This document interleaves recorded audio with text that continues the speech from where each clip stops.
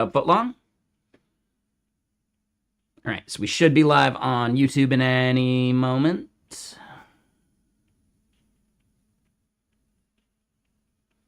All right, so yeah, we are live on the YouTube now. Our plan for today is we're still seeing if there are some auto research things we can do for the turbo stream, because I think there's value to that. We also started the BMAD coding process, which I think is cool. Like, we're having some fun with it. I think we've gotten 2 stories done so far. And the fun thing that we're doing is we're alternating between Minimax and Mimo. One is starting as like the coder, and the other is the reviewer, and then we're just like flipping them. And I don't know, it's kind of fun. I like the idea.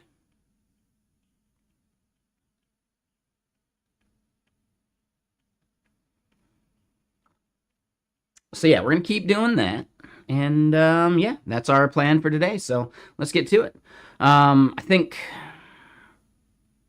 we also maybe want to like try OpenSpec for some new project. I think that could be fun. So that's our plan.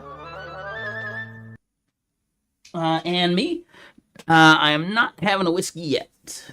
We'll do one later. It'll be just a water mixer. We're gonna be switching to water mixer for, let's call it, the next 3 months. See how it goes.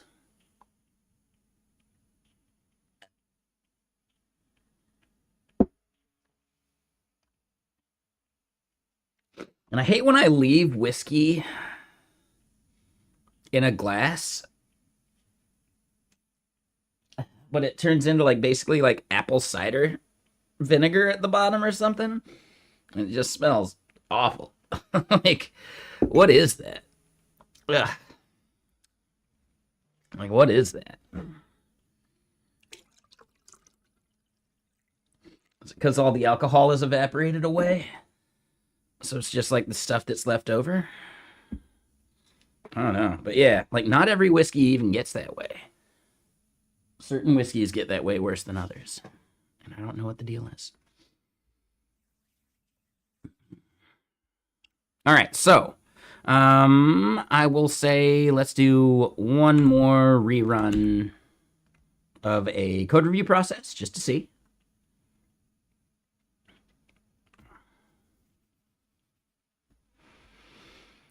And then here,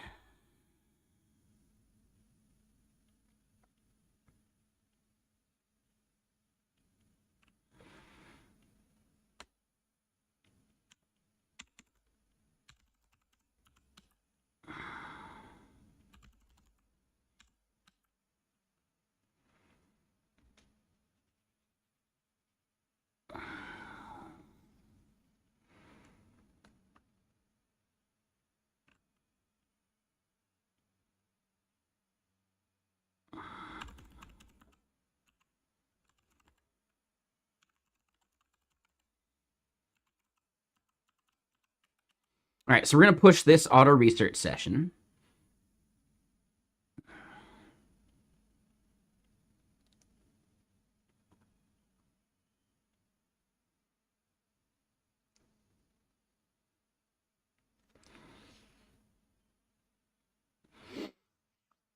We probably want to try and take what it took as like the raw value discovery that it was talking about. And we want to pursue that as like a larger fix, like a larger feature.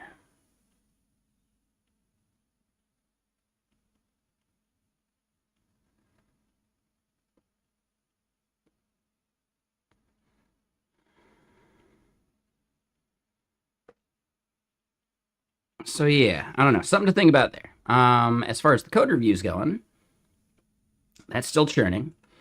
Okay. Let's double check some of these things. So number one, that's not in the right place.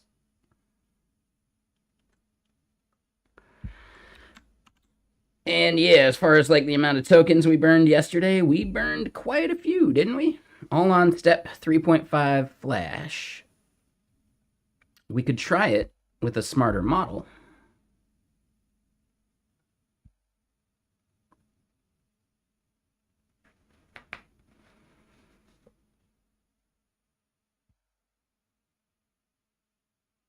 Memo's running here, sure, but we're alternating between Memo and Minimax. So, I don't know. We're just alternating. I think it's fine.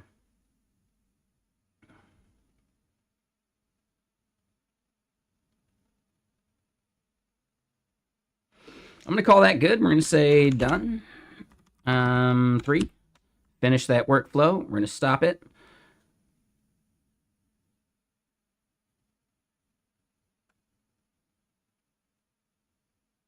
And this last one was started by Memo, so now we're going to start this next one with Minimax. All right, so that one's good. We go open code again. Model.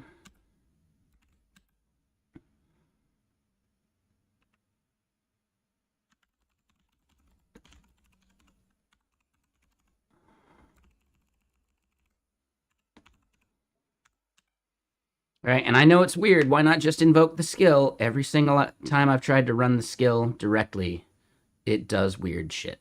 Meanwhile, if I just say run it, then it does just fine. It's so weird to me.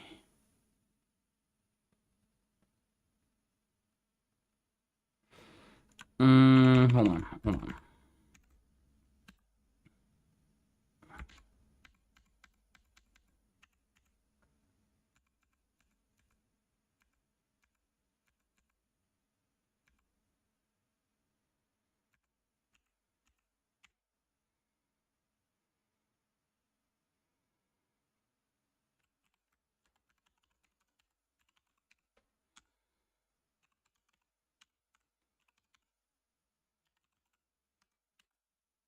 All right, I want to invoke bmad agent dev and run bmad story dev story. All right.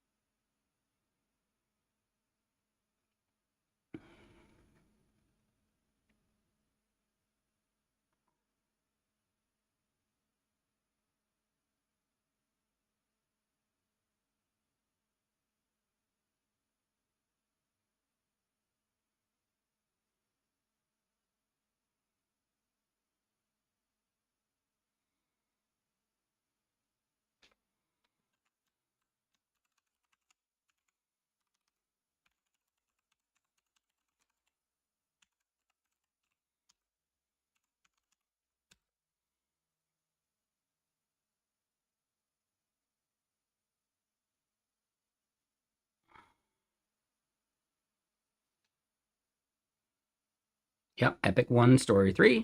Sounds great. And what's up, Owen? How you doing?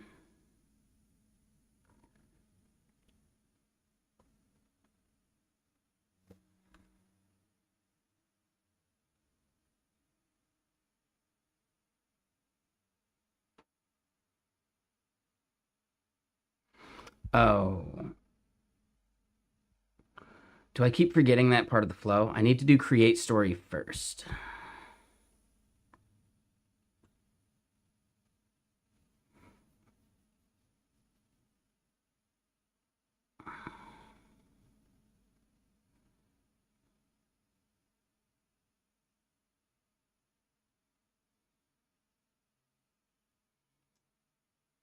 Okay, so yes, we hadn't created our story file for 1.3.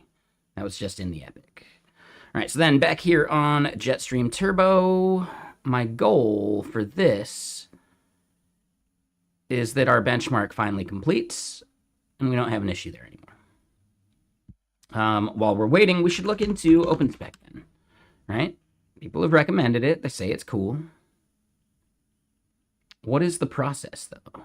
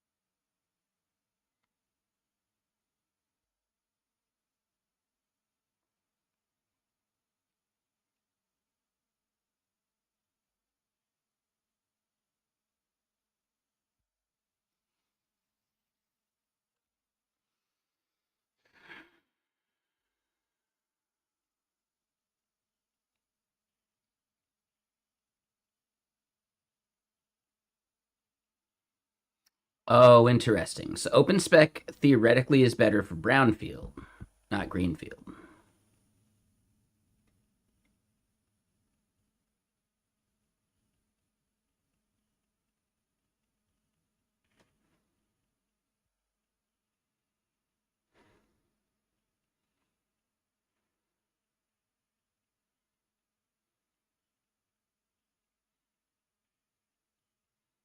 Hmm.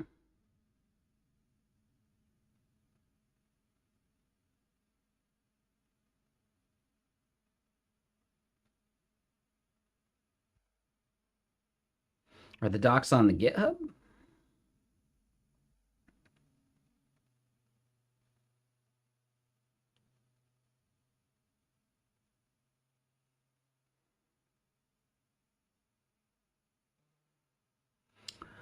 Okay, so yeah, OpenSpec makes a lot of sense for established code bases. Got it. So it's maybe not something I want to do for building a project from scratch. Hmm.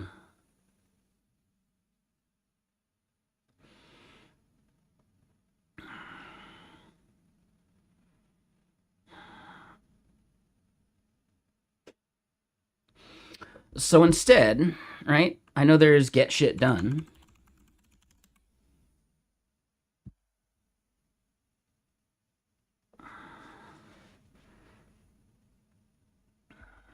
And I haven't used it yet. Has anyone used get shit done before?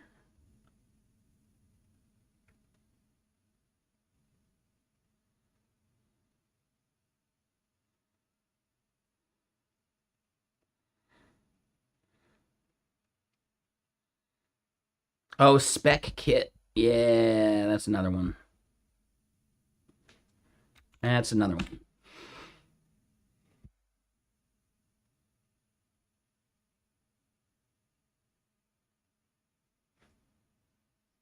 What the hell is hype cheese?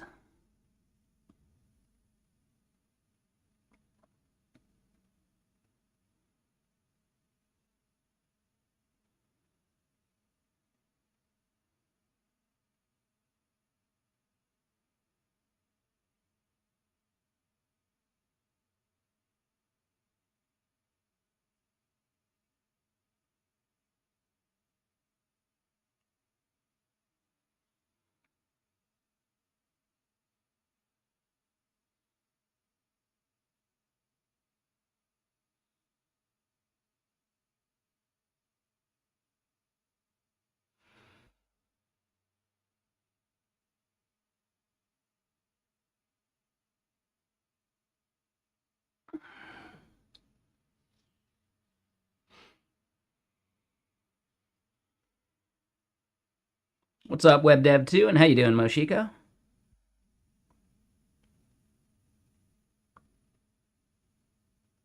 Ah, okay, and this will work in everything.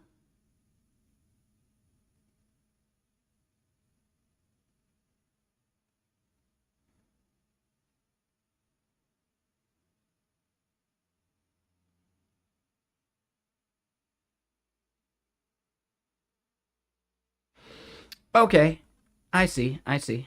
All right.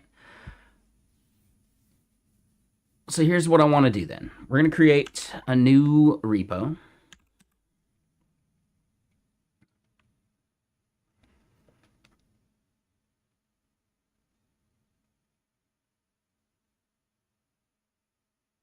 I've never heard of that. Yeah, I don't know. You're saying just in general hype cheese? Then okay, I got you. If you're saying hype cheese is like a specific channel or something, ah,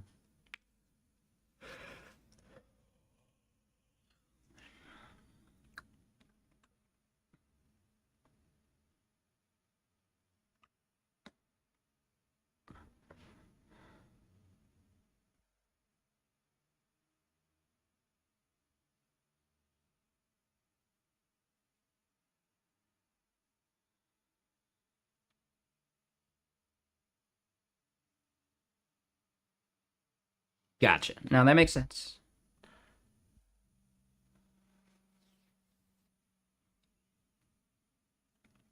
All right, so we got this new tab.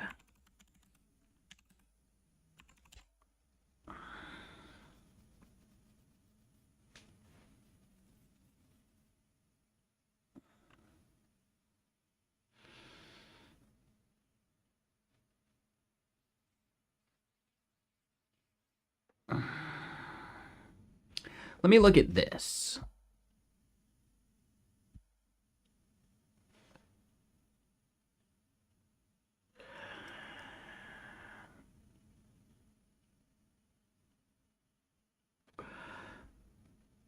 We want to look at slide ev real quick.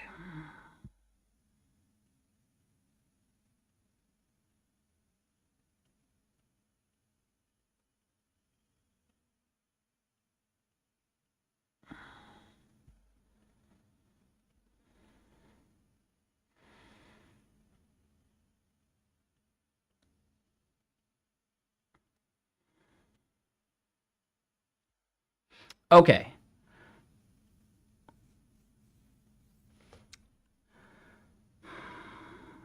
So here's what I'm going to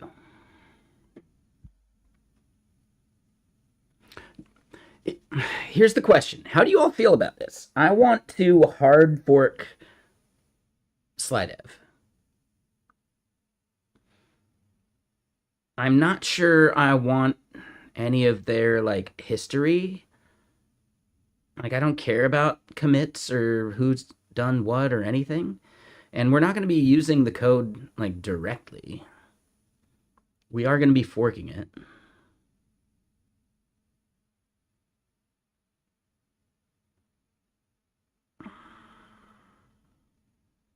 But we don't want to do anything shady.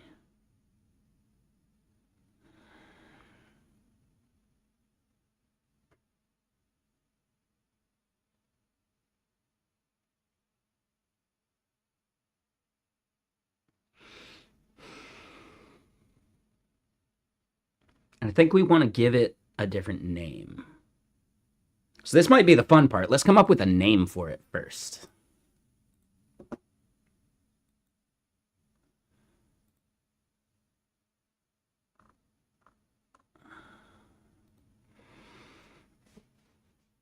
We could call it Artemis.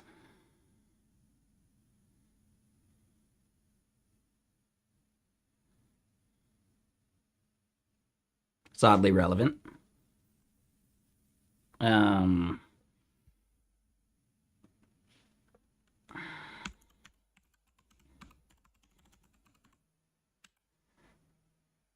to Z of NASA missions.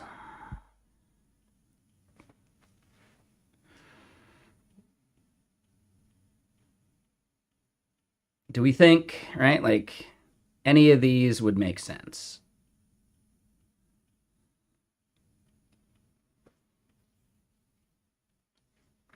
Midori?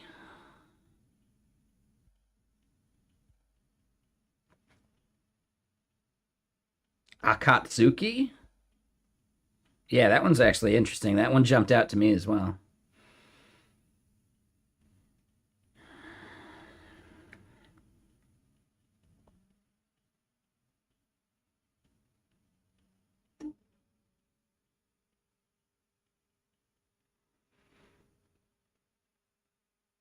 Something related to Astro Observatory? Maybe a place where it's located?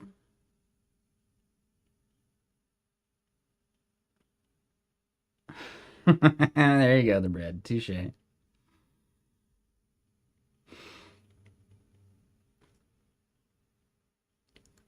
We are going to take Slidev and rewrite it as an Astro-based tool rather than just a view-based tool.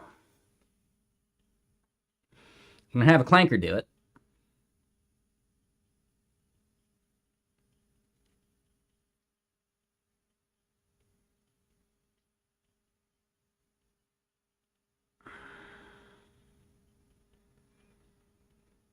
Right, so we're looking for a name, and it's Astro, right? So we want it to be somewhat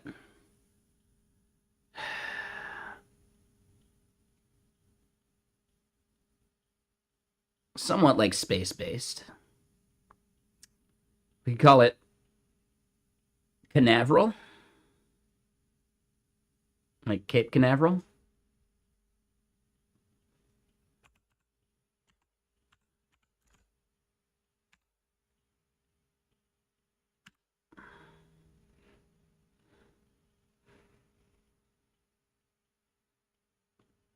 It's an option. It's an option, right?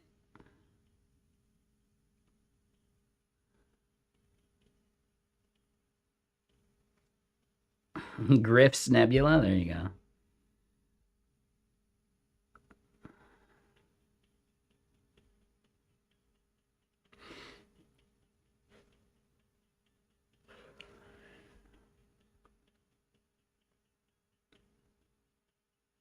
Hitomi. Ooh.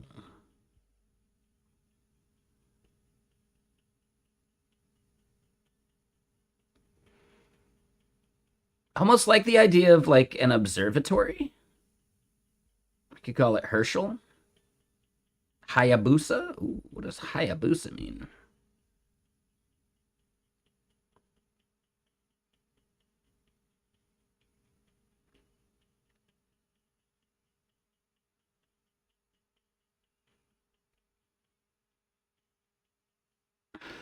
Janus, there you go. Astro Slide. Ooh, that's not bad. It's a little on the nose.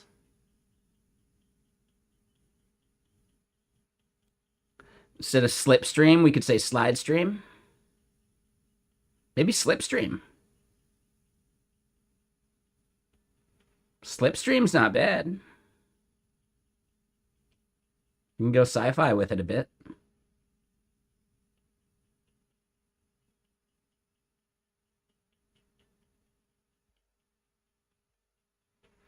Leonid? Ooh, Leonid could be good.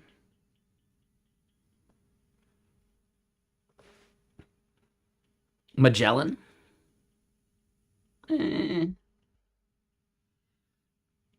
Locuto's Revenge? I don't even know what that means. But okay. Sure.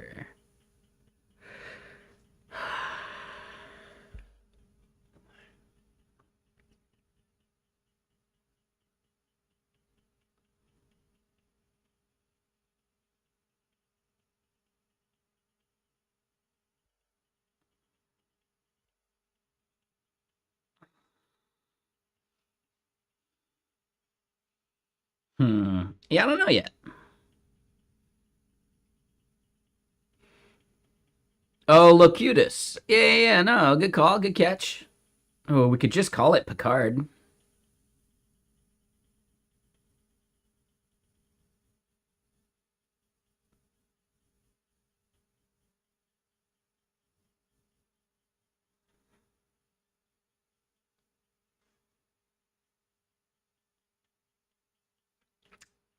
Picard's actually not bad. We're gonna have to write these down now. Shit.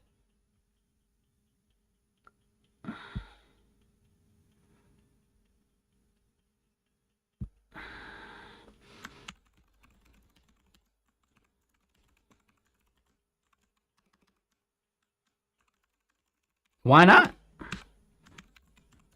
Right? It's got card in the name, like a slide card. We can go a little sci-fi with it. It's still space. All right, let's go looking through what we got so far. So, Hitomi.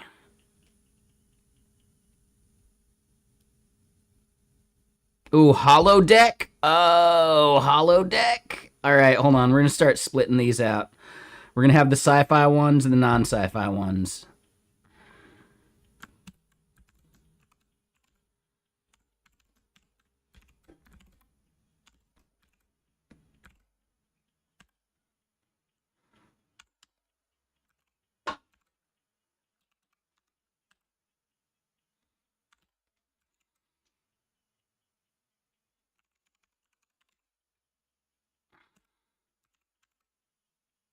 Holodeck's good.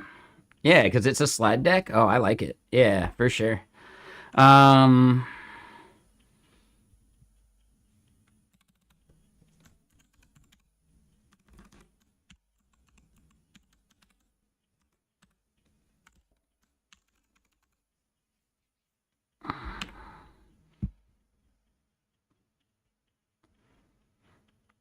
Herschel.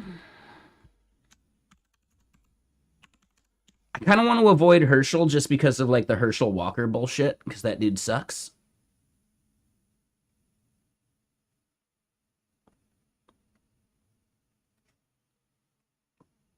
think a facsimile is what you're thinking of. But yeah, Herschel's an option, sure. Hayabusa. What was the goal of Hayabusa? Collecting material from an asteroid? Okay, sure. Kaguya. Ooh.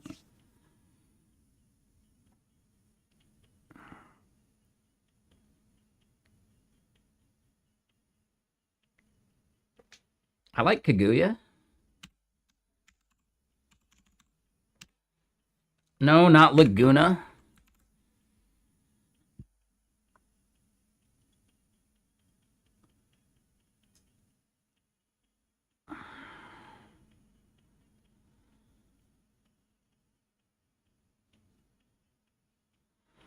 Nozomi.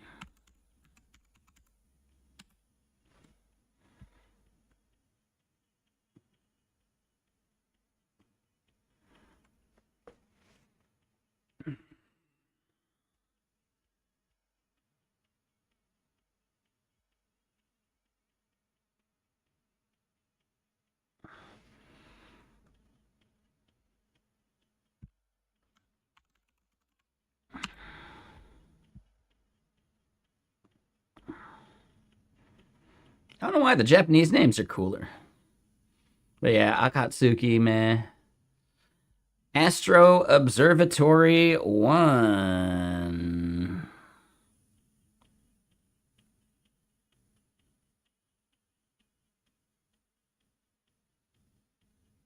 Why not a Russian mission? I don't know. Midori is a drink for sure. It absolutely is.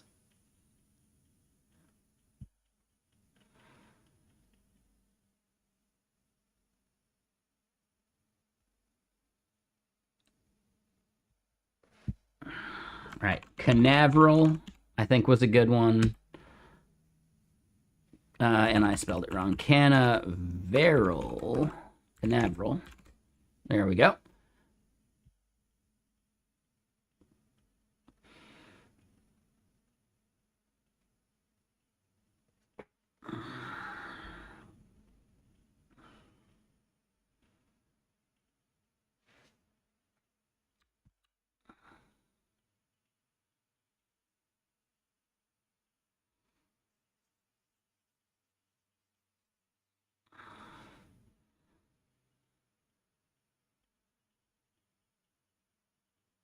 What is Redstone?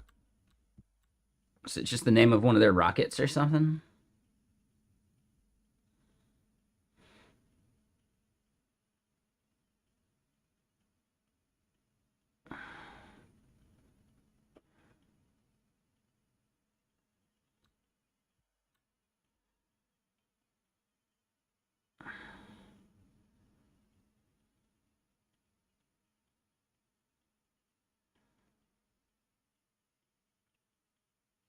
Toothfish.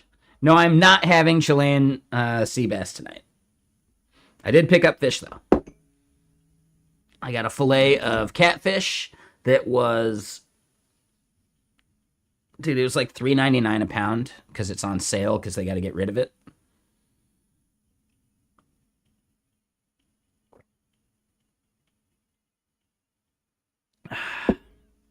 And I got a fillet of tilapia.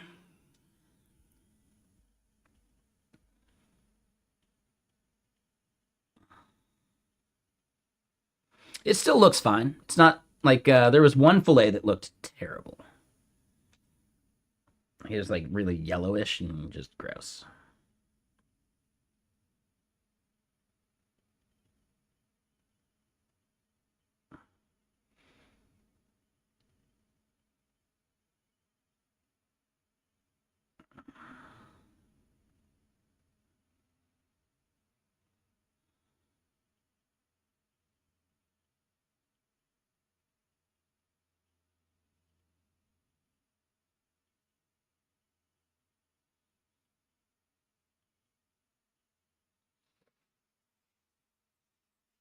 Maybe Yoko?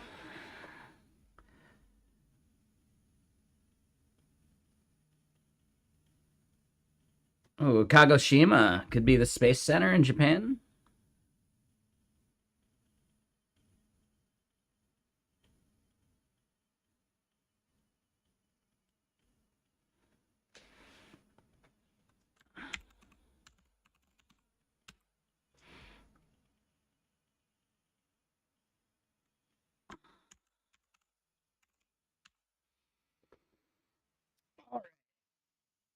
And we could just do like a...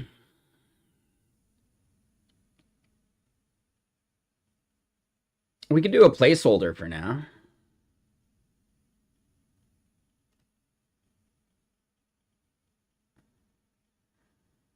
I'm kind of leaning towards Canaveral.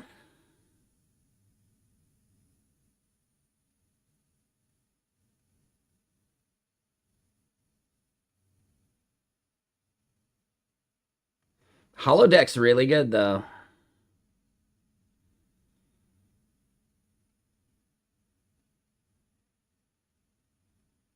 Oh, man, Canaveral's really good. I don't know. We don't need to make the decision yet, but we will in a moment. While that's churning though, hold on. How are you doing, buddy?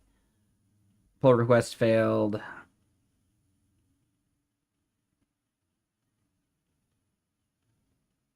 Really?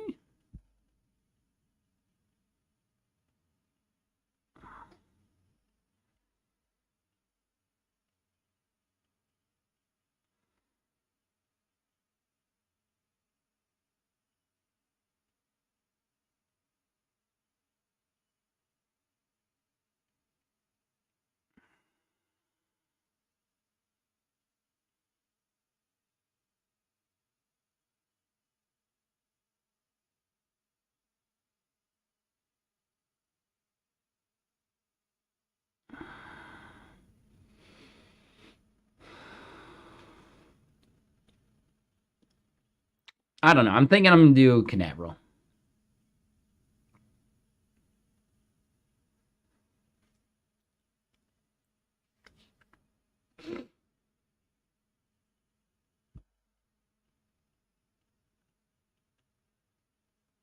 Or Holodeck.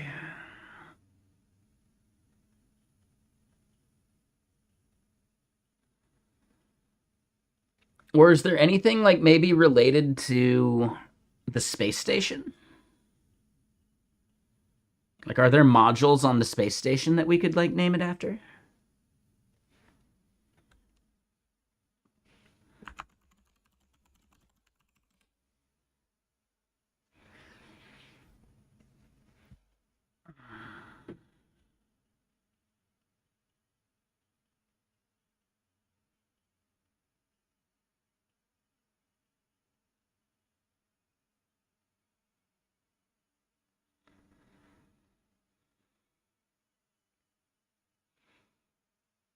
Canadarm. There you go. Cupola.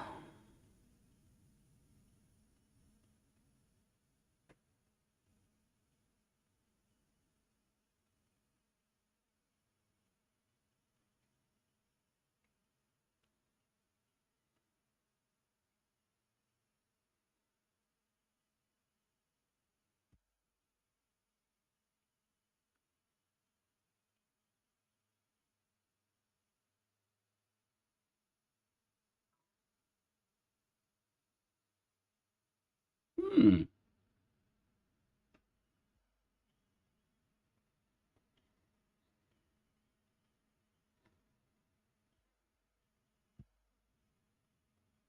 Cupola could be it.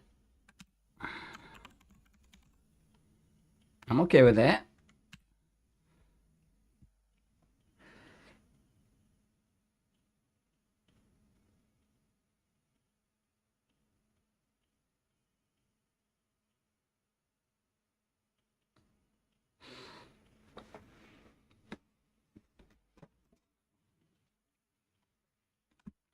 And we could pick Russian names too. I got, I don't know. I got nothing against it. I don't know. We got thoughts. We got thoughts. So we can close these though. And wait, what was Redstone? Oh wow, that was old school.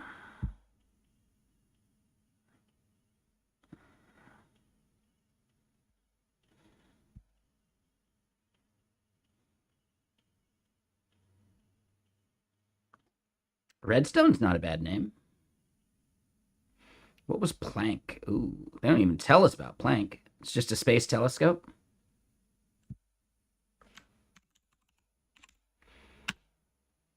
I kind of like Planck. Reminds you of like Deck, right? I know it's not actually directly related to that, but it's not bad.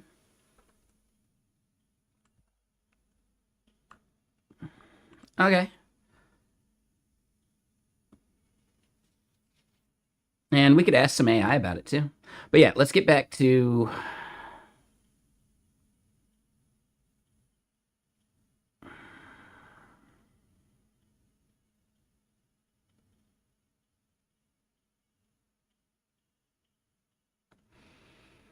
I get it. Take it easy, unbuffed. I think we're good. I think it's fine. We've got enough.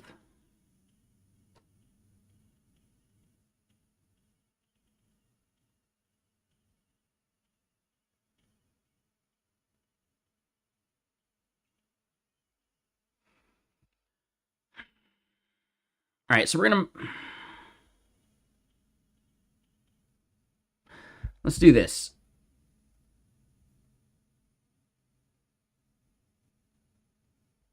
Are there other benchmarks that we massively improve? Because we did massively improve this one actually.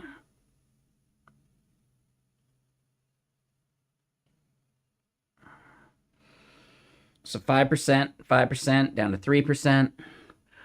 It's really not bad. And I guess my question here is, how'd we do on the other benchmarks?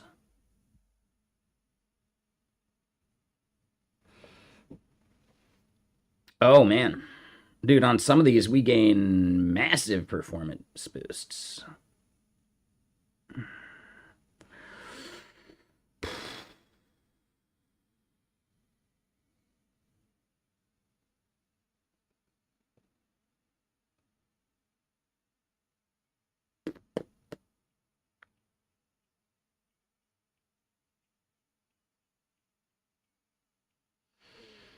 So our JSON serialization stuff.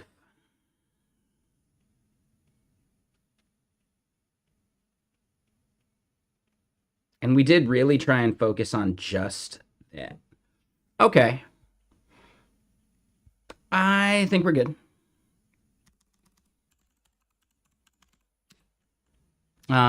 So then in here, yeah, I'm gonna say we merge it, right? That one thing being 3% slower should really not be the end of the world for us.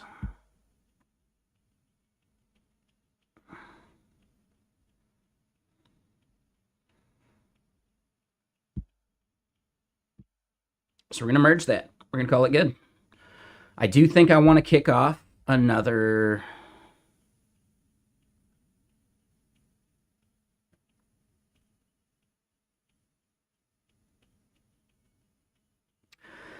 We do want to kick auto research onto this stuff. We could keep using Step Fund for that.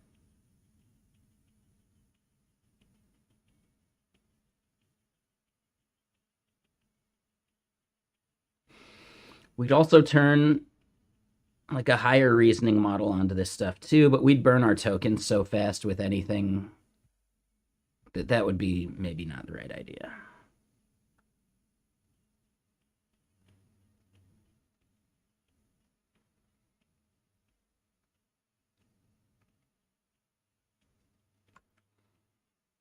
Okay, so now we got Minimax there. We want open code.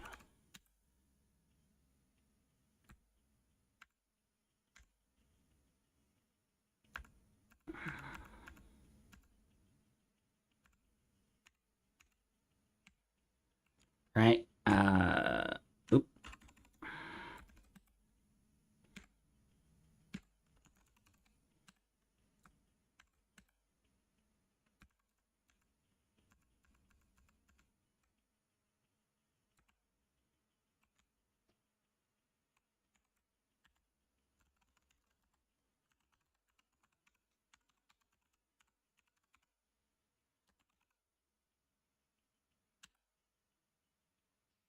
All right, so we switched it up.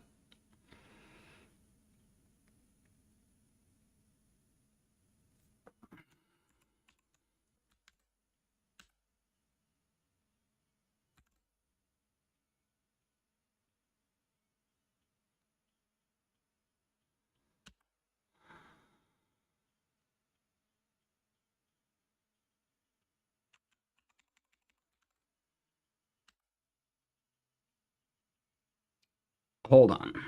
Look at my agents.md. I have instructions for you to never run bmad init. How could I make the agents.md stronger so you actually listen to it?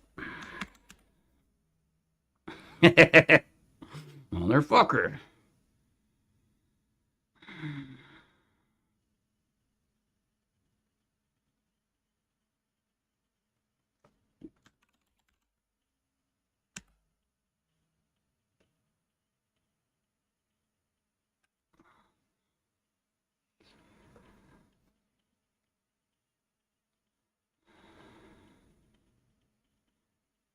All right, there we go. Let's try this again.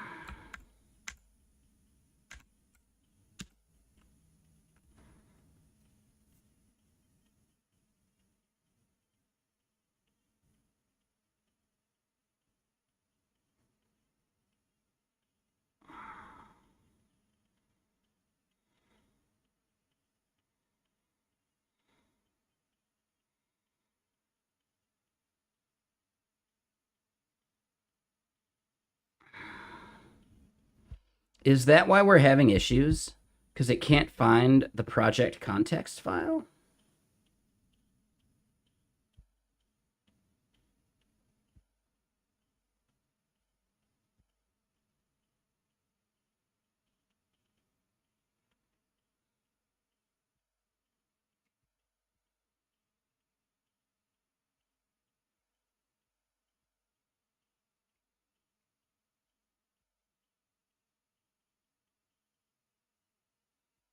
Is that why it keeps looking for it?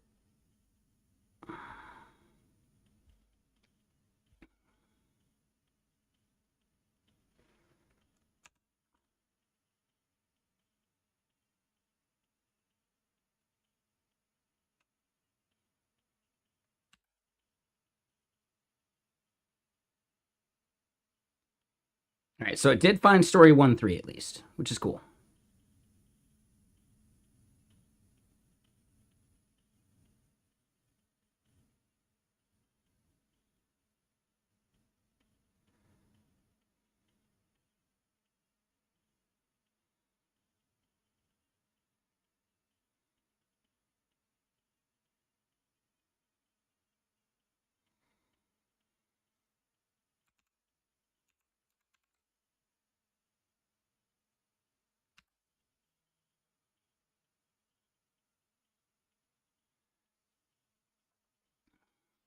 All right, so code review's kicking off. We'll let that keep going.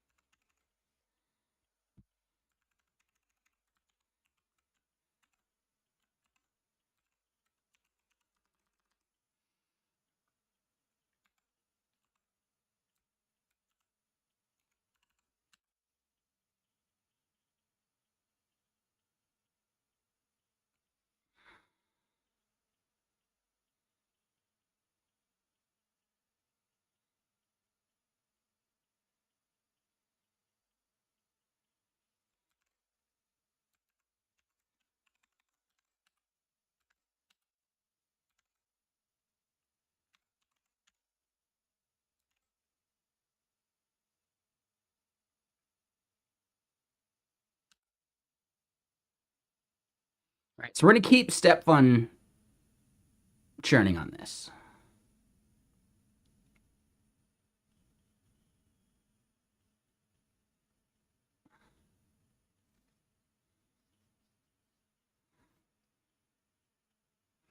This is pi. Yep.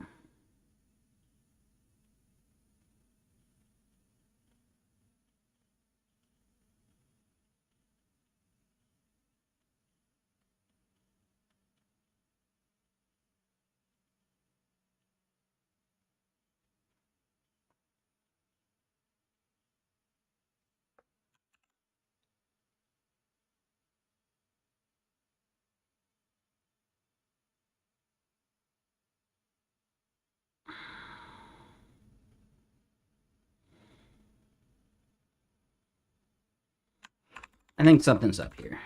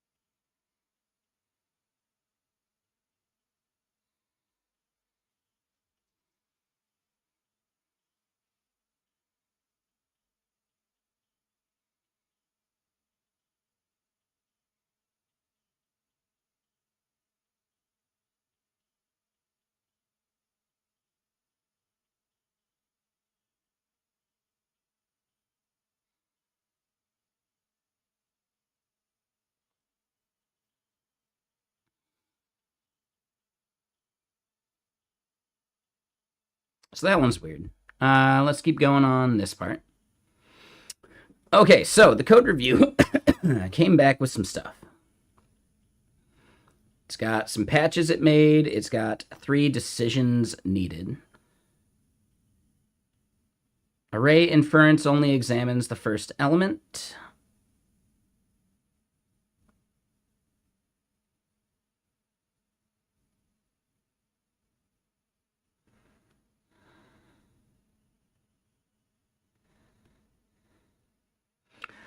I like option A.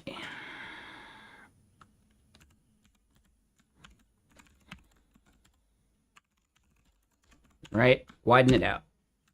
Oop.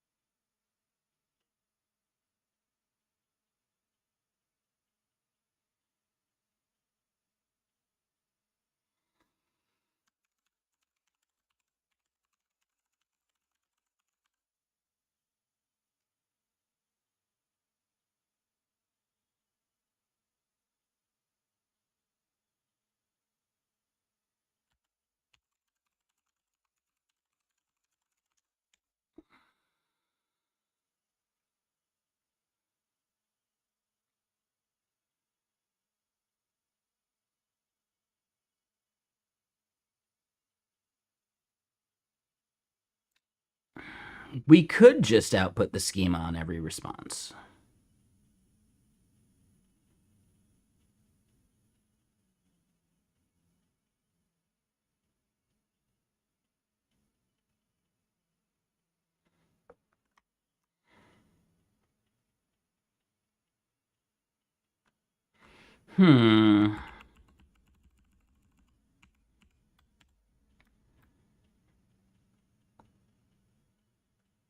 I think splitting the response makes the most sense. Yep.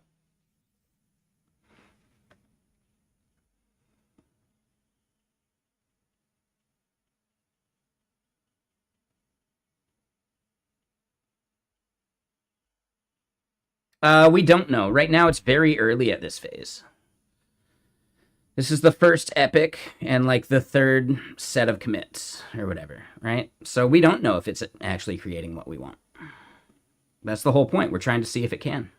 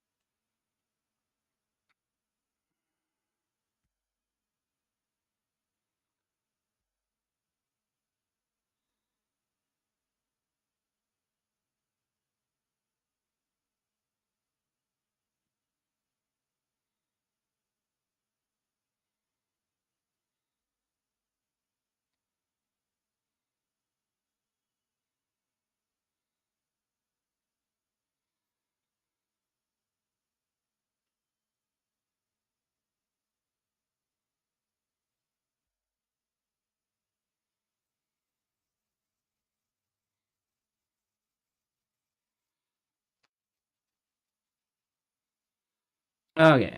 So this thing's still trying to like finish up and finalize, I guess.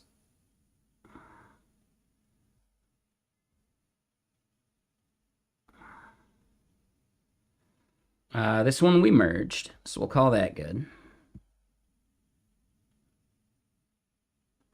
And then as another point, though, as far as this auto research stuff goes, we actually have benchmarks and tests. So like it depends on which thing you're talking about.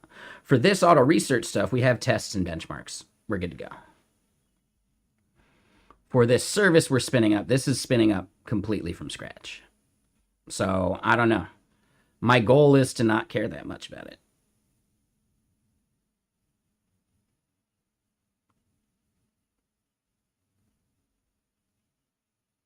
That's my whole goal. And what's up, Fallen? How you doing?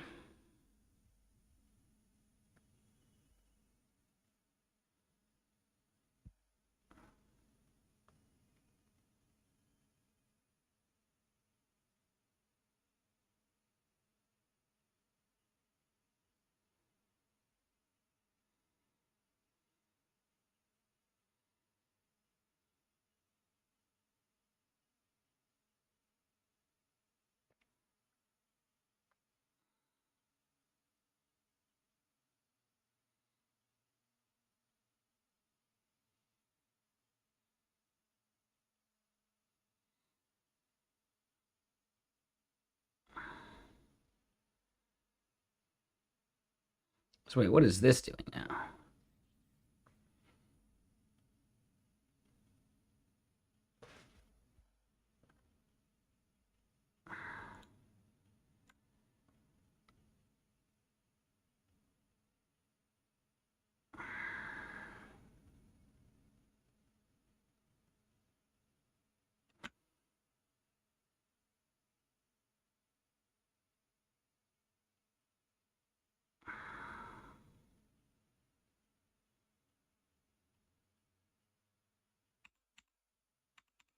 Yeah, I think that is messing up actually. Um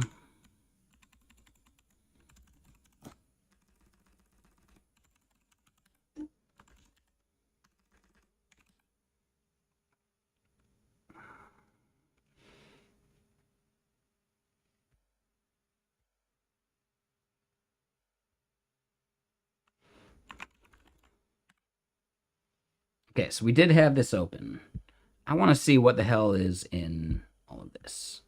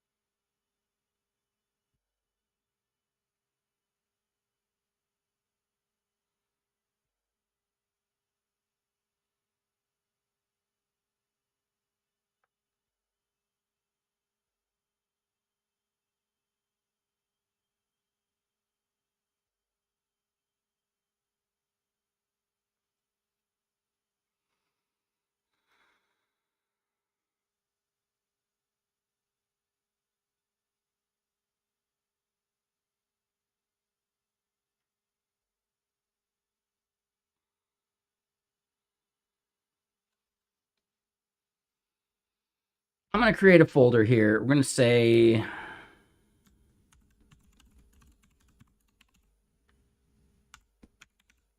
auto research old.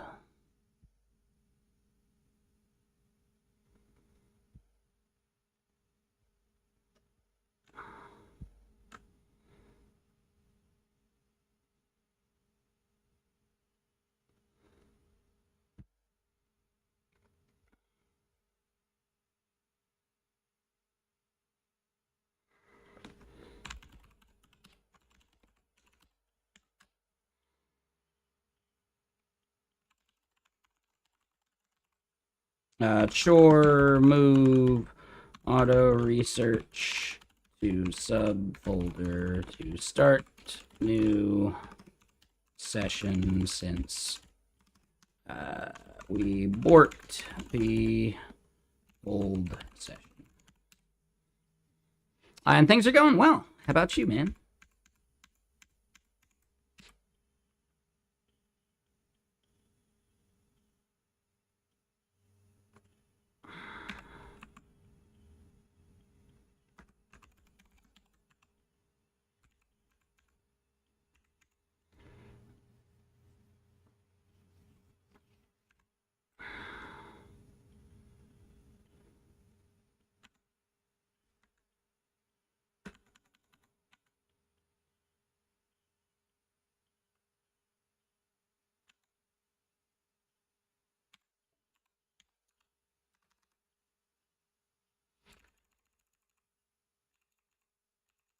How do I get rid of...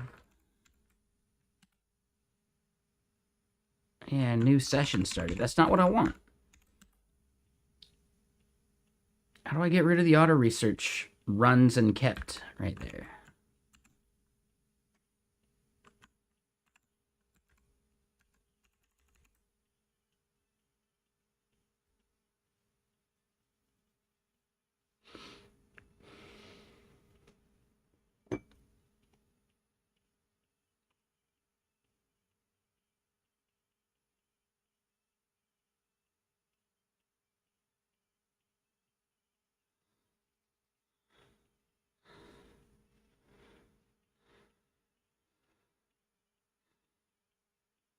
Okay, got distracted.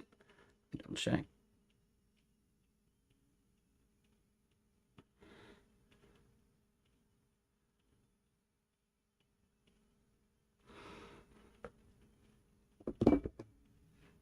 We're just trying to optimize the turbo stream. I just don't know how to reset this thing.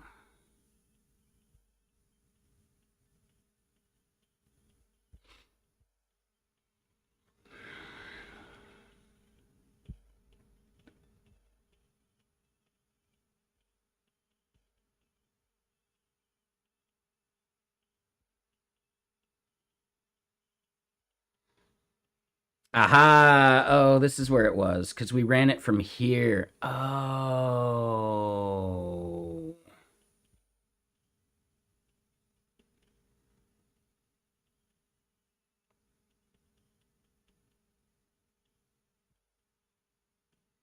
Okay. I get it, I get it, I get it.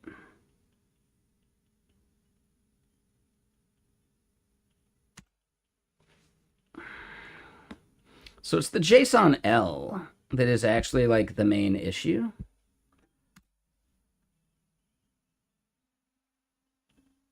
So that makes sense.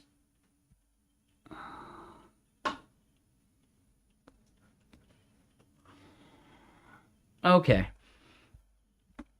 So it's just really based on like what folder I'm running it from.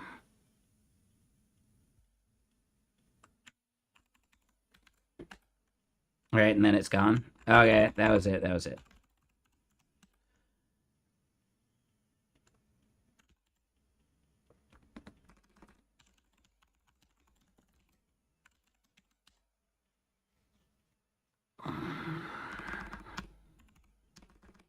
Hold on. I don't want to do this just yet.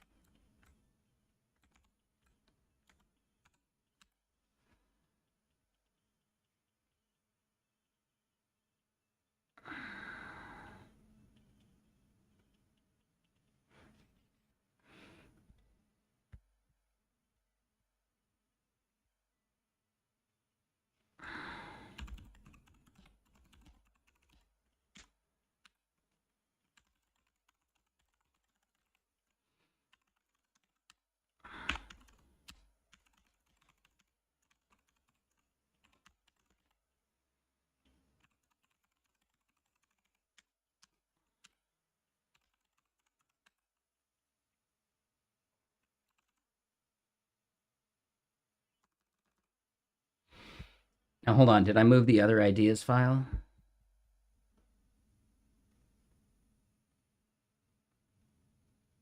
I did. All right. So now we can do auto research new, but we're going to do it inside the Rust folder. So I think it makes more sense there anyway. And then pi, and then slash skill auto research create.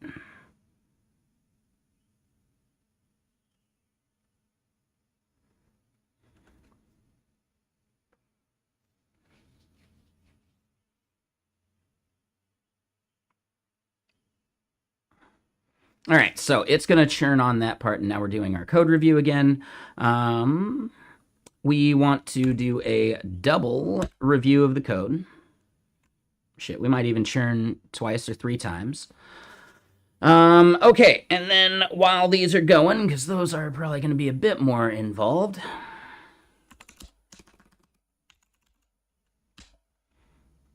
what are we going to call this?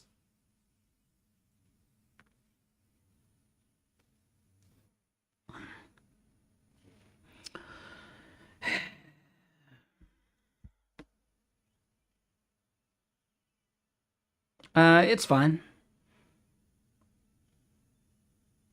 People put a lot of stock on these harnesses that I don't know is actually necessary.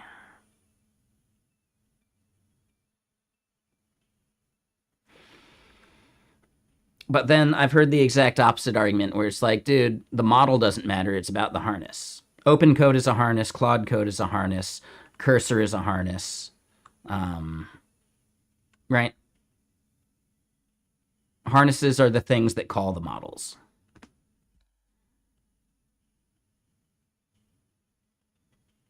Yeah, exactly, Octagon. It depends on what the definition of is, right? Yeah.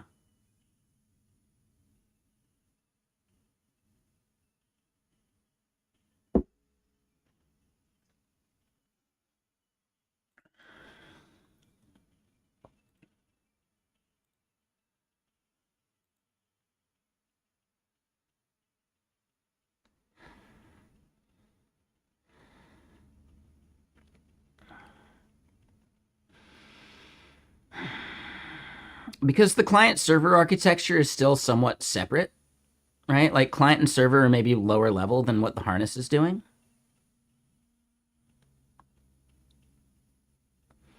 I think client and server makes a lot of sense when talking about like MCP. I don't know if it's necessarily the same for harnesses. Like, look at it this way. Some of the harnesses aren't even doing the direct communication themselves. The harness, right, like T3 code or augment intent, they're actually calling the CLI tool under the hood anyway, right? So yeah, at that point, no, they're not a client. They're a harness running other CLI tools. So yeah, harness is more just like allowed to be ambiguous if you think about it along that line.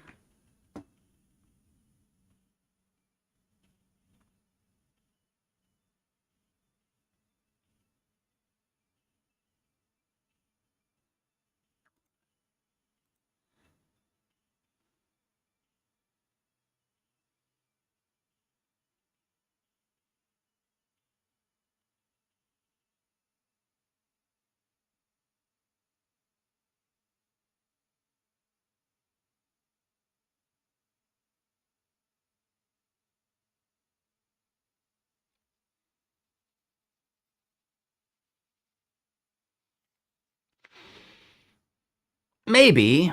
Theoretically, I don't know for sure.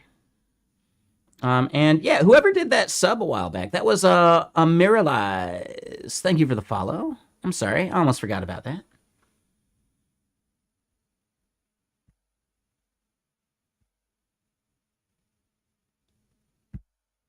All right, so yeah, have we decided on a name for our slide tool yet?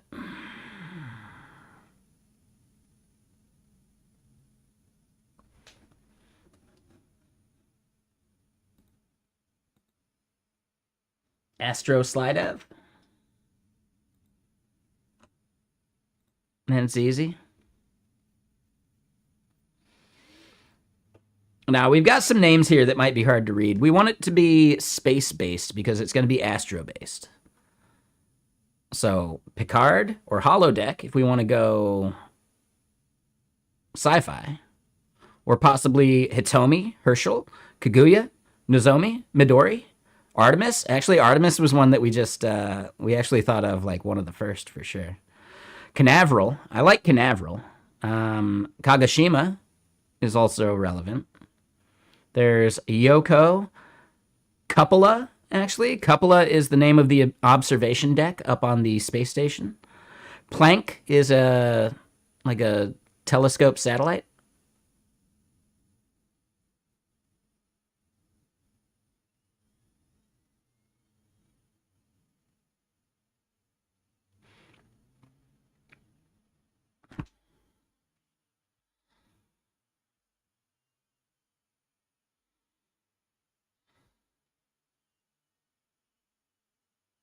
And wow, High Moon, you've been following since 2021 and you made your first actual like message today. That's crazy.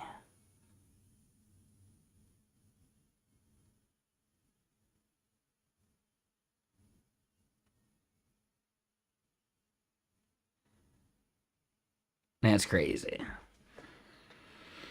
Meridian. Ooh. Not a bad idea.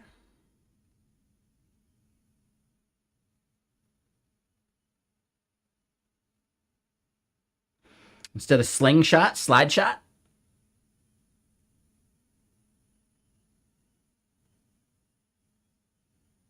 Now, my guess is High Moon was part of 100 devs back in like 2021.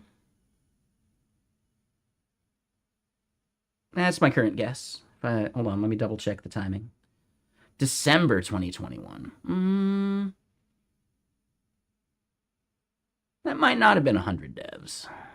No, that's not it. Yeah, if it was in the spring, maybe. 100 devs is just, it's a boot camp. Free online, whatever. So yeah, I don't know.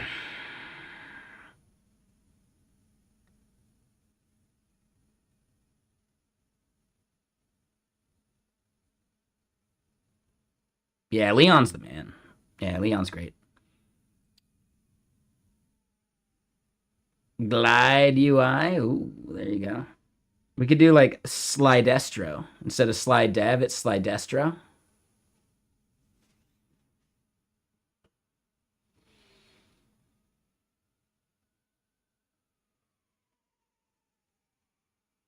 Slidastro.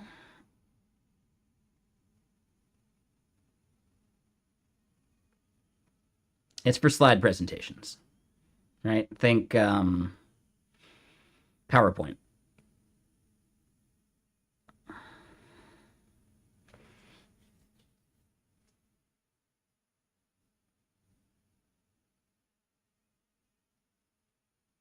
Slide Devstro.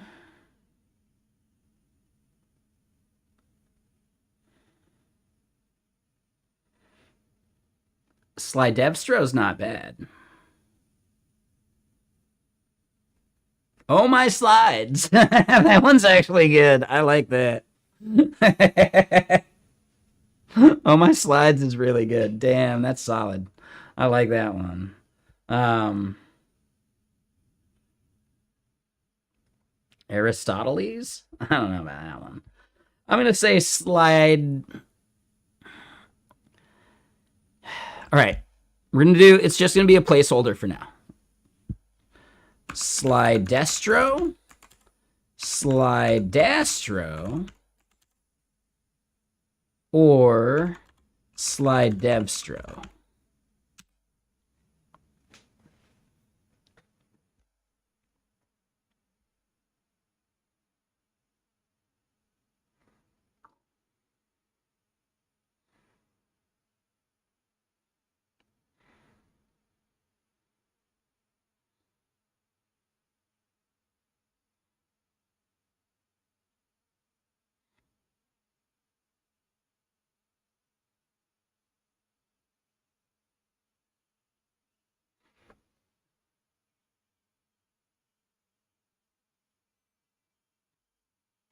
The one that ends with an O. Sure. Why not?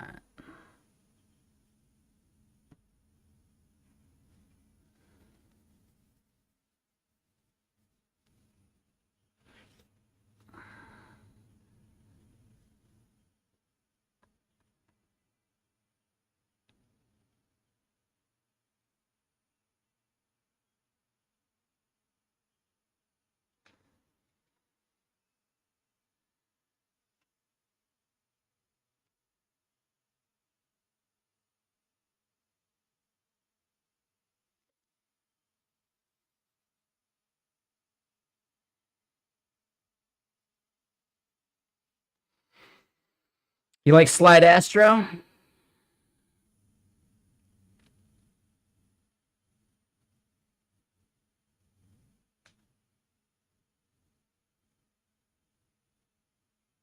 We're not necessarily making it better. We're making it different. We're going to make it Astro based instead of view based. That way we can do interactive segments with any framework we want.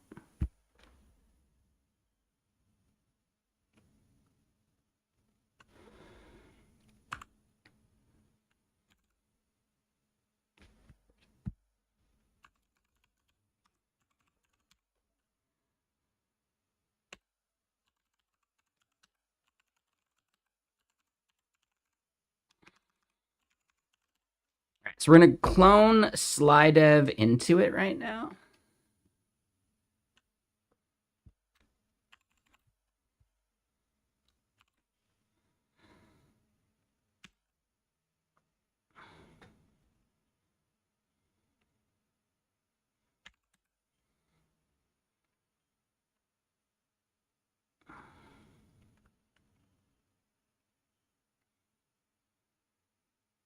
SlideDev's really good. It's a really nice slide presentation tool.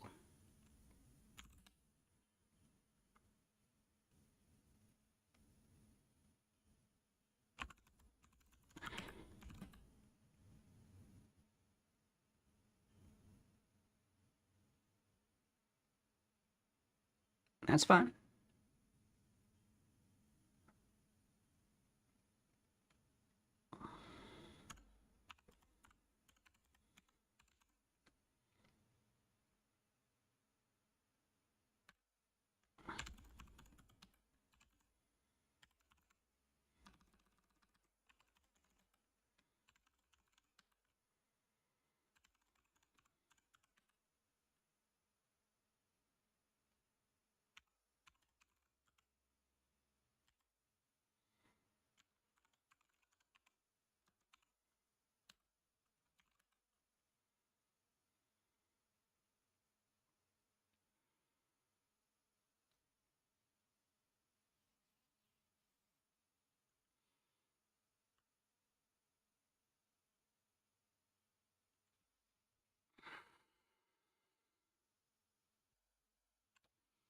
All right, let's continue some of these other things first.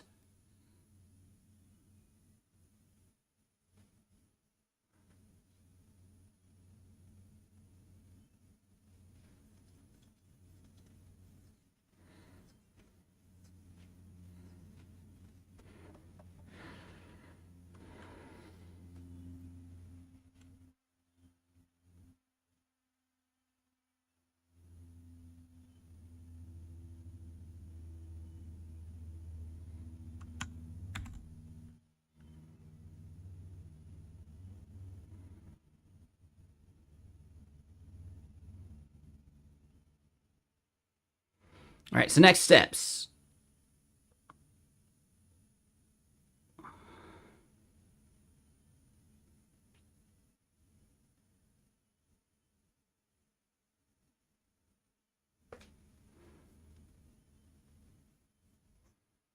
Hmm.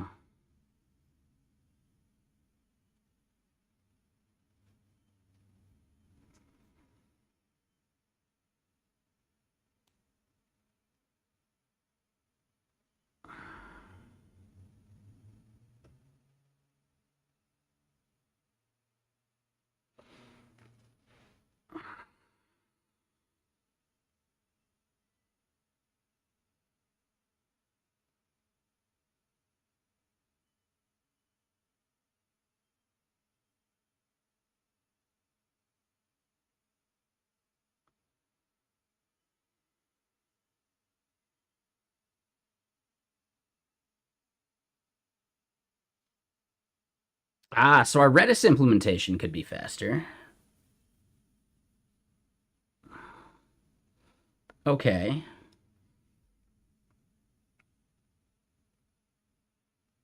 So that's a separate thing.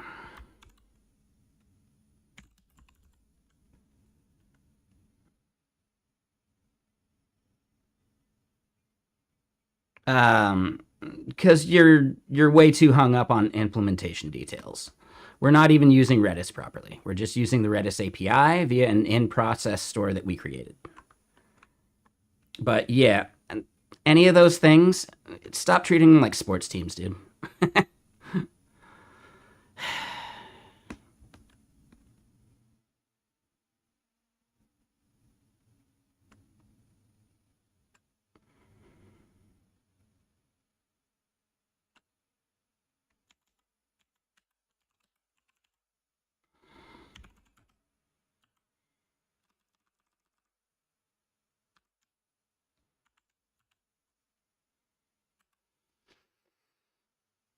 Hey, nice. And is that sooner than it would have been? Like that's like I think you said 15th was when they were going to get you, so at least it's sooner than that, yeah? I can't remember now. It is sooner? Good. Yeah, that's awesome, man.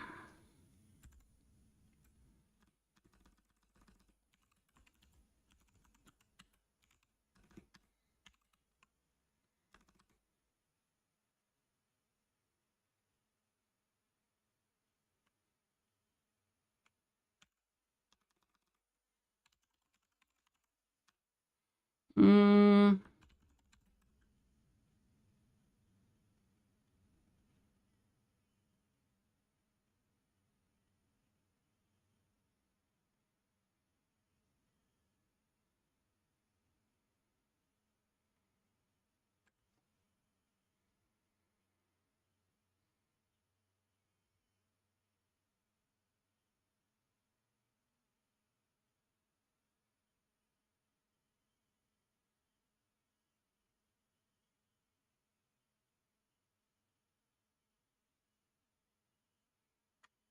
oh, so I don't know if we finished this one.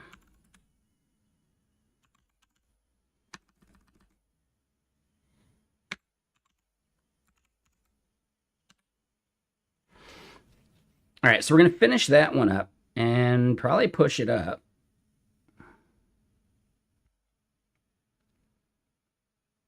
So then, yeah, for this one,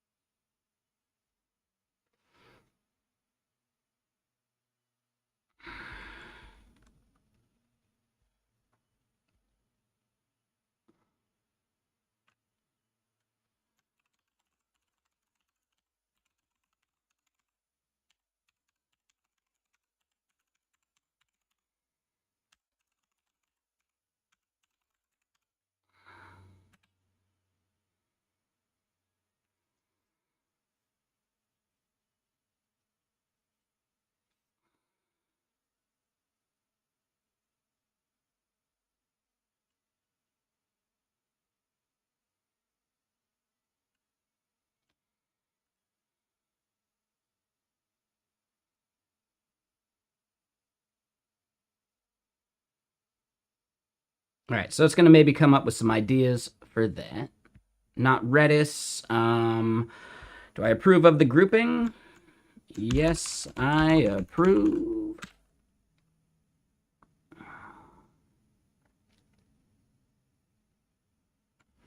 All right, and then we got the code review here.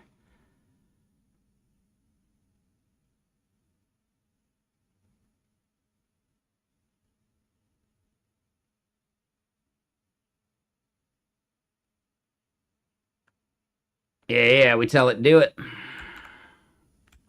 So yeah, we're gonna do one more code review.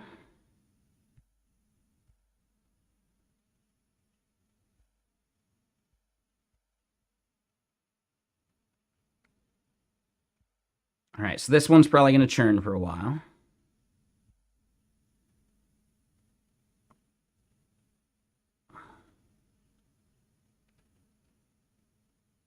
Do I use Docker or Podman? I think I'm using OrbStack, but not for any of this stuff right now.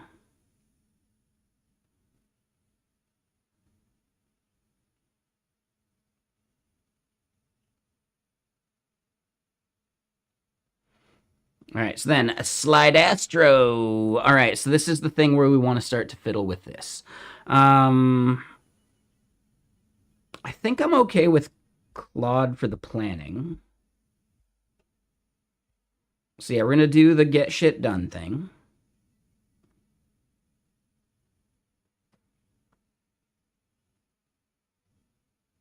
It depends on what you're doing.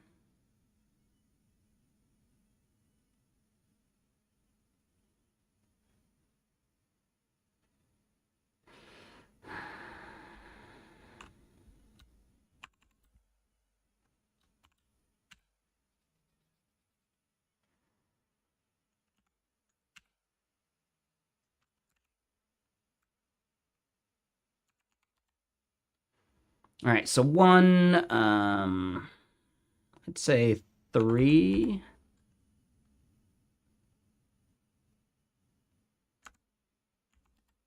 Just in case we use Codex for it, sure.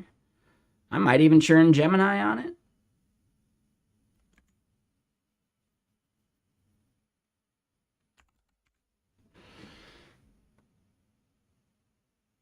I don't really use anti-gravity. I have heard people saying anti-gravity is good, though.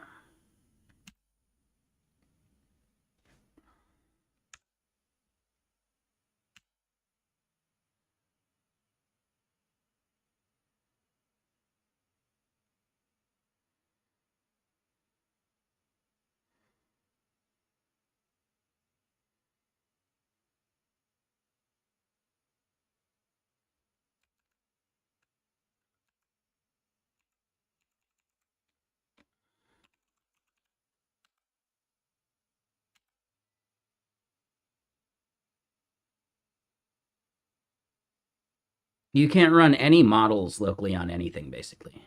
But anti-gravity is just an editor, so try it, dude. I don't know, man.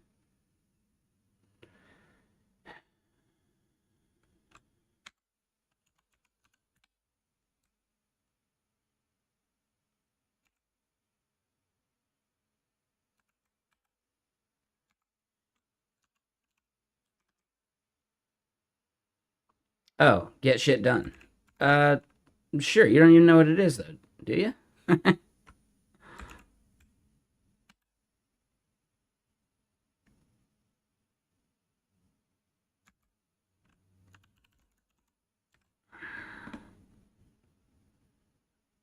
Well, then see if you like it. Read their docs.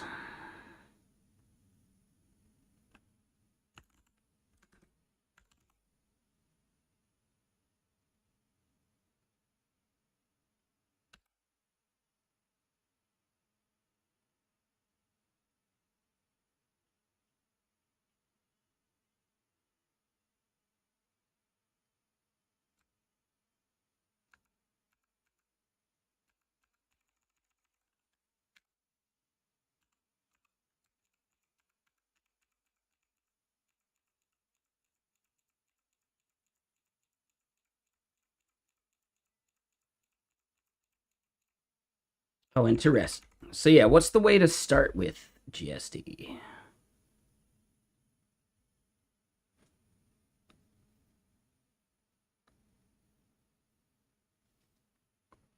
GSD new project. All right, so that's what we're looking for.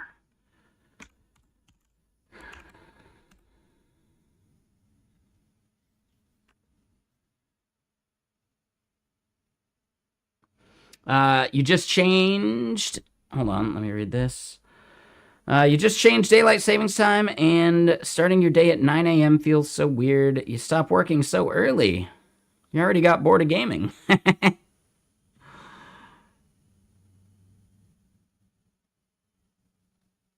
I don't know there, Hyman.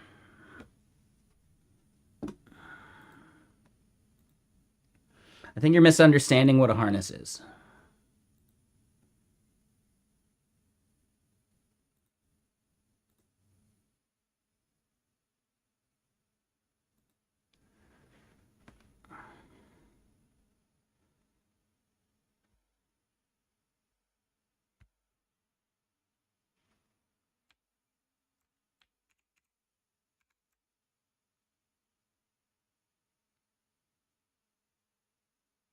We're going to skip mapping.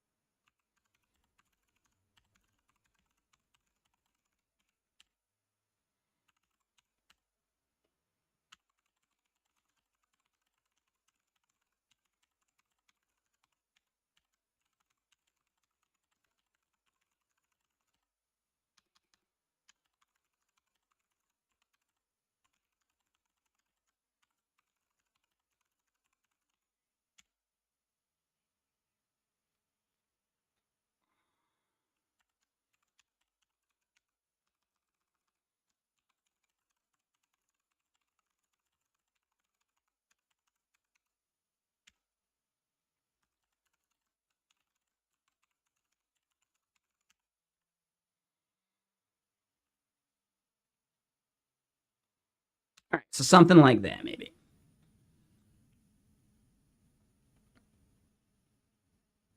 So, High Moon, you probably want to try Get Shit Done or BMAD or OpenSpec. There's a bunch of tools like that. I think Spec Kit is also another.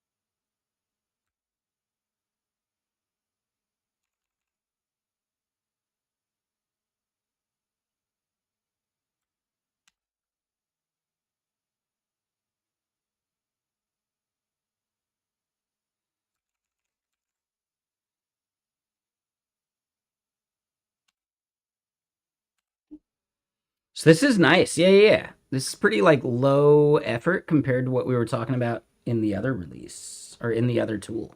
BMAD like went way deeper. Should it use the same MD file format? Yes.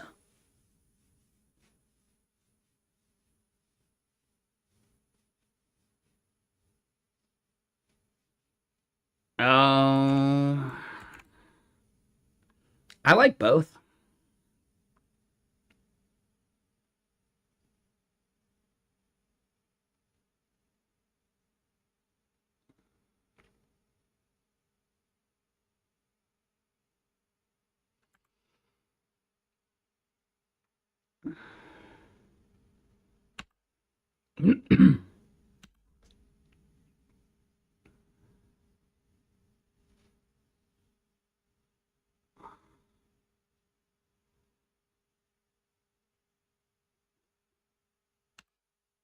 How do I find Sonnet for coding tasks? It's good enough. Like, this isn't the coding part, really, you know?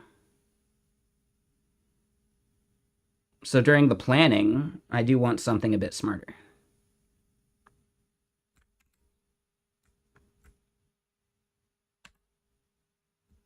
Like, as far as, like, coding goes, I may switch model here anytime, you know? But for planning, I think Claude's not bad. Like, I at least want something that's more like, just like general intelligence rather than coding intelligence.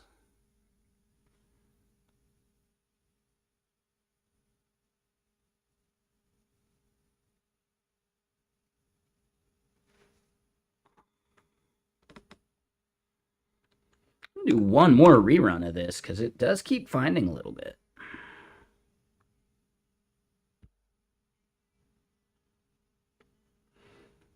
Okay, so they're saying this is ready for merge.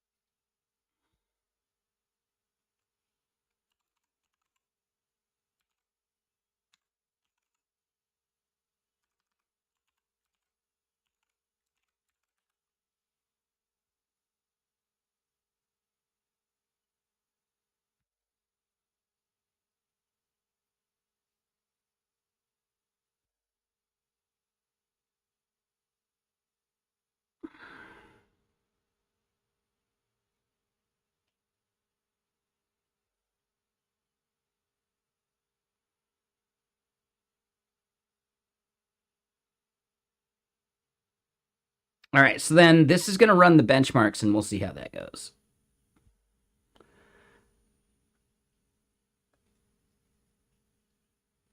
All right, and then hold on. What's going on here?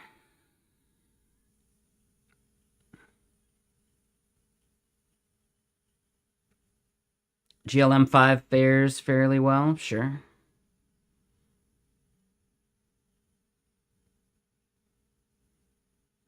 I don't know, High Noon.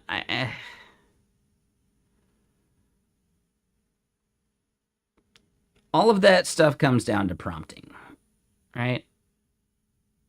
Whether it writes more human or whatever, no, that's just you being lazy and not prompting it to write more human. You know?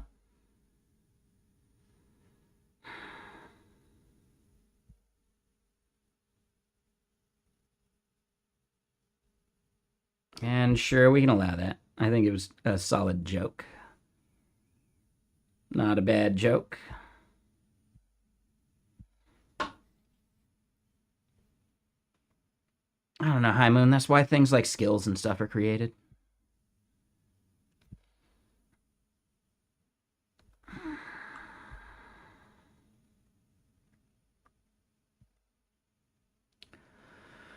Yes.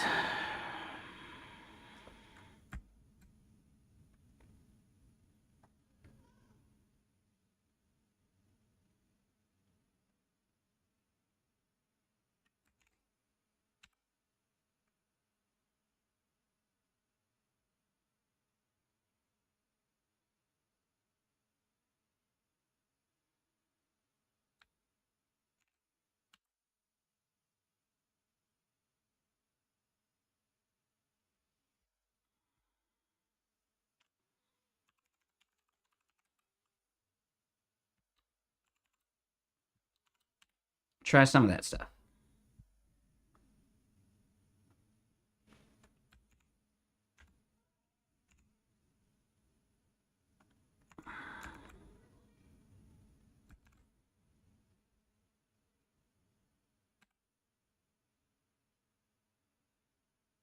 How finely should the scope be sliced into phases? I want finely grouped phases. Yeah.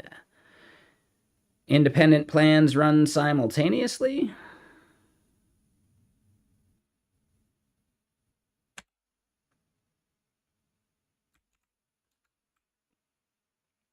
Planning docs tracked in version control for sure.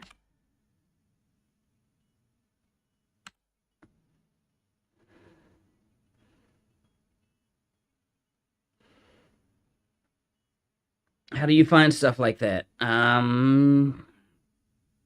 I don't know. Hang out with people who talk about this stuff a lot. But don't expect all of this stuff to get filled in one single day of watching a stream. Otherwise, it does come across as pretty annoying. But if you hang out often enough, you'll learn all this shit just via context. Uh-huh.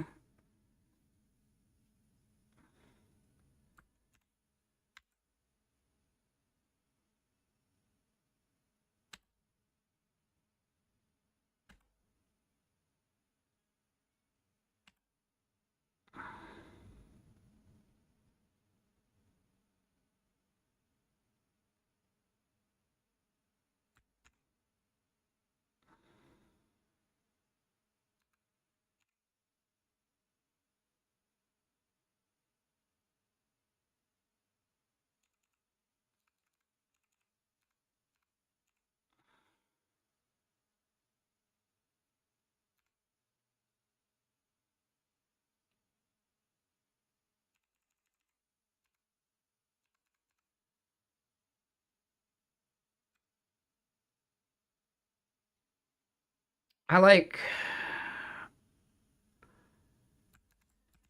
I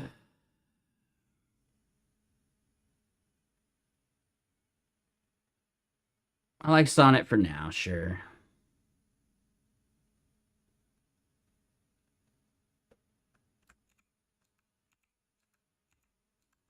Where are we at with our budget? How about that? How much have we used already?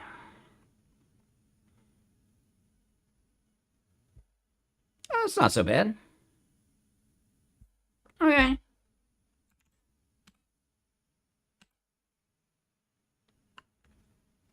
Whatchamacalliting? Ooh, that's good.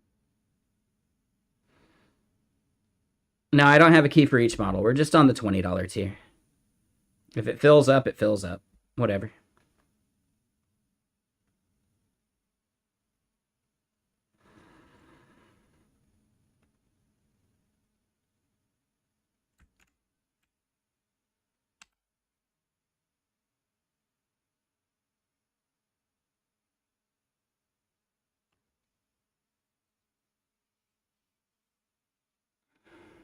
Claude has Haiku, Sonnet, and Opus. Yes.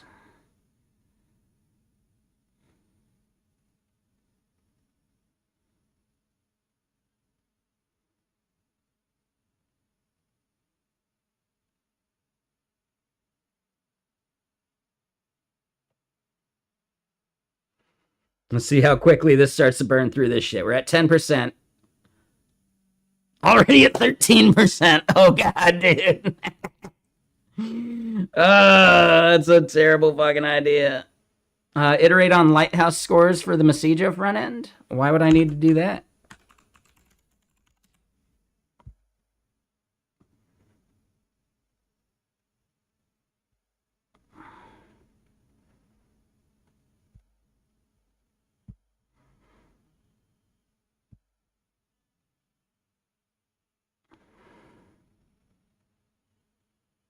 Those are through different services there, High Noon.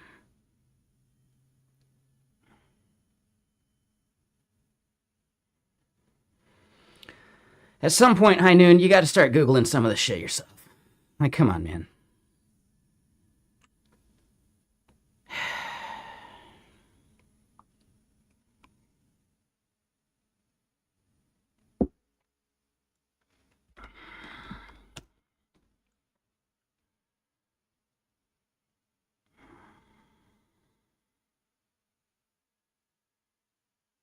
Like, really just think about, like, treat me like an LLM that only has so many tokens I'm willing to burn answering questions like this.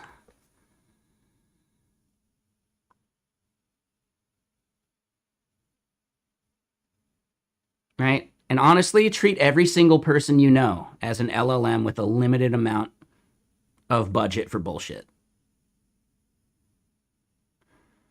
How quickly do you think you're filling up that budget?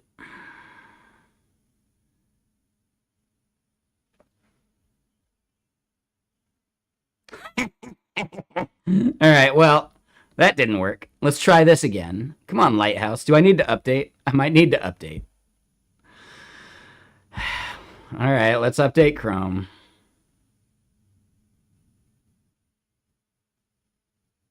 Whiskey does add tokens to the budget. You're not wrong about that. For sure. We just haven't had any because I'm trying to cut down a bit.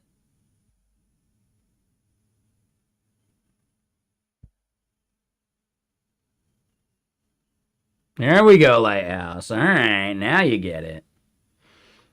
None, basically. Yeah, see, I don't need to optimize Messijo via Lighthouse scores because I know what I'm doing. And I use the right tool for the job. It's actually very simple.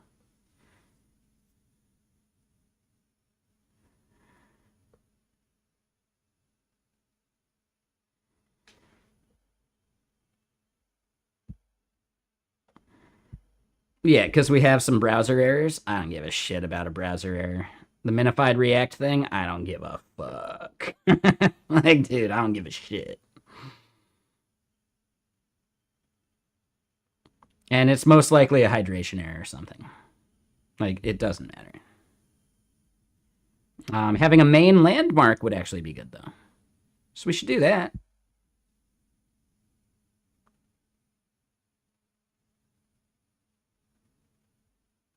So yeah, dude. That's what I'm saying, right? Reduce unused JS. Yeah, 1Password and Google Tag Manager. Those are not related to this whatsoever. Those are actually complete bullshit. They're not even part of what we are loading.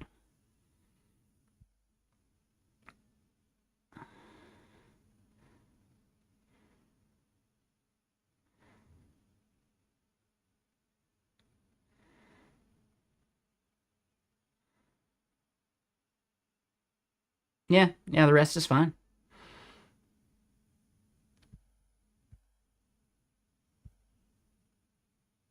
It's easy. It's really easy, actually, if you just use the right tool to build your marketing site. If you're using Next.js for your marketing site, well, yeah, that hints that you don't understand how to build a proper marketing site anyway. So obviously, you're not going to get an easy Lighthouse score. But let me put it this way: that Lighthouse score, that's the first time I've looked at it because I just had faith in like how I build applications.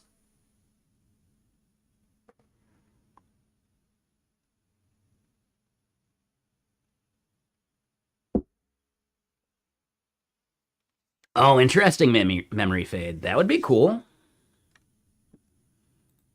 That could be pretty cool. And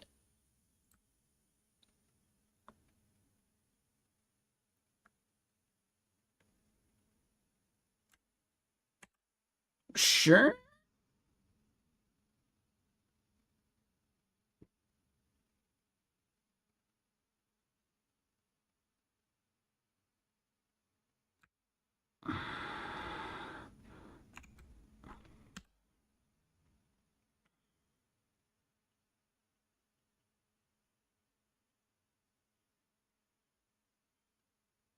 Okay.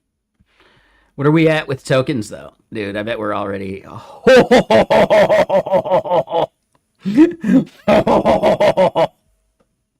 the fuck, dude?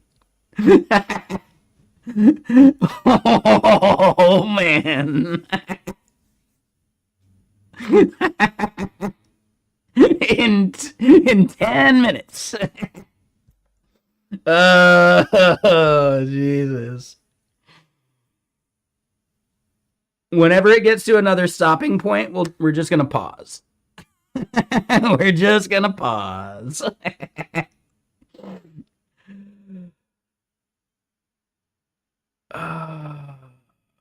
We're already at 94%. What? We're maxed. We're done.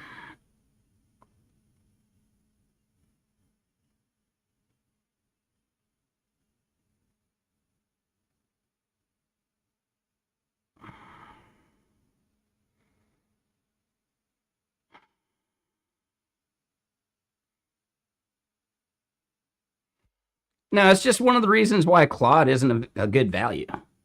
That's a very separate thing. I'm not saying it's not a bubble. I'm just saying Claude is a terrible fucking value.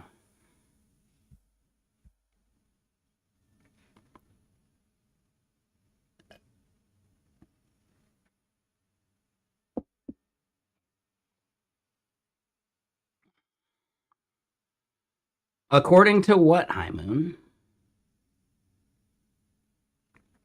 And that's fine, memory fade. I just don't think Opus is worth it at this point. The intelligence gain you get is at the cost of like 1000x of token usage. It's just, it doesn't feel that useful to me.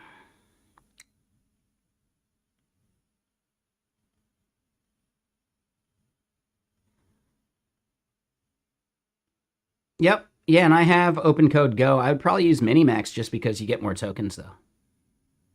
And the intelligence level between Minimax and GLM is just really not that big. But hold on. Here you go. High Noon. Or High Moon, sorry. Artificial analysis is a place you can go and compare these models and see that the intelligence they brag about is absolute fucking bullshit.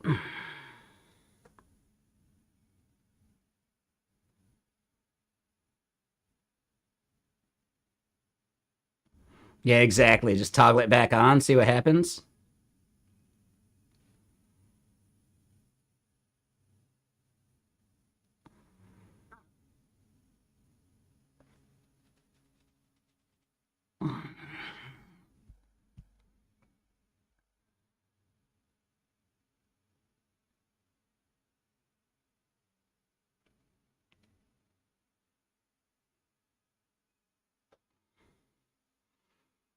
So here's something I want to show, right? Because we've looked at it previously.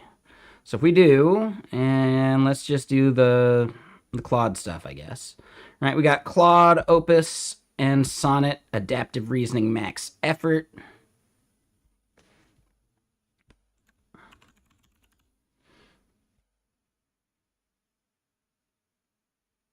And then we look at Claude Opus non-reasoning high effort.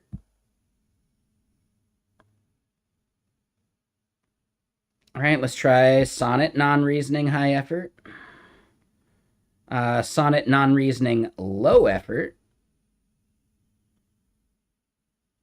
And those are probably the last ones we really care about looking at there, right? So we do that.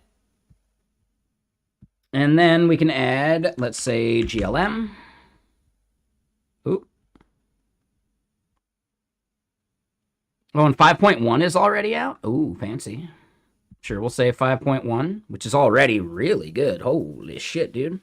And then Minimax. Right? So as far as just general intelligence goes, you're only getting the absolute smartest thing out of Opus when you are maxing the amount of effort and you have absolute, like, maximum reasoning as well. And then the performance gain you're getting is 2 or 3 measurable points of intelligence over other models that don't hide behind those shenanigans. Right?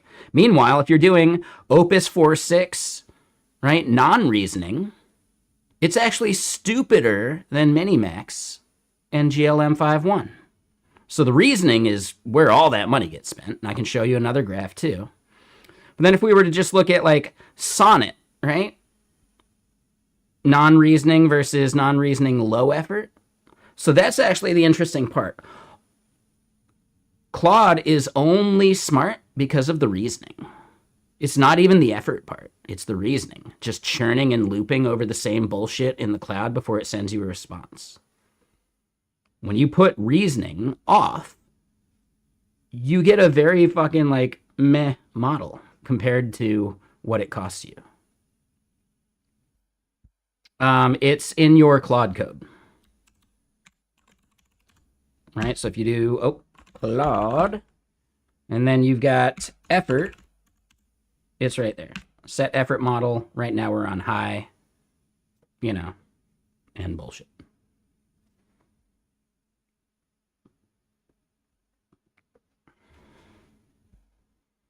But I'm just saying, right? Like, Anthropic has a really good marketing department and set of, like, online trolls that are out there just bullying people into thinking Claude is actually, like, the best of the best.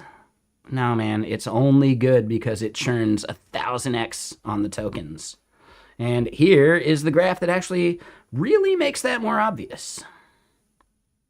Here you go. So based on all of this, right, using just API tokens, right, not necessarily one of these subscriptions that lies to you, Claude Opus Max will spend $5,000 in API tokens to get 3 points smarter than Minimax and 2 points smarter than GLM.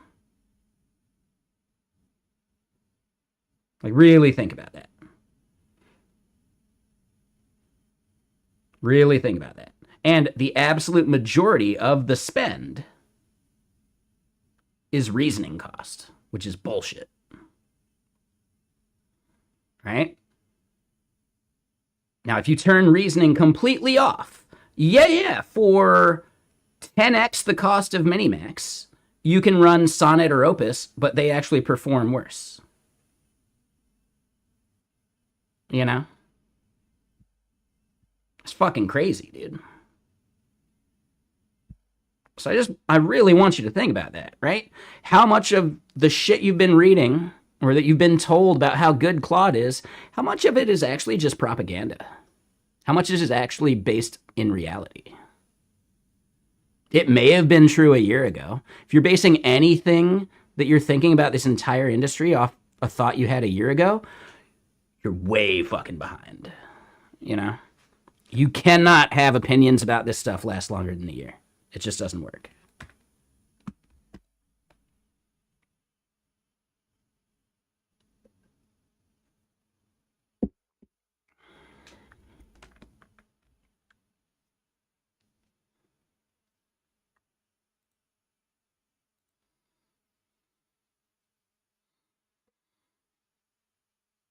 Yeah, how many of those YouTubers are paid? Anthropic has a massive campaign of paying Twitter people stuff. Here's another thing. Most YouTubers are actually shit at what they do. That's a quick little secret. There's actually very few who are any good at what they talk about. I would say Theo and the Primogen mostly know what they're talking about most of the time. And they're pretty good at what they do. I would not have the Primogen build any fucking front-end application ever, though. So his opinions about front-end web dev do not fucking matter. And I say this nicely. Prime is a friend. I would never listen to his opinions about front-end web dev. No fucking way. He is so wrong about all that shit. It's hilarious. He's really fucking brilliant when it comes to back-end stuff. Yeah. I don't even think he would listen to himself about front-end stuff. Yeah, exactly. That's what I'm getting at. That's the whole point I'm trying to make here. And to that same effect, I'm still not necessarily sure I would listen to what Theo has to say about Rust and Go. He does like Elixir, that's fine. But I don't know if I really have that much faith in Theo's architectural knowledge, you know? Doesn't mean he's stupid, doesn't mean he's a bad person, but you just gotta really think about what are these people talking about? Are they actually good at it? And for the most part, Theo sticks to his lane. He sticks to the stuff that he actually has strong opinions about. AI, all that shit. For the most part, Primogen doesn't talk about front end besides saying JavaScript bad. Most of his JavaScript bad stuff is actually just shitting on how bad JavaScript is on the back end in his usage of it. Books are kind of shit. Yeah, books are out of date the moment they're printed. Hi, Moon. You kind of just let your curiosity run wild. If you're not curious enough to be looking this shit up on your own, and you have to ask me every single time you're presented with a keyword you don't understand, that's going to be a fucking problem. I'm not saying to me even, I'm saying to you. You should have that gumption to look the shit up before you just ask in a chat. When you read a book and you see a word you don't know, do you just assume, well, I guess I don't know that word, and you just keep reading? Or do you just go look up the word? You should be going to look up the word.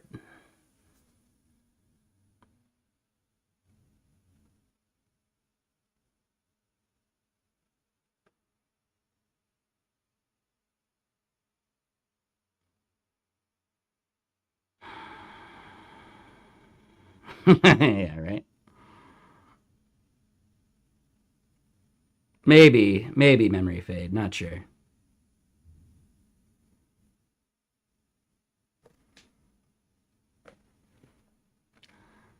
Yeah, I don't know. Hi, Moon. Be a more curious person. Find shit online. We've already given you a bunch of stuff. You have this as a task. You actually do have this as a task. Just because someone didn't assign it to you doesn't mean you don't have it as a task. I hear you saying what you would do, but evidence says you don't.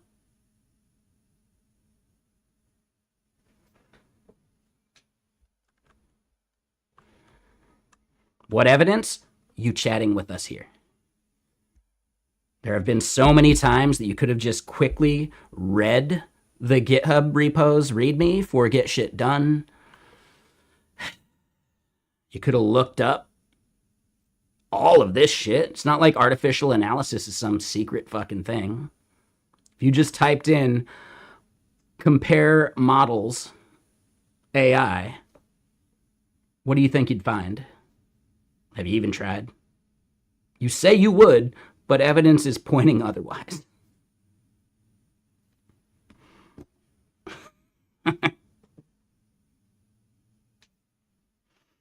And I know it seems like I'm being a jerk about it, but sometimes you need someone to just tell you the fucking truth instead of sugarcoat stuff for you. I'm sorry. I'm going to be that person most of the time. And if it means that you don't want to hang out here, so be it. At least I don't feel like I'm answering 20 questions every fucking minute. Oh, I know. I'm not saying you're saying that, but you might eventually. But that's my point, dude. You gotta have some agency over your own life. Look shit up when you're curious. After you've looked it up and you still have questions, maybe that's a fun discussion. But treating us as a glorified Google for your own self? No, no, no.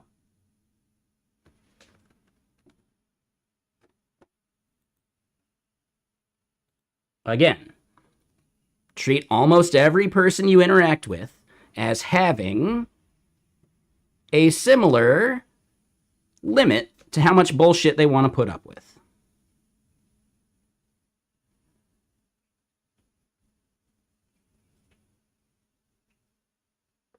Yeah, the if Google was a guy bits are so good. Ah, man. Yeah. Hot hands and feet.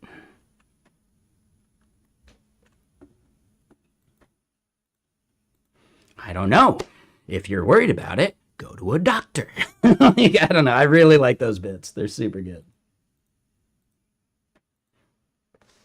What is Bitcoin? How to buy Russian dolphin. Dude, I love those. I love those, man. They're so good.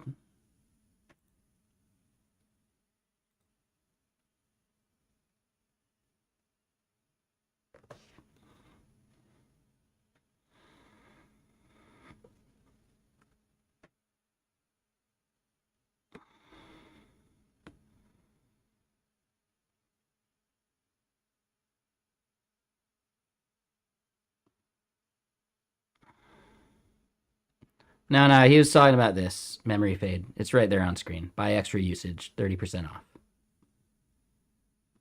Is Messijo going to cover LinkedIn?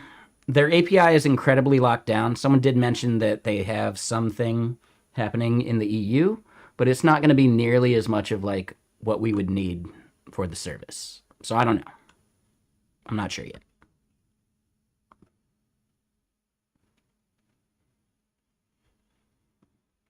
All right, let's go looking back at some other bullshit.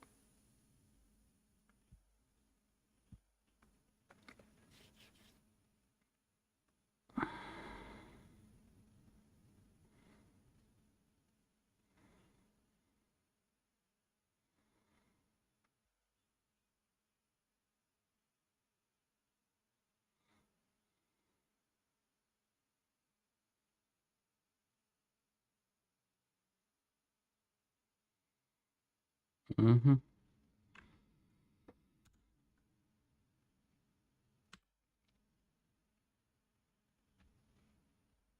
All right, so yeah, here's my next question. What's our open code usage looking like? Oop, wrong one.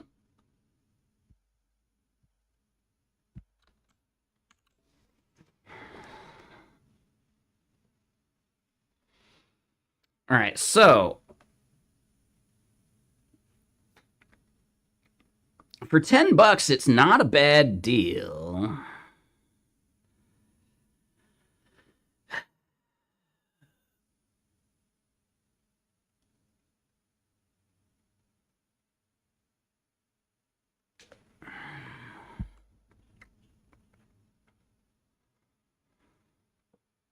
So we've definitely been burning more on Mimo.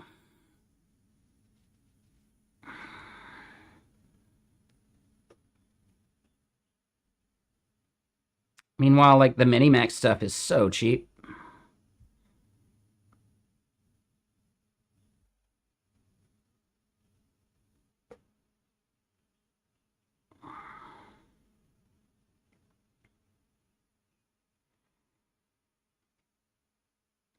I wonder if the review step actually takes more.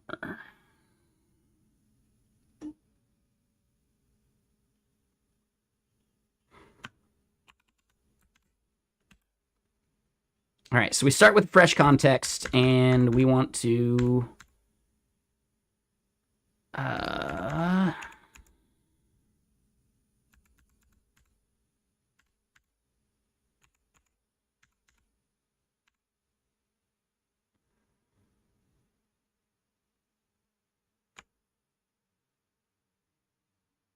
All right, so this one, BMAD. Hold on, what is it? Create story, not dev story, right? Create story.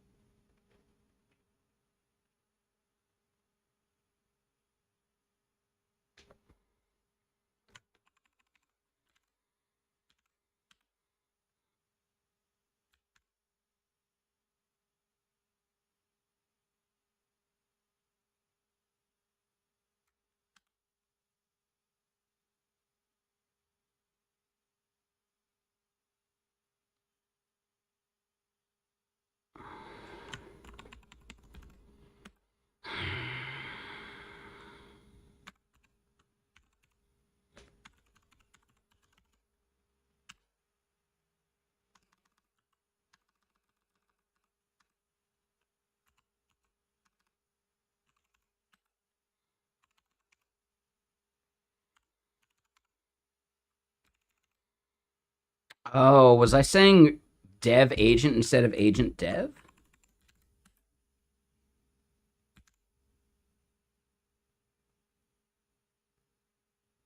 No? Weird. All right.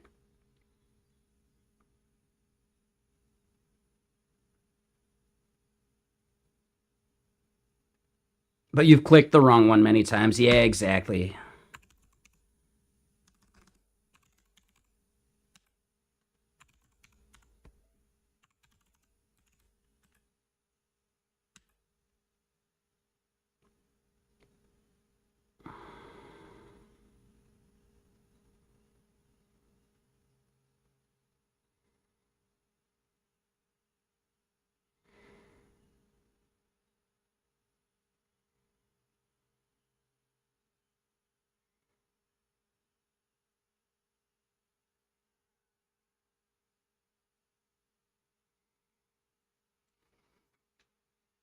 They know to reference each other, and that's a good UX. It's just an extra prompt. Yeah, it makes sense. Like, I'm curious, am I even necessarily like needing to do the BMAD agent dev thing when I'm doing like the create story part?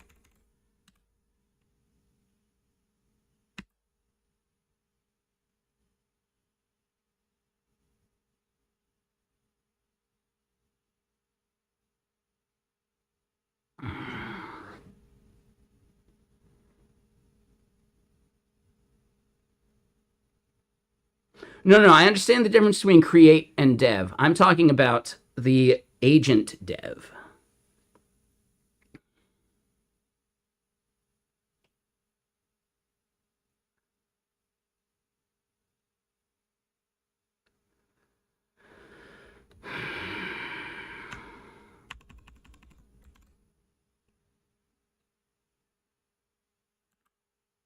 No, no, they still tell you to do the agent dev, right? Invoke this. This creates this. For each story, repeat this. Oh, so maybe I don't need to invoke the agent.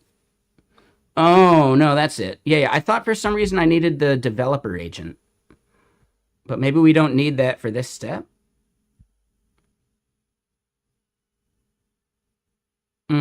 Okay. Yeah, I was mixing that up.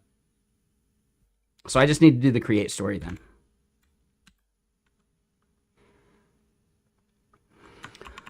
Have you run into this issue where it can't find the workflow files? Like the workflow file it's looking for is inside of the skill that we're trying to use. Why can't it find its own skills?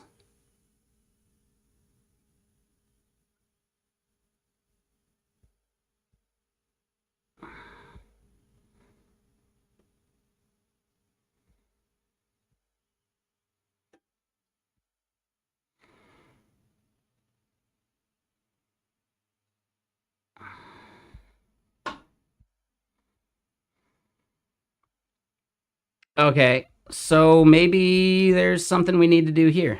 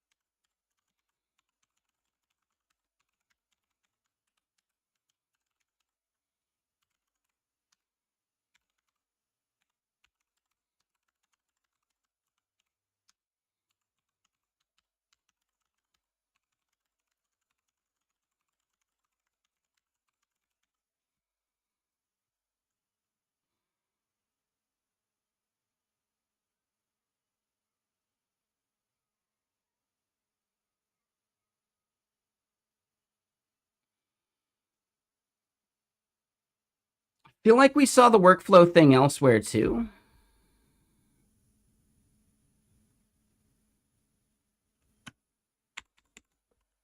Let me double check that. I know we did it for Gemini. I don't know if we did it for OpenCode.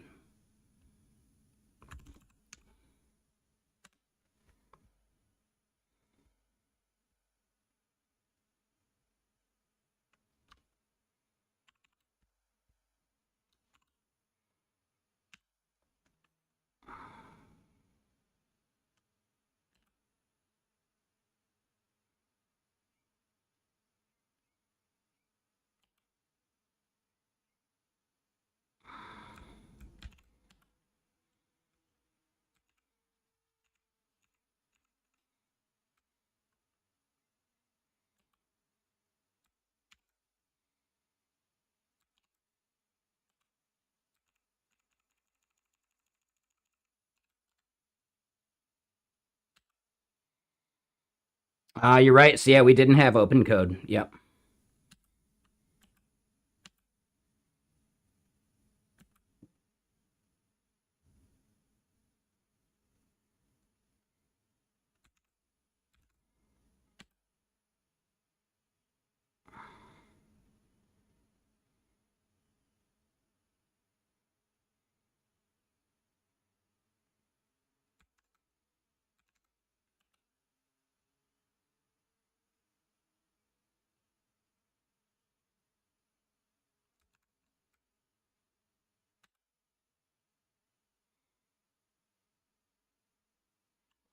Same thing. Same fucking thing.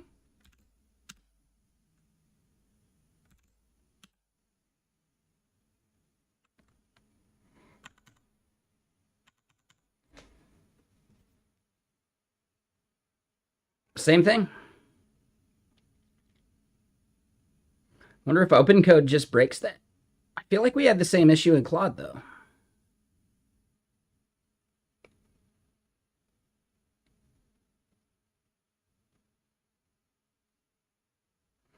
That's an OpenCode.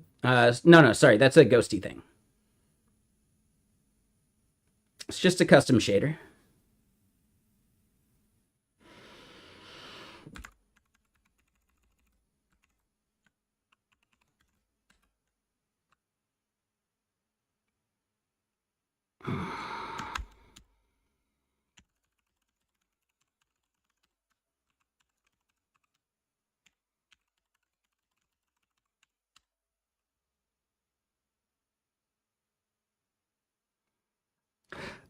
For the workflow.md, I just showed you.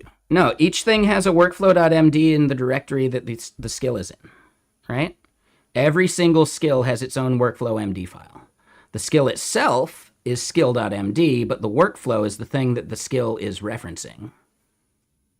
And each one of these has its own workflow MD. So it needs to be relative to the skill, and it is // but for some reason it's not working, you know? I did notice where it's looking for it, and there's no way it's going to be there at the root. Yeah.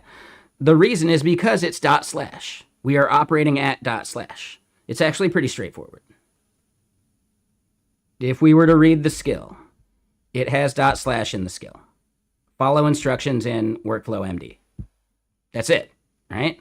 This is a relative path in this folder here.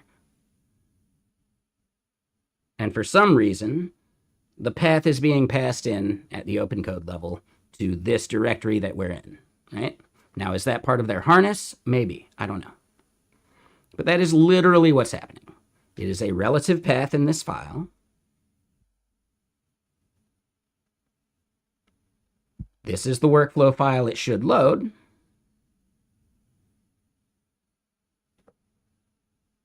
But it doesn't.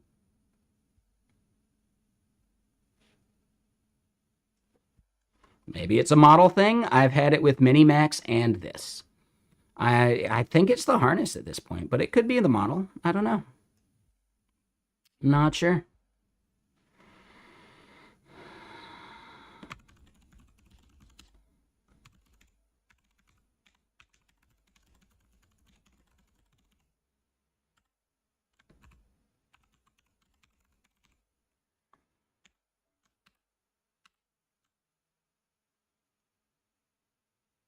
Try Big Pickle?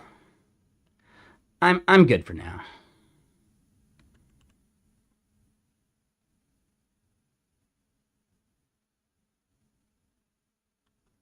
It's fine. Let me do this part. I've stopped and restarted this multiple times. I'm not going to stop and restart this again. I'm going to finish this. We're going to edit the agent's MD file. Then I might do your test. We're finishing this. This is going to be like the third time I've typed this sentence. I'm sick of it. So give me a sec, dude.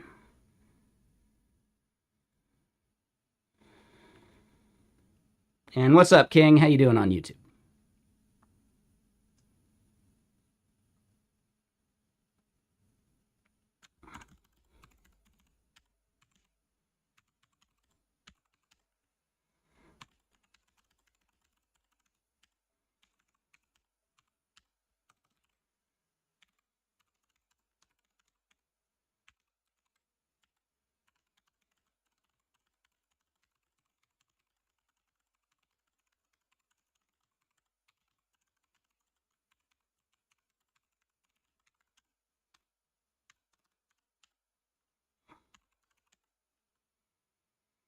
All right, so how do we feel about this part?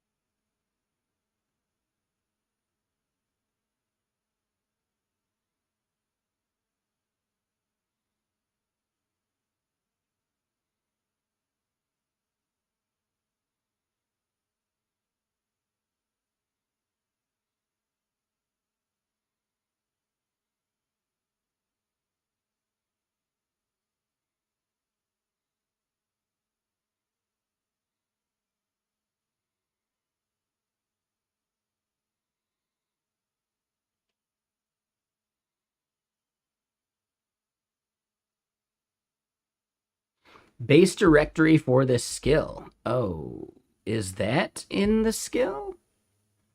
No, it isn't. Oh.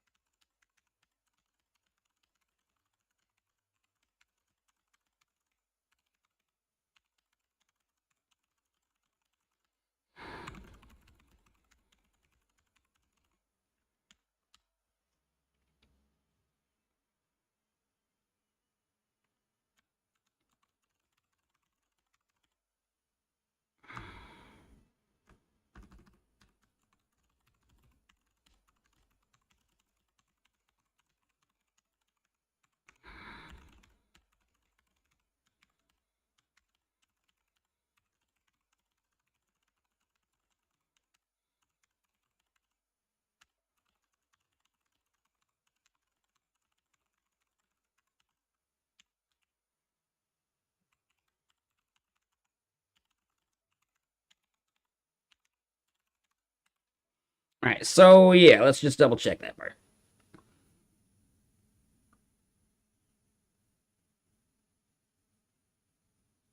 We've consistently had to tell it not to run BMAD in it. We've consistently had to tell it to do like not to do other stuff. My entire hunch is that what they have in their docs is actually incomplete. When they talk about this like this flow here, I think there's some step that we just missed. Because it still doesn't find like the project context MD file. I think there's absolutely something they're missing from their getting started.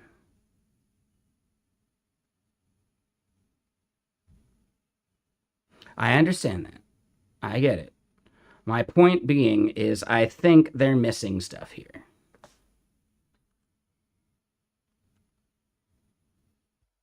Okay.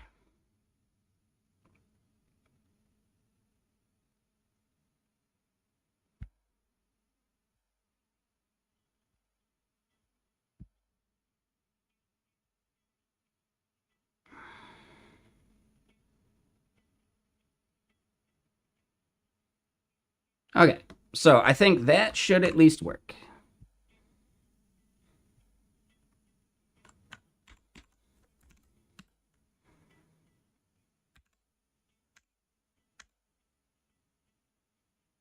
Will it blend? Well, hold on. Let's do...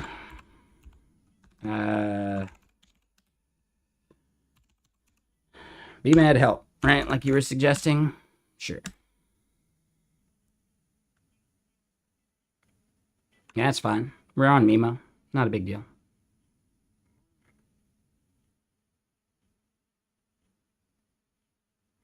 See, we've actually done this before, too.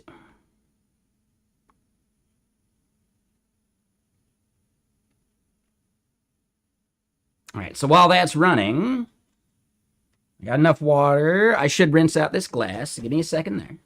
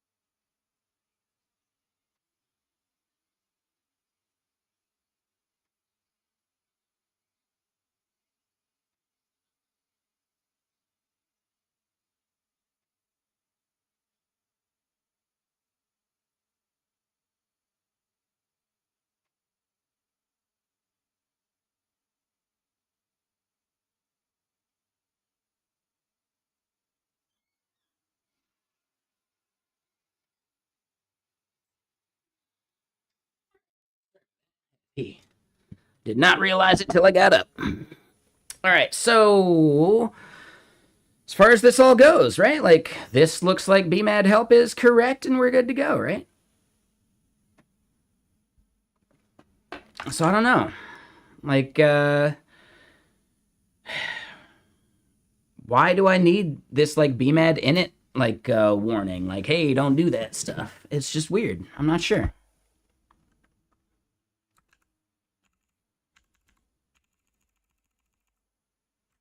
But whatever. So now, let's try it again, and let's try the create story one.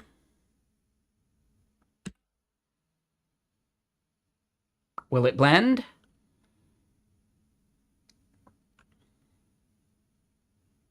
Son of a bitch!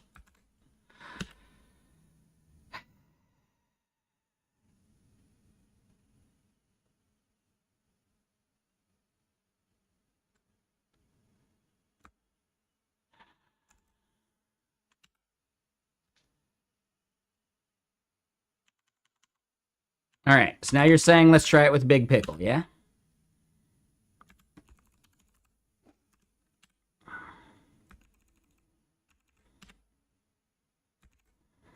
Max.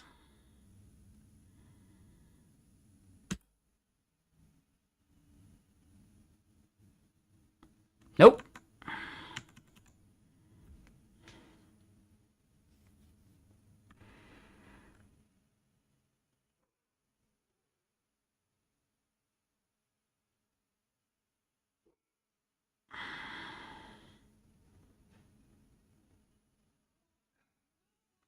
Where does the first prompt come from? That's the skill file I showed. Yes.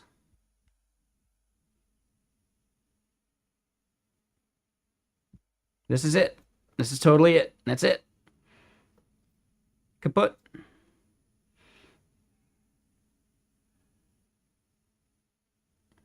That's what I'm saying. You are most likely on an older version of BMAD. That's what I was hinting at. I think they have updated and changed stuff. And not in a good way.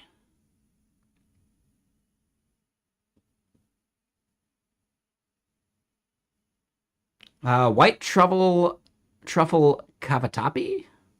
Ooh, what is that? I don't even know what that is. Cavatappi? This is a foodie stream in disguise. Let's double check. Abatapi. Oh, it's the noodle type. Oh, okay, okay. And because of the ridges, they like hold sauce better or something?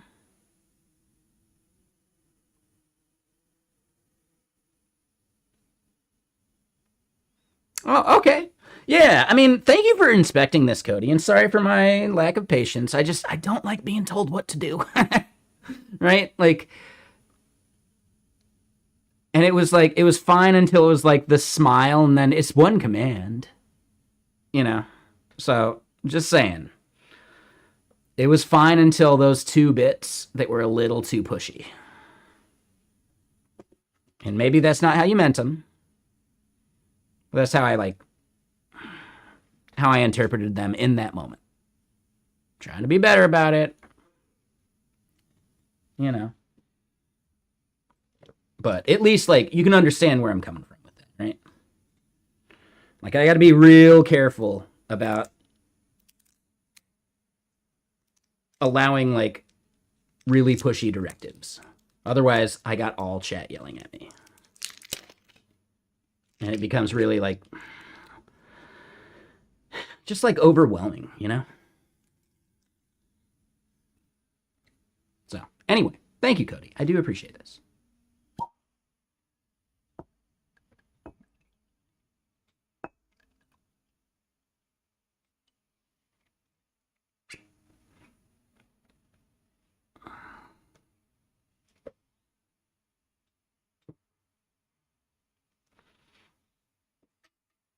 White truffle sauce. I know, like, what does that mean?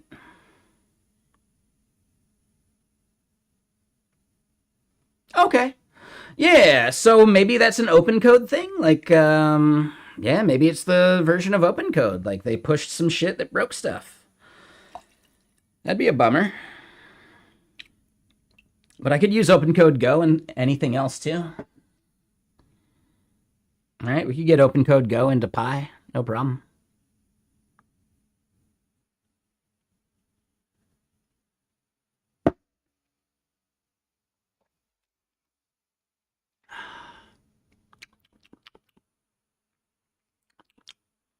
Hmm.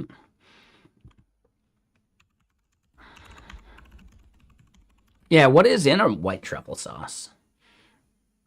Looks like you can just buy it. You can just buy it.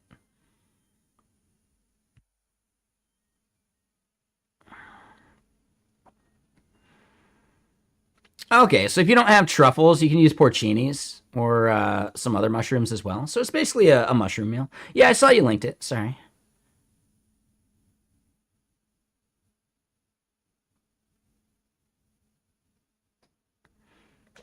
Okay. Yeah, no, yeah, this seems good. Do you do any protein in it? And I know, yeah, you linked it. Oh, chicken. That's right. Yeah, chicken.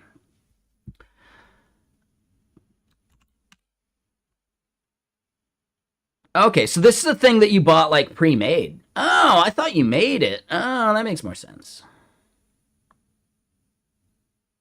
Does look good.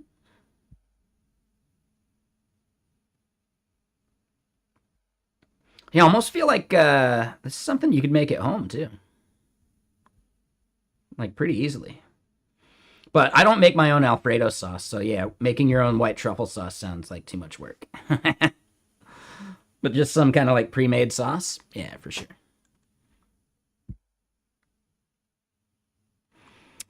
Yeah, yeah, yeah. It's definitely not a light meal. No, sorry.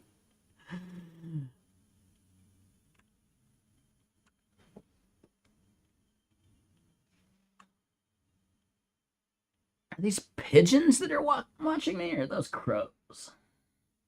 I swear they're like looking right in my window. Anyway.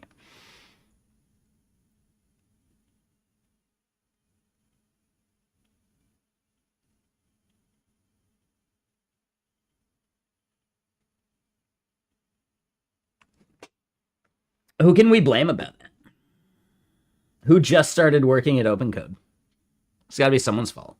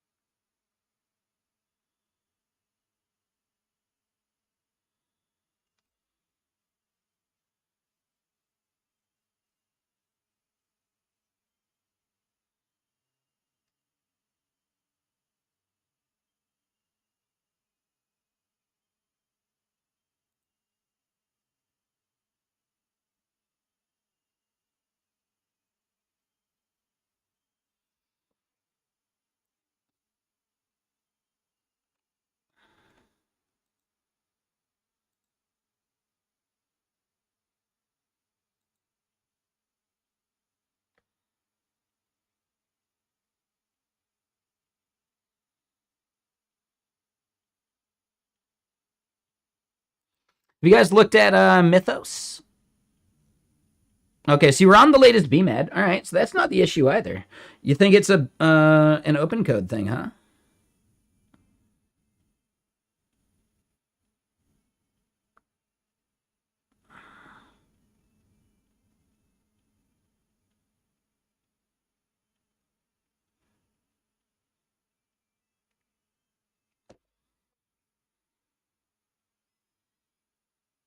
About Mythos? No, no. I mean, that's their entire job. They're gonna have new models coming for sure. Oh, maybe I misunderstand what the security risk is.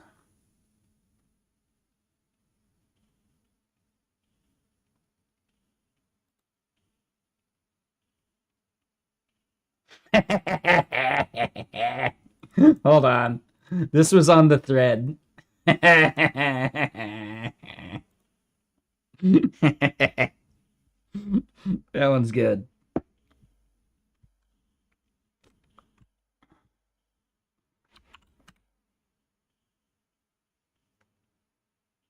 We just released Claude Mythos preview. Most advanced model yet. Yay, let's go. Hey, Claude. Rate limit reached.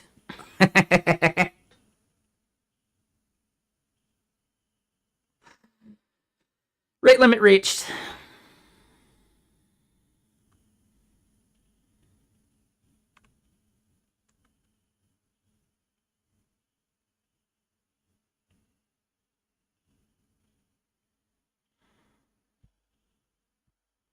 Hi, Moon. I would say take that with a grain of salt. I don't know, man. I just don't believe any of these people, right? Like, fool me once, shame on me.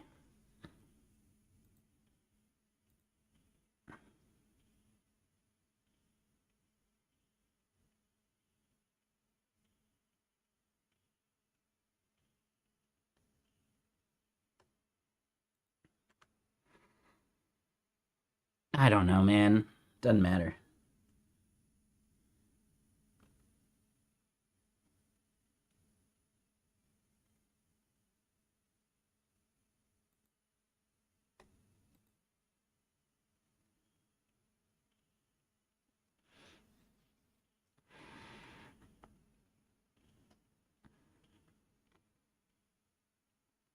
Yeah, sounds about right, Cody.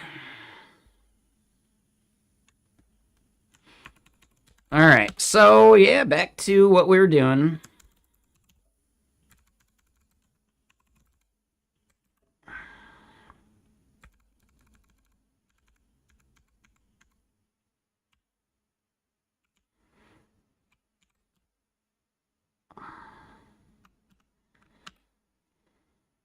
Oh, no, I'm not going to do that with Big Pickle, though.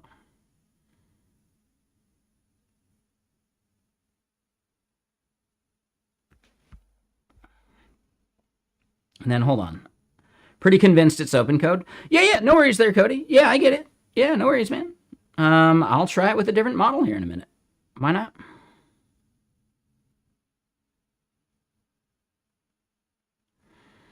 And yeah, Hoxie, exactly, dude.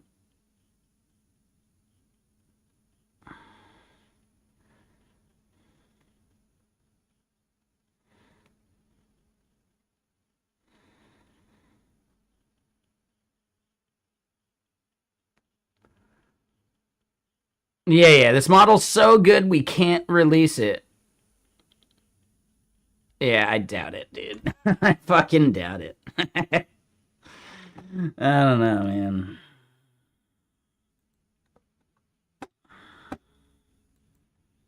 Why aren't kids skeptics these days? I don't get it.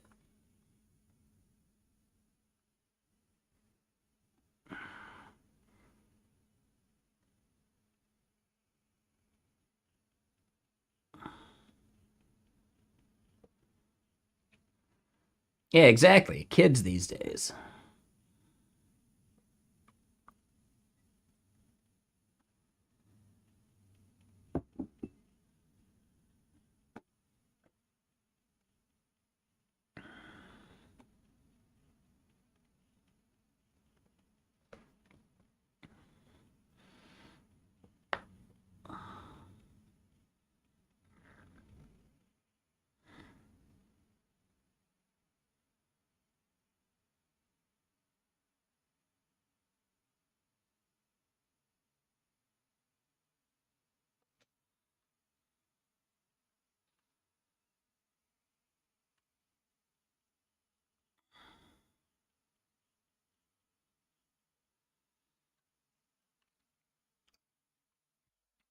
So yeah, we'll see. We'll see. I don't know. I am interested in Mythos, but again, they have such a good hype machine behind AI stuff. And it's almost all but confirmed that yeah, the company that's really good AI, you think they're not using bots to sway public opinion? You think AI companies aren't using bots to sway public opinion? Is that the thing? Like, I doubt that. I really, really doubt that.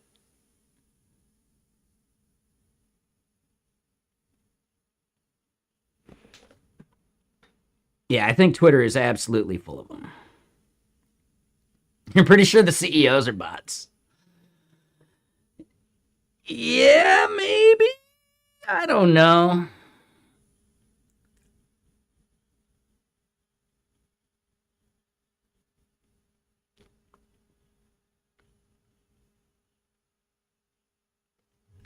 Hold on. What's the joke? Sam Altman joke dead eyes. You know what I'm talking about, right?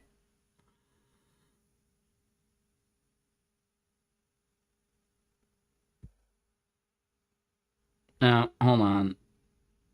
Like, is it like an orphan or something? Anyone know the joke?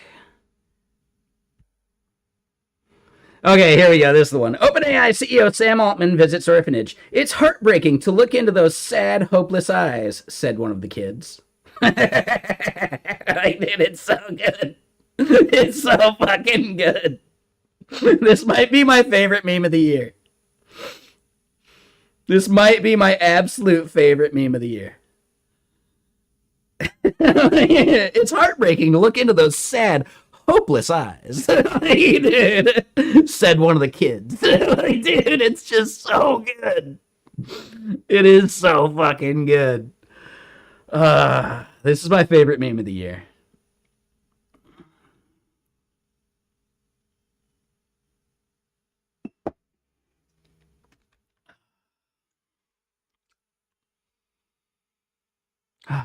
So good.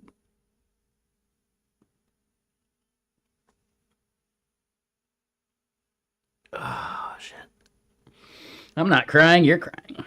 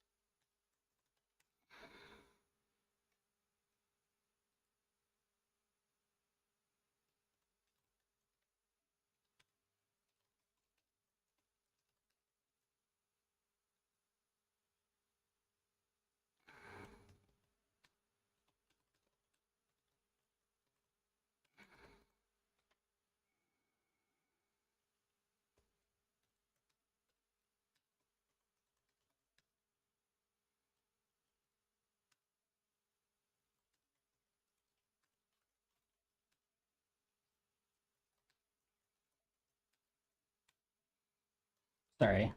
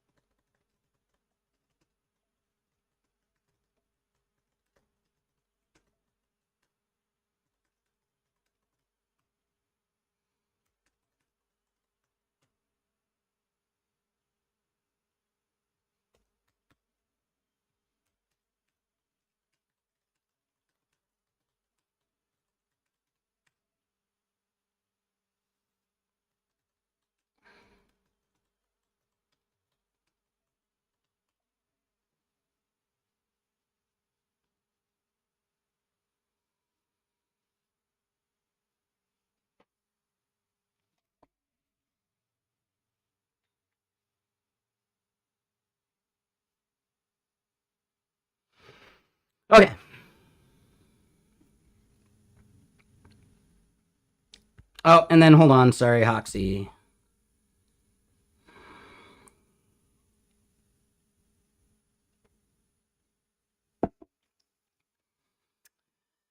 Yeah, and that was initially the reason that I even paid for Claude Code instead of OpenAI in the first place. I had an OpenAI subscription and I switched that week, right?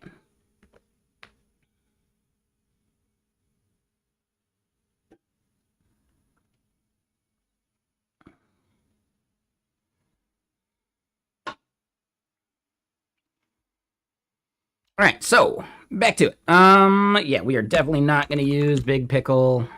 And hold on. Let's double check this part.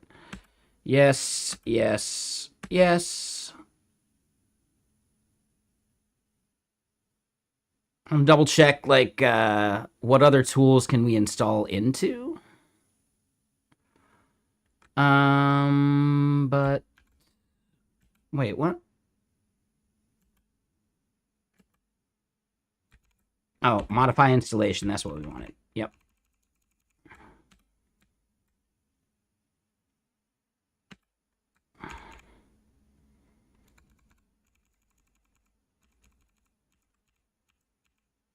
Pi.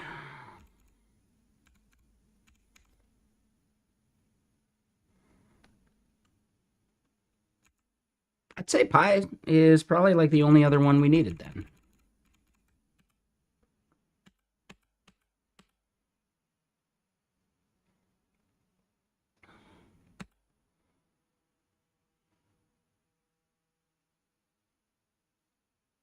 Oh, and I get that, Hoxie. No, that's why you should use something like I don't know. There's other providers. In general, switching month to month is probably the way to go. If you really, really feel like you're missing out. I do think OpenCode Go is a value, and I'm going to see about using OpenCode Go inside of Pi. Because it's just like a model provider, you know? So you can get GLM5, GLM 5.1, Mimo, Kimi, Minimax.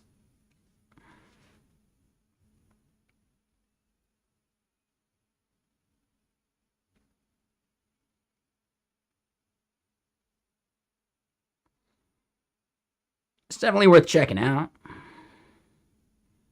And the fact that it includes GLM 5.1 is interesting. About 880 requests per 5 hours. That's probably fine.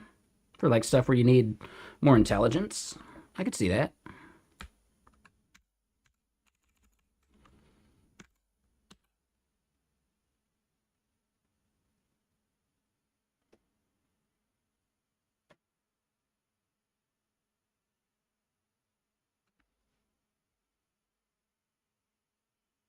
All right, so we skip a bunch of skills. That's fine.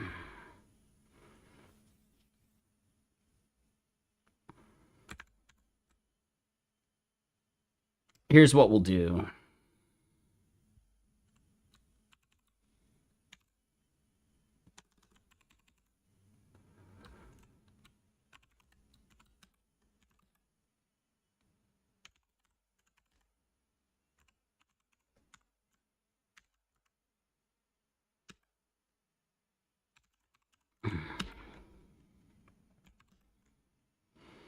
All right, so we got that back. Cool. So now we shouldn't end up having an issue there, and we can do pi again, and cool. Cool, cool, cool, cool.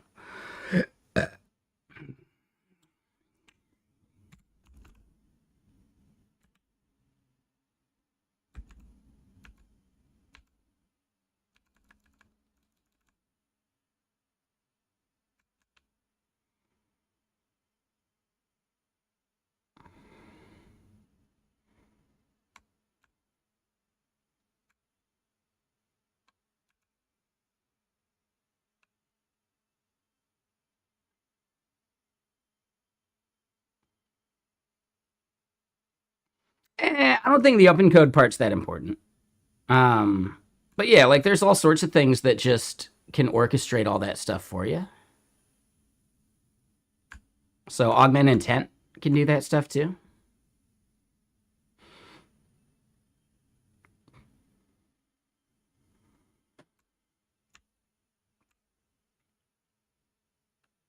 So we see open code in there,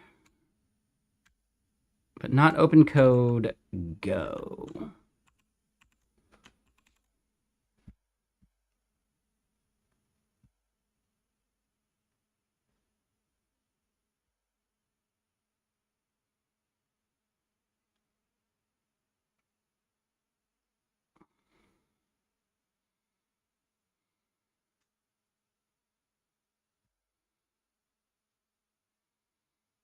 No.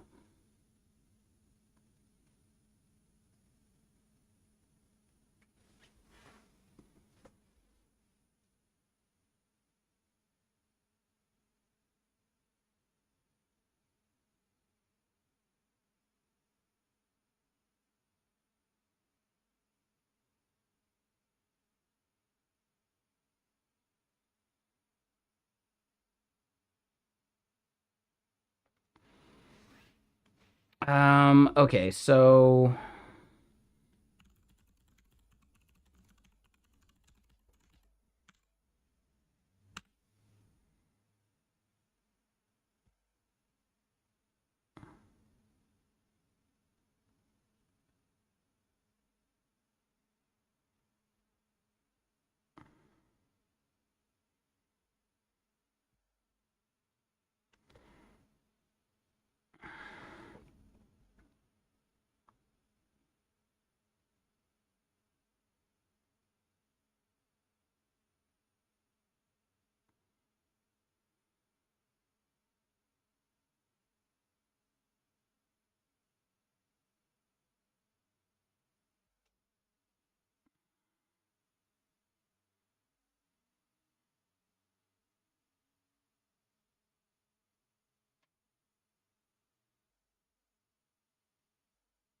okay, let me get more music going. There's definitely something we're missing here.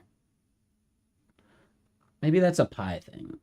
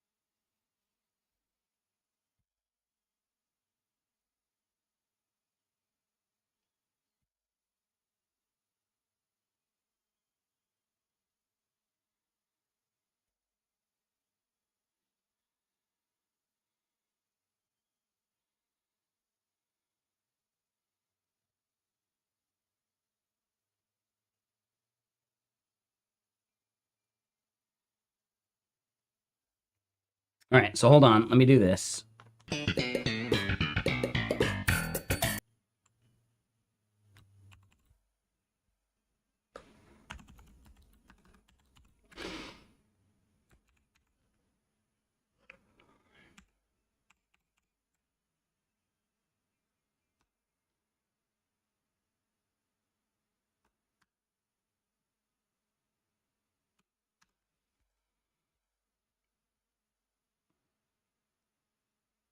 Yeah, I need to get to my keys.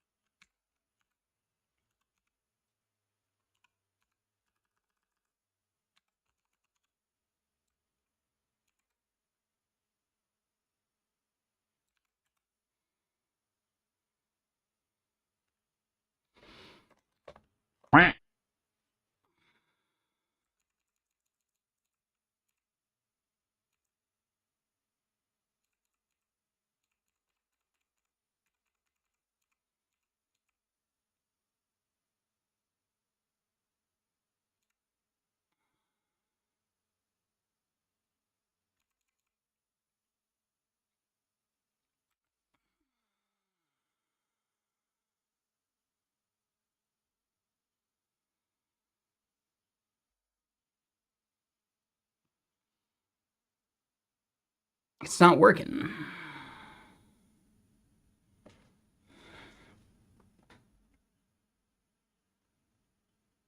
And Ate, hold on, wait, did I leak something? I don't think I did.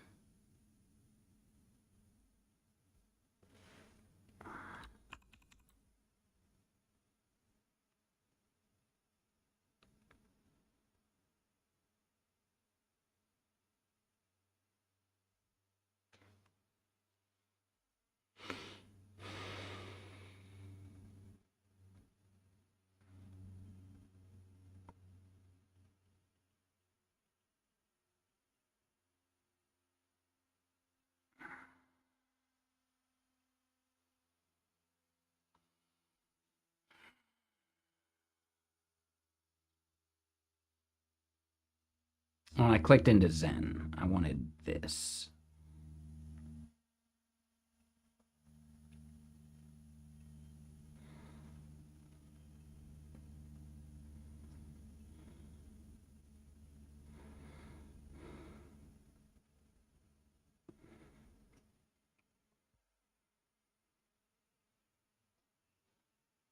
Hmm.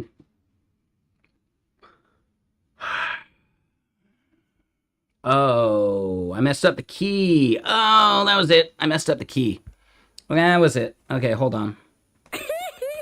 Now I see.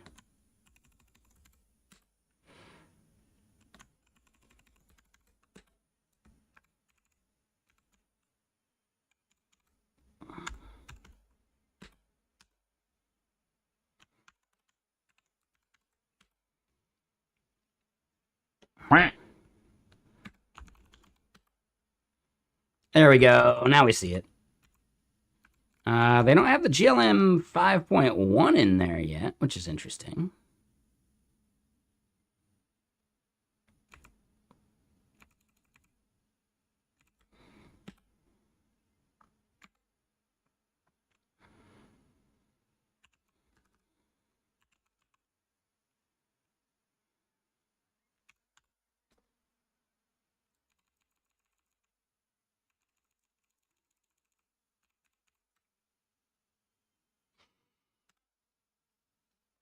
Will it blend?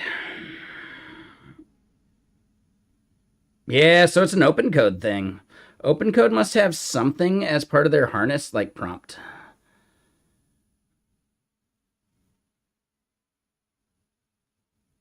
Okay, so hold on. We're gonna go back. We're gonna update our agents MD, and I'm gonna get rid of all of this.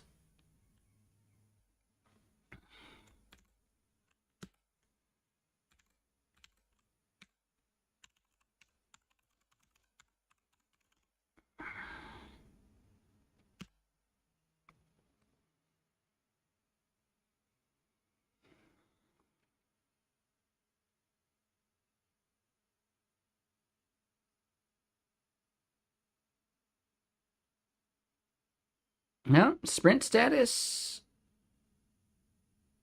Interesting.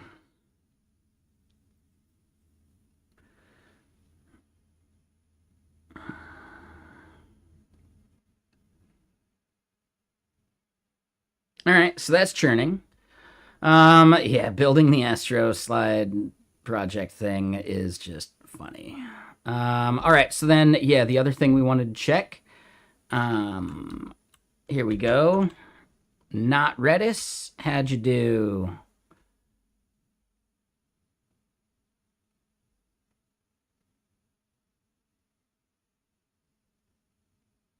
I'm gonna say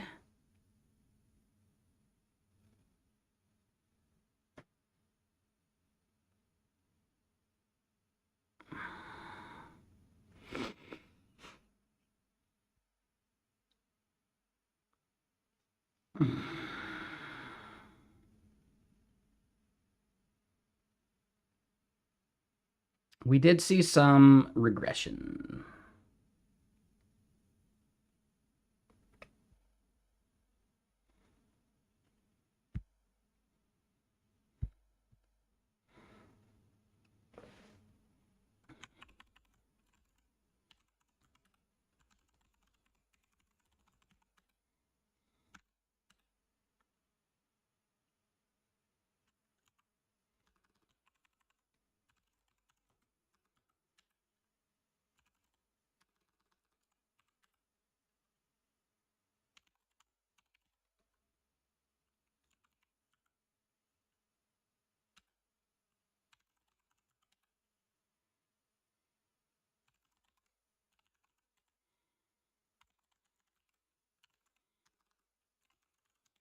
All right, so then chore.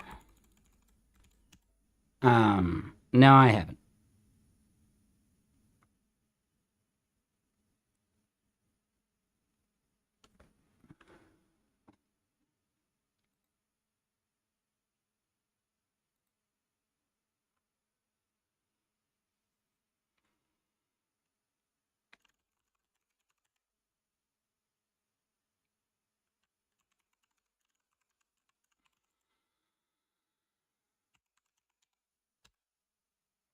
Oh.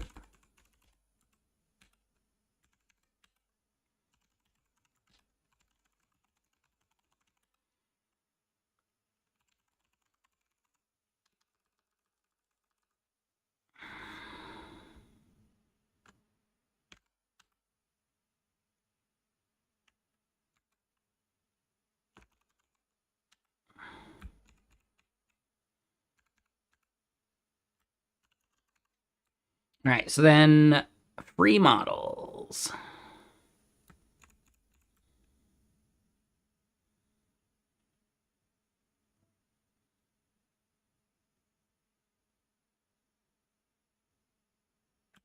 Fuck it, let's try it.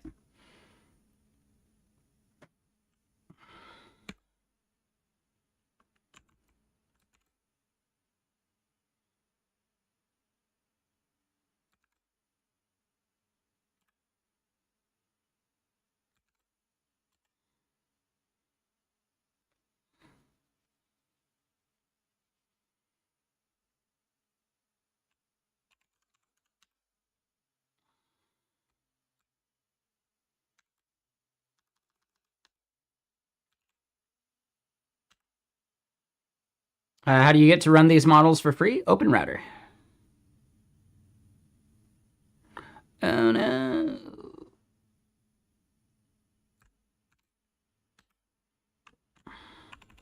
Well, maybe not.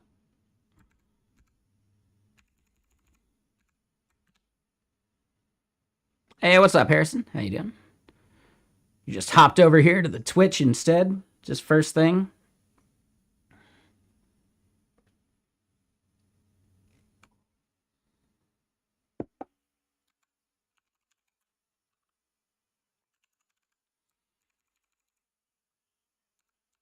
I really feel like that should have worked. But, okay.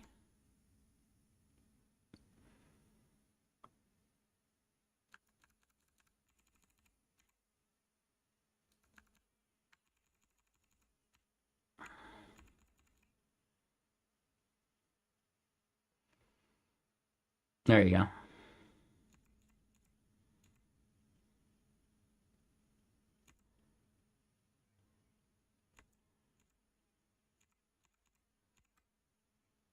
All right, so we could kick back to 3.5 flash free.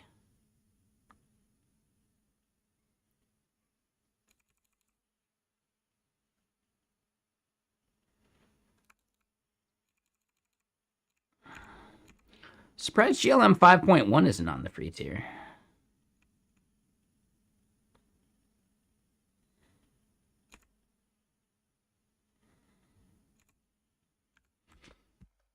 So let me check this.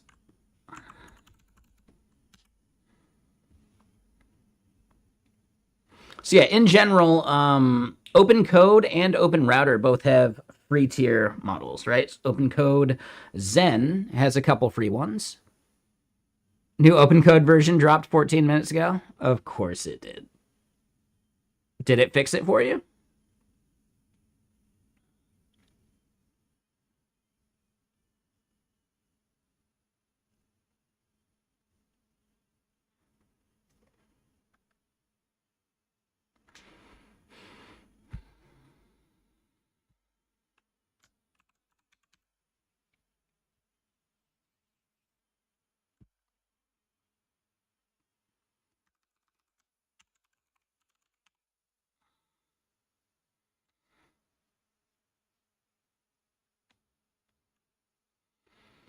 Oh, you think Quen 3.6 is no good? I think it's in the list, isn't it? Oh, maybe it isn't. We'll have to double check. Give me a second. NVIDIA Nemotron is what we're looking for. This one. Okay. So yeah, step 3.5 flash is still kind of decent. Let's double check. Quen. Yeah, they don't have the 3.6 in there yet.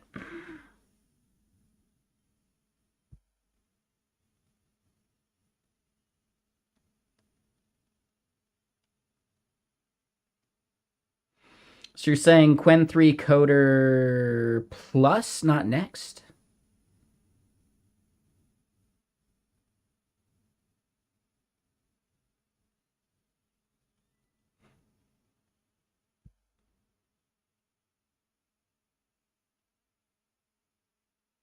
Okay, so not next, plus.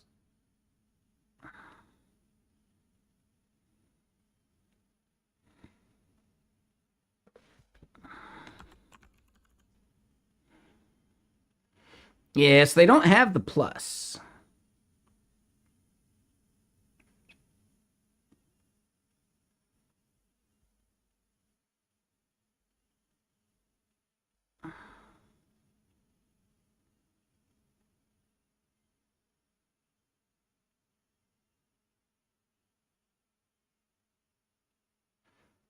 So yeah, 3.5 does better on terminal bench.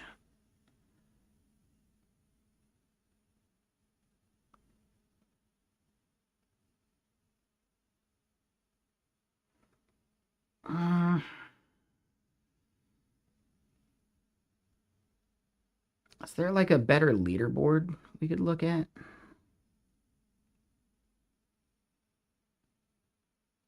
Coding index. Here we go.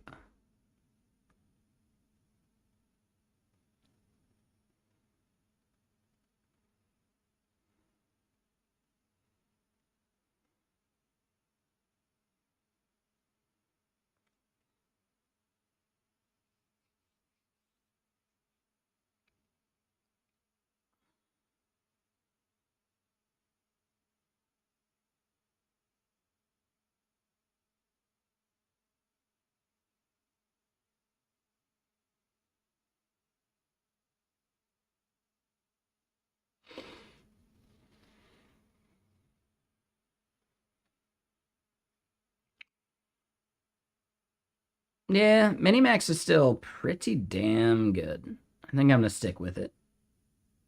Yeah, Minimax and Mimo. Kimmy's not bad either. Either one. I think we could like switch between as we need to.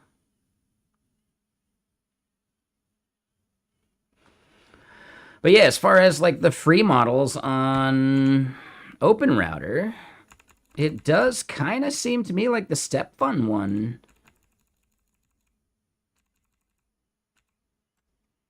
is really solid.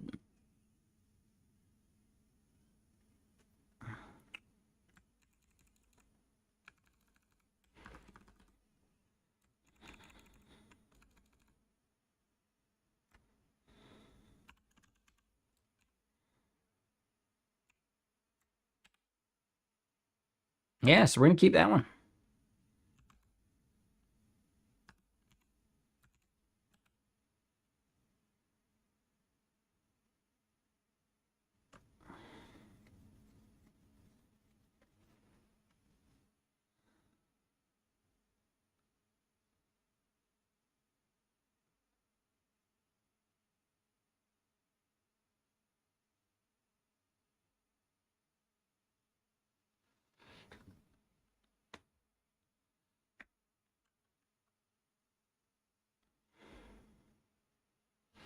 All right, so what do we want to optimize?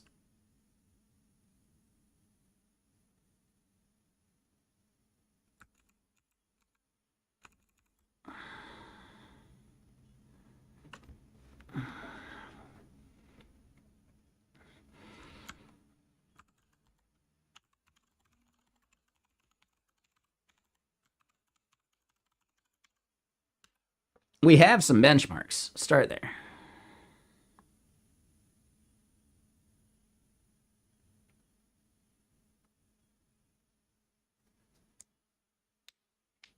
All right. So then, continuing along.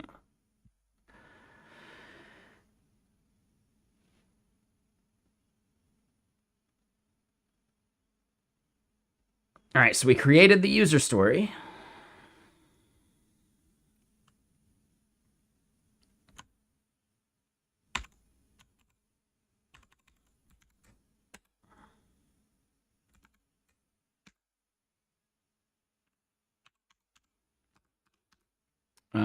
This is BMAD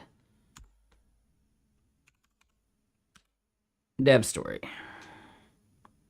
So yeah, Pi so far is treating me better than OpenCode as far as like needing less hand-holding about this BMAD stuff, man.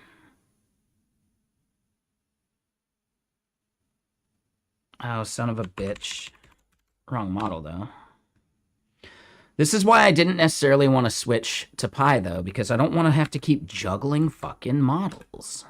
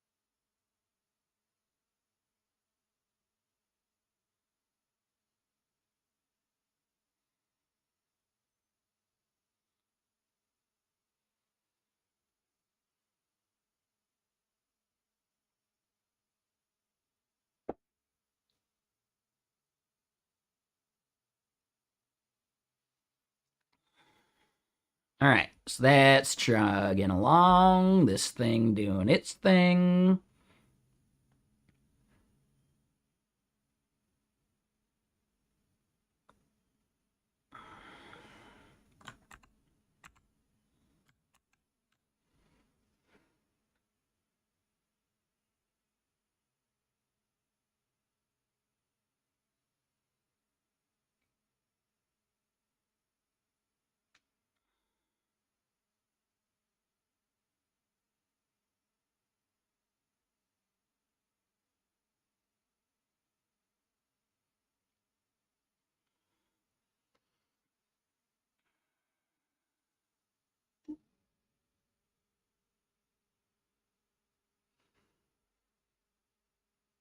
Pragma synchronous off is a performance increase that might not be too big a deal.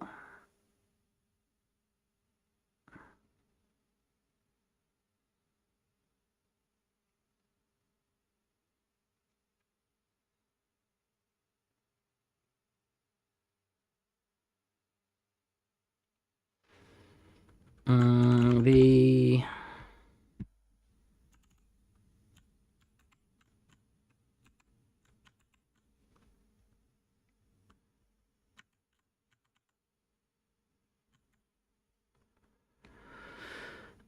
all right.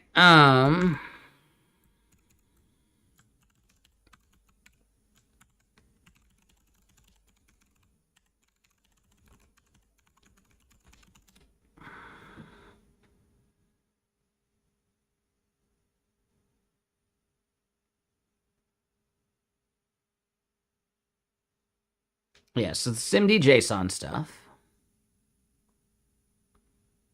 And hey, what's up, Standard? And yes, I will be at Seattle JS tomorrow night. I got roped into a talk because someone bailed. I'm always so curious, who the fuck bails on a talk? It's so weird.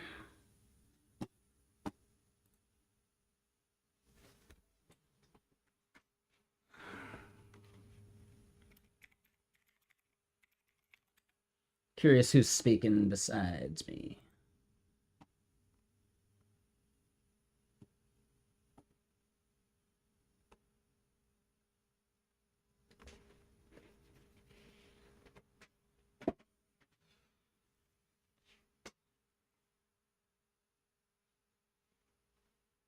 Okay, okay. Interesting. Yes, shitty coding agent. Yeah, exactly. I think that's hilarious that that's the name.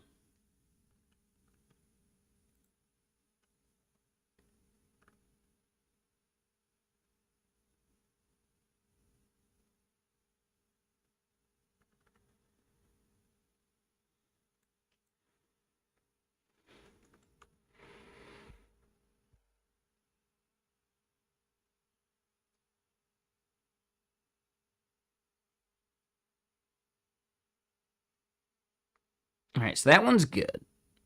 Yeah, now you can take the light rail. Exactly. Yep. It's pretty cool. I haven't done it yet. If I wasn't going to have my laptop and, and I wasn't like needing to get there specifically on time, I would have definitely considered taking light rail tomorrow. But I don't know. I don't like the idea of bringing my laptop on that light rail, especially like later at night. Yeah, I haven't done the across the bridge yet either.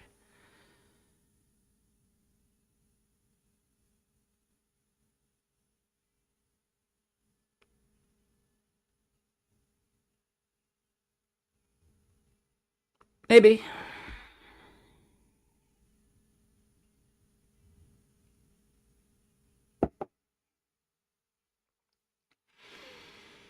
That just sounds like a pain in the ass.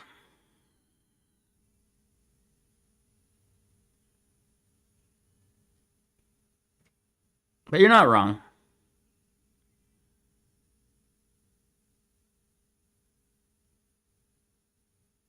That's a good way of putting that, yeah. Right? A burner laptop's just more infra to maintain. That's a good way of putting that.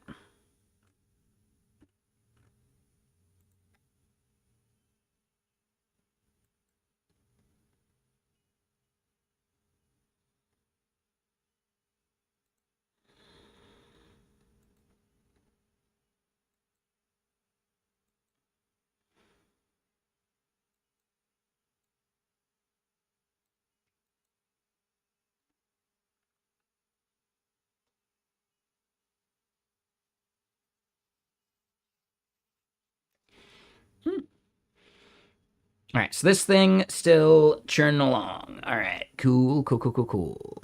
How's this guy doing?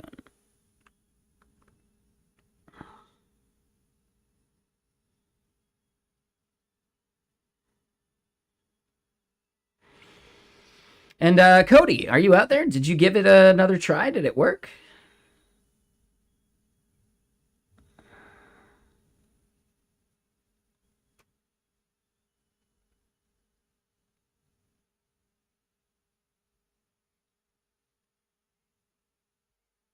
Right? Did the new open code version do anything?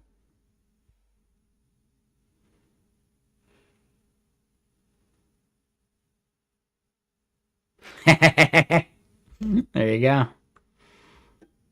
I'm just curious if like the new update fixed it.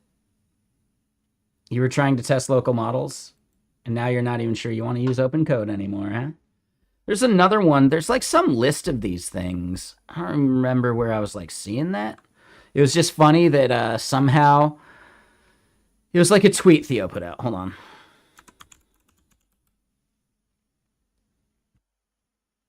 Hey.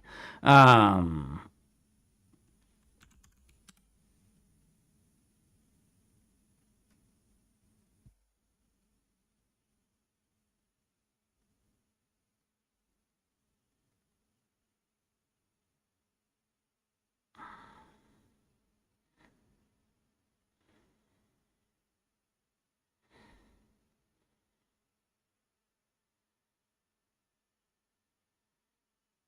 Where and when was this? Oh, he's doing a podcast? Got it. Now, there's the thing. This is the one. This is the one.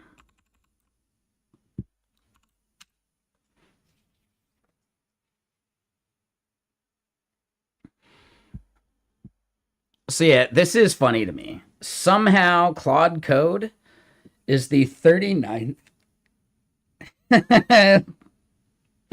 worst tool using the same model.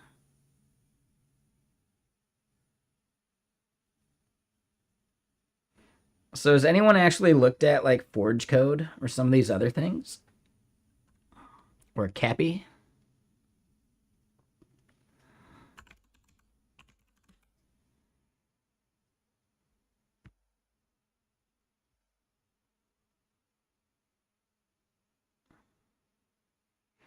You're impressed Junie's that high? Maybe.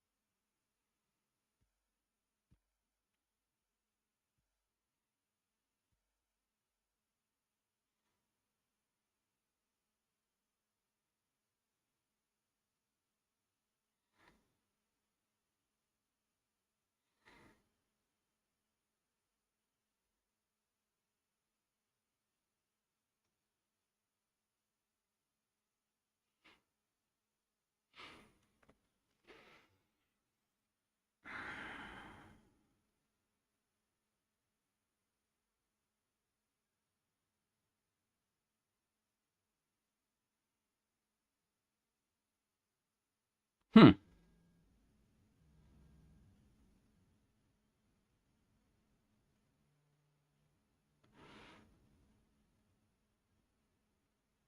Well, term bench 2.0, right?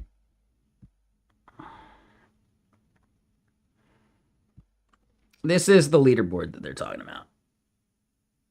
And Forge Code with GPT 5.4 is at the top. That is interesting.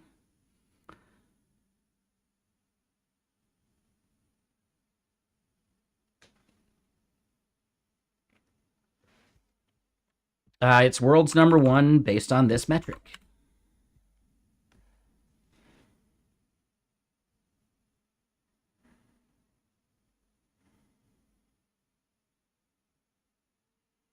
That I don't know.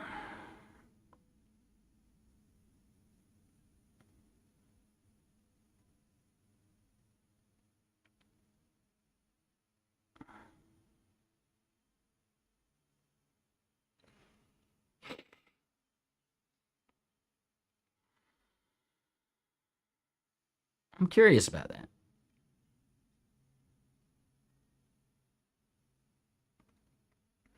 You're saying you think they made the terminal bench thing? I doubt it, dude. If you really, really want to get tinfoil hatty, you can go look at the GitHub. Like, I don't know,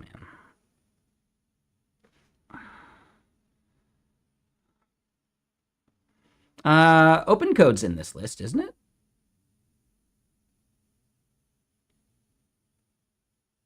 I see open hands. Open code's in there, yeah, for sure.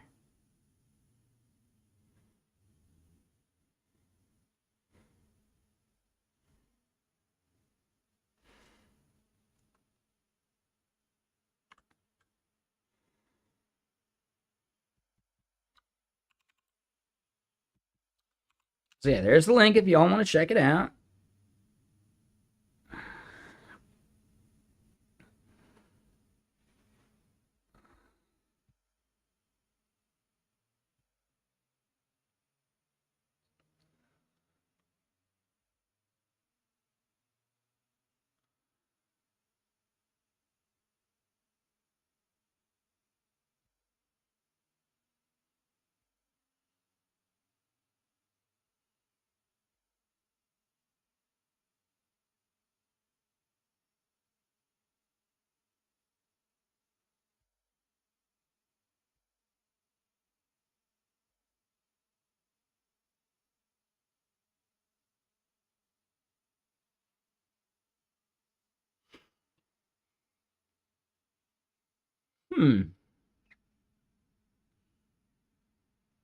Interesting.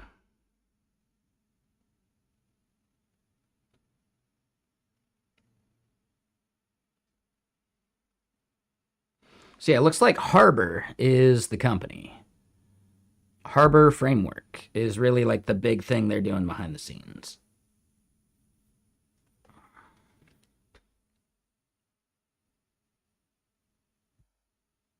Interesting.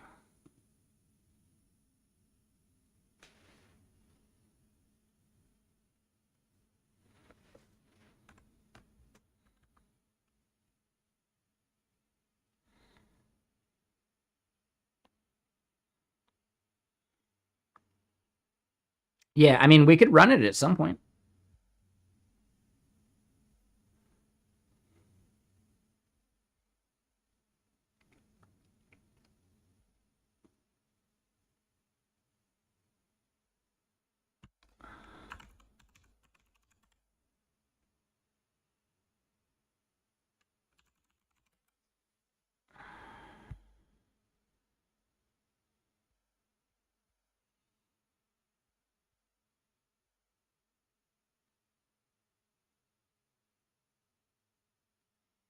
Yeah, I mean, at least within like the icons they show, there's no overlap.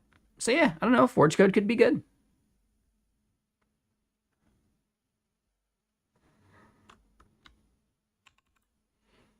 What's it written in? Rust. Ooh, fancy. So yeah, we'll install it. Why not? It just prevents me from having to juggle models, maybe.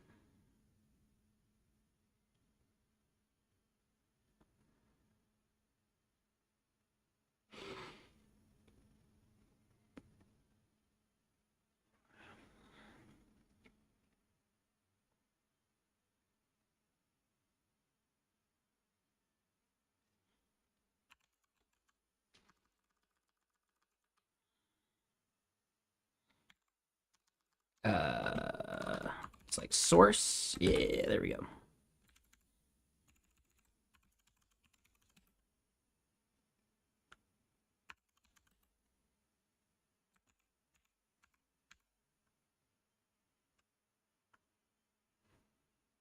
Okay, interesting.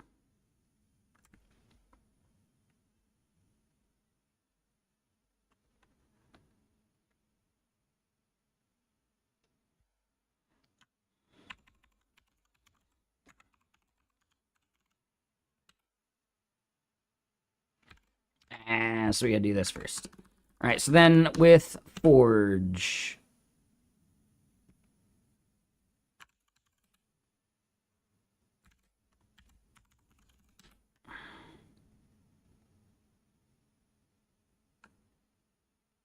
Oh, I'm in Forge. Are you sure? I am. How do I quit Forge? I have to do Control D. You're right. That took me a minute. I'm like, what? I don't get it. I don't get it. Yeah, good call. I didn't realize I was still inside of it. Yeah, I mean, only slightly. Oh, you're right, right. Hold on. No, it only looks slightly different compared to my work machine. My work machine basically has the same prompt, which is funny. Yep.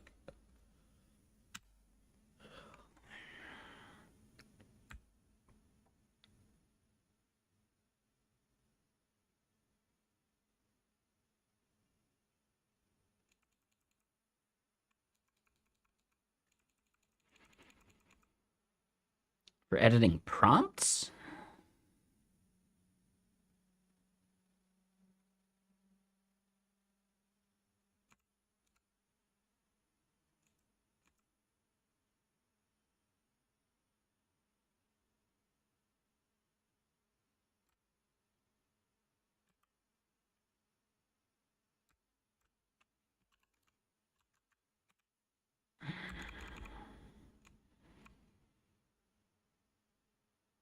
Okay, so yeah, let's set some of these up, I guess.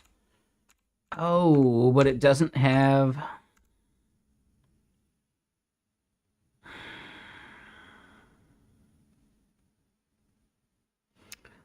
It doesn't have open code Go. Hmm.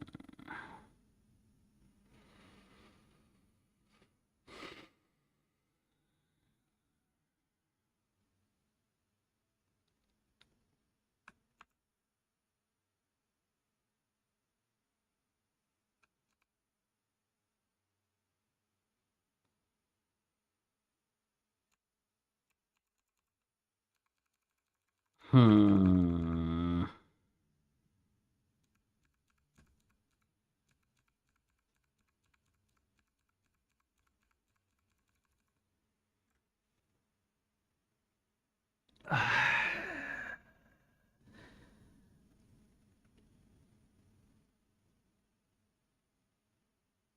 I'm not so sure about Forge at the moment. Yeah, I don't know. Sounds like more work.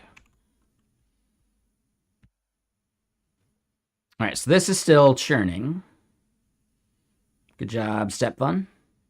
This one. Oh.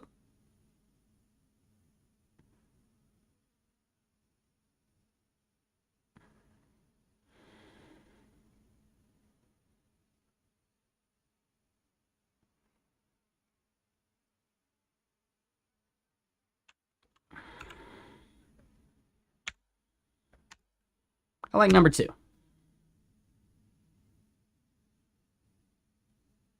If I needed to make a copy of the website V0?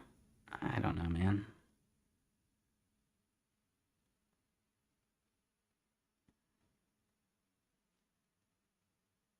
Let me put it this way. It doesn't need server-side rendering, that's for sure, so Next.js is a bad choice.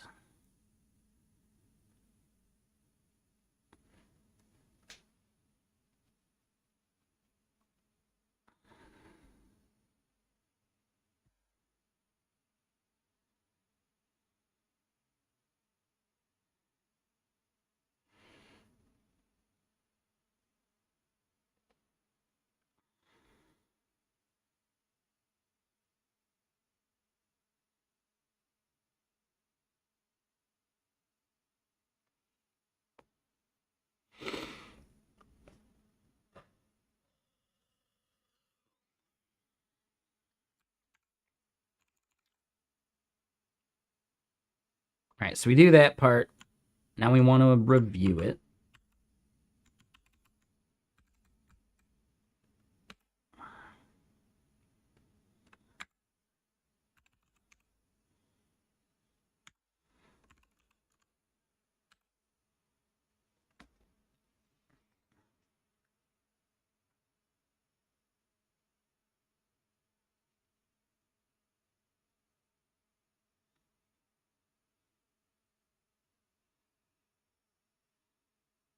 All right, so that one keeps churning.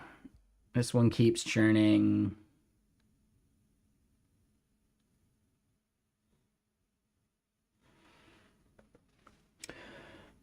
So here's the next thing, right? I do have this talk I have to give tomorrow. Let's start doing that.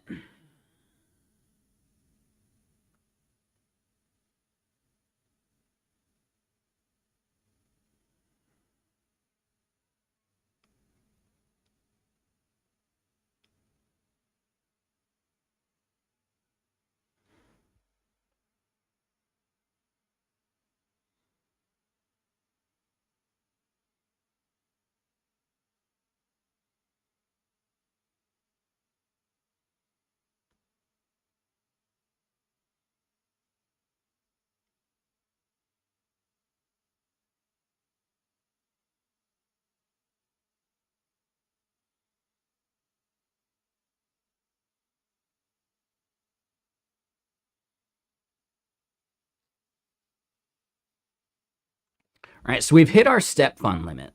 So I'm actually going to call that good on this tuning, which is annoying.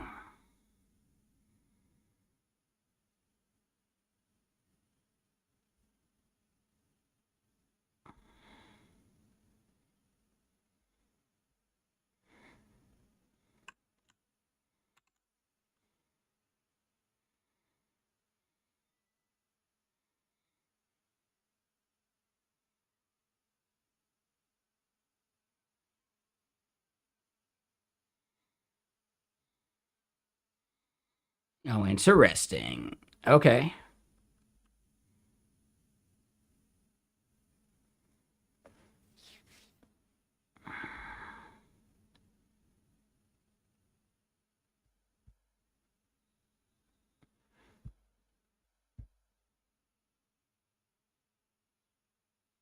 All right, so we'll let that one keep going. This one is really where we're at this point.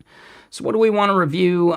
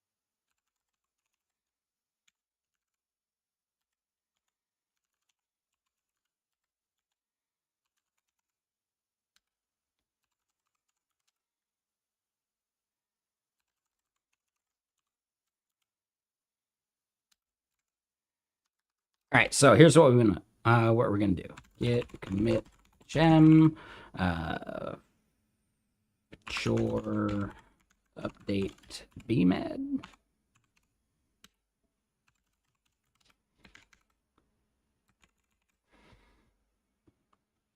All right, and then yeah, review all uncommitted changes because that would have blown up our context. Oh, but we wanted to switch model. Damn it.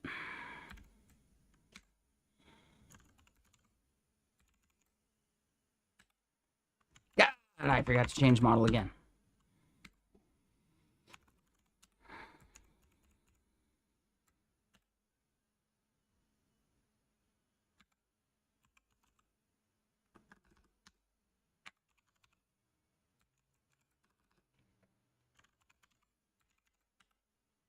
There we go. We believe it's just an open code thing. Yeah.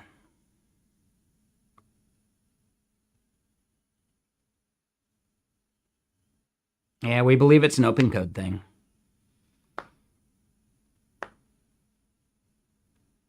Because pi works.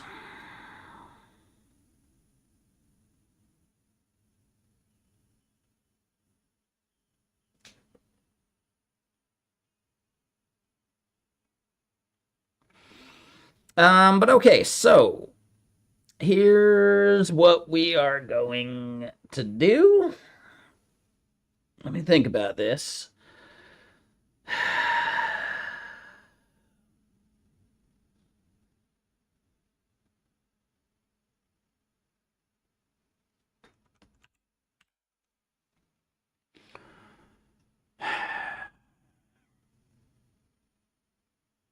We're going to clone our most recent presentation.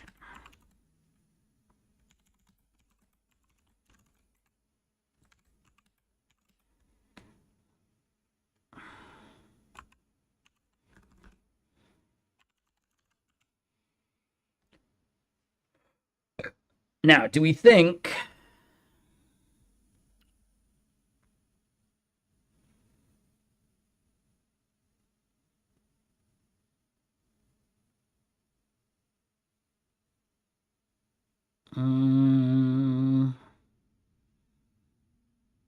we could clone AT Proto can be as simple as a WebSocket.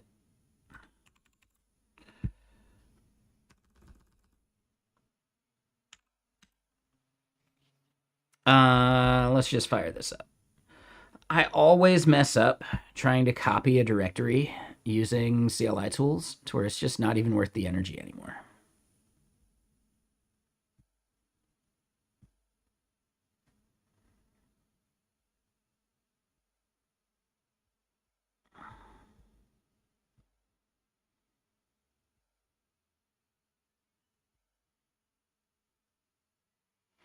When I forget, what was Mermaider even supposed to do?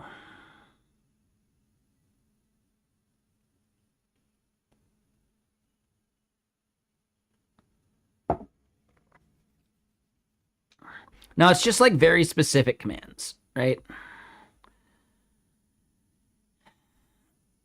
Like, what is the command to copy a directory?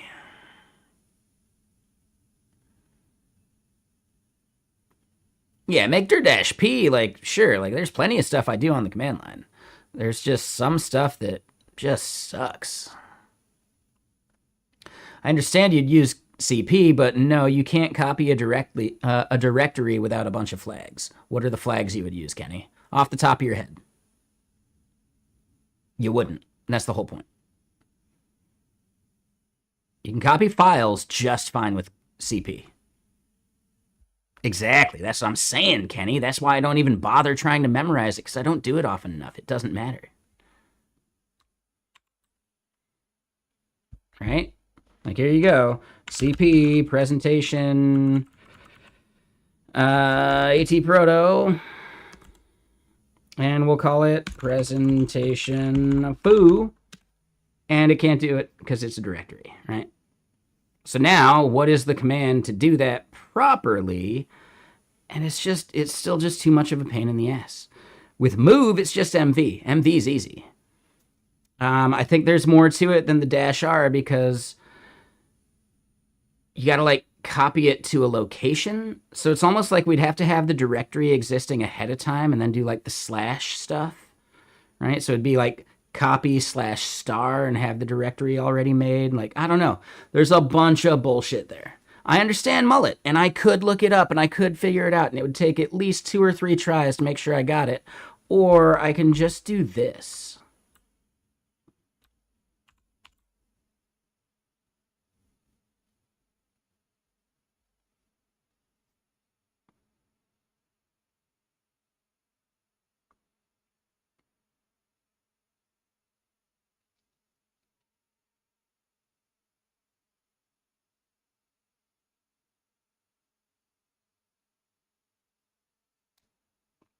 It's a huge pain in the ass. It's just not worth the energy that it takes.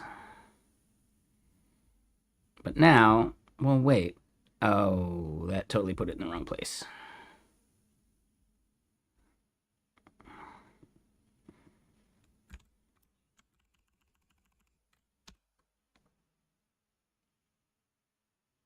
Yeah, no worries. All right, so yeah, presentation dash, and what are we going to call this? This is going to be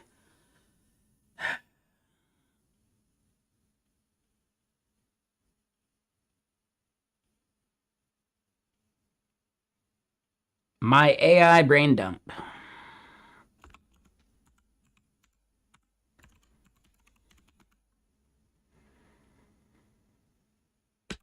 I don't know.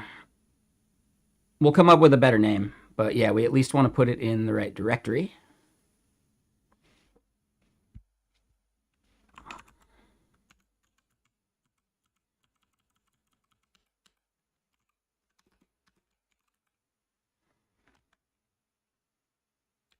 Ooh, AI Storm. Ooh. Now, keep in mind, this is a title, right? So we want the title to be something good. And this is where I can do the MV, right? No problem there. No big deal. All right, so we'll move my AI brain dump. What do we want to name it? No, this is not a code name. This is like literally, what does the title of this presentation need to be?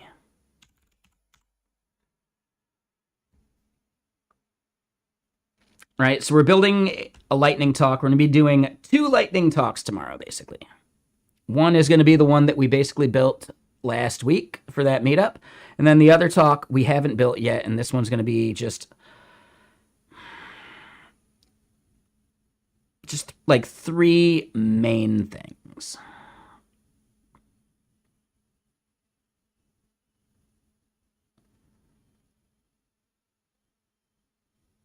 AI for prod and fun.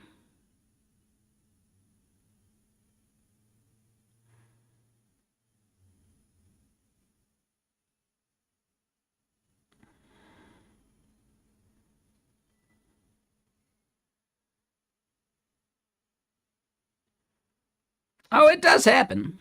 They exist.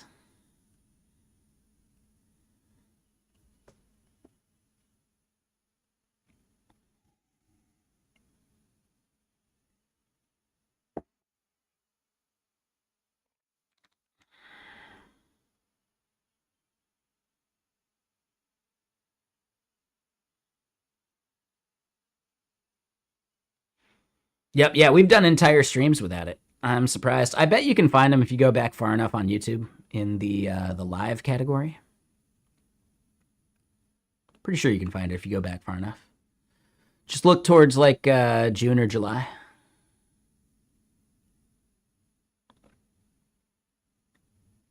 Here's the thing. And again, because I procrastinate, it may not happen, but I'm trying. My goal is to move into a different apartment before summer hits. Like technically before even like the end of this month, I think. No, it won't be that quick. But yeah, by June, I want to be in an apartment with AC.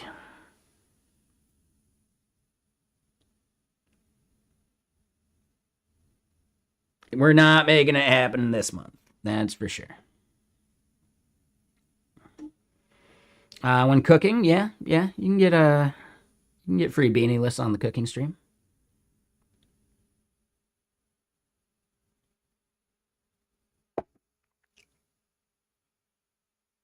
Yeah, it's getting to that point here in Seattle too. So yeah, I want a place with AC, and I want a place near Pike Place so I can pick up really fresh fish. We've got a. If you go comb my Twitter, you can find the beanie thing too. Do we have a link? Actually, hold on. I'm curious about this. There you go. I probably have more than that now. Okay, so presentation.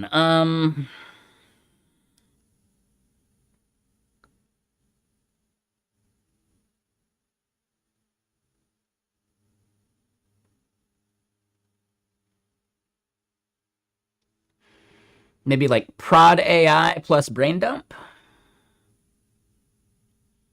My agentic journey. Ooh. I think my agentic journey is kind of bullshit.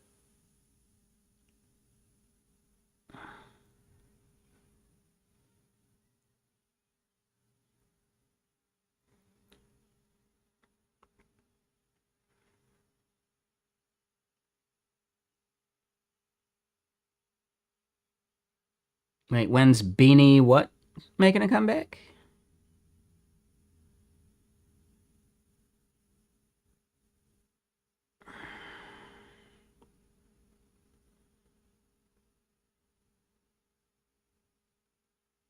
Oh, the red one. I mean, I wear the red one all the time, dude. I just mix them up. No, like the reason I'm thinking about this is I need to think about the structure of this stuff anyway.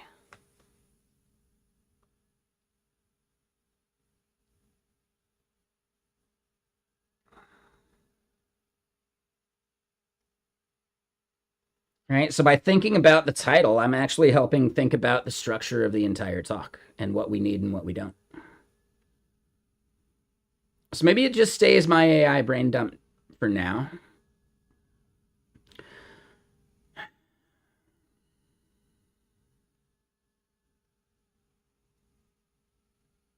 Yeah, let's just do this and start doing the outline.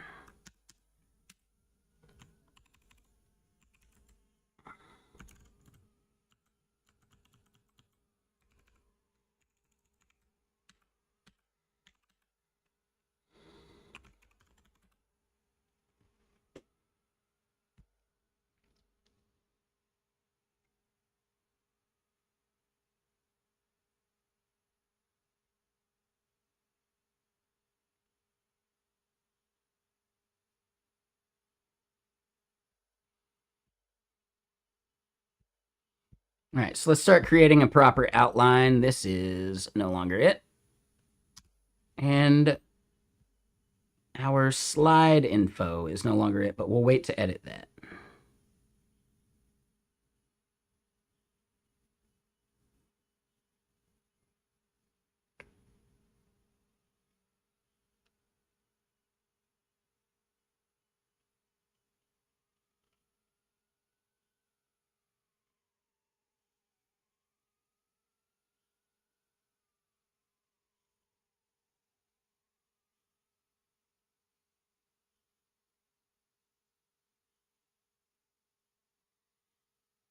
Sorry, neighbor's doing something weird. I don't understand what's going on here.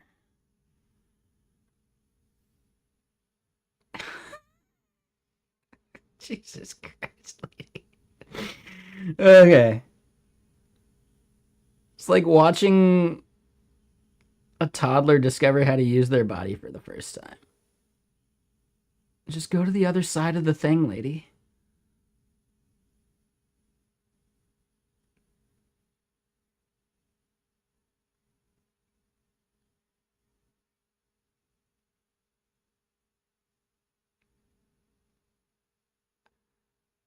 Not what I thought. I don't know. I'm so confused now. I don't know, man. Yeah. I'm in an apartment. It's so weird. People are weird, man. She does have an adorable cat, though. All right, so yeah, back to it. Let's get our outline going. So, just in general, this talk is a jumbled bit. Is a jumble. Sure. Jumbled mess. Let's zoom in. Will it blend?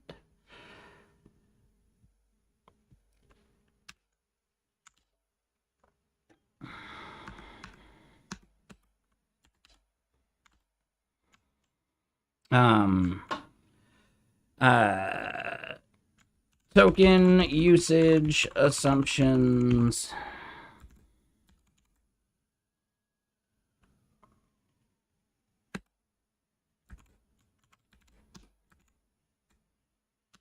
All right, so token usage assumptions. What's the other one we want?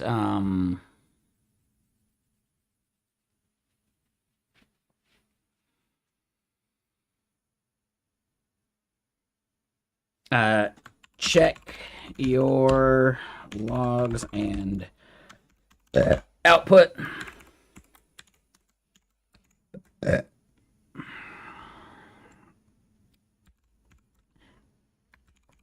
Right, and each of these are actually like bigger things, right? Token usage assumptions.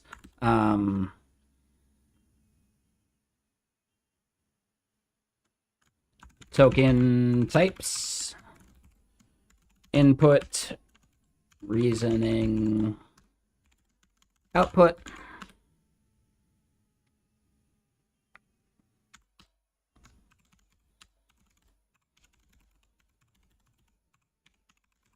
Show the artificial analysis cost graph.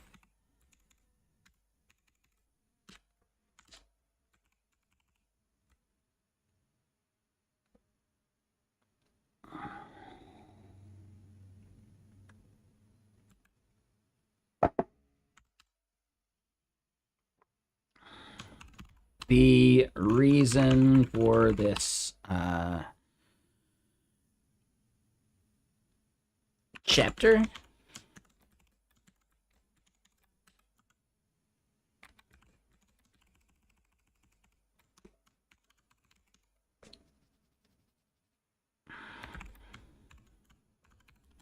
Brief Messijo intro.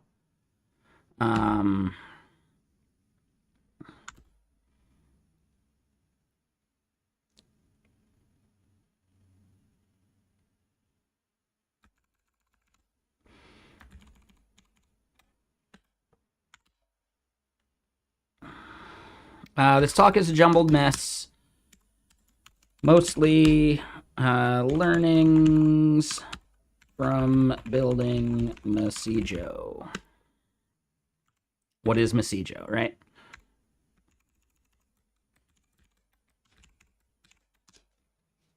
Right, so the reason for this chapter.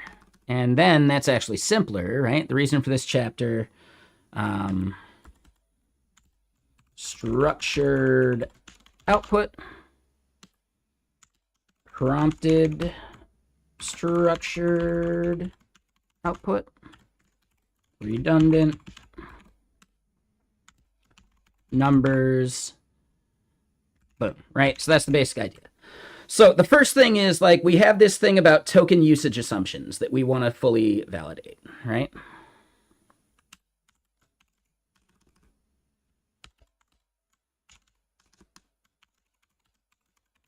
Model specific.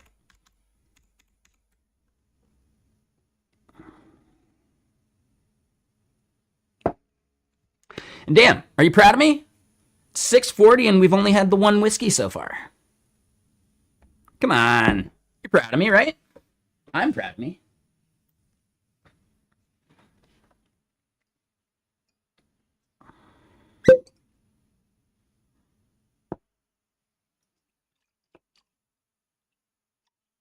I mean, we're having our second now.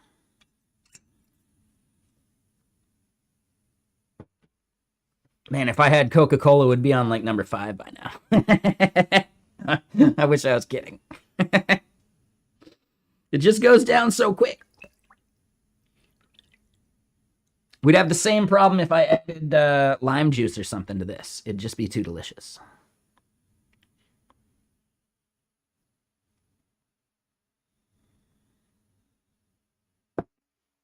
Yeah, exactly. It just tastes too good.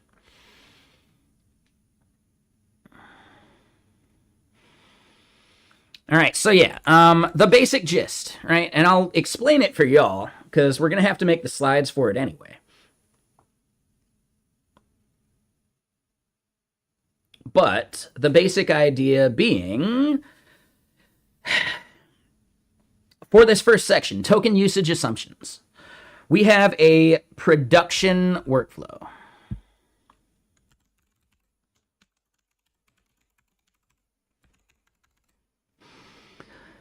What you might end up thinking, right, is, well, yeah, and the way we're going to go through this, right? Token usage assumptions. We're talking about a prod workflow, and another thing we're going to talk about is a prod workflow as well. But when you are using AI for things that your users are going to do, rather than just like using AI as a dev, which is a separate thing, which I don't know which talk I'm going to be giving first. So it'll either be before or after. I don't know. We'll figure out. I'm going to be doing 2 lightning talks because I'm just that good. One of the talks is this one. The other is the one that we talked about last week, which is like how devs use AI based upon like the one study we've done. But that is like dev usage. This is production workflow usage, which is a very different thing. So first off, right, when we're talking about token types, it doesn't matter nearly as much just for your dev workflows what kind of tokens, right? Because, like, I don't know, in general, you're probably using a subscription, and like input versus output just doesn't matter as much to you. It's more about like requests at that point. As long as you're not hitting your limit, you don't care. But this is about production, where every single call is something you have to pay for that specific thing. You're not using these subscriptions in production because subscriptions in their TOS even say you can't use this in production. So yeah, don't do it. You don't want to get banned. It's annoying. So when we talk about token types, you're going to care more about this for production workflows. So there's going to be input tokens. That's the stuff that you send to the model as input. That could include your, your system prompts. It could be, from whatever tool you're using. It could include maybe even like tool call, or no. It could include, for production, you're not going to worry about this actually. You're not going to worry about MCP or skills or any of that, so I don't need to talk about that. But basically, it's just whatever you're sending as part of the prompt, and as your conversation with this thing grows, that entire growing conversation is typically still part of your input. And yeah, input caching is something we want to mention as well. So yes, you may end up having all of this like stuff in your context that you're like chatting with the chatbot about. If you're doing this in production, building your own like chatbot, you're probably going to be paying for that.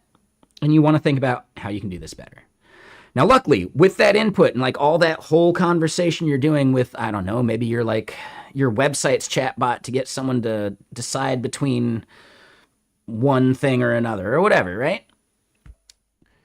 That entire conversation can then be cached, and you'll typically be paying 20% of your input costs just for cache reads rather than paying the full cost for the input tokens. So that's pretty interesting, right?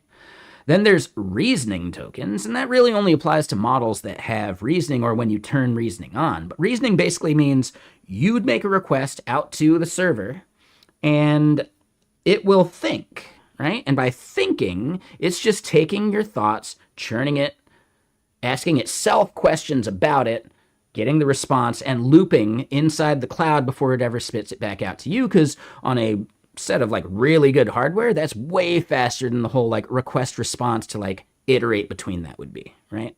You'd be paying way too many latency and bandwidth costs that way. So instead, that reasoning can happen in the, in the thing. And really, like, I'll show you how important reasoning is here in just a bit. But then finally, there's output tokens as well. And output is just like the thing that gets spit out.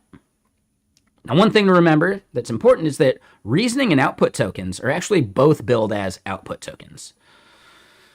That's going to be really important once we realize that, right? Because output tokens are the most expensive token compared to input tokens, right? We can show, here's a bunch of models you can see, and yeah, so analysis cost graph, show open router pricing image, right? So here you can see the difference between input and output tokens. When you see reasoning, just think output. And that'll be more relevant as the talk goes on. So then finally, let's look at this artificial analysis cost graph, right? If you haven't heard of artificial analysis, right?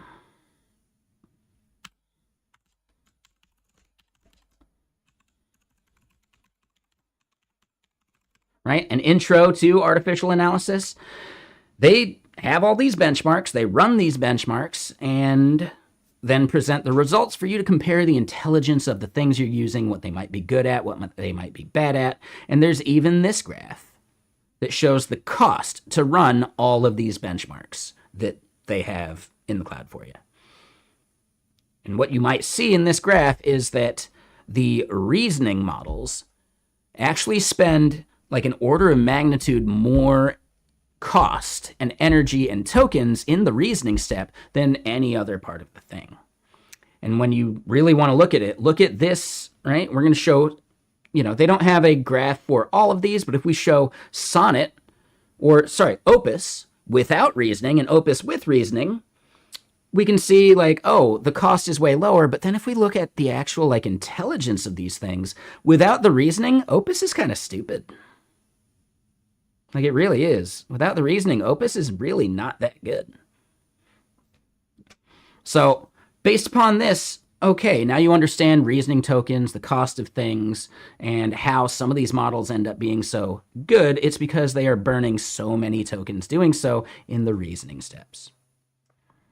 So then, as we move on, this is a problem I had to solve, and this entire like section of the talk is about optimizing for cost. And so is actually the next section, but in a different way. So as far as like optimizing for cost, let's just say, well, I'm running, let's just say 1,000 requests. And I'm actually doing more than that for Messijo to like check each message and whether it fits this stuff. And hold on, what is Messijo? Nope. Technically, we want this to be like... right? What is Messijo? And then finally, the step after that is the feature we are going to optimize, right? So that's the feature, right? Boom. A whole bunch of shit. Hold on. I think that's the command. Okay, so, right? the feature we're going to optimize. Then we get to the flow. All right, so back to, yes, this feature that we're optimizing. In general, when you're doing stuff in production and you want to like ask an LLM and you want to get something out of it, the right way to do that is not like a typical chatbot. You're going to want to get like structured output out of it. And that structured output, it's just a field that you're passing to the request that you make to the API using an Open API or OpenAI compatible API, right?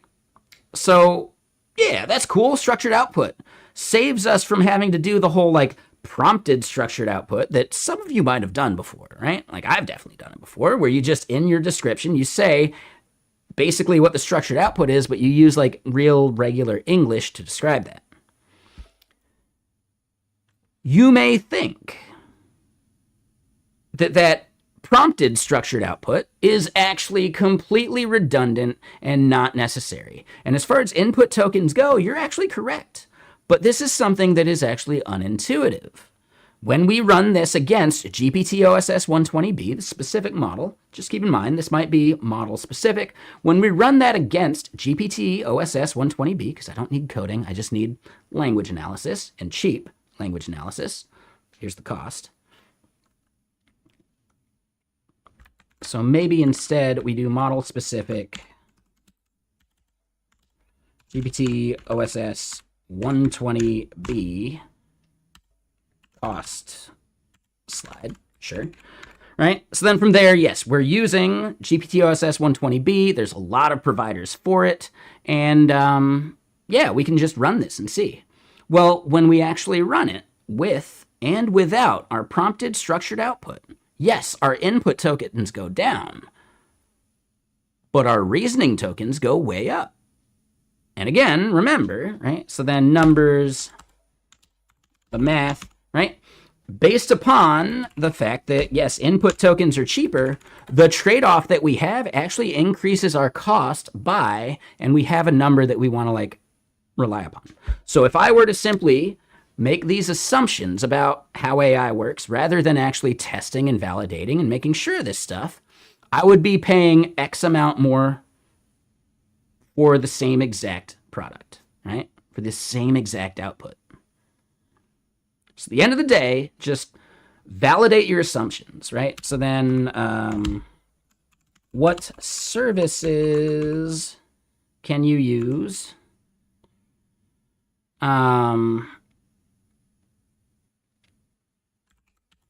to measure on a regular basis evals is really what the term is, and then the products are something like right, what are the eval companies? So Brain Trust,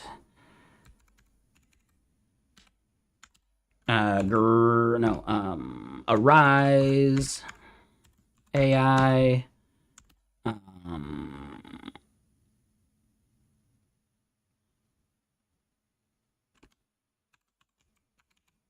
Galileo, etc.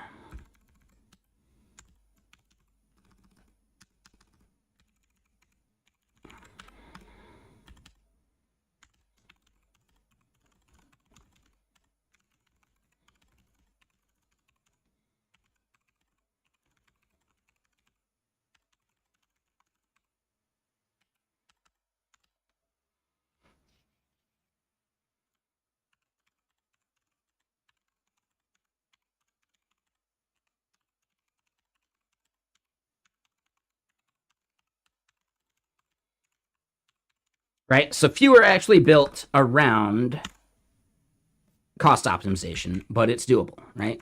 Now, technically, switching models is a cost optimization, but not necessarily like within the same model. So you're going to have to try all these things. There's more of them. I am not a huge expert with these tools. I have simply just done ad hoc testing myself, but at GitKraken, we are getting like really heavy into optimizing some of this, like the correctness of our commit message generation, etc., which is pretty cool. So just no matter what, if you are using AI in a production way, you should be running these evals because you may be spending way more money than you should on these things. So cool. Hope you enjoyed that quick little anecdote. We've got another anecdote. Right? So yes, still, Messijo based. Check your logs and output.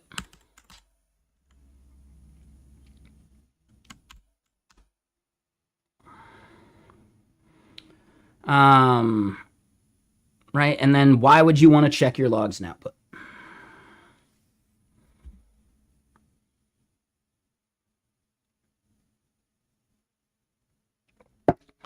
So the main reason would be provider shenanigans.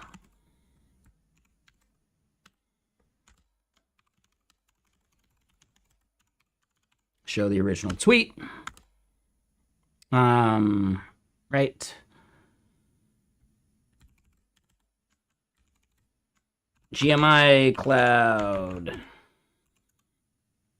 Crickets.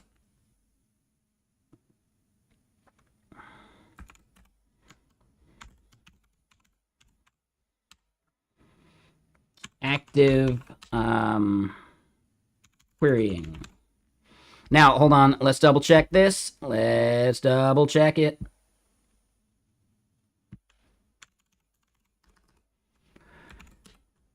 And a bunch of this stuff we're doing, we're actually going to need to like really validate a bunch of this. But yeah, here we at least see. Yep, beginning of the month, before people hit their quotas, we run a lot of messages. We've gone through 7 million tokens. Well, yeah, that was only 80 cents. So keep that in mind. Yeah, and I think showing a bunch of this stuff would be important too. Yeah, I like that idea. But then as far as logs go, let's just validate this real quick. Do we see any outliers?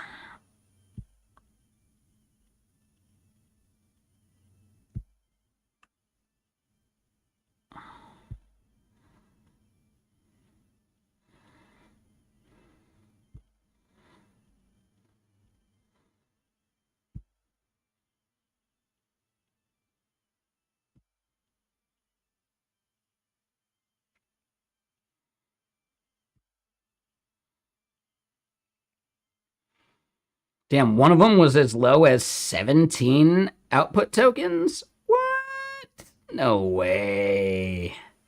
That one sounds like a bug. Oh, we see another outlier.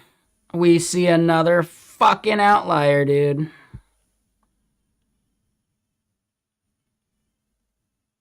Fucking Silicon Flow this time.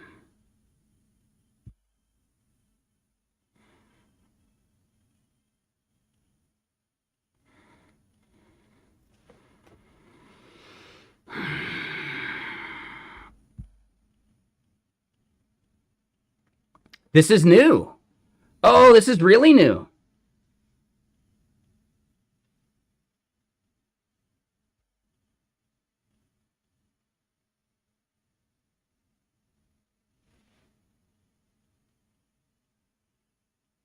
Damn, Open Router is so goddamn good, dude.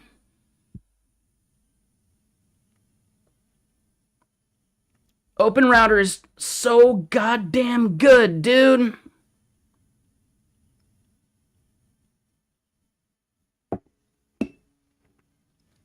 Will final, will comply, will ensure correct quoting. That's crazy, dude. It's crazy.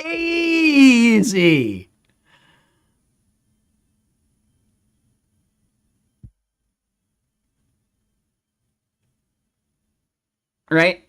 And I guess here's the big thing. Like, well, hold on. Is it possible that our prompting is fucking things up? Maybe. So this might actually be our fault as far as that token stuff, and I haven't tested enough.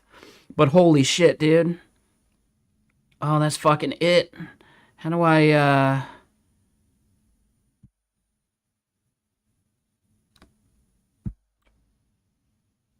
raw metadata. prompt open in chat room. And then completion. That sucks. I wish there was a better way. And I honestly, that's the thing. OpenRouter is so good. I wonder if they got someone just watching this stream every day. Or just at least like summarizing it. Oh, did Chris run into another issue? Did Chris run into another issue? Let's fix it. Because it seems like, dude, this is huge. They did not have this. It was just the generation. This is all of the data we had. Yeah, maybe they got an LLM taking care of it. I'm just that important, man. Shit. No, that's the thing. Like, they are so constantly improving OpenRouter. God, are they hiring yet? Are they hiring yet? They gotta have a need for a dev advocate at some point, right? I'm not upset or unhappy at GitKraken, but holy shit, this is a product I believe in so fucking much.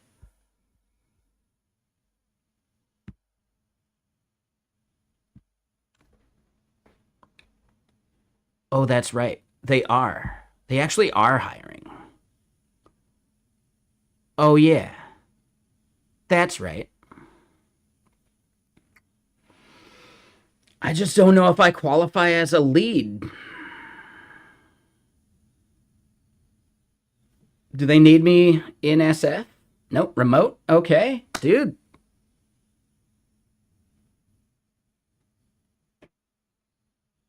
Dude.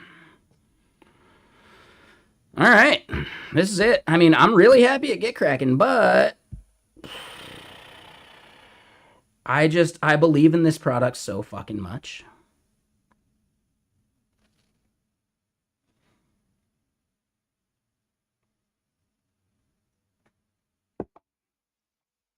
Like, I would apply for an engineering role too.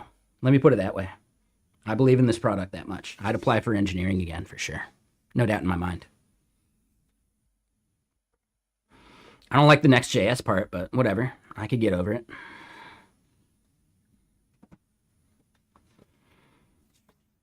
Shit. I could get over it. Dude, I am such a huge fan. All right? If anyone else wants to swoop this job out from under me, I don't mind. As long as someone cool works there, fuck it. And then I got a connection. I'm okay with that. That'd be fine. That'd be totally fine. Shit. It's like I smoke weed or something.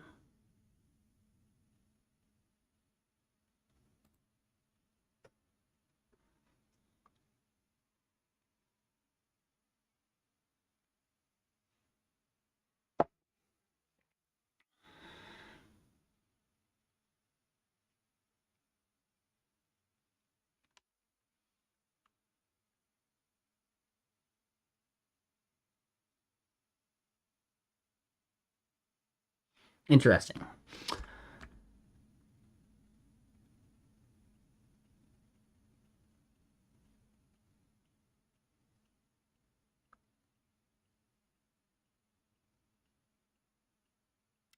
Gotcha. That makes sense there. No, what I was going to say was, dude, your math is way off. It's 13D till 420. And I guess if it's 4 a.m. for you, well, it's probably 12 days till 420 for you.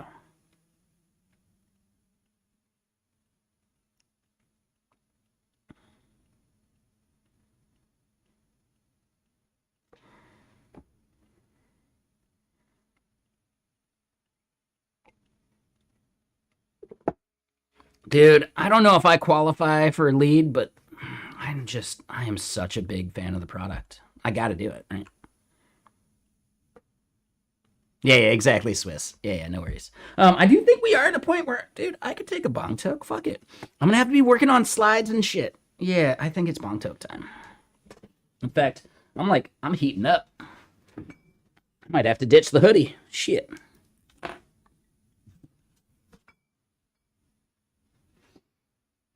Ooh. But yeah, no, we do need to get these sleds done. No. I get it. It is still DevRel. Honestly, I'm qualified to be an engineer more than I am to be a DevRel, I think. If I'm being really, really honest about it.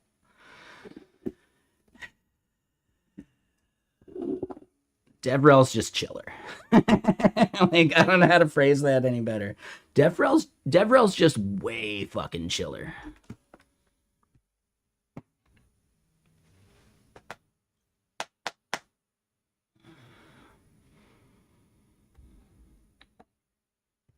Depending on the company, I guess. There are some companies where DevRel is actually way more stressful than engineering.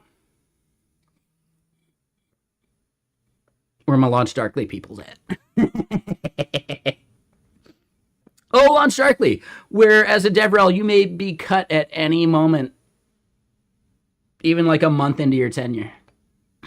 You know, like shit.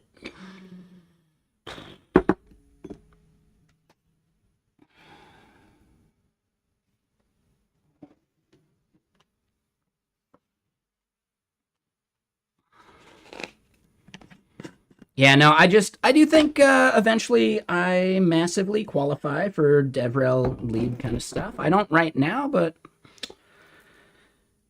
I think I have a good enough support network that I could make it work anyway.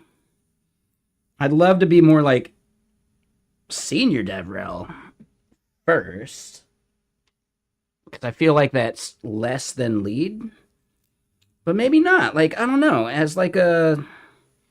as the only DevRel at GitKraken, I kind of feel like I'm doing like the lead thing anyway. I just take my own initiative and apply to conferences. Like, I do meetups. Like, I just do my thing, you know? I don't need some lead telling me what to do. So maybe that makes me the lead.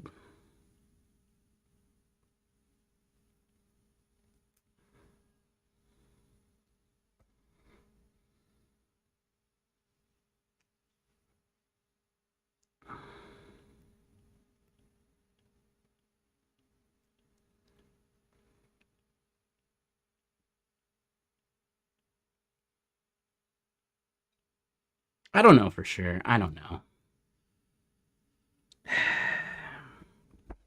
It is definitely something where, like, I would love to work on a DevRel team because there's just so much I don't know. But being like a solo DevRel at an org, there's just so much you're going to miss out on, like, as far as, like, the structure of it, right? So, like, yeah. I think at some point I'd love to become, like, part of a bigger team. But you know what?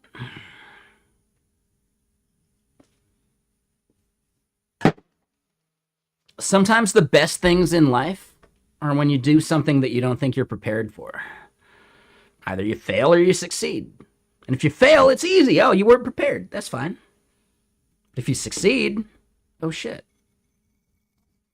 Oh shit. So I don't know. Something to think about. What I would love to do is maybe still be like somewhat like, I've always had this like pipe dream, especially for DevRel. I think it makes sense because like you book events out like 6 months in advance to give talks and shit. And I'm not going to bail on a talk, but man, if I'm giving a talk about a company thing, like they should still cover the expense of me flying there, right? So I don't know, like at some point, like if you leave a company, there should still be like room for like being paid as a contractor. Just to like wrap things up so that companies aren't left in the lurch. I really do need to talk to other DevRels about like that being a thing. I'm curious about that. Because I would never want to leave a company high and dry. Unless they deserve it, you know? But no company that I've chosen to stay employed at deserves it, you know? When I didn't have a choice in the matter, well, yeah, no, maybe they deserve it.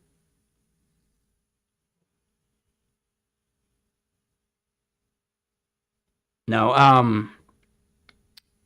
Fairwinds definitely doesn't deserve it. Fairwinds was easily the best job I've ever had. until Get Cracking. Easily the best job I've had as an engineer for sure. A lot of autonomy, a lot of just like respect for like, yeah, this is important stuff, you know? I really wish I could have finished the thing I was in the middle of.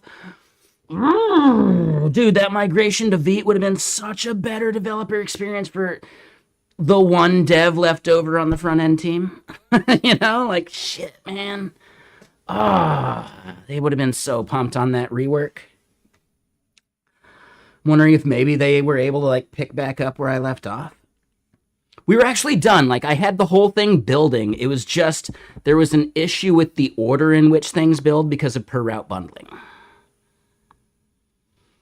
So certain CSS files imported into a React file, right? CSS module style would actually have different specificity based on the order they were imported in because we were going from Vue's scoped CSS to React's unscoped CSS. Maybe there was some way to just like scope that CSS better. And I should have been looking into that more. But really, like, I had just gotten it to like fully build and everything. And I was trying to like really think about like what the styling issues, where they were coming from, what the right fix for that would have been. And then, yeah, layoffs happened. Basically the whole team. So that's a bummer. But man, I was really proud of that migration. It was from like Webpack like 3? No, probably Webpack 4. It was originally a Vue 2 project, as far as I remember. So maybe I'm remembering that wrong. It may have been Webpack 3. But I remember on the dev team is one of those things where it's like, oh, yeah, like, you know, I spin up the dev server and then I go, like, pour some coffee or, you know, like, take a walk, use the restroom. It'll be at least 5 minutes before I can actually start working on the project, you know? Because it was a large project, a lot of different routes and all that, but also just, like, a really bad dev server, you know? For, like, building and bundling on the fly. And Vite would have been 0 bundling even, so that would have been way better, right? So, yeah, that's the trickiest bit to me.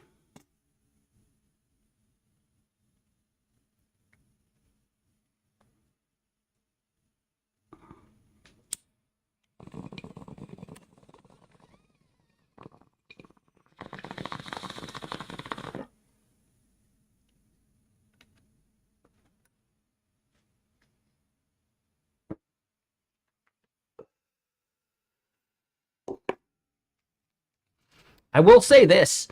I would be surprised if OpenRouter isn't considering some kind of like eval acquisition to help you optimize for the model you want to use through OpenRouter. That would actually be like the smartest fucking acquisition they could do at this point. Because then you could just do evals within the fucking tool. Like that'd be really nice. Right? Like the whole calling out to a different thing. They have artificial analysis all over their site. I get that, but it's more about like per request.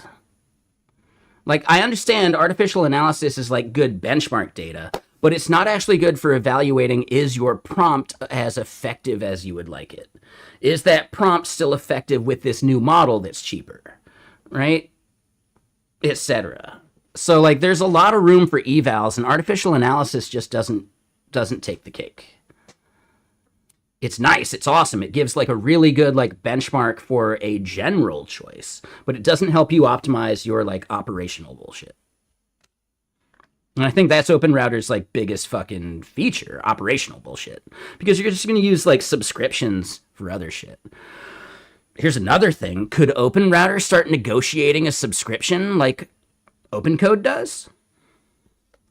With OpenCode Go? OpenRouter Go? Boom. Nailed it. No, hold on. They could be cheeky. OpenRouter Zen? Because that's actually how it should work.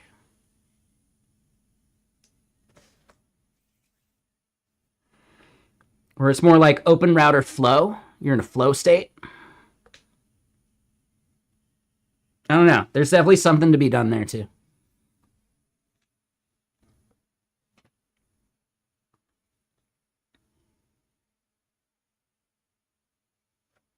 And then someone asked, this better be tequila. That was Dean, right?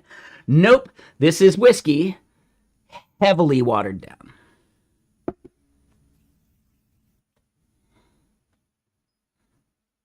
We are sipping on the Old Fitzgerald, heavily watered down.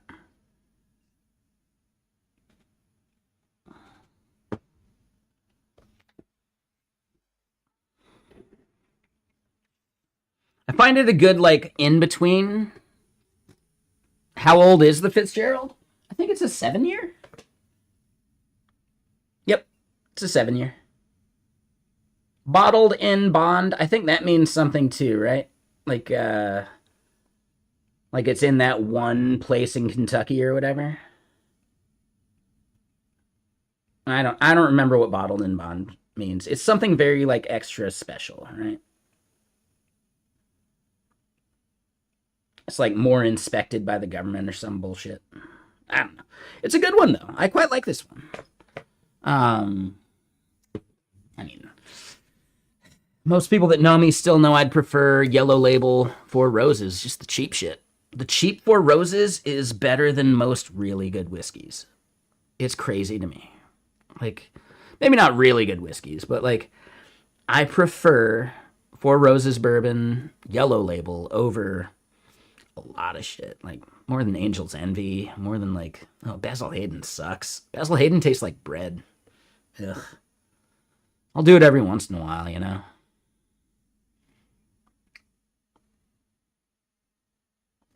Yeah, I don't know. Something to think about. Why do I like the Four Roses so much? What is it about the flavor?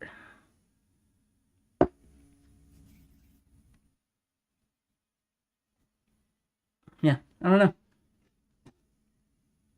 This is crazy to me, though. So, yeah. I guess Theo's video recently talked about how... Nah, we were just looking. I was just expounding how much I like the service. Dude, I was just fucking... Yeah, no, not necessarily. I mean, it would be amazing. I don't think I qualify. It's fine. I'd still do it just so I could give them feedback. Just one-to-one, like, ooh, this is a feature I would love. Oh my God. And if they do it, then bam. But they've been improving this. Like, dude, being able to inspect the completion is amazing now. This is fucking awesome, dude. But I do think it doesn't actually capture the structured output, which is a problem. So if we were to look at one of the successful calls... Oh, wrong one. Sorry. Right? Completion. And I think it's empty because we're hoping for the structured output.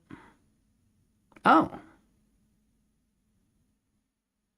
Oh, it shows the reasoning. Oh, it shows the full completion there. Got it. So this is almost like...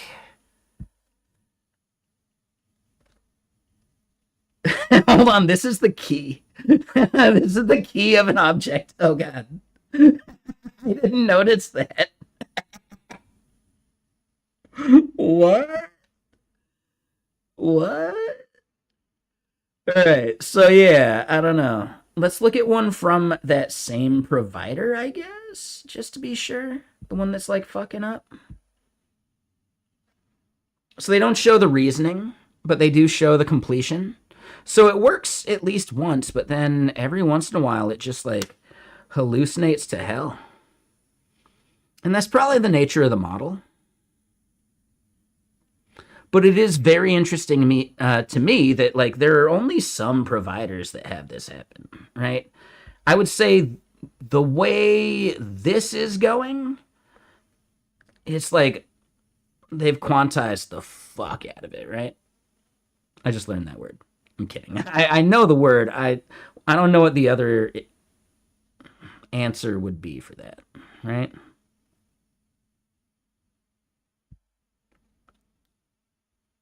So yeah, that was the same one. We keep crawling back.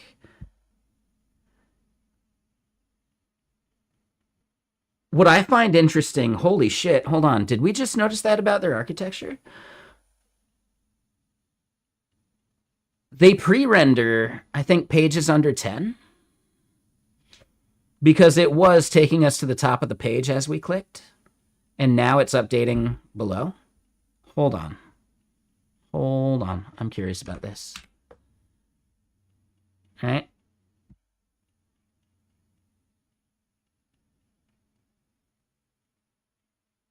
Yeah, they're doing like a full pre-render of that page. Why? Do you see how fast it is just treating it like a CSR instead? Why do you need to do this on the server? That's a bad idea. Oh? Oh. Wait. So hold on. Why is the first one so slow? So it's not even under 10. I think I just stopped noticing. It's like lazy loading the JavaScript to do this, maybe. So this is actually like a page click. Hold on. Let's get rid of the page stuff, just to be sure. Oh, is it? See, I didn't know that. I hadn't heard that. See, I've gotten like really good results and I only get it from certain providers. Like, let me put it this way. I've never gotten one from Deep Infra. I've never had a single one of these like weird outliers from Deep Infra, which is interesting to me.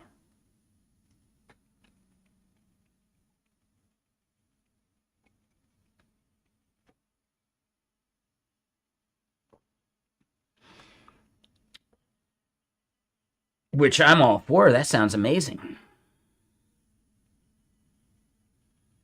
But if they were doing that retry, do you think that retry would be billed as reasoning tokens or something? Like, they'd still want to bill for that, yeah?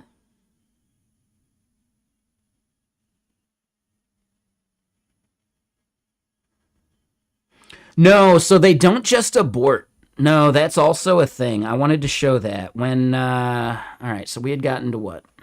And now, yeah, I don't know. The UX thing doesn't matter. It's probably like entirely provider based. Yeah, for sure. Let's just go to like, I don't know, 14. I don't want to miss anything. I'm curious if this open router thing actually allows you to pull historical record. All right, so that's why we'll want to go back to the last Novita one that failed. Which we should just limit to Novita, maybe, because that'll be an easier call. And Novita was giving us like a bunch of white space. I think last time I remember seeing it was like, dude, I forgot how much of this shit we fire off at the beginning of the month. Yeah, that's going to be tougher to find.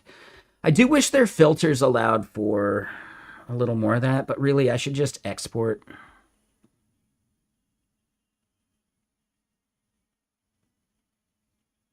Like all of it, right?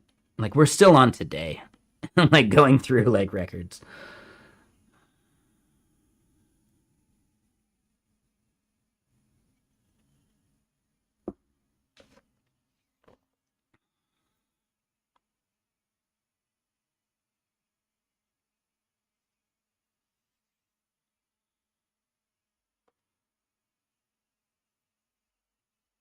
Wonder what it's gonna export as. But yeah, this is at least like part of the talk I'm planning on giving, I think. So like we got to talk to it.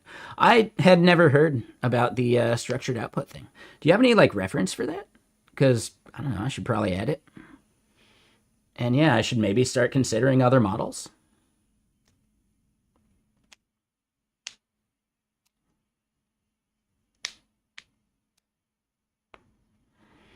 But we don't need a genius model, right?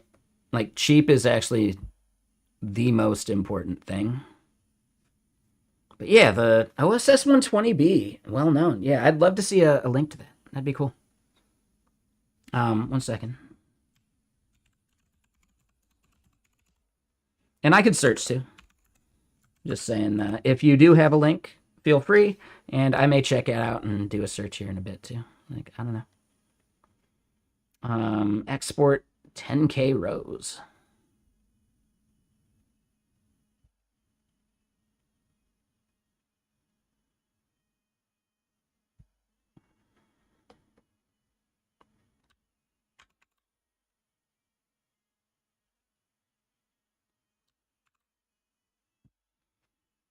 Okay, so real quick.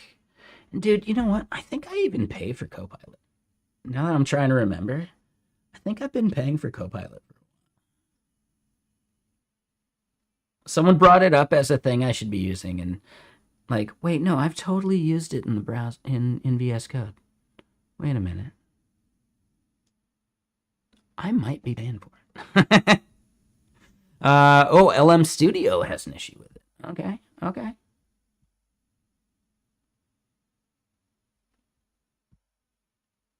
That was the end of that album. Hold on, let me get one more.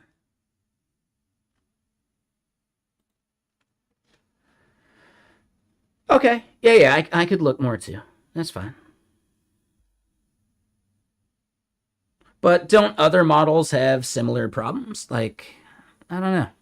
I'd be curious.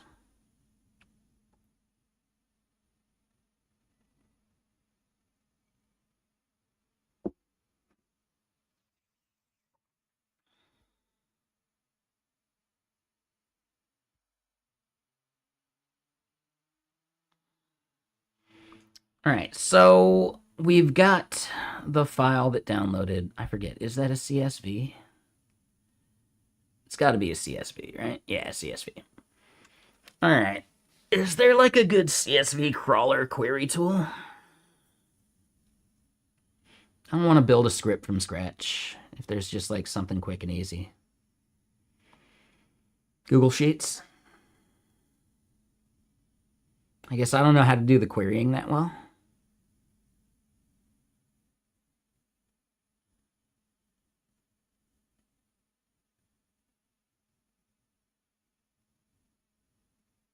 There's got to be some way.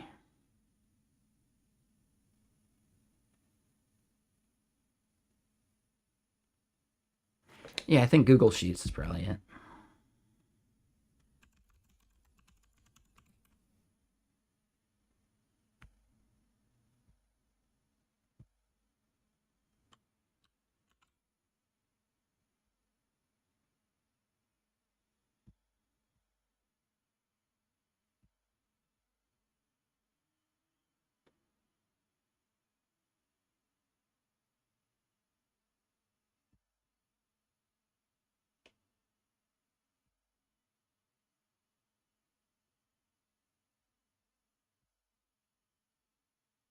Interesting.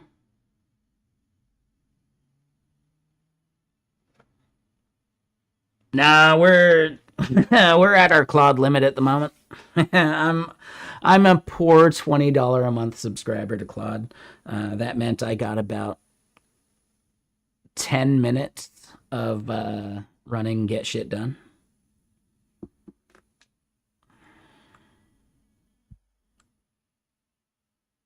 Exactly. It resets at 9. I'm sure it'll be fun. It was just funny because like we ran it. I was like, okay, I'm at like 13%. Cool. And like seriously, I think we just like looked away for a second and we're like, oh, let's check it. 63%. Oh. Yeah, exactly. It was bad. Sure. Import, make new sheet. Sure. Yeah. No. Bueller. Oh, there we go. All right. So how do we do filtering? Create a filter. A filter. No, that's not what I want.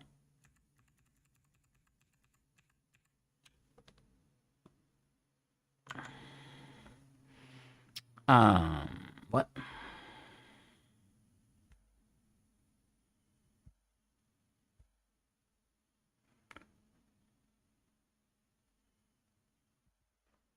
No, I don't want to edit.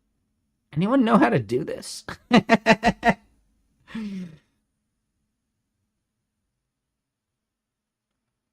Oh, you would then filter it like this. Ah, oh, thank you. There we go. Now I see it.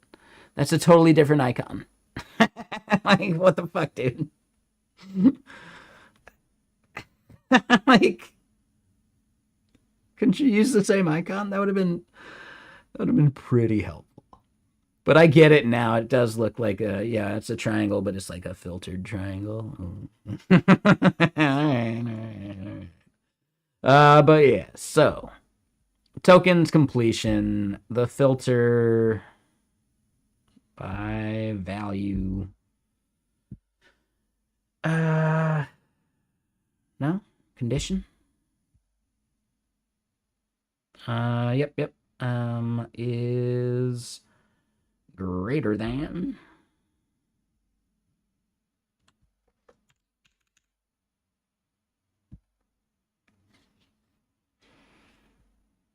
Wow, that tells the tale.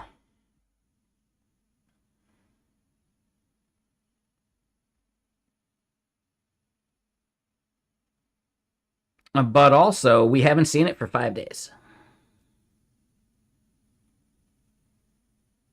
No, even longer. No. We got one on the second. One on the second, but then the rest, like, yeah. Nah. Yeah. So Novita's killing it. It is, like, pretty egregious, like some of these, though, right? So here's what I'm wondering. Can we go find this event? I want to see if they have, like, the retroactive,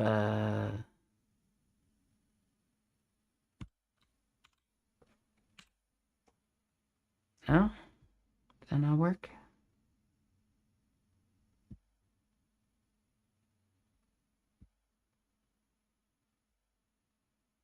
Is that not the session ID?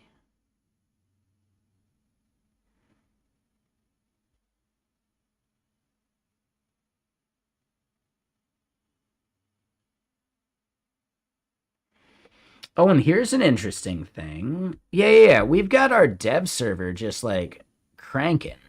Most of our usage is actually from our dev server.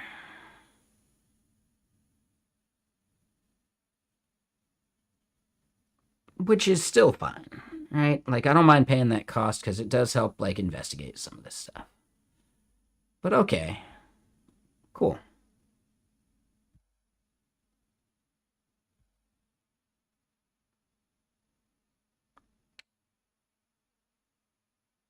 Yeah, 0401. Maybe we could just look at it that way.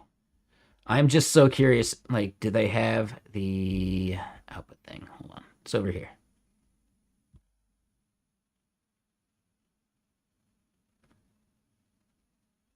We can disable this. And they said 0401. All right.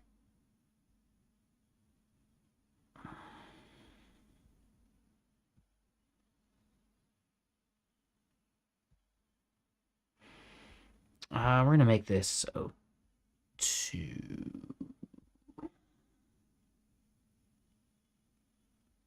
I don't know why the 7 p.m., but whatever.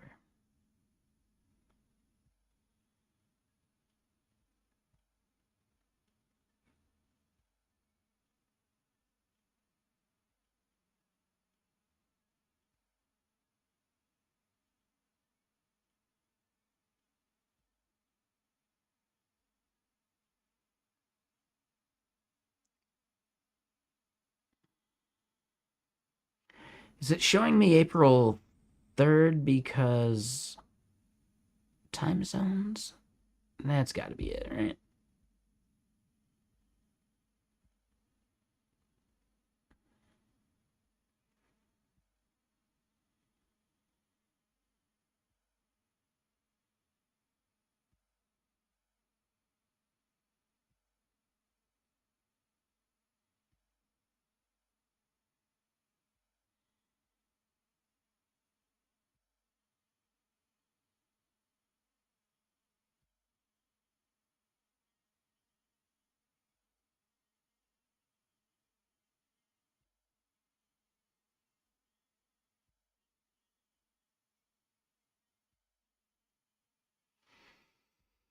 Yeah, I'm curious why I wasn't able to, like, look up by session ID.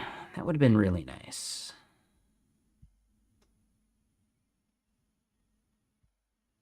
Oh, God, we could have been limiting by provider, though. That would have helped a lot. Ah, man.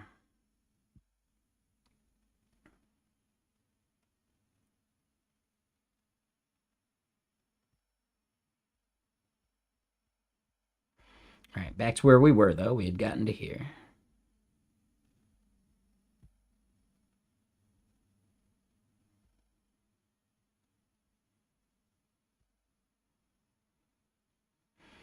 There's a 2.5. I think we saw that one, but that one's really not the big deal.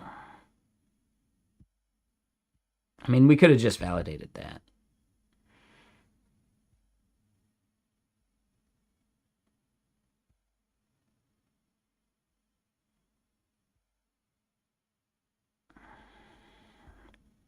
Come on.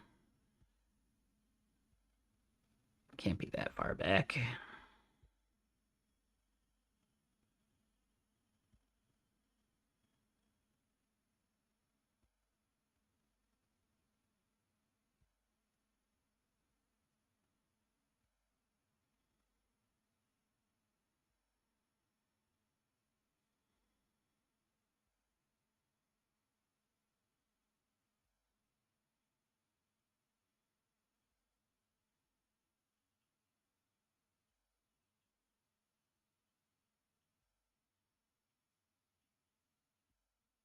I just want to see what that, like, really, really big one was. You know?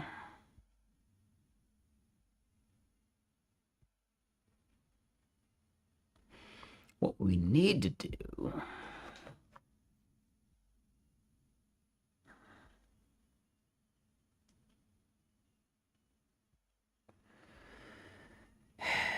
I bet there's a way to, like, look up an individual things like metadata, like even just API wise.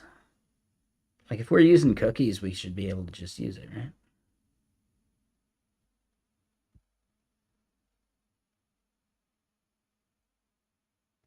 So wait a minute.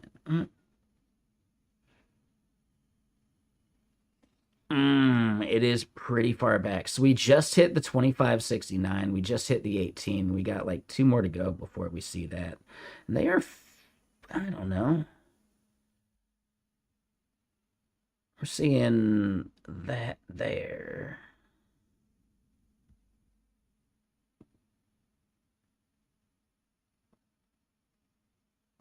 Oh, I'll show you the balance still. I've only put $10 in, and it is pretty reasonable. Most of the cost is coming from my dev server. Like I should not be running that 24/7, you know. Oh, and that's where the bug report thing is. Nice. All right. But yeah, if we look at the date, we're seeing that. There's the 3420. All right.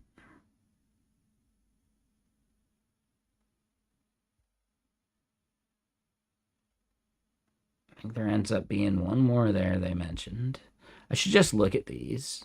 Like, do they have the historical data?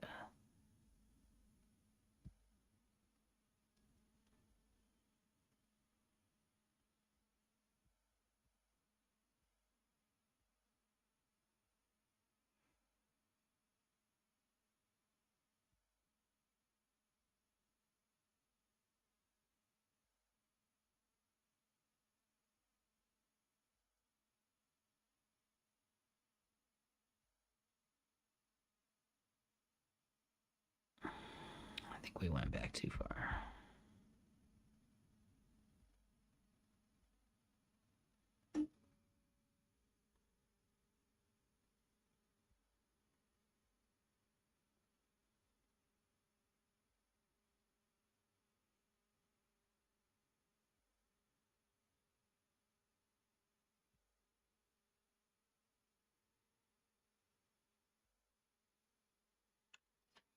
Interesting. I'm not seeing those in here. That was Novita, right? Yeah, for sure.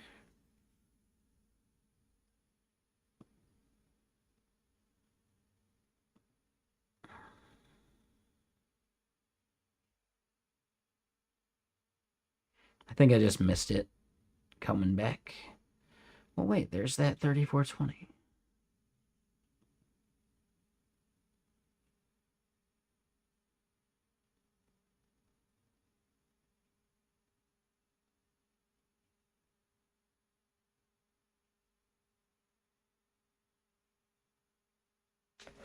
Hmm.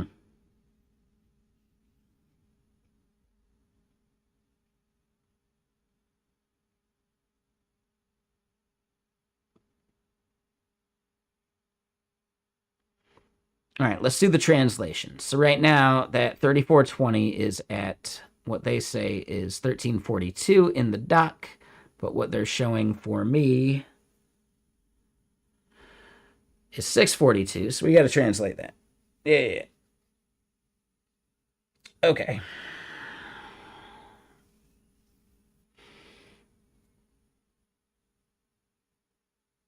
The 1342 is UTC. Yeah. Yeah. All right. This is localized. Got it. Got it. All right. So then the next event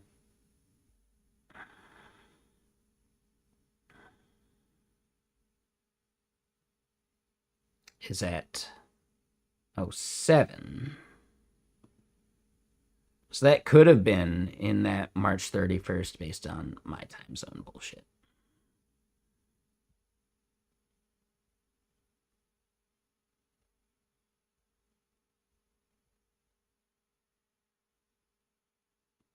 I think that's it. All right. So then what we got to do is, yeah, this is my time then. It should have been just way earlier.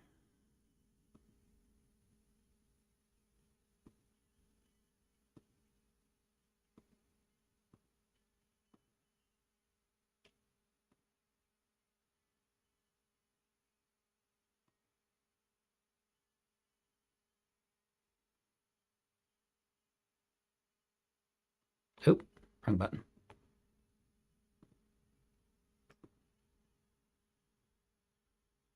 All right, we sleuthing.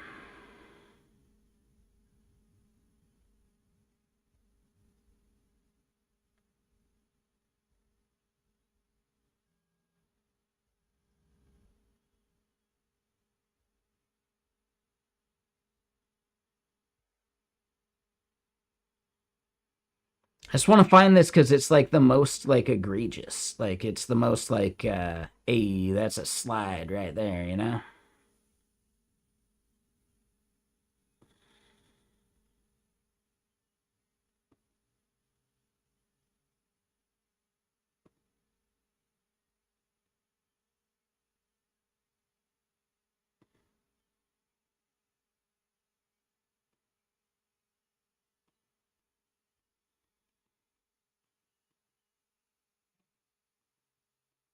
All right, so yeah, no, we haven't gotten back far enough here.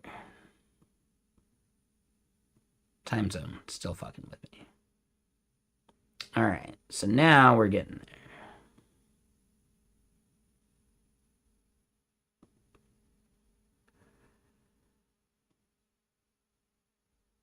Like, they gotta be considering some better filtering at some point where I can just do this in here. Just because this can't be, like, better for their servers where I just, like, keep going, like, needle in a haystack style through it. There's the 2804 we were looking for. Boom. There's that one. So, yeah.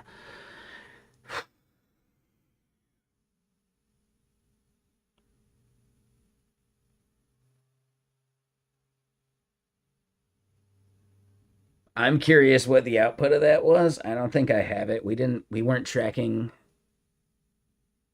a log for that until very recently. So yeah, we don't know what that was. But it wasn't even reasoning. It was just all in garbled output.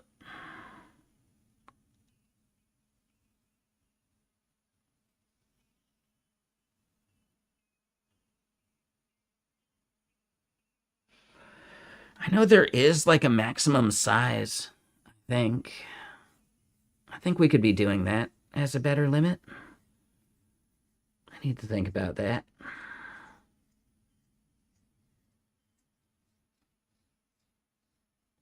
I think that's the right move. Whether they enforce it or not, we should at least make sure that we're trying to send it. And that would just be like an output limit. I would say anything over 1,000 is a problem. Like, there's no way our output should be that big. Not with the structured output we got.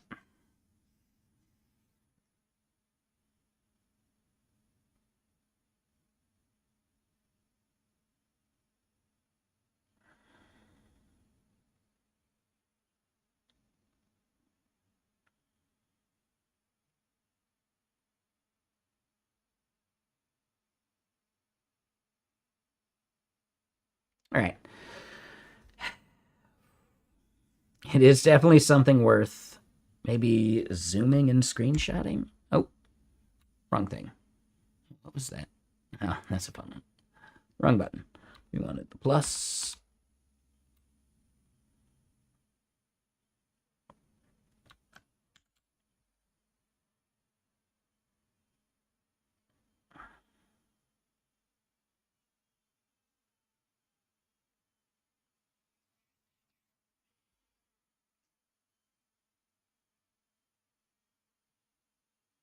All right. And yeah, this was all off my dev server, so we're totally good on that too. We're not leaking shit. That's me.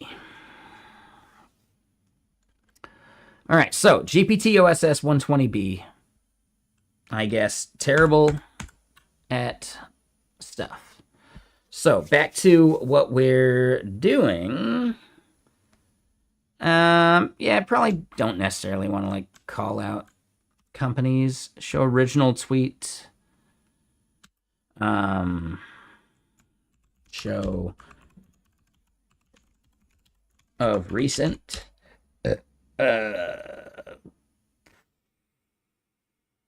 Gnarliest transaction, I guess is the word. Sure, I like that.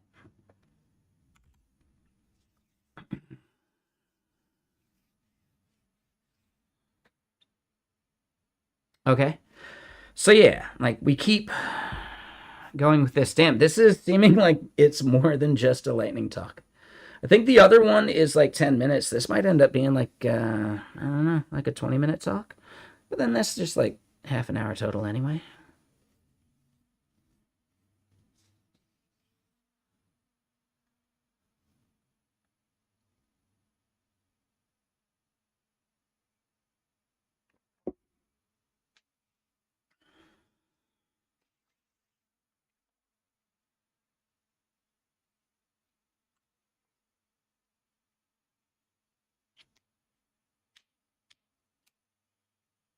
How's it going, Ace?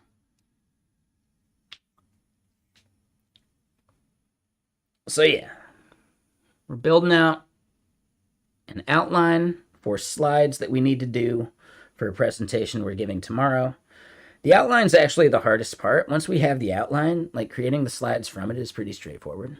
Just like picking which layout and what images to add to it. It does take time, but like there's less thought. But yeah, like thinking about just the structure. Damn, this is already a bunch of BS. But I think it's fine. I think it'll be quick.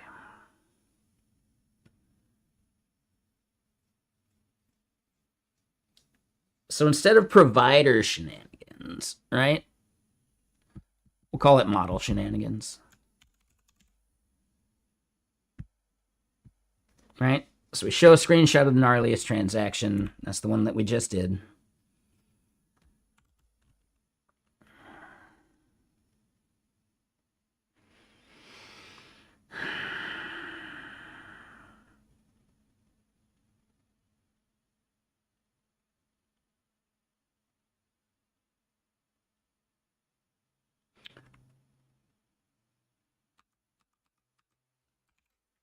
Right? I guess as a top level thing, model choice matters.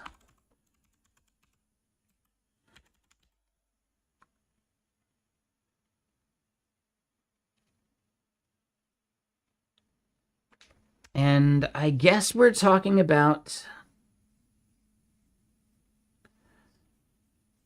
Yeah, instead of like a full intro to artificial analysis here.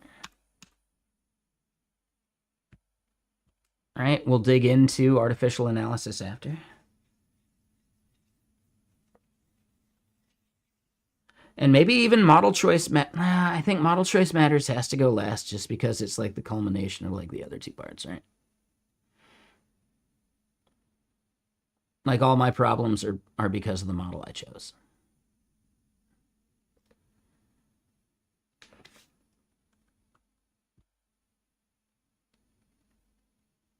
So yeah, all right. So we'll do some of that research. We'll grab screenshots.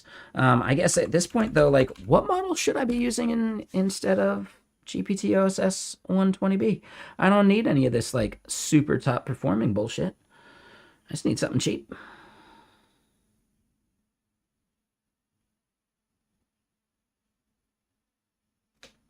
All right, so if we look at like cost indexed, right, dude, basically nothing. Absolutely nothing is as cheap as GPT-OSS 20B. But we're using 120B. I'm sure there's some other stuff we could add to this. We really don't need all these. We do want that. We do want that. I guess those two, sure. Grok, nope. I guess showing how bad Llama 4 Maverick is worth it. But yeah, the Gemini stuff, no. Flash preview, maybe. Not Gemma. Flashlight, sure. Nope. Not even, yeah, no chance we'd be using those models for what we're talking about here. I don't think Mistral, I mean, yeah, I don't know. I want to say this is like our baseline intelligence level we're going for here.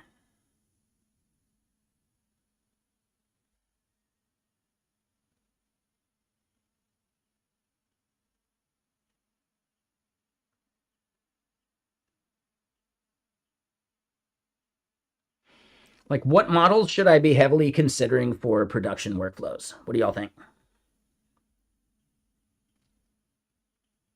Right, like something basically as smart as GPT-OSS 120B, but that does, you know, does structured output properly. That's it. That's all I'm looking for. And is that the same cost to like intelligence ratio?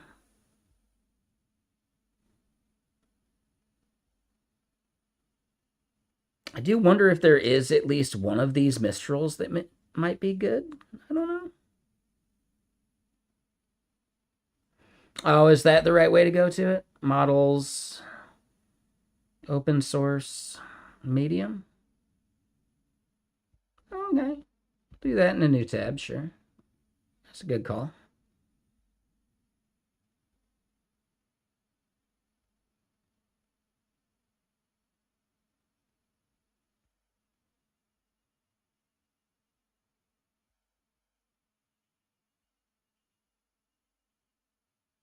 They don't have the intelligence versus cost ratio, though. That's like the number one thing I'm looking for.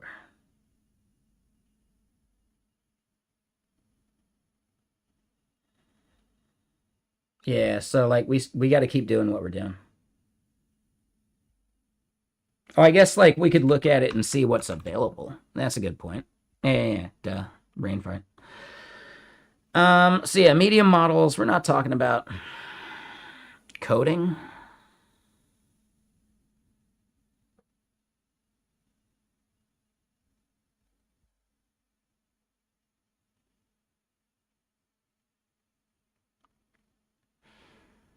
Dude, K2 Think does seem on par.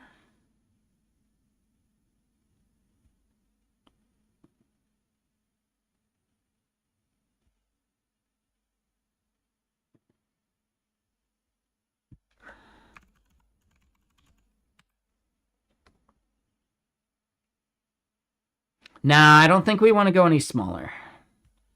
Like, we really just can't trade off intelligence at this point. All right, we're at like as stupid as we can get with the model with OSS 120B, I think. We might be able to go lower. I would say I would focus on like smaller models for like way more focused things. No, this needs to be like a shitload of parameters, not just like it needs like trained knowledge, you know? Now that I'm thinking about it. So yeah, Quen actually makes more and more sense as we think about it.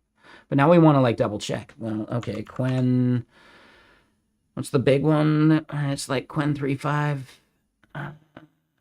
Is it the 397?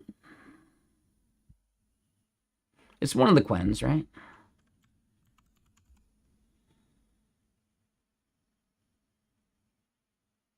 I think we could check the 122.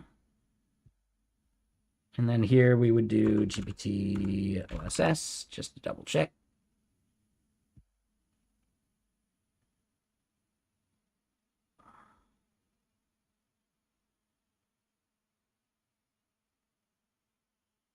Yeah, like an order of magnitude more expensive. All right, so that's kind of what I'm getting at. I guess maybe Novita's cheaper. Not really.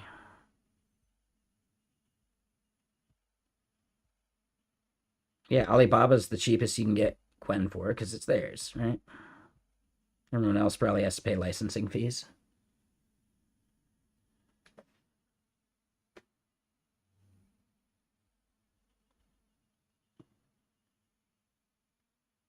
I know it really is. It hits that sweet spot just so damn well. Long cat? What the fuck is long cat? I don't think I'm using GPT OSS 120B high. I think I'm using low because I don't think I'm specifying, so they're going to go cheaper. I haven't seen the price difference anyway. Nemotron 3 Super is somewhat compelling.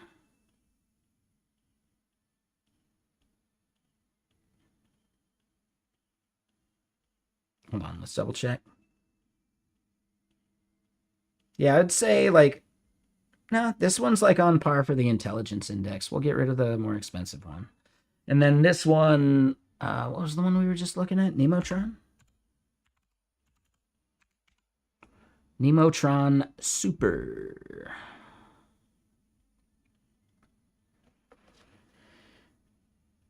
That's more reasonable.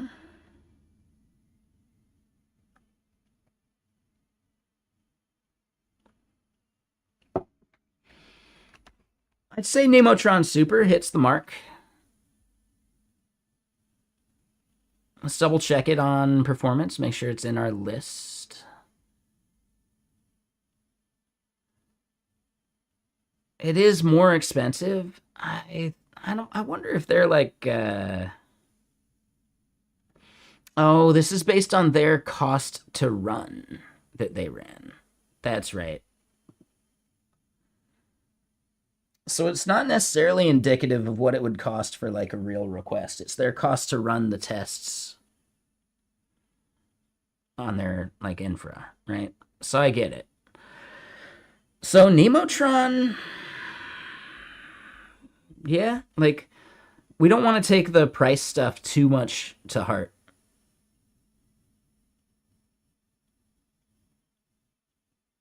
Like on this website. So that is definitely a thing. Like double check like the actual like costs.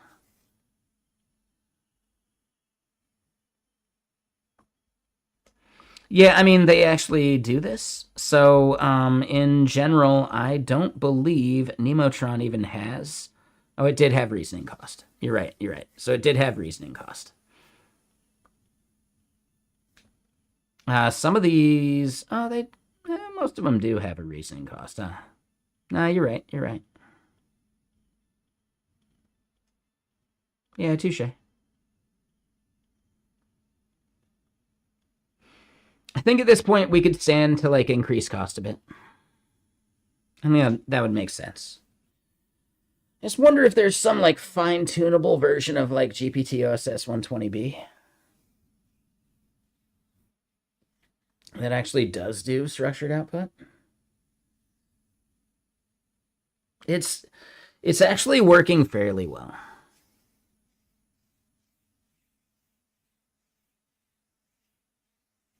I think it's working fairly well. Honestly, we could just be detecting for more too. And I think if we did the max output, we'd be better off as well.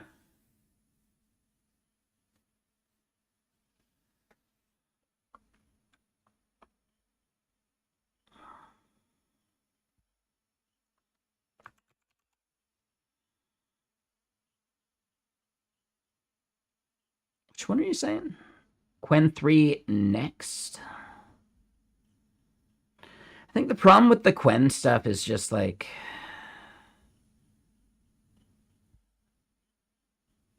the provider getting in the way. I don't know.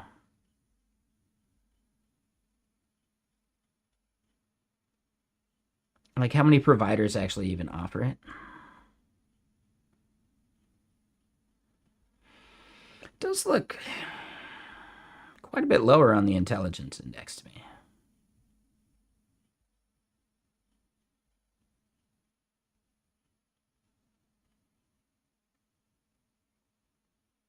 Oh, did I refresh? Oh, it's a different graph.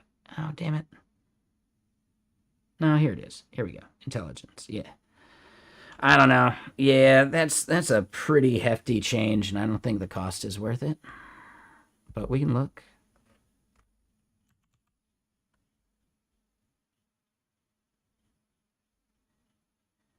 Like, whether it's even offered, you know?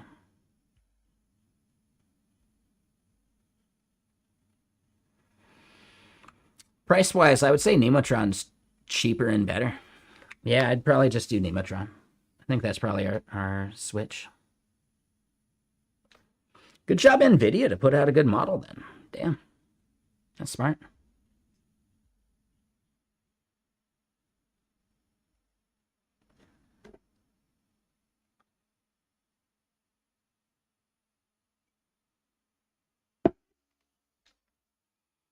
Nah, they did a good job. Damn. Solid model. There's only 2 providers that have it right now, though, which is not ideal. And then that cost goes way up. So that's the problem with Nemotron Super. Not enough people hosting it. I wonder if, like, the licensing costs are too high or something. Like, yeah. Why is it only these 2 companies?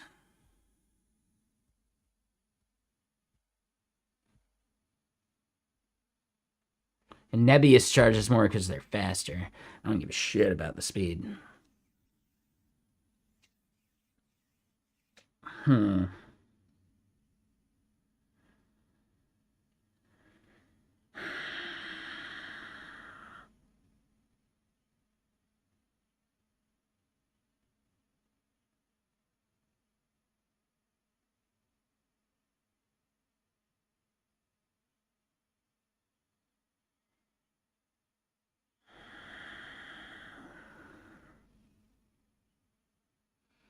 I think we stick with GPT-OSS 120B, knowing that it's just notoriously bad at structured output, and then we just account for it, and sure, we pay for it every once in a while, but the people who are worst at it,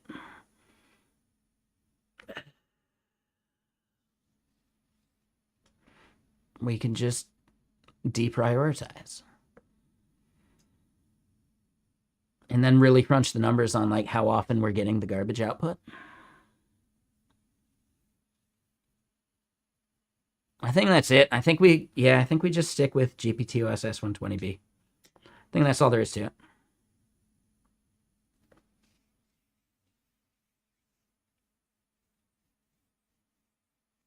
I'm not sure what you mean by that memory fade.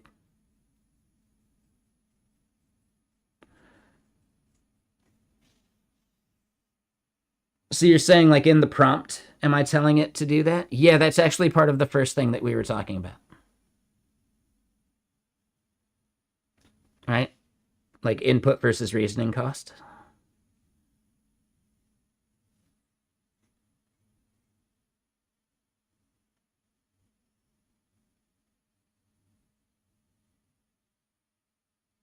Ask another LLM to fix its output. No, I'll just redo the request. I'm good on it.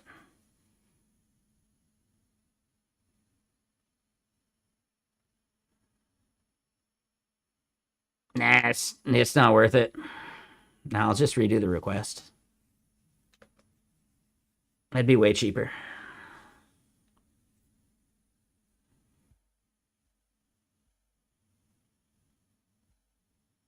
Because sometimes the output isn't even like real output. Like it's just absolute garbage output. Like you can't trust it. You just got to try again.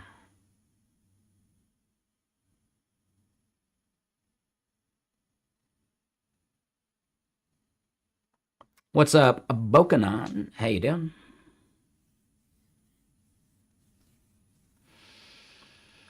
So really, actually, the fix is we put the limit on it.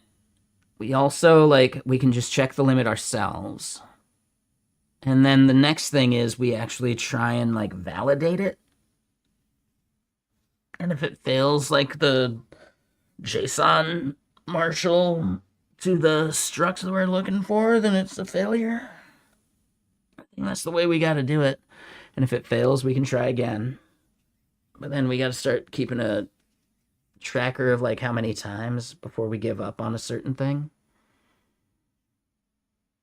But even then, at the cost that we're paying for GPT-OS 120B, we can retry 3 times and it's fine.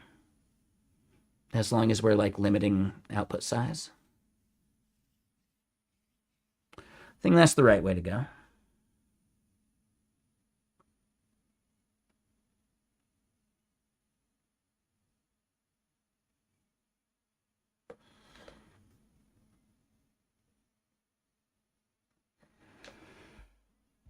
No way. In prod? I'm not made of money.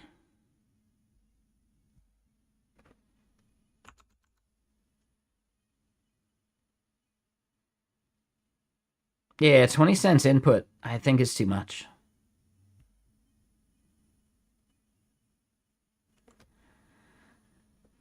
Mm, 10 cents. Okay, okay.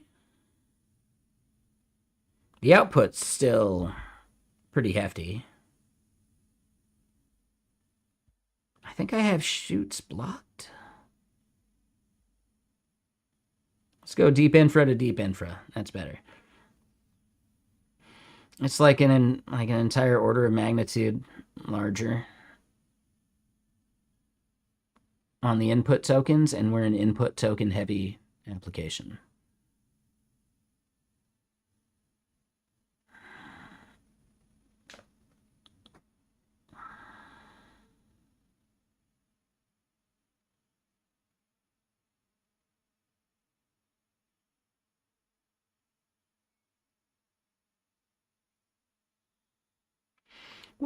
What is BF16? I'm guessing it's floating point 16, right?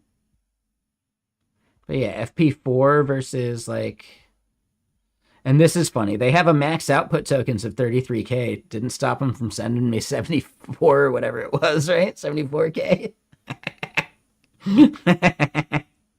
That's funny. That's funny. That's just funny.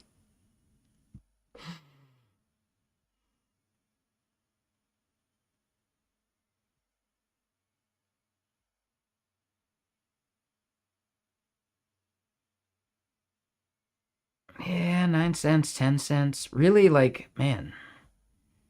Novita and Deep Infra are just so damn cheap. Silicon Flow, too. Then you jump up to basically 10 cents, right?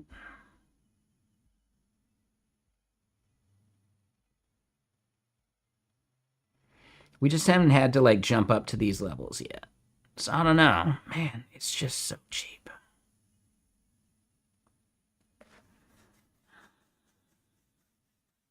FP is full precision. Oh. Is step 3.5 any good? I've been using it for like optimization stuff.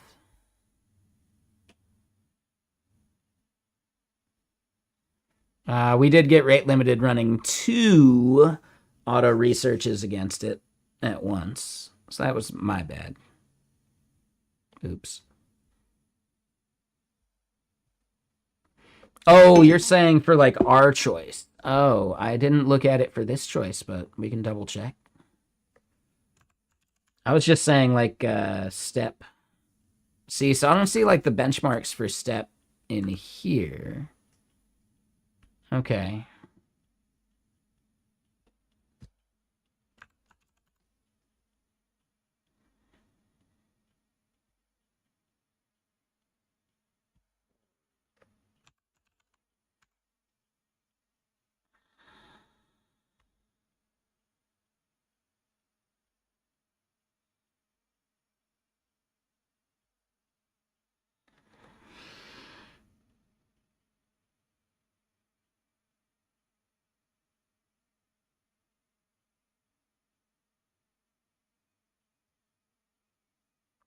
I will say it's been pretty damn solid for code stuff.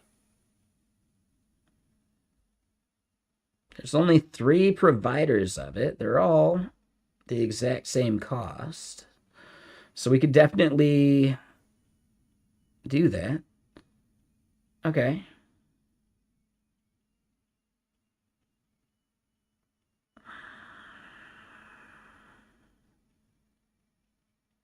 Because, yeah, really, well, I mean, here's the thing.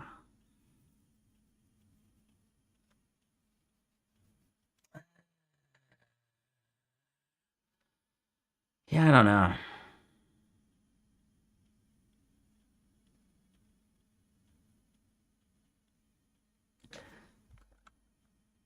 I think here's a point to make. Even when they fuck up like this, we're talking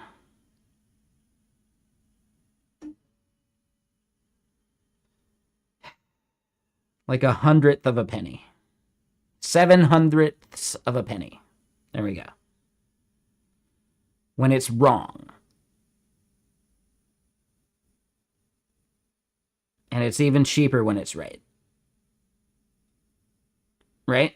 So what I'm getting at is like the cost of retrying one of these wrong things that happens, let's just say maybe like, I don't know, once, twice, maybe even like 10 times a day. It's not 10 times a day. But if it did happen 10 times a day, the cost of rerunning those requests to get a better response versus the cost of upgrading to a better model in general, like in perpetuity, like, dude, it's not even close to the right like cost benefit analysis. It's not even close. We could just do a little bit of software,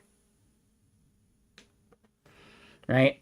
Until like the super dirt cheap models are actually like worth tripling the cost, you know? Now, here's the big thing. Why am I quibbling so much? I've spent $5 since January.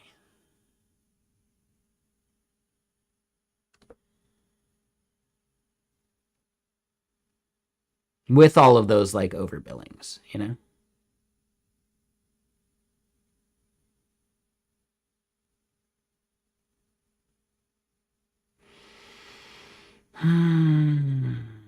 You know? So yeah, just saying, like it's a thing. Basically over the course of like the start of the month, so let's just say per week, 80 cents, because that's about how it works. No. Basically, that message just gets dropped, I'm sure.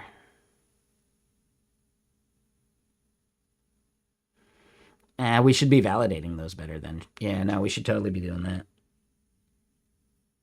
That's a thing.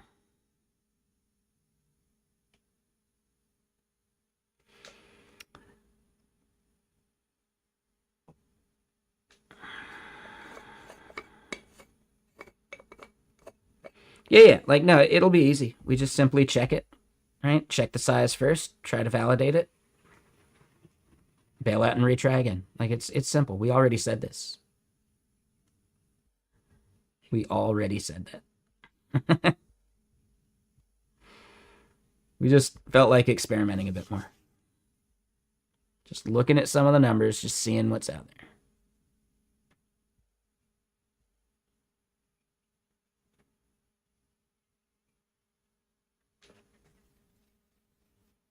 All right. So yeah, like, what's our next step here?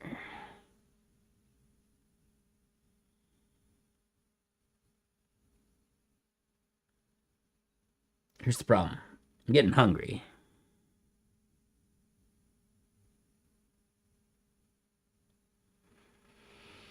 I do need to finish this though.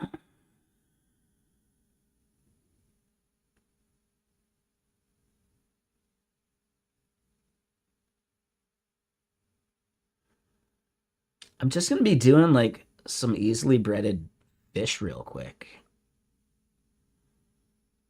And then I gotta bake it. And baking it takes a while. I don't know why my oven takes too long to bake stuff.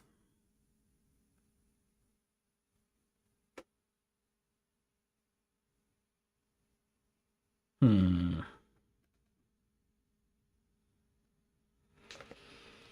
I can at least turn on the oven. Yeah, I'm gonna bake some fish.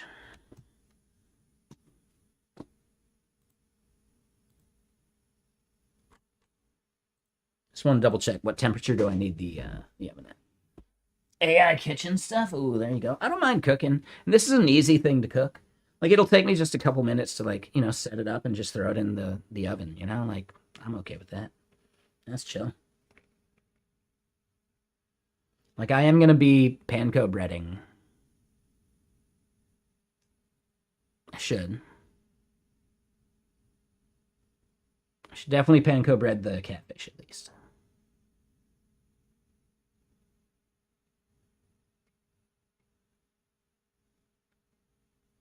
I could do like one of each. Ooh. I don't know. We'll think about it. But hold on, I do want to see what temperature. I think it's like 350.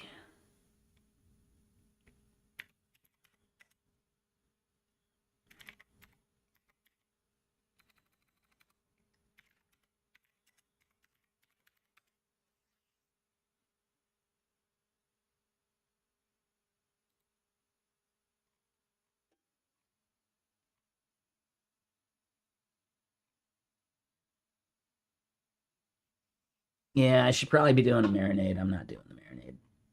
I don't care enough.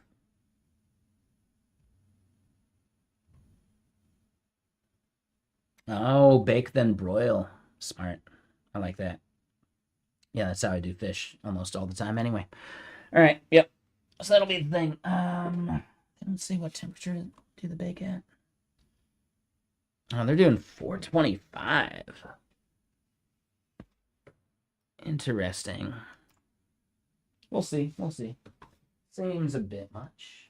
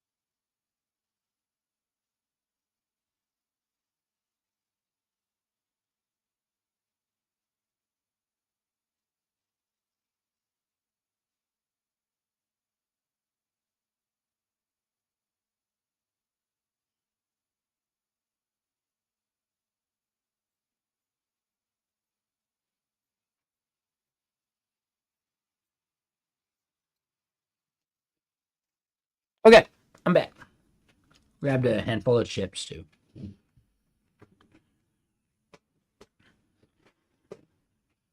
Yeah, 425 seems a little warm, but we'll see.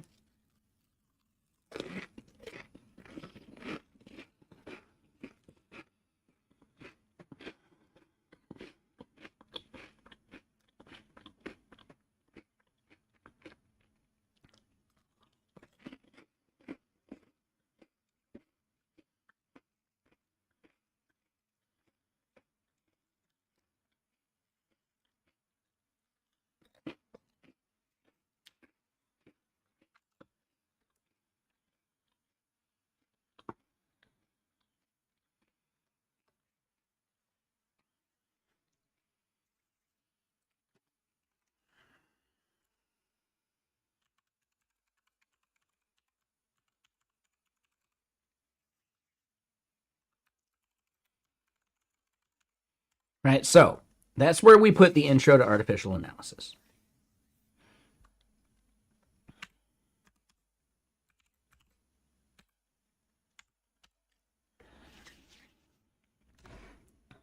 Yeah, we can do another one of these.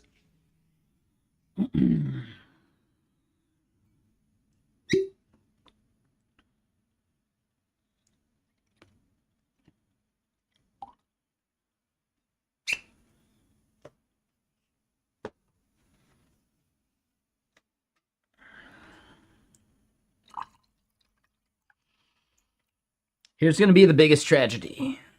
It's just for Seattle JS, but I think it's a talk I could take bigger. And it's even one I think I could even make Get Kraken focused if I just like plug and play some stuff. Or just like I could pivot it, you know?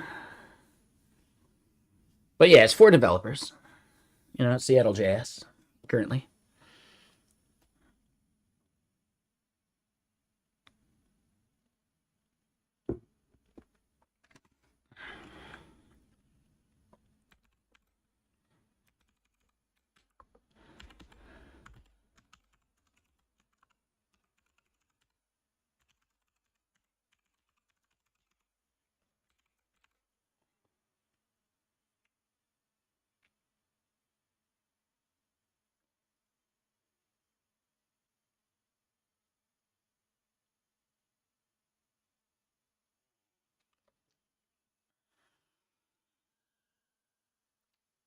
Which player?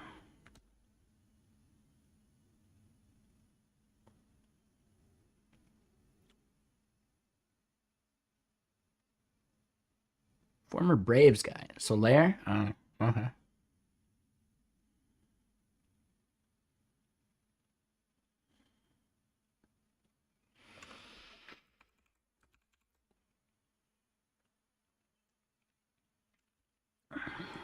You ever play that MLB The Show game? It's quite good.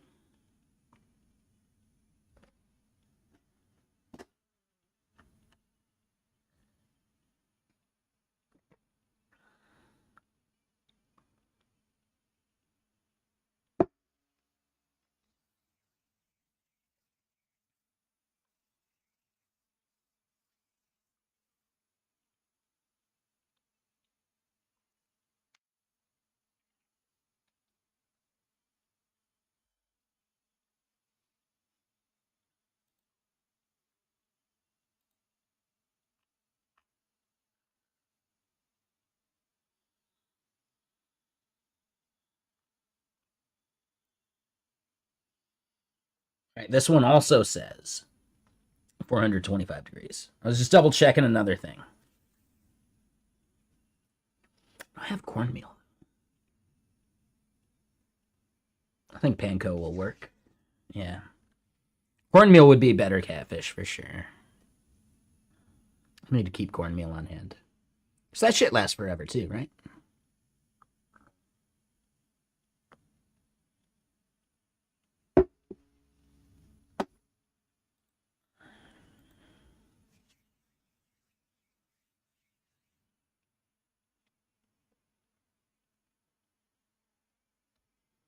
All right. Yeah. Now I'm looking forward to this fish. Should be good. And I'm thinking, hold on, it'll be the first time we've done like cooking stream stuff on this channel. So that'll be fun. I'll go like turn on the camera and everything. I don't have the overhead cam right now, though. That's the only problem. You'll see how chubby I actually really am, too. I'm definitely too thick.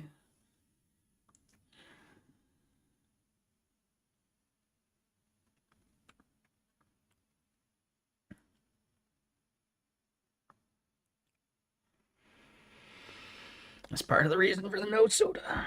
All right. But yeah, so hard pivot.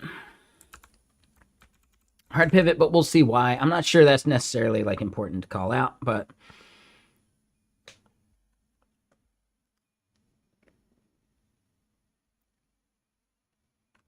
yeah, model choice matters. Hard pivot, but we'll see why. Why are we talking about models? Well, blah, blah, blah. You know, you might think you need the most intelligent one for the thing you're doing, blah, blah, blah. And that's not always the case. I'm just trying to think about how we're going to like talk about this. So you should be measuring these things against, you know, against each other, right? Like, what are they good at? There's benchmarks that you can run, and there's this site called Artificial Analysis. So it's actually aggregating a bunch of the open benchmarks that exist, right? Terminal bench, live bench, blah, blah, blah, right? There's a bunch of them. Maybe not terminal bench, but just a bunch of like the, you know, a bunch of the models. We should get the list, right? So Artificial Analysis, benchmarks, SciWeb, what are some of the other, like, they got like a list somewhere, right?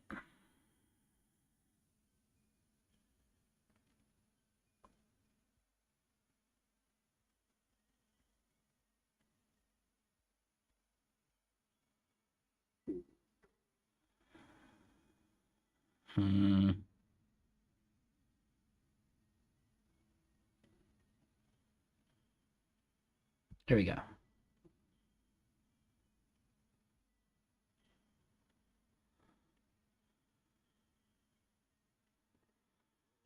Here we go. Yeah, no, that's a good screenshot. Boom.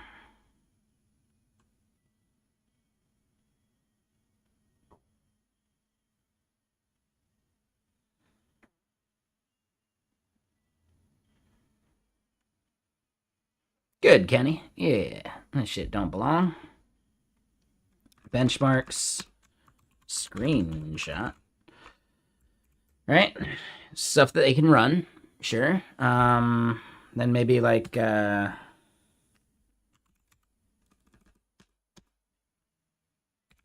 right? All the graphs I'm showing today are basically from there, so that's how you can see that. Blah, blah, blah. I'll mention that.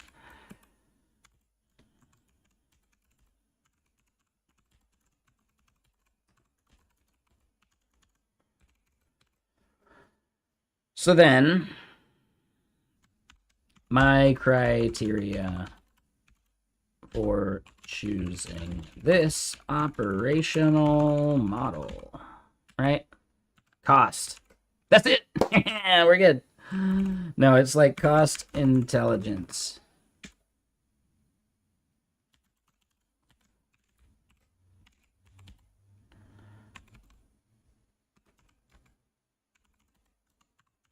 Right, just kidding. Cost int ratio.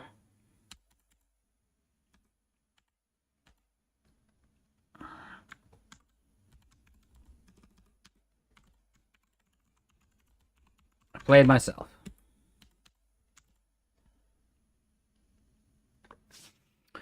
Right, so then I played myself, and where was that link? Did I see the Mythos benchmarks? I mean, it's because they're neutering Opus right now, or stuff for it, right?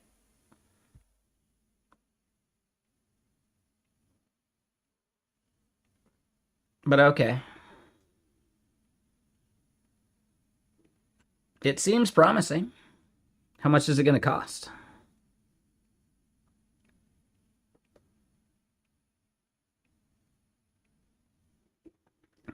But at that point, is it worth it? And how overfit for these benchmarks do we think it is versus actually being good?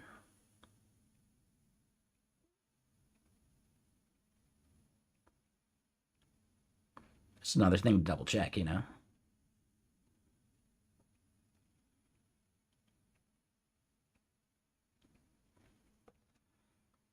It is compelling, though. It is pretty cool.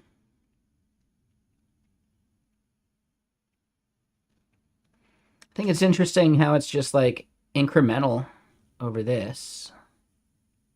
Like it's not really like far and above better, but for coding stuff, at least for SWE bench, right?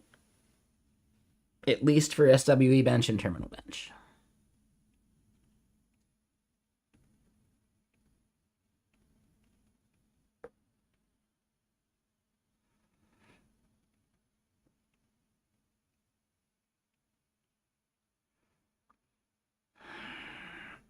Right? But here's the thing, can they even afford to like host it with how unreliable the service was recently?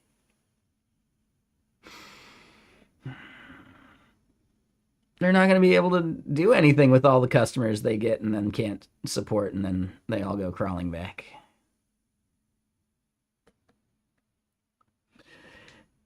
Maybe, Kenny, they've actually been trending downward in cost. If you look at like 4.6 versus other stuff, right? They've actually been trending down.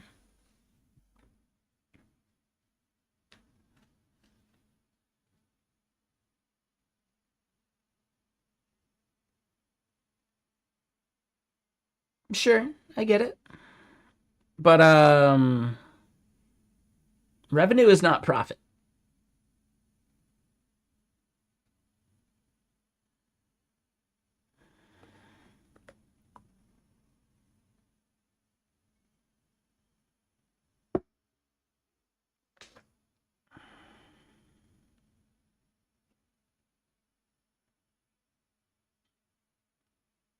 Theoretically.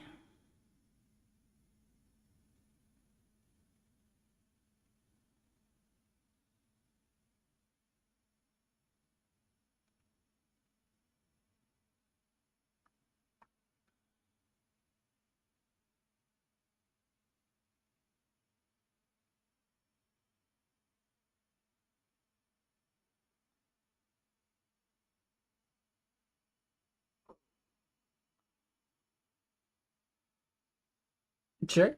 Again, like I still think profitability is important.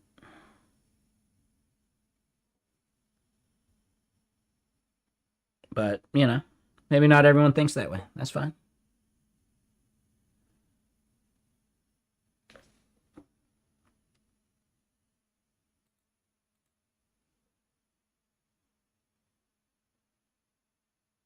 Mm-hmm.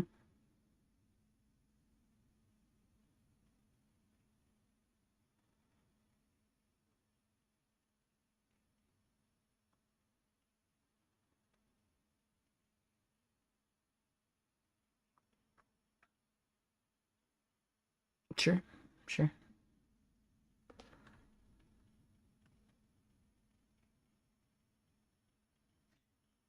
What the SWE benchmarks are? Yeah, SWE bench basically creates or like responds to pull requests or whatever, like or sorry, issues, and generates the pull request. And it's trained on like open source code of the world. So like this issue that was proposed, what got merged versus what didn't, and how close did the AI get to the thing that got merged?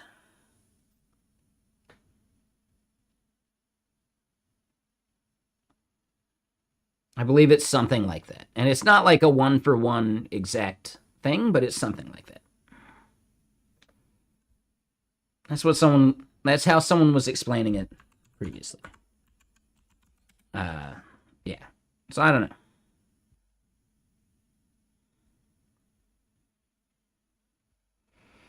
For evaluating LLMs on real-world software issues collected from GitHub, given a codebase and an issue, a language model is tasked with generating a patch that resolves the described problem. So it's like a pre-curated set of Here's what it was. Here's what we got. That's what we want. How close are you to getting what we want? You know?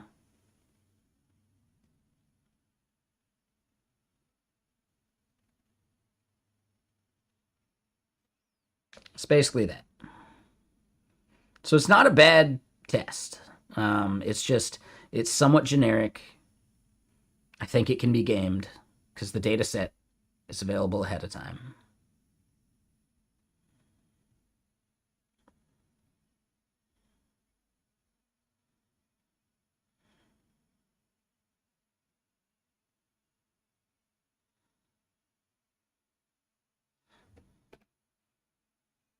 But I don't know. It's a thing.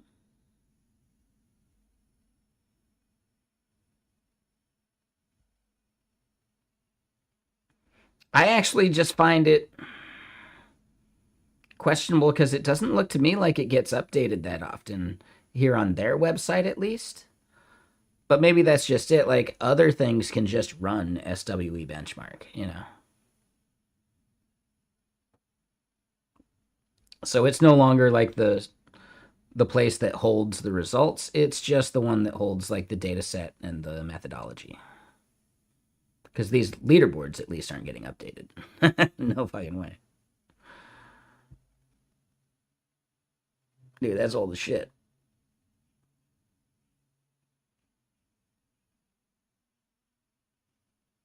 I guess they do have some that are new, but like, where's a 5.4? Right? For like GPT. It's just not there. It's like a very sparse amount of stuff because, like, you know, there's only so much like budget I'm sure they have available for this stuff.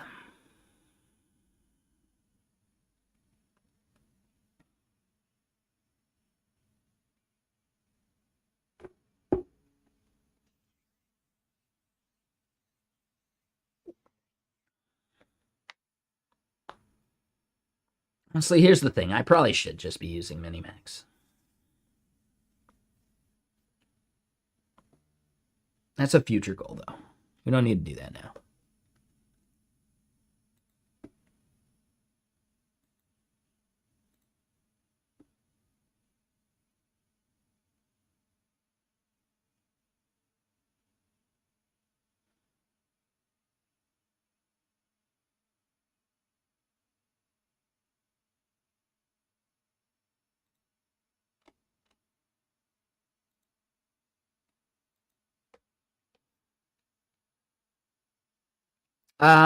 We need to work on it more. Like most of this stuff we're doing though is related to Messijo, right? So yeah, we got to give this talk. We're doing more of the benchmarking bullshit, right? Got to keep giving that talk, right? And realistically, oh man, that's a lot of tabs back. Holy shit, that's so many tabs we've opened today. No, no, not all of them are today, but still, there's a lot of tabs. Oh man.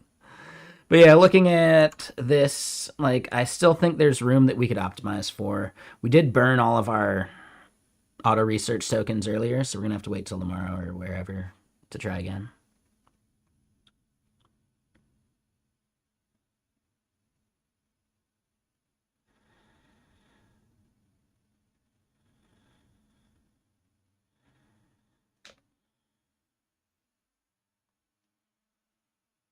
But yeah, no, I got so much work I need to do for Messijo. Like, you're not wrong.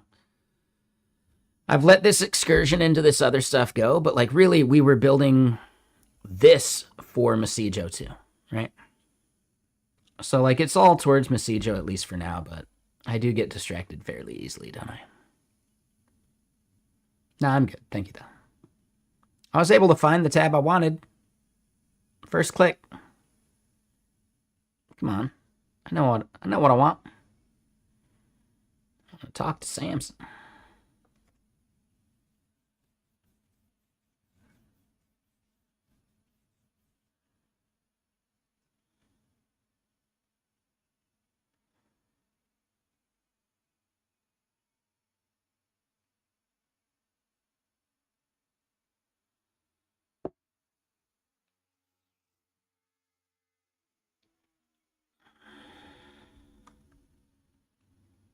This is interesting.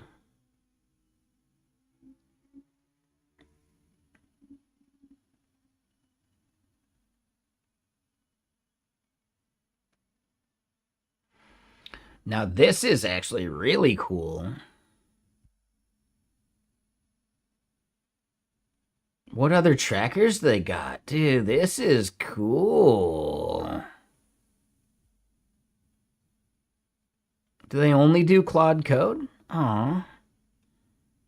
Dude, this is fucking cool.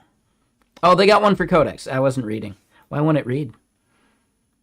Dude.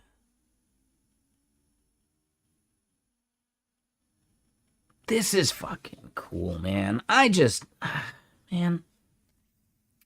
People are great, right? Just people just like fixate on just like doing a thing just for the sake of it. That's pretty cool. I got the hardware anyway. Fuck it. Right? Like, man. Could you imagine if we didn't even have to have jobs? Just like the weird random shit people would get into that would just like change the world, you know? They just had time to noodle on something.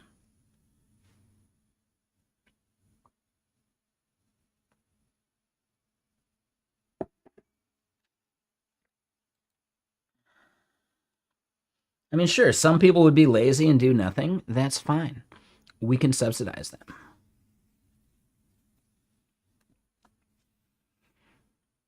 I think this is done to get jobs? I don't know. I think maybe.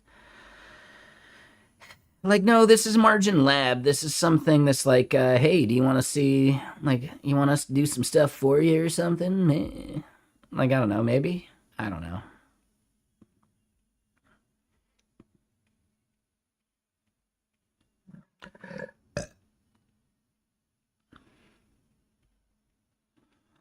Yeah, sure, they probably got something they're selling. No, I get it, I get it. It's good to be skeptical. Ooh, that is cool. Oh, that is nice. I didn't see that at first. That's cool. All right. Like some of these sites where like the background thing is just like some bullshit. Like, man, this is cool though. I like that. You think this is AI? I would say Z index wise, yeah, like there's no reason that should be drawing over this thing. Right? Yeah. I'd fix it. Has to be? Maybe. It doesn't sound like fucking rocket science to me. Let me put it that way at least.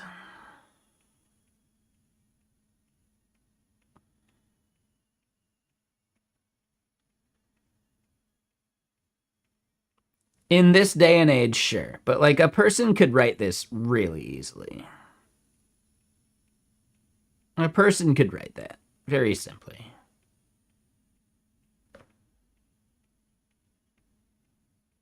Right?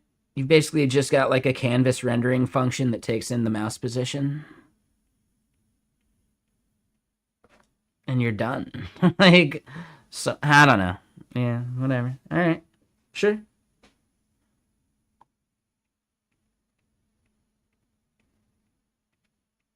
You don't think most people could write this by hand within 2 hours?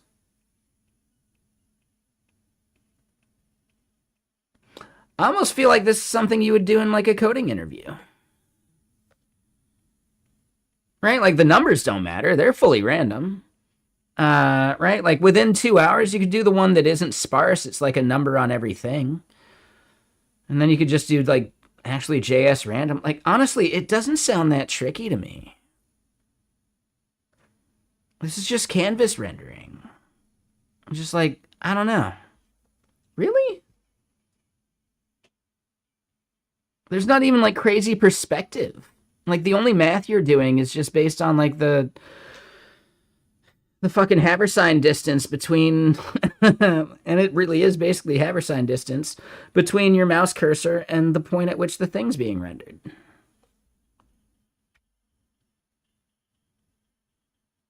Most people, I think, is a bad term, personally, right? Come on.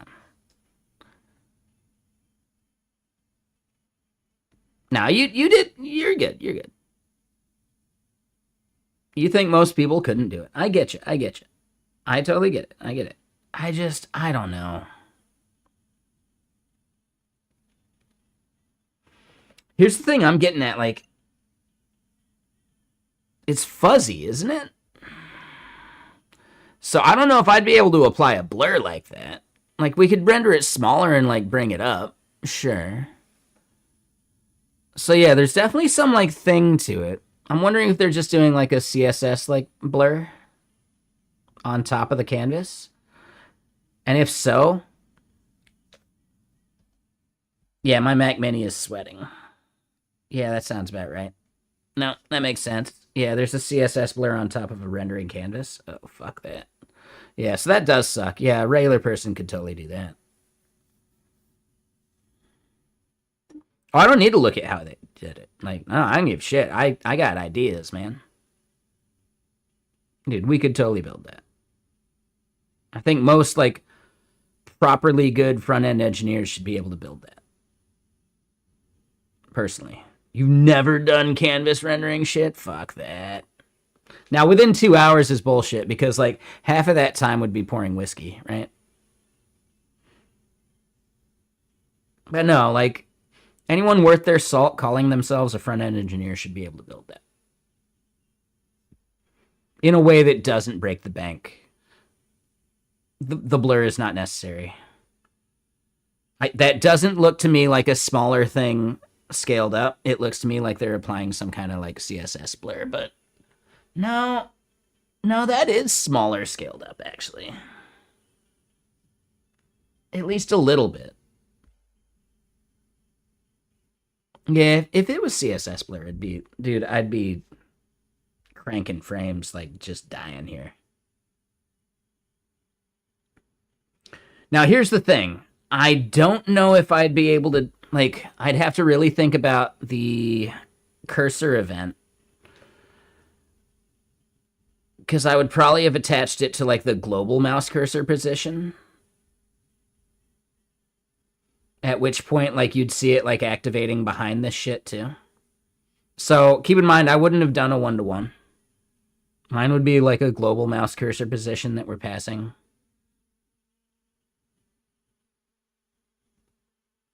Like, on every tick of the render of the canvas. So, my implementation would be different. I actually think mine would be better. Let me just put it that way.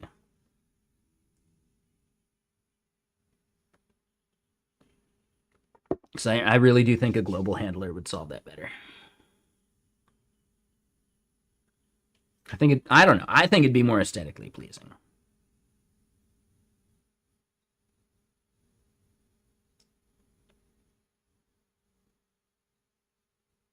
Yeah, I don't know. Thinking out loud. Whatever.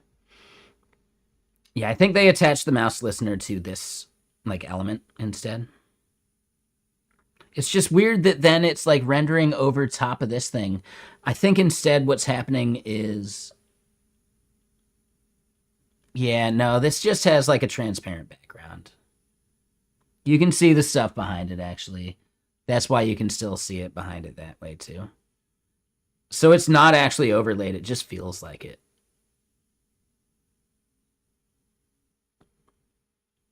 I don't know. How would you guys improve this? I think my improvement would be this should actually light up behind this stuff as you're mousing. So the event, like the mouse update handler should actually be global beyond or like within like a certain like Y coordinate. And then you could just bail out if it's like, you know, you've scrolled below, right? Because you don't have it. Like that'd be easy. It's just a global handler, sure. Right, and on every event, you just re-render the fucking canvas. Boom, no big deal. You'd have to debounce it, I'm sure. Right, get that 60 frames a second. I would change it by making this on mouse over have a higher opacity. Because then, like, you could do the thing behind it, and, like, that wouldn't be so, like... Well, actually, no, you'd have to do it just in general. So I'm just wondering if like some designer thought like this like subtle bullshit behind it was worth it or not.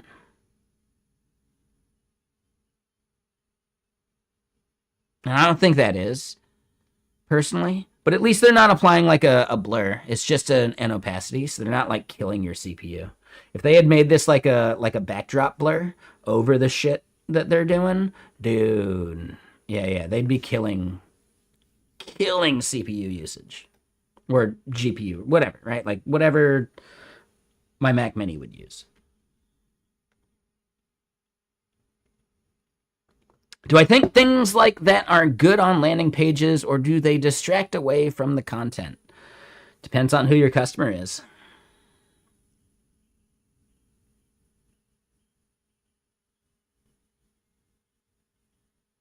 You can't answer that without a proper like qualifier of like, well, who are you talking about? For some people, that'll make or break your product.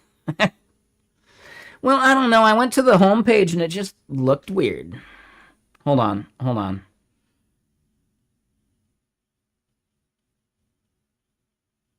I'm trying to remember. We just saw one the other day or a couple weeks ago. Fuck. What was it?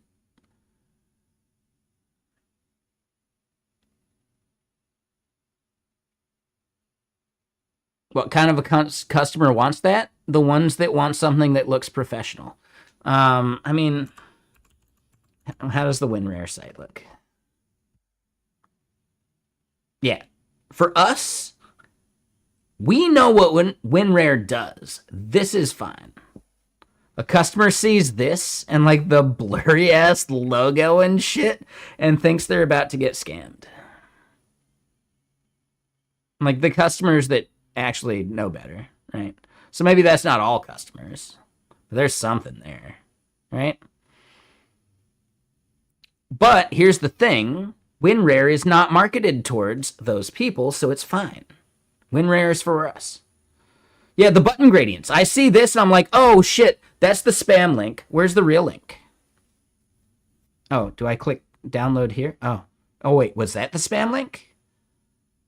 Where's the pay for it link? Well, yeah, that's obviously a fucking spam link. I don't know what that does. That probably takes me to SourceForge or some shit. Ugh. Right? Like that's what I'm getting at. At some point, no, if your customers are devs, yeah, they know to ignore these kind of buttons. It probably takes me to SourceForge or some shit. Like, I don't know, man.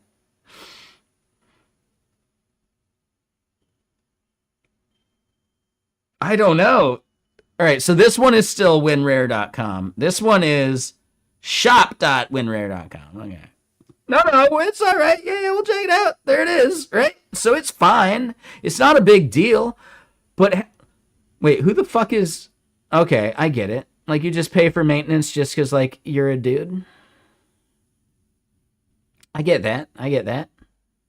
Yeah, I'd do it. Because I'm a dude. That might be a thing. Could we gift WinRare as a meme on this channel? Right, on like holidays or something? On my streamiversary? There we go. I think we got there.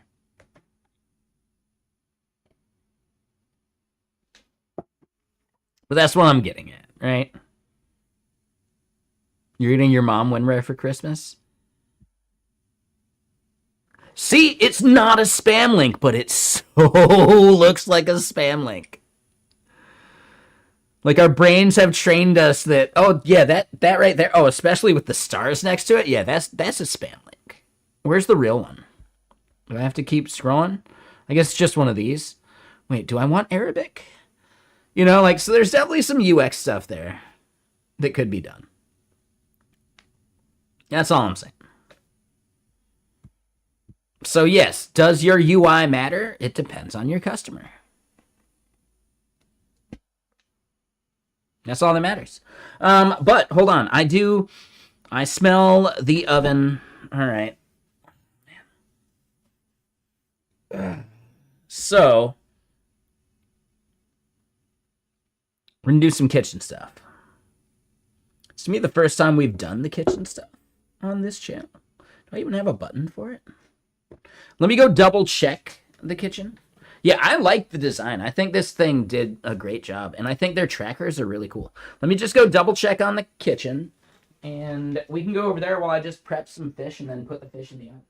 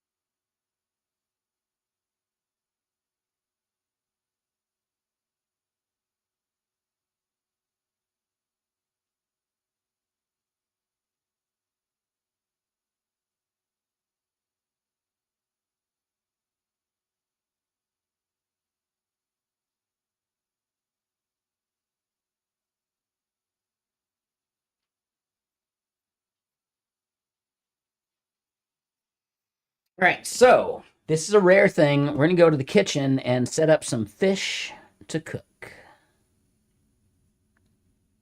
Oh no, this is the first time trying this. Let me know how you feel about it. You can complain about it. Let me know. But there we go. There's the kitchen thing. BRB.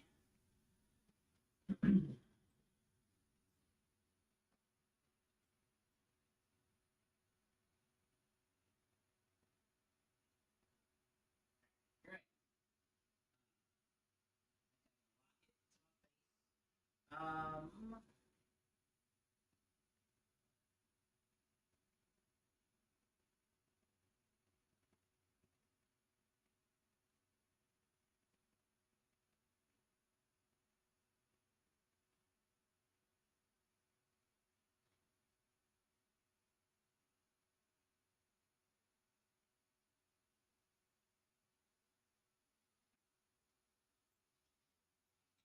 Hold on. Did I just break it?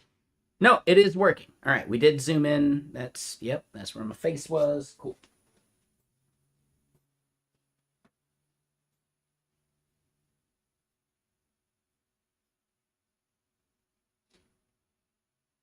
So I just want to make sure I can bring up chat.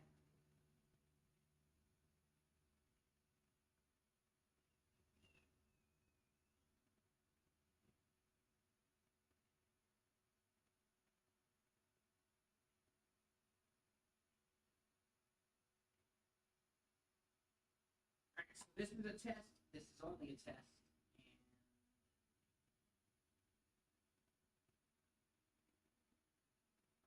It's a little blurry. Can you all hear?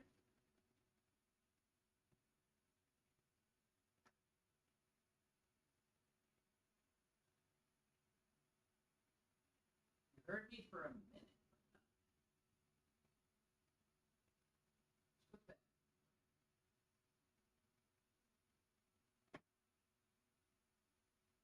Yeah, no, you're hearing me like from the other. Let me just try this.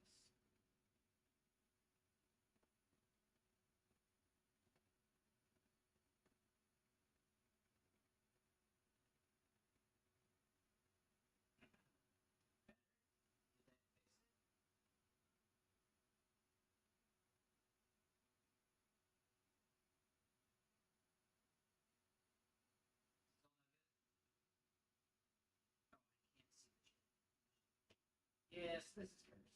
This is a bad idea. I should fix it.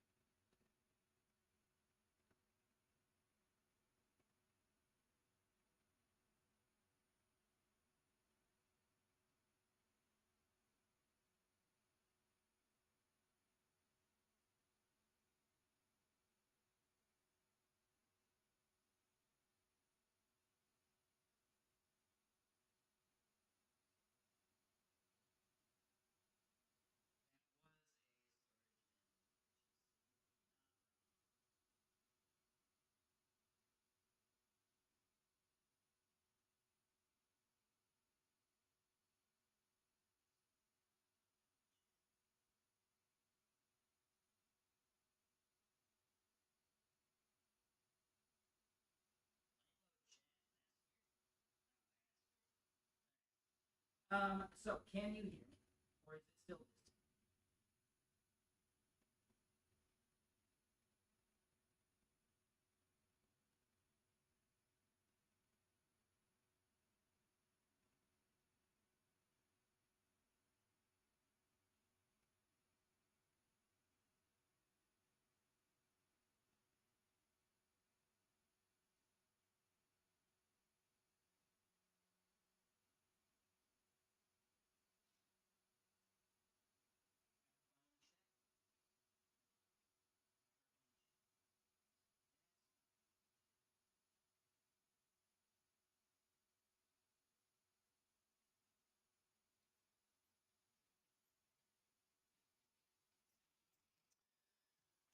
Oh, and then yeah, you see how I live. Oh no. I forgot it was gonna follow. I know I'm a slob. All right, so give me a second. Hold on. Now I'm back.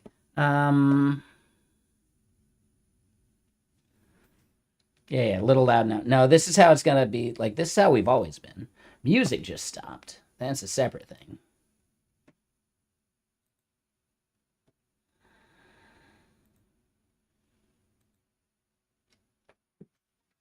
All right, take it easy. No. We're good. We're good.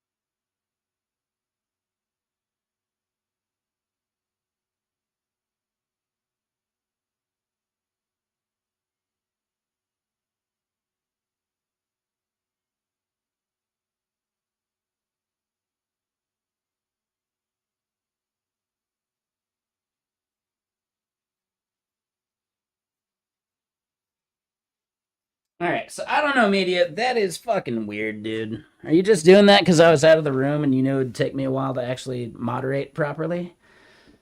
Because I get it, but why the fuck is that a comment for this chat?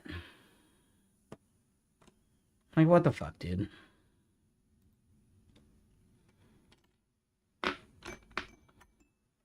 So, yeah, I don't know. You've seemed kind of trolly for a while at this point.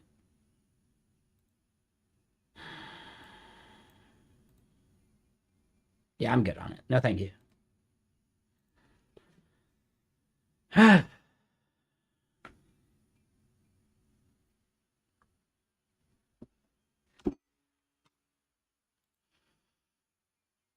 Yeah, so I don't think the kitchen thing is necessarily like a great this stream idea. I don't know. We'll figure it out. I'm not sure why the audio was not coming through unless I had the beam thing. Let me just hold on one more time in the like clicking the kitchen thing. Let me just see if there's something in that scene.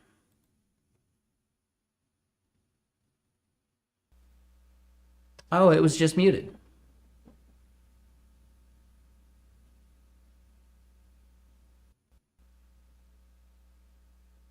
Okay. So yeah, no, we're good. Yeah, it was just muted. BRB.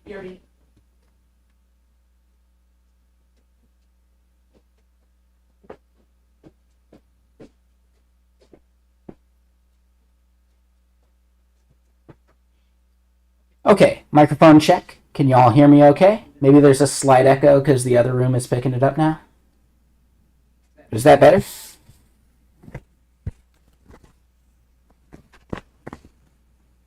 There we go. I figured it out.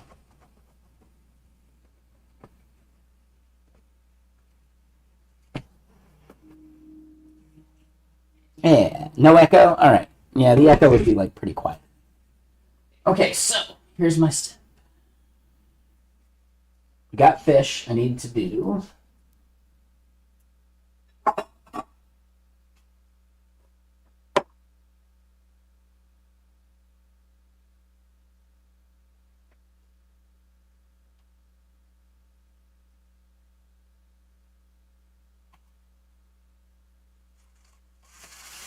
Alright, so we can do some quick cooking. We'll be right back to the coating stuff. I got to finish that presentation. And honestly, I'm just going to get the stuff in the oven, and then we're good to go. So what I'm going to do right now is I'm going to test to see if my eggs are actually still any good.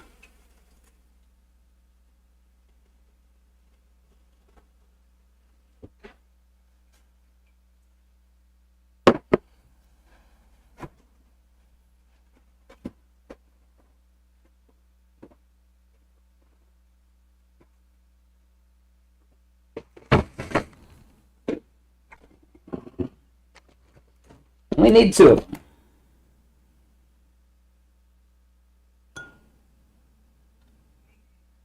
Shit. That is a floaty egg.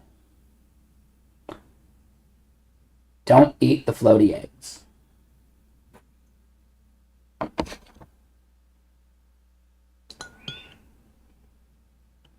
That is not a floaty egg. Hey, all right.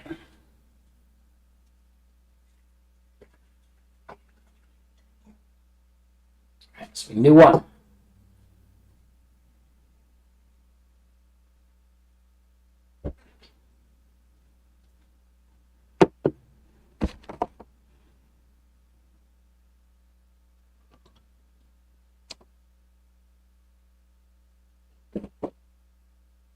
You don't know this test. It will save you from some big problems. Because not all eggs will pass if it's been long enough. Do not eat the floaty eggs. Just a little bit of science for you.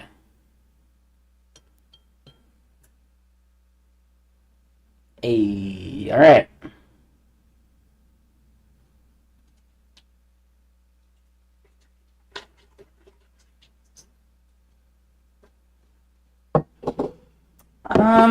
We're gonna go a third, actually, just in case.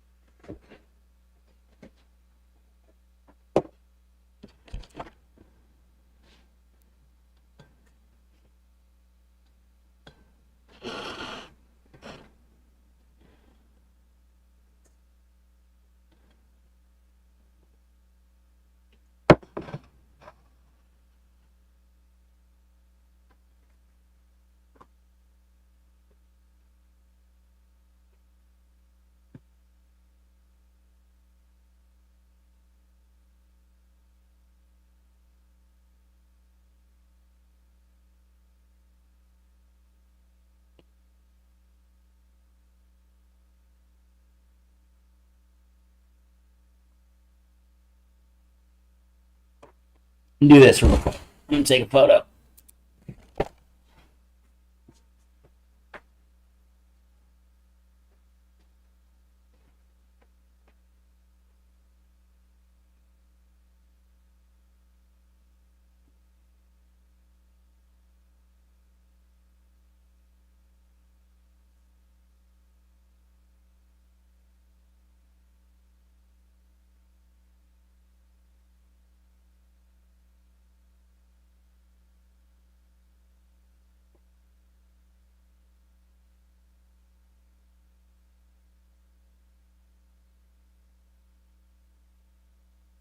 So yeah, another garbage egg.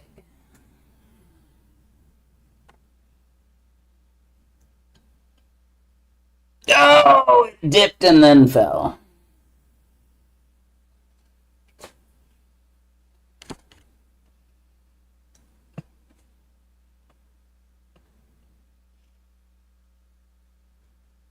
I just thought of the tweet I'm gonna do.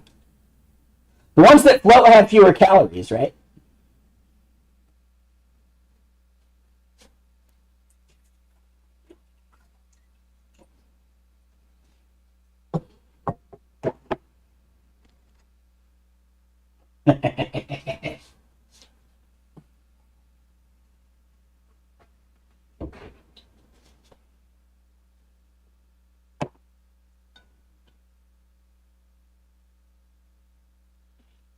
Might as well just burn that last one too.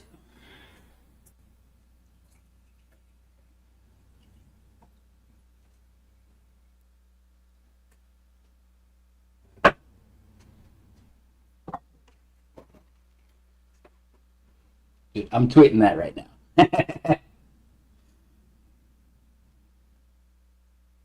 I'm tweeting that right now.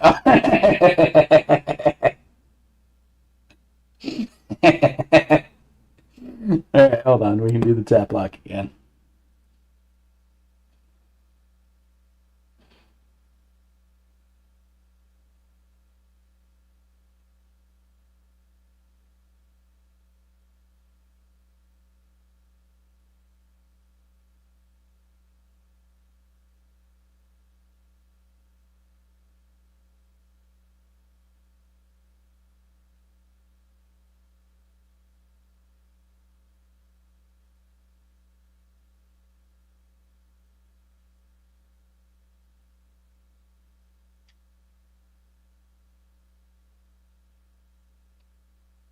That's a solid tweet. That's a solid tweet. All right. So yeah, we'll be getting back to coding here in just a minute. I do need to make this fish. I thought it was gonna be quicker because I'm smoking weed or something.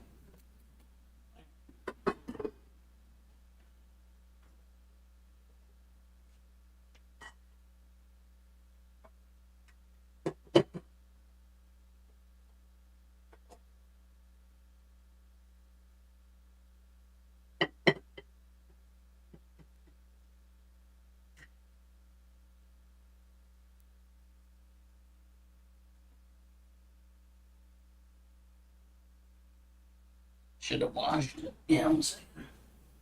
It did wash up a little bit, but yeah, not enough. Let's do a proper one. Messed up one, I'm sure.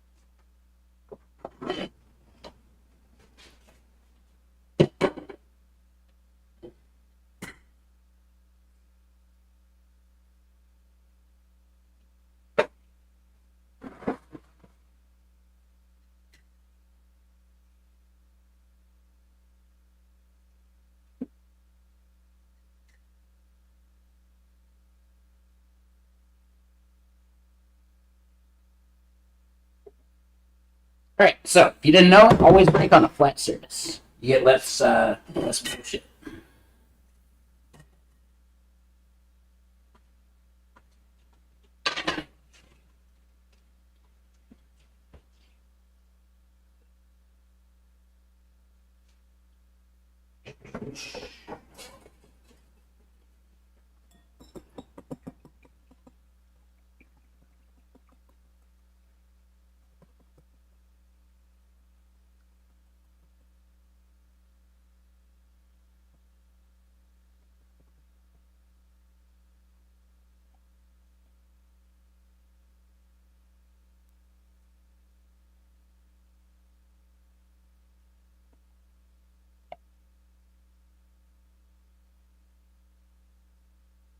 Mm-hmm.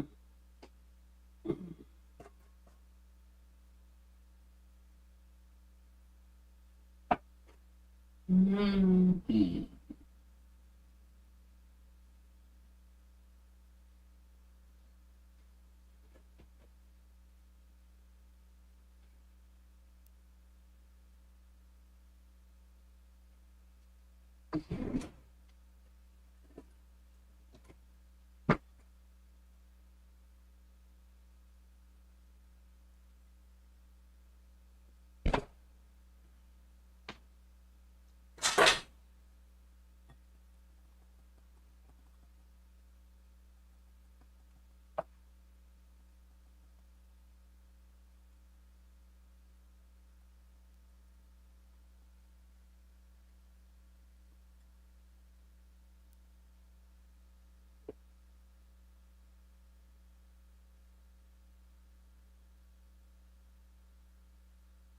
Yeah, this will be better when I have an overhead cam.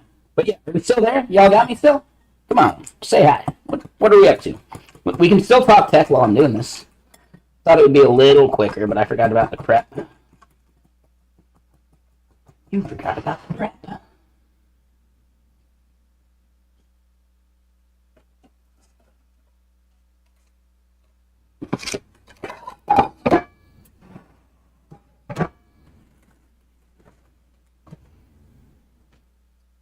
I think we're getting there.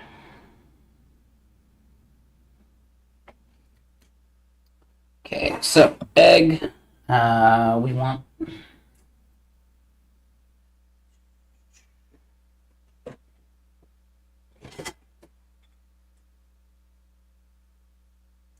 Thinking the flour mixture will go in here. Be what we eat with later. Okay.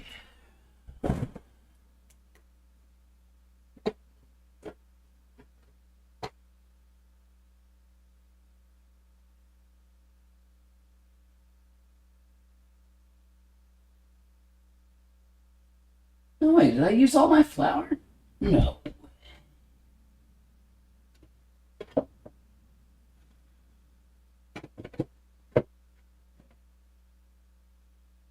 Hmm.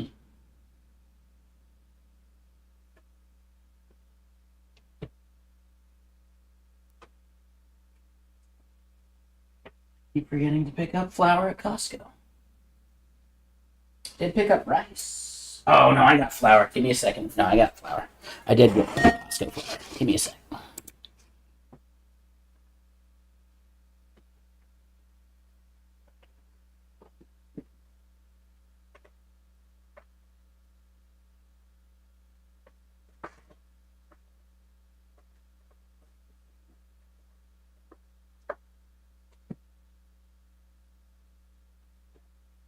Knew I had Costco flour.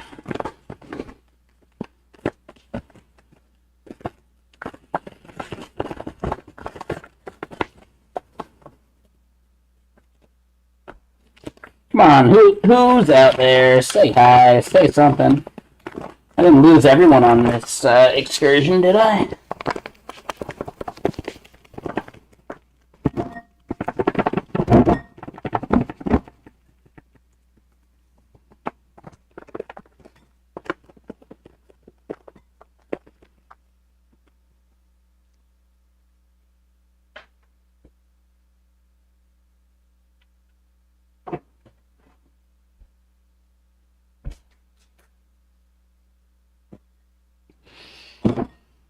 Alright, flour.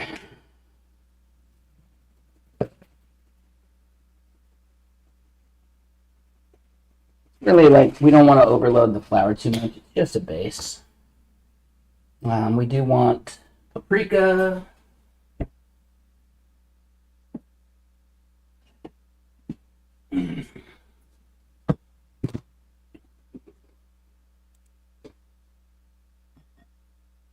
Cayenne.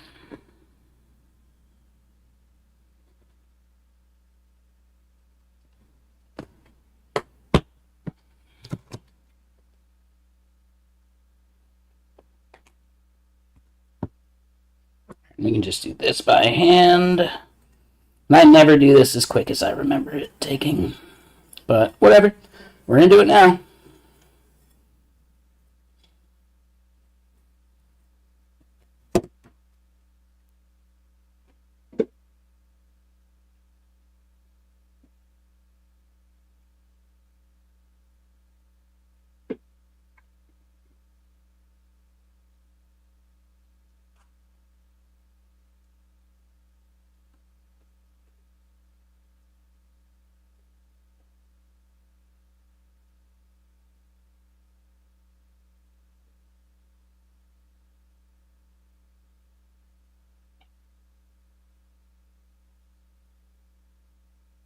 That's the panko. I need something to put on.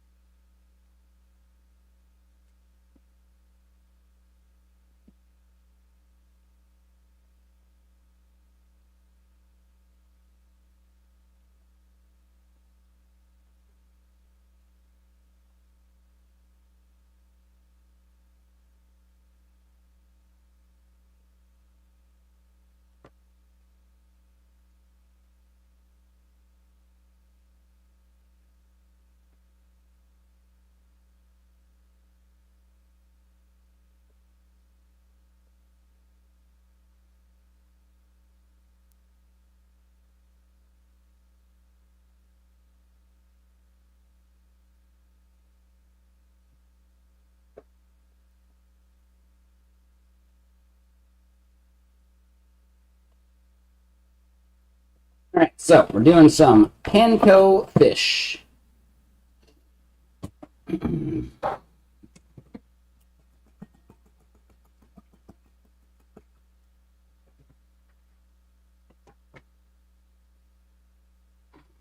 Now, do you remember hearing that you should probably wash the fish and then dry it really well?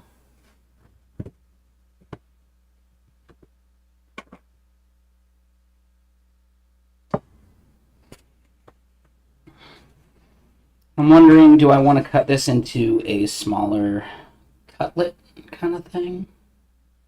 I think we just do the whole damn thing. Yeah, fuck it.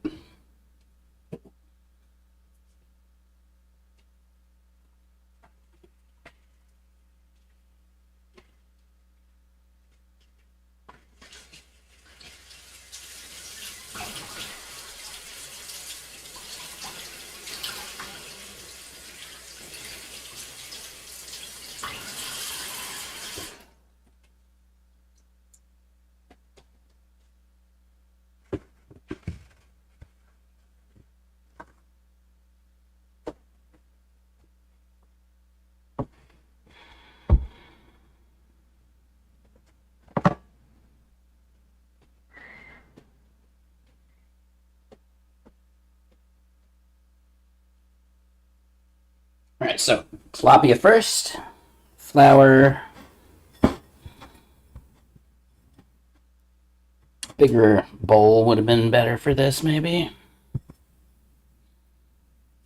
Just want to rub it in nice and thick.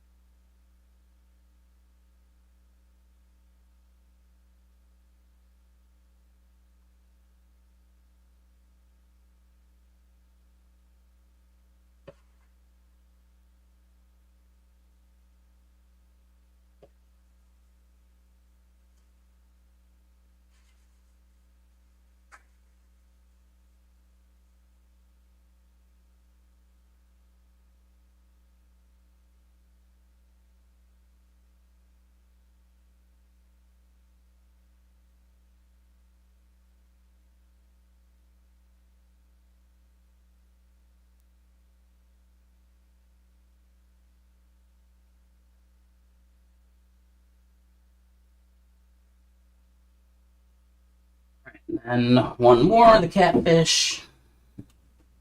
Catfish a little bit more loosey-goosey. We'll see about it.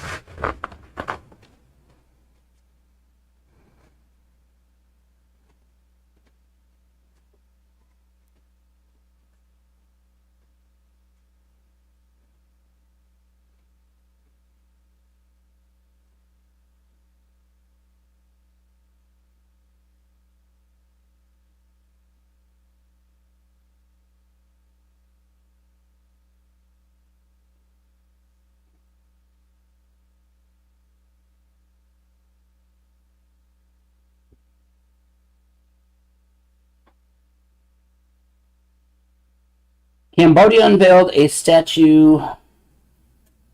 No, I did not. That sounds interesting. So you're saying there was a holiday in Cambodia? I'm cooking some panko breaded catfish as well as tilapia.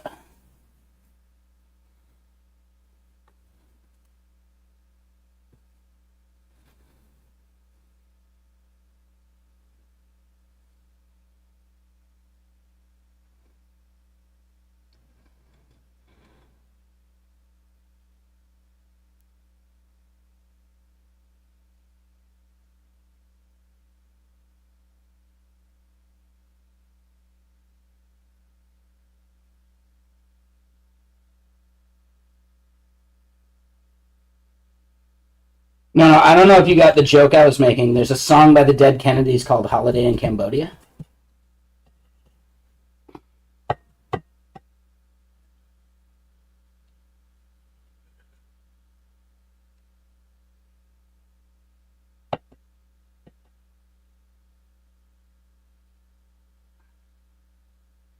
What programming language is this? Catfish.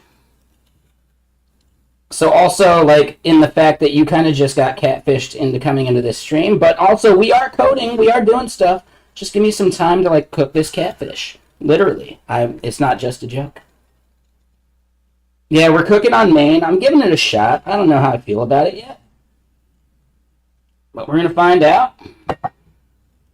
I still got shit to do. I have a talk I have to give tomorrow. So we can't stop stream yet.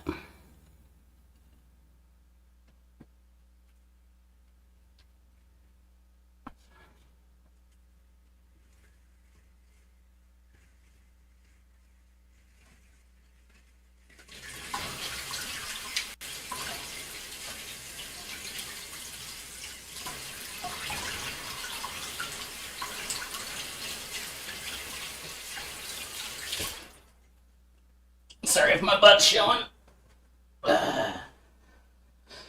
Okay. Yeah, exactly.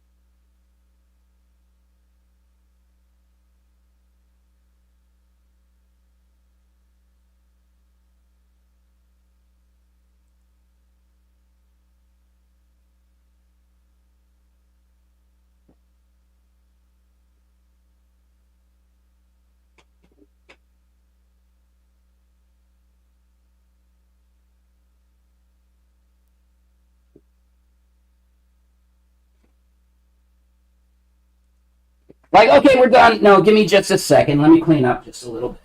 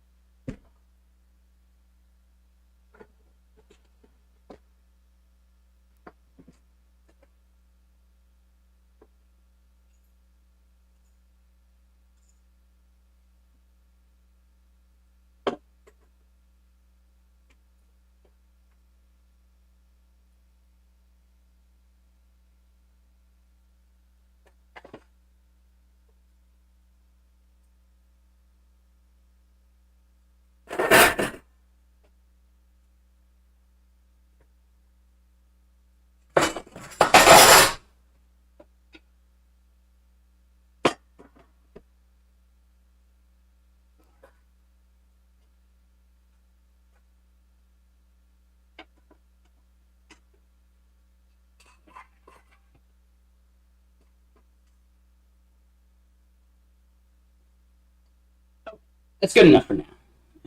Not quite. Not quite.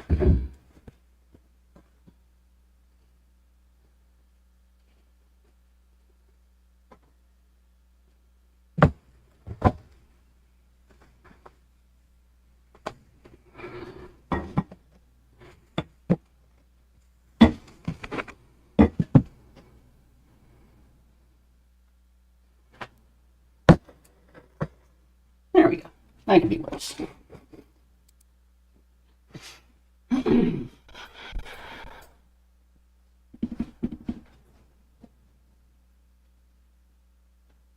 Okay, so the volume's probably going to be a bit different. Give me a second to just switch to the right scene. There we go. So yeah, glad y'all stuck around with me through that. That was obviously the fish shell. There you go. It's the OBS bot. It's okay. The video quality's meh. I'm pretty sure they have a much higher quality version now. But I've had it for like 2 or 3 years now. I'm pretty sure there's like a 4K and like special one that I could get. I just haven't considered or looked. I'm missing my overhead cam. The overhead cam is like the most important part of a cooking stream, right? I guess PTZ, yeah. Pan track zoom, I guess, is what that stands for. Pan tilt zoom? I don't know what the T stands for.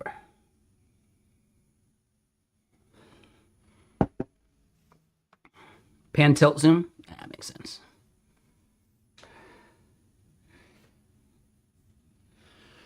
Okay, so thank you for everyone for putting up with me going and doing that. That was definitely not as quick as I said it was going to be, but it wasn't as long as it could have been, yeah.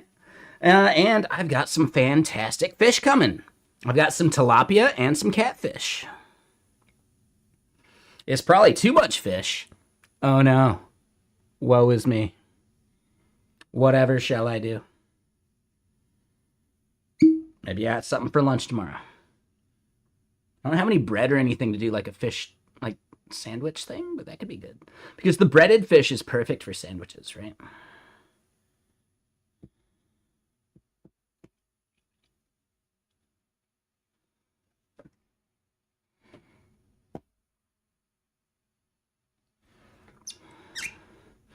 Hold on. Code Drift. Did you see my tweet?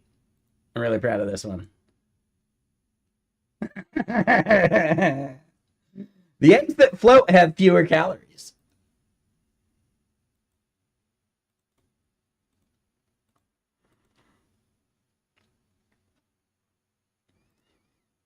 Barrett.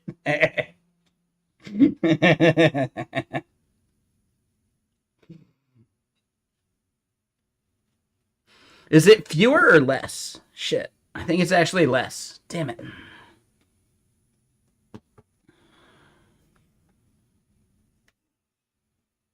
Damn it, I fucked that one up. It's like further and farther. I think fewer does sell the post better for sure.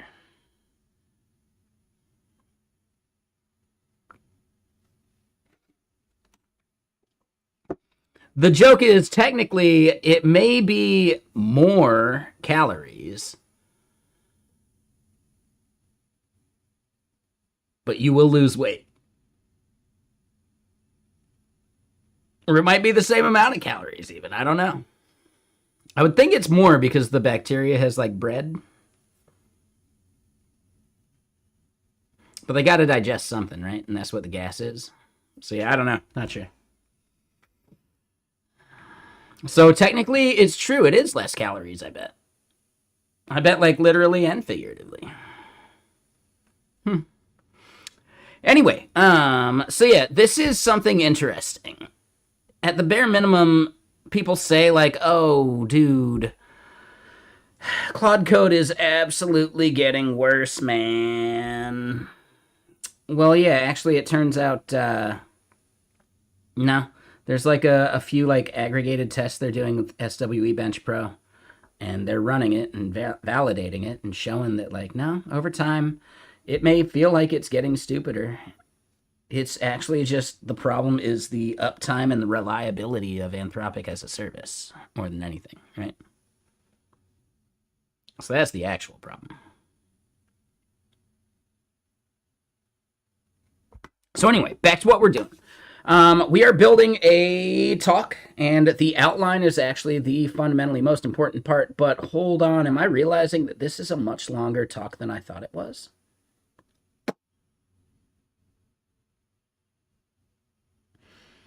All right, so you simply don't see it. What don't you see? That it's getting stupider? Or that it's gotten worse? I think you're at like the $200 tier, right? Or are you full on like API usage?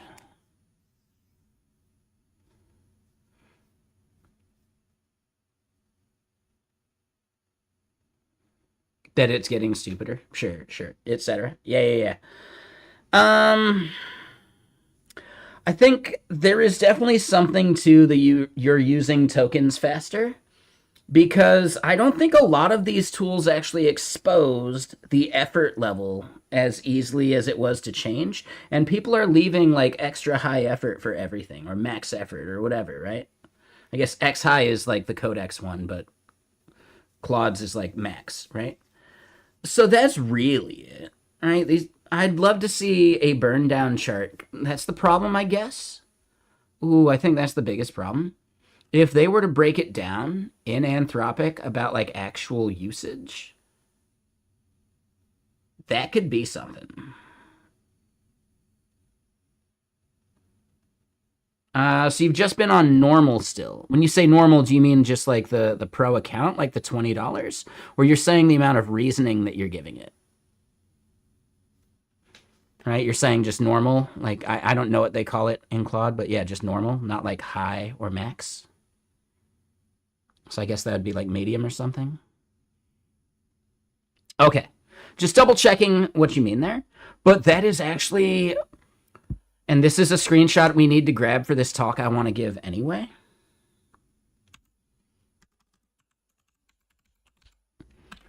The reasoning is actually its entire superpower. It's how it's actually so smart. So if we were to go and look at this, right, we'll clear everything and we'll add just the Claude stuff. So, right, we'll do Opus. No? What? Oh, wait. There we go. Right, so Opus 4.6 Adaptive Max, right? And then there's 4.6 Non-Reasoning High, right? So we can compare those two. And then if we don't want to compare Opus to itself, we can compare Sonnet and see a little bit less or more there as well. So then as we look at Sonnet, we can say, okay, so 4.6 reasoning high effort, or non-reasoning high effort, non-reasoning low effort. And then I thought there was Sonnet 4.6, yes, max effort. When you compare these things, the intelligence is actually from the reasoning, right? Without reasoning, Opus is basically just Sonnet. And actually with max reasoning, oh, you know what? No, they're basically just the same as far as the intelligence of these benchmarks go, right? For code, they could be different because we don't have a granular set of benchmarks for that. But this is the thing that really does kind of get me, right? When you look at the cost to run these things, and it's like, okay, so for Sonnet 4.6 Max versus, I believe this was non-reasoning high. I don't think this was max. This is reasoning, and this is non-reasoning low effort. So this is reasoning high effort. This is non-reasoning low effort, right? So like the thing there being like, if you look at just like, if you take the reasoning out of it completely, like non-reasoning, you get decent enough results, but you can recognize that just simply like that is where the cost lies. So technically, oh, did we not pick one of the Sonnet ones with reasoning? Hold on. Oh no, this is, yeah, my bad. I was reading it wrong. This is with reasoning. There we go. So yeah, without reasoning, medium effort, I think. Without reasoning, low effort or whatever. We could look. Let's double check. without reasoning, high effort, right? So the difference between effort versus like just even having reasoning turned on is interesting.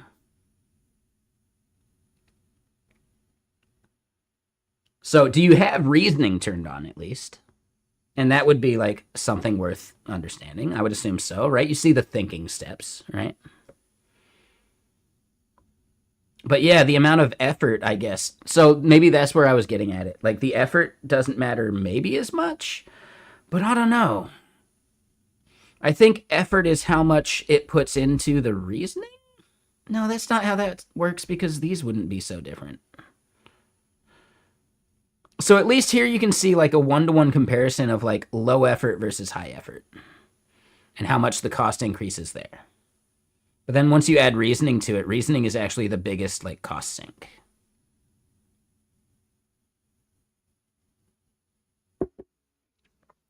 Yeah, I guess that's the tricky part because they're calling these from the API level rather than like using something like Claude Code. But I think that's where you could then go see like in maybe Terminal Bench too. Would that be like better listed? I don't know. I think it's worth discussing and thinking about.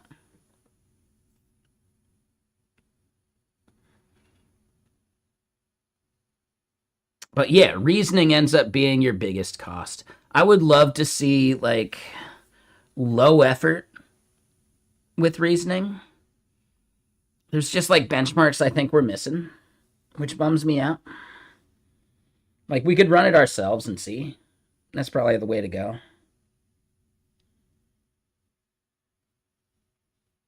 That's probably the way to go.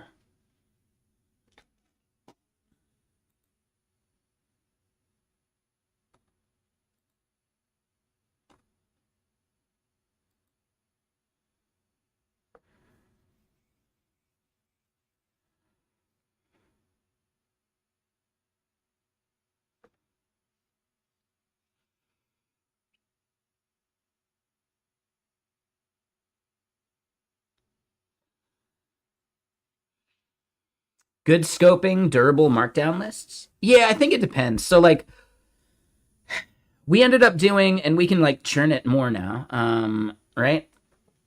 We started turning Claude loose on the planning for this, right? So stop and wait for limit to reset. Boom.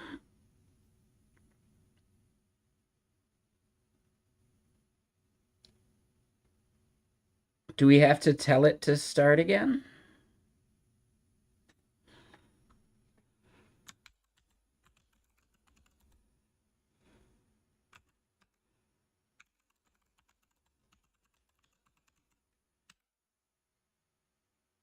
Yeah, we're using GSD and like all the sub agents and all that shit. So it's like it is massively churning through tokens. Yeah, exactly. So I kind of expected it to burn through like my entire quota. I should not be using Sonnet for this, you know? Right? People are like overusing things for certain stuff and sub agents and other stuff running, you know? Like it's not necessarily as like obvious. And I'm using Opus instead of Sonnet actually it looks like. I don't know. Fuck it.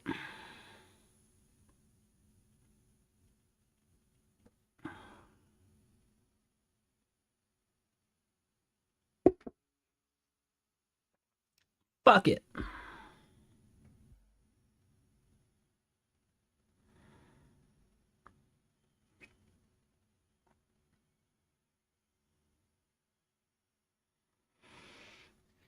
Yeah, my goal was to use like the smarter models for the planning steps here and then eventually farm the development out to minimax. And yeah, let's look at some of the other stuff we got going.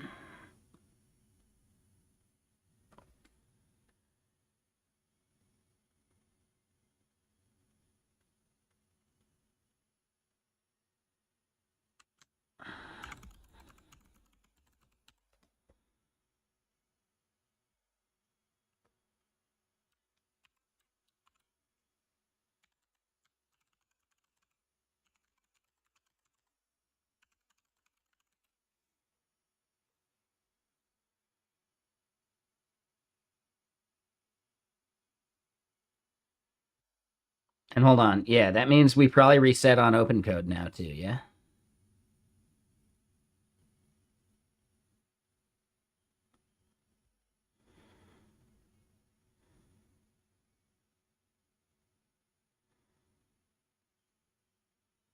Fired up too many open code tabs.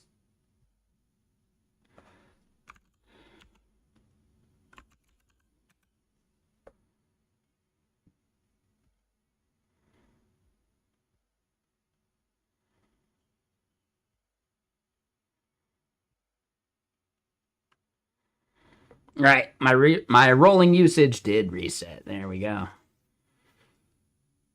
My weekly usage, damn, we're maxing that one out pretty quick.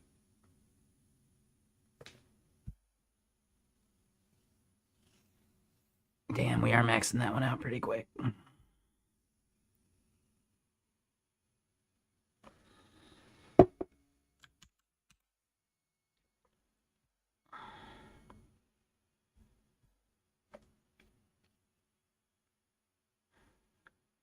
Oh, do we have an unban request? We do. I'm guessing it's the person earlier. It was just, I didn't want to put up with it. While I was over in the kitchen, that was like a level of babysitting I didn't want to do. Do we think this person is going to understand that? Or are they going to act like I kicked their puppy?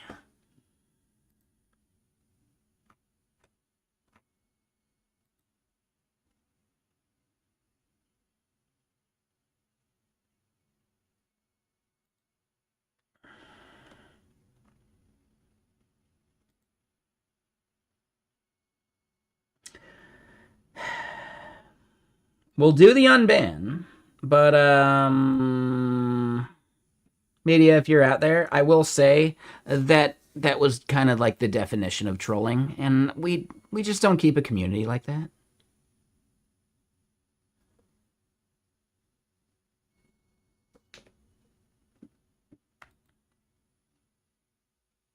So you're unbanned, media, but just saying, man.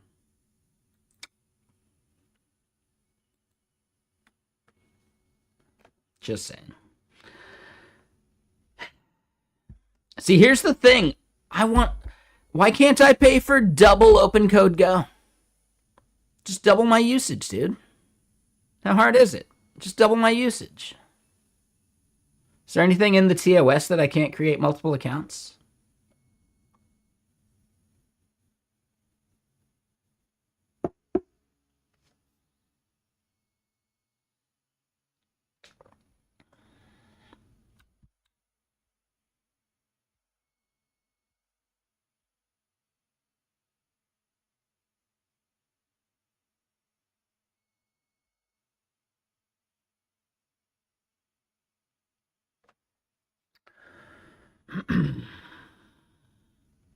Here we go. This is the part.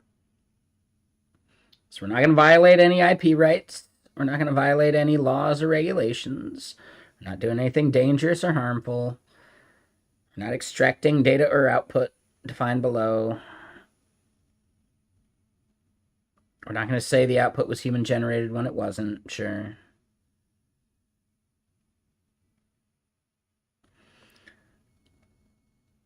You're not allowed to use output from open code to build an open code competitor.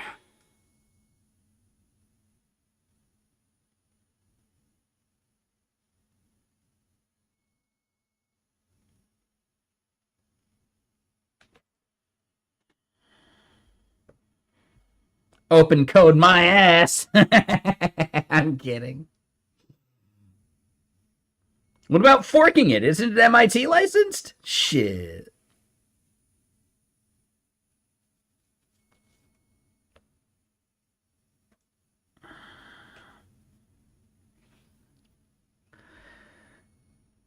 Models that compete with the services? True. Touche. Touche.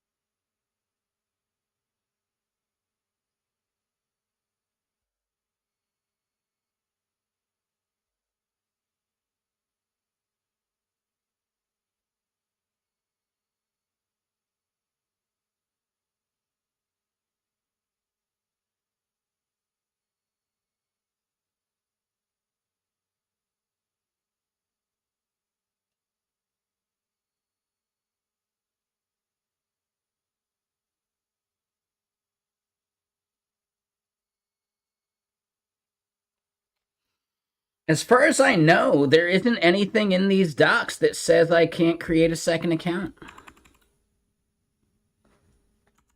We'll ask a couple LLMs. How about that one?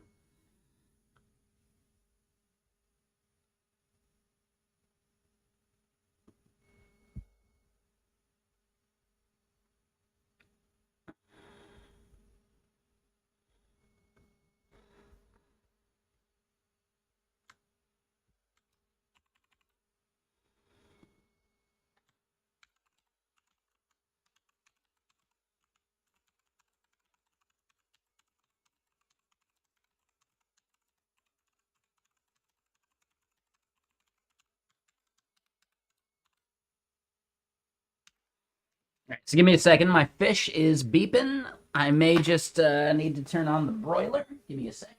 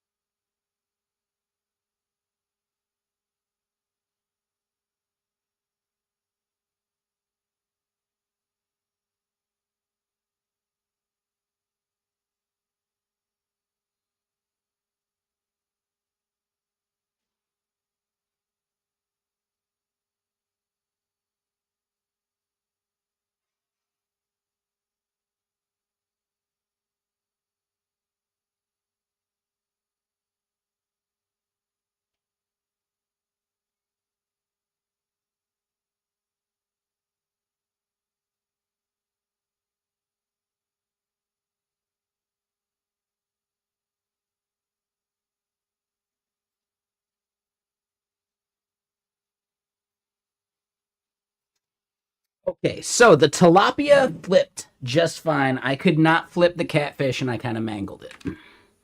It's fine. It'll be good.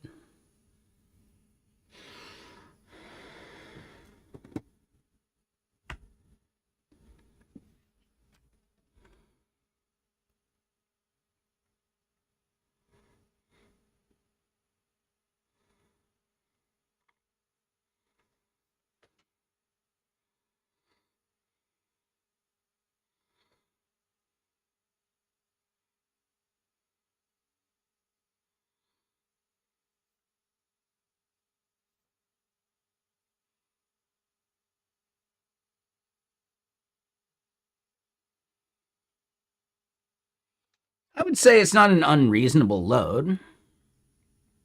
Yeah, on Threads. Does he post to Threads? No way. On Threads. Is he posting to Threads these days? No way. I know he's doing LinkedIn.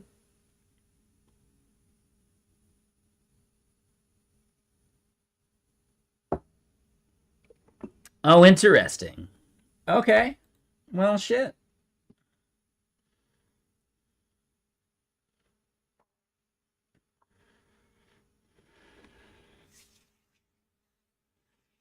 Yeah, but he uses a service called Ferryman as far as I know, right? So here's the thing. Is he posting to Threads from the stuff he posts on Twitter, or does he post unique stuff to Threads?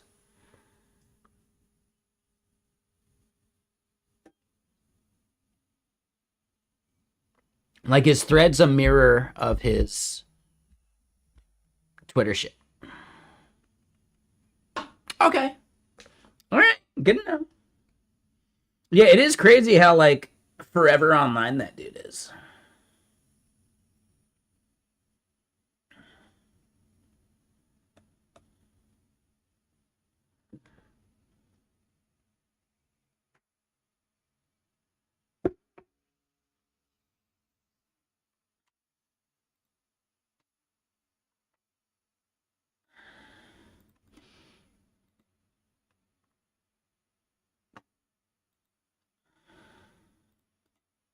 Ooh, hold up. Here you go, everyone.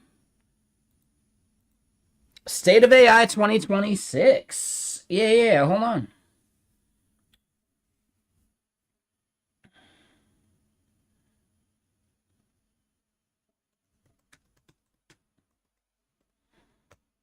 Should we do that? Like together? We'll do it while I'm eating. Yeah, we'll do it while I'm eating. Oh, yeah. At which point, yes, I should go grab my salad and stuff. Yeah. We'll do the survey together. You guys do it on your own, of course. But yeah, State of AI 2026 survey from something. Whose survey is this? Devographics.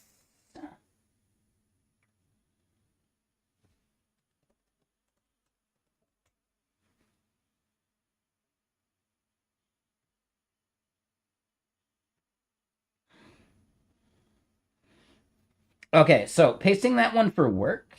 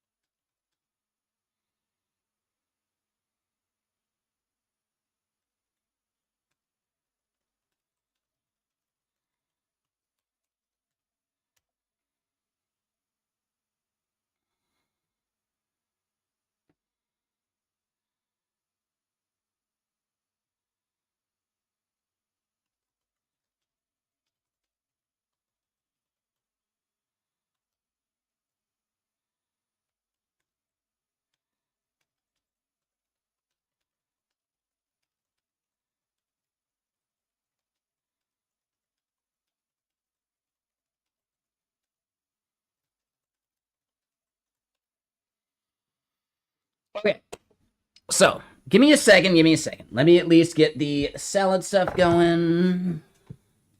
It's just spinach. It's not actually fancy. It's fine. And let me grab my fish.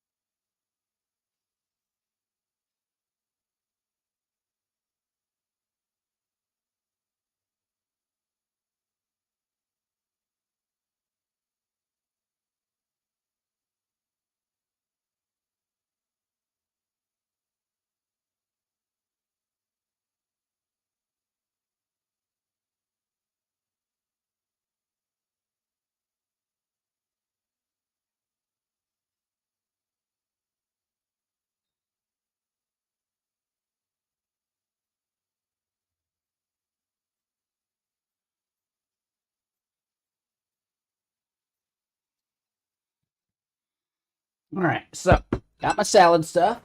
We're gonna do the state of AI survey. Oh man, this fish. Should probably get some sriracha or something. I don't necessarily know if I need that.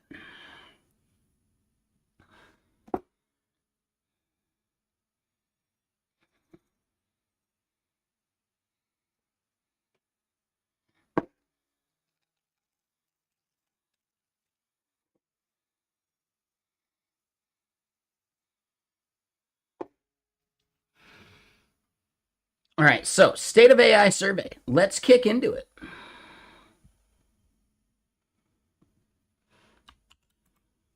And as far as salad goes, use the same fork.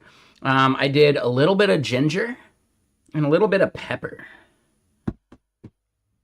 And it fills the void of like like a proper like dressing kind of bullshit.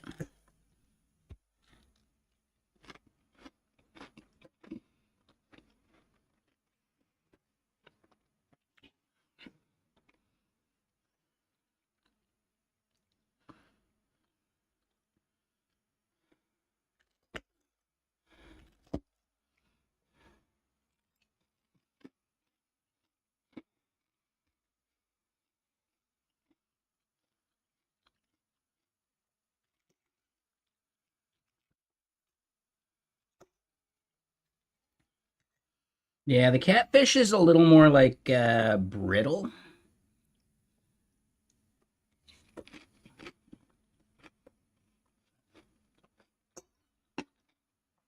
Mm.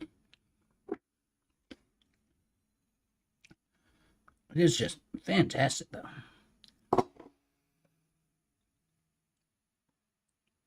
Oh, wait. Did I not copy this right? I did not copy that right.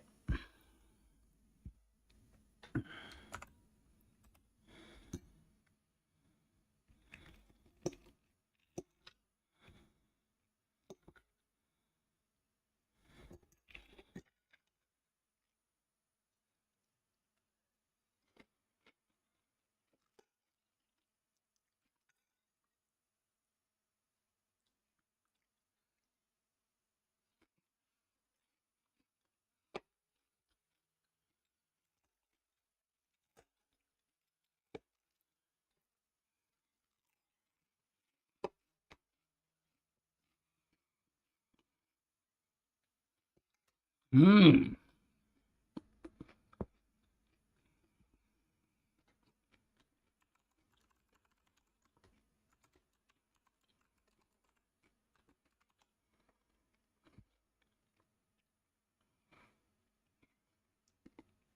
Hold on.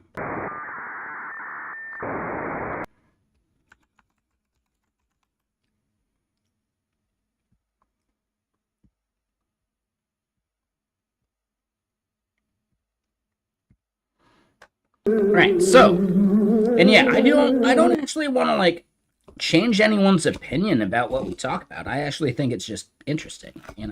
So let's talk about it.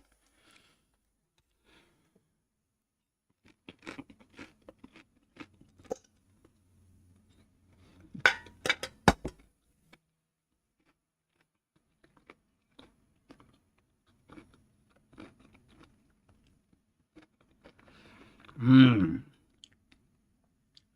Damn, they're both like just as good. They're different.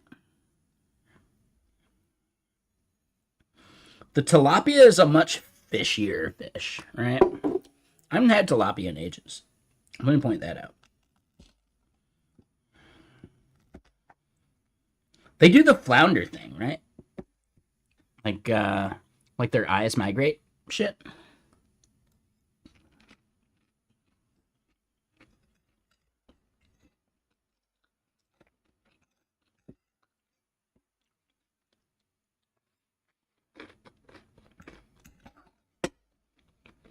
Sumac. I don't know what that is.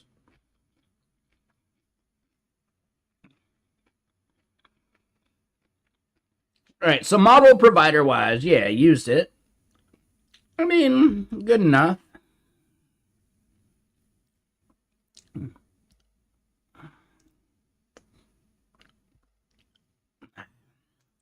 Increasingly lately.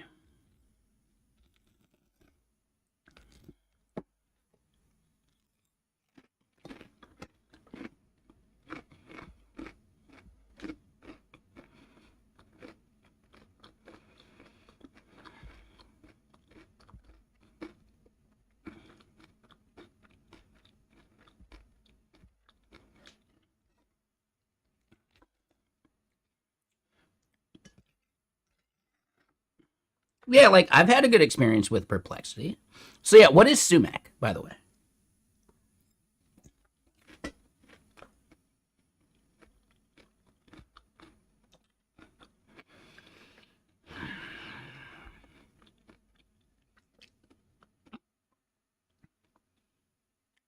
I'm gonna say Mistral solves.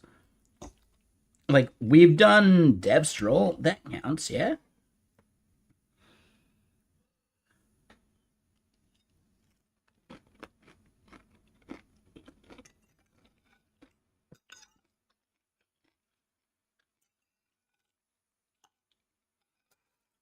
Sumac. Yeah, no, I don't think I've had it. Like I'm a big paprika user. There's paprika in this. I definitely could have done more paprika. When I do like without the breading, just like a proper oven roasted, I am very paprika heavy on like the top layer. Hmm.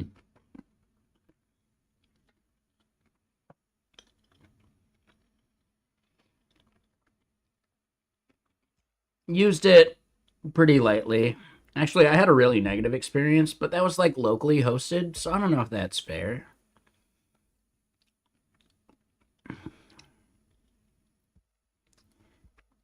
Heard of it, not interested. Used it, meh.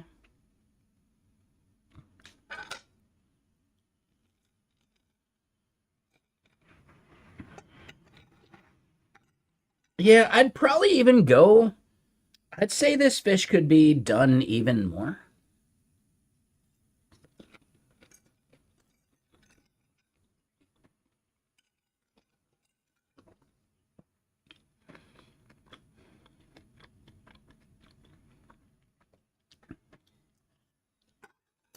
What does our company actually pay for? Hmm.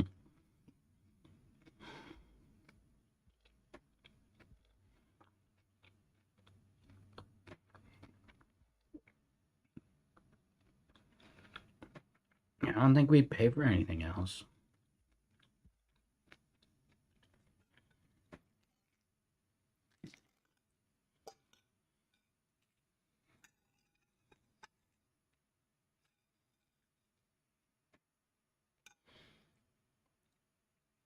I actually want to do the catfish a little longer. I think that's the move.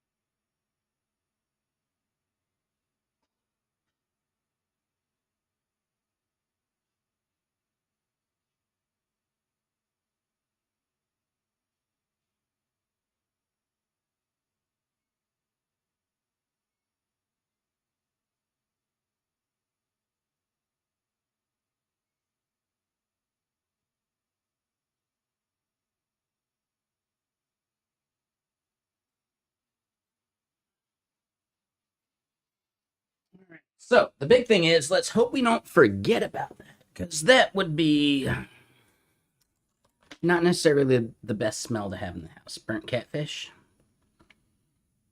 Just saying. All right, so now, oh, I forgot. Whatever.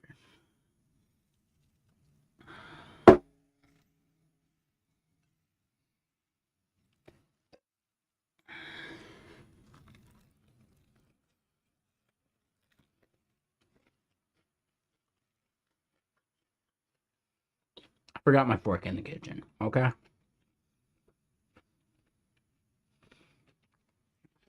Yeah, and I don't know if I'm looking for anything more tart. when I'm doing spring mix. If I was doing just straight up spinach, something extra like more tart would be nice. But some of the stuff in the spring mix and in like power greens can be a little overpowering, like sour wise.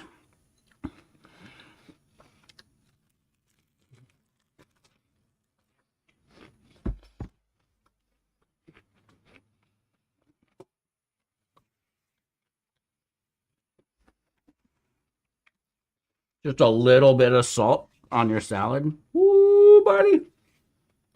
But you gotta like salt and then like eat it immediately because then it makes it mushy otherwise.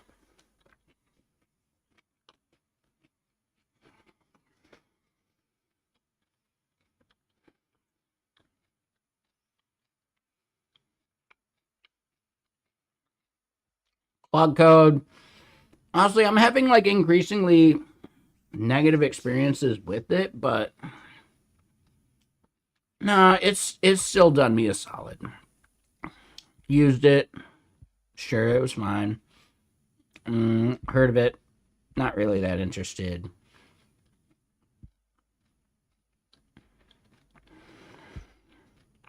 Used it, meh.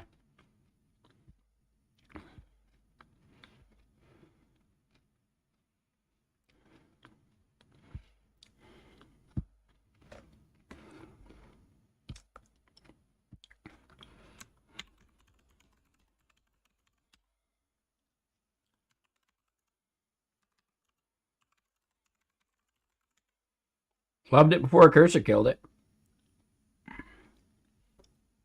Replit, heard of it, not interested.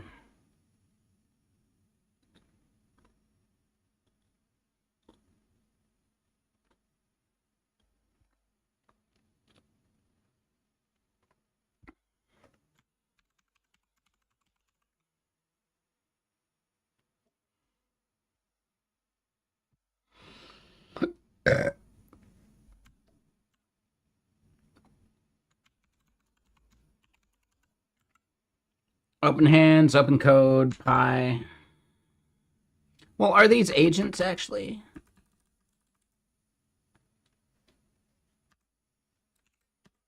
I think open hands might be an agent, but I don't know. Yeah. I think there's gonna be other shit. I mean, I've never used it, so I would. Why would I add it to the list? What does our company actually pay for? Ooh, I think we pay for Claude Code. I think we pay. I mean, technically, we're paying for like GPT. I think we're. Devs have a little bit of like leeway. I bet there's people paying for Copilot too.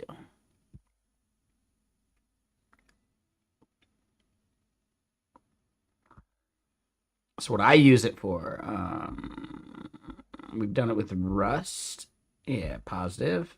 Positive.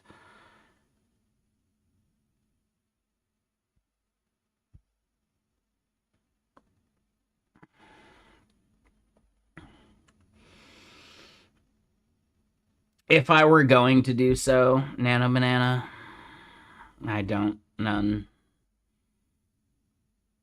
Applications, websites. Eh. Eh.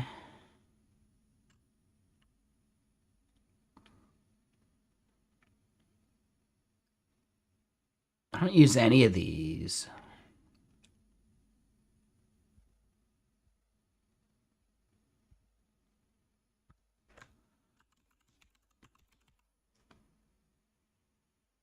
Soon.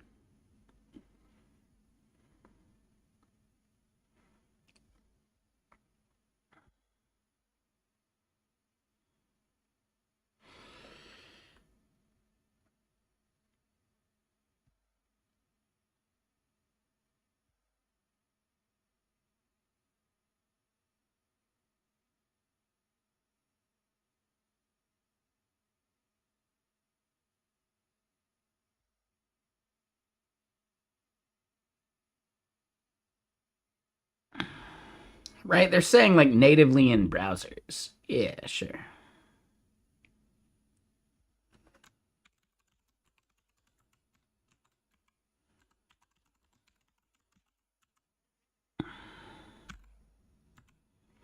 All right, so open code, augment intent, pi. What else have we been using? Pi counts. I'd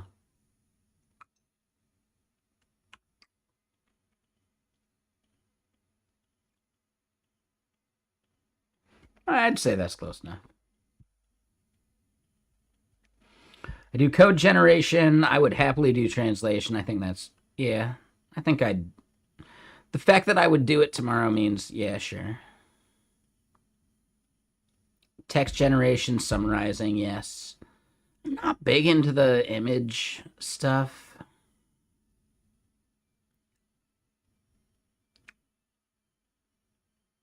Research, sure. I would use it for code review.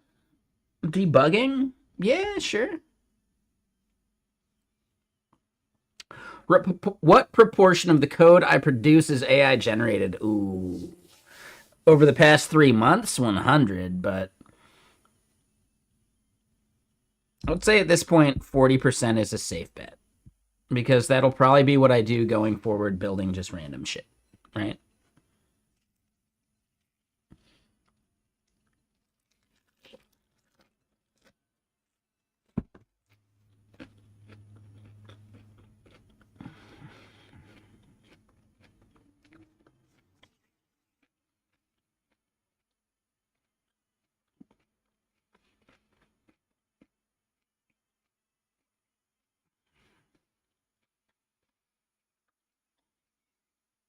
When it comes to the Super Maven stuff, or 0 and 95, oh no. Hold on. Motherfucker, no way.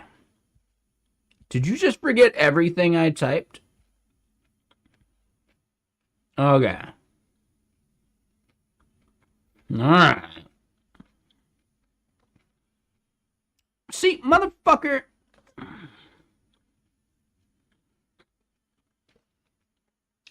Did some fucking clanker make this? Come on, dude.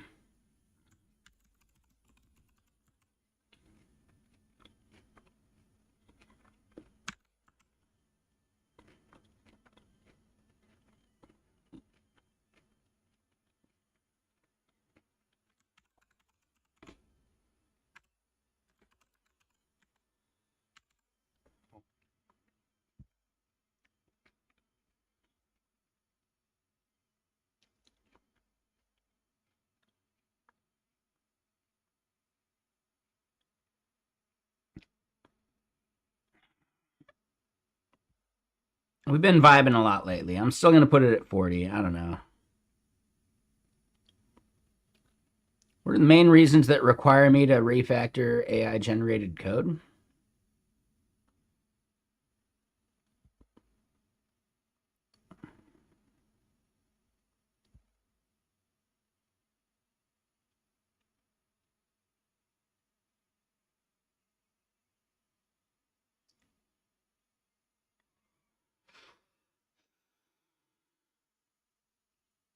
I think that works.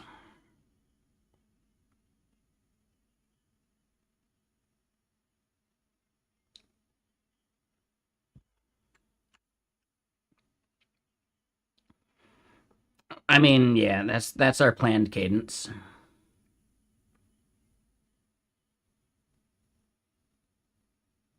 How often do we use it for stuff other than code generation? I'd say a couple times a day, like research, like, oh, what's this? Summarize it for me, blah, blah, blah. What kind of code do we do? Oh. Oh. I think that's tougher.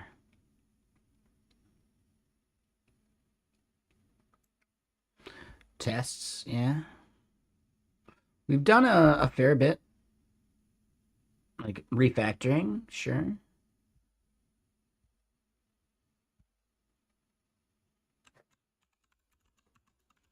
Libraries, sure. How much do I personally spend on AI tools per month? Oh, all right. So 10 on Open Code Go, 20 on Claude Code Pro, which I'm heavily considering not doing. And that's personally not for like my product. Oh, yeah, exactly.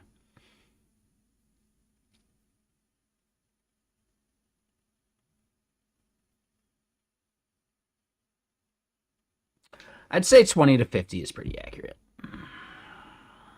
How much does our company spend? I don't fucking know. I don't know. What industry sector? Boom. Yes.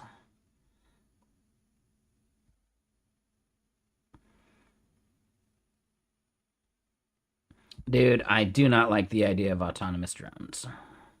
Environmental impact matters. Job displacement, I am concerned about. Costs for sure. Oh, I can't do more than three? Oh.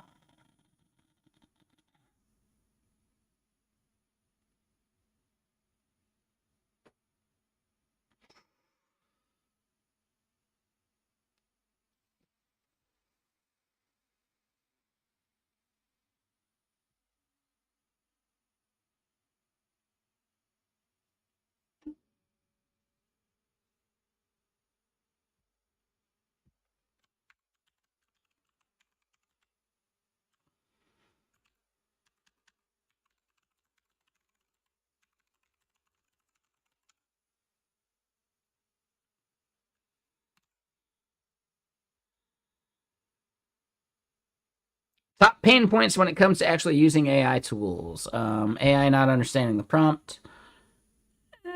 Copyright concerns. Cost.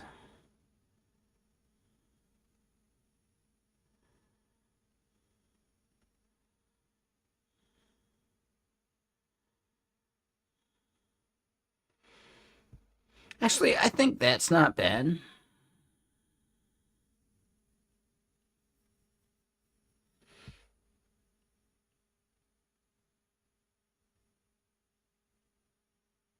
All right, so hold on. This fish, don't want to burn it, but I bet we're done.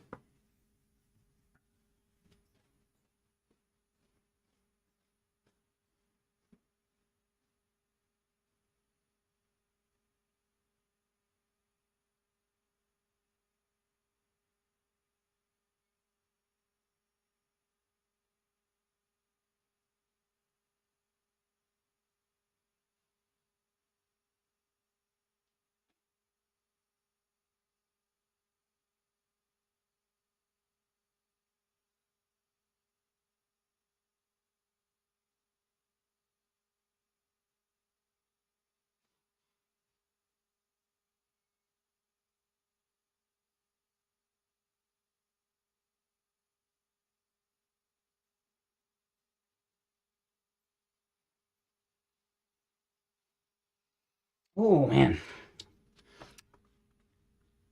I know, all of the above, right, Fievel? Like, all of the above. Wait, was there an all of the above that I missed?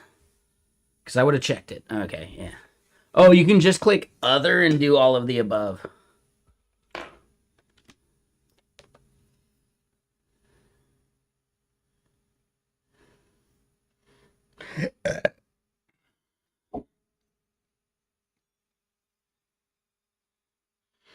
Yeah, man. You know what I want? I need to get some cornmeal because that's the right way to do the catfish. I love the fact that the grocery store nearby consistently has catfish.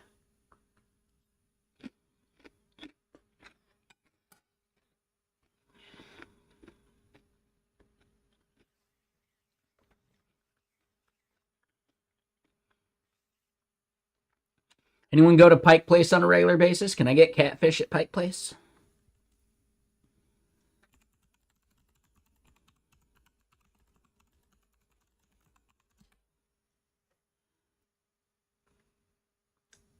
Oh, yeah. Oh, yeah.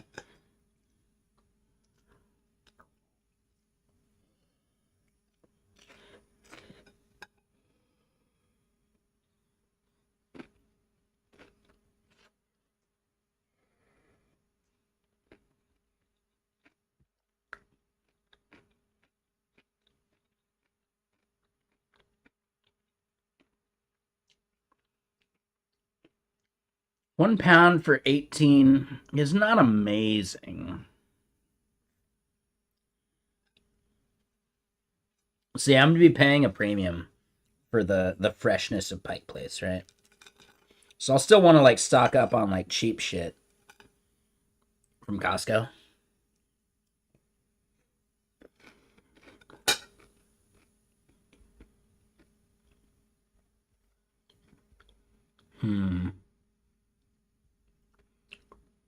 That's not a terrible price for rockfish. That's not bad. I'm not a big rockfish fan.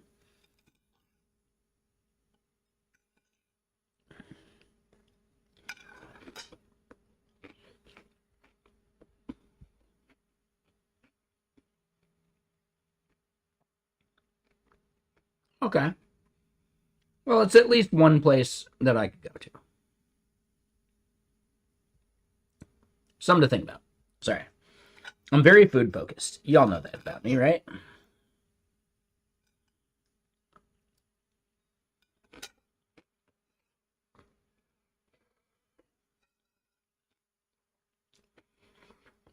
Maybe, Kenny. Here's a question. Did everybody have matching towels?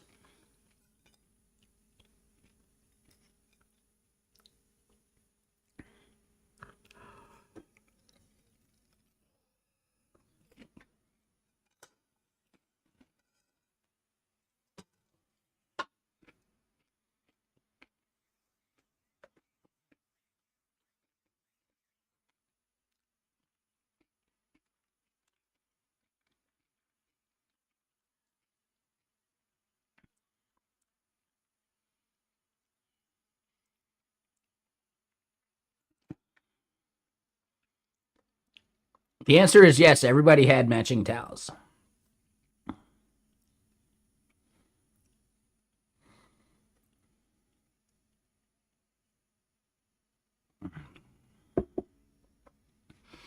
I think extremely long term memory would be nice. High level planning, for sure. What up, Bagorge? How you doing?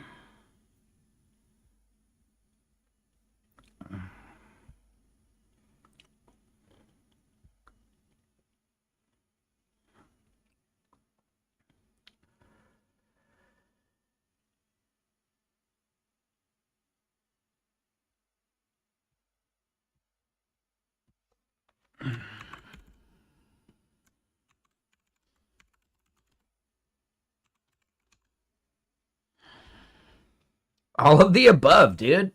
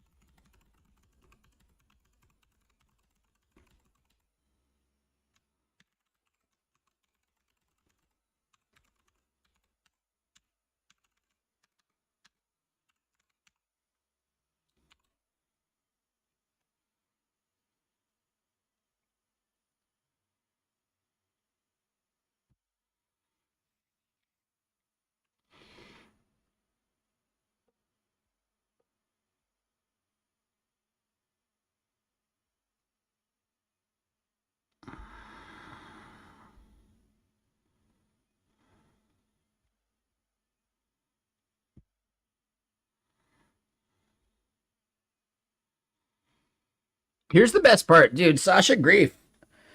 If you don't know his name, you probably should. If you did any Meteor back in the day, you definitely know the name.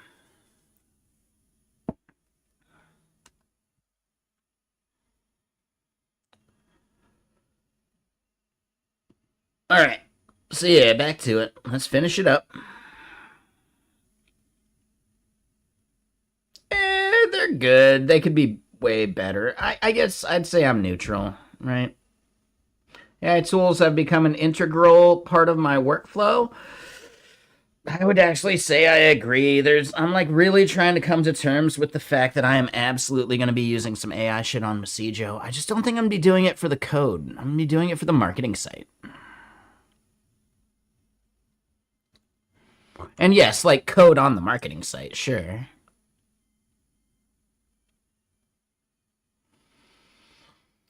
AI tools have made me a lot more productive.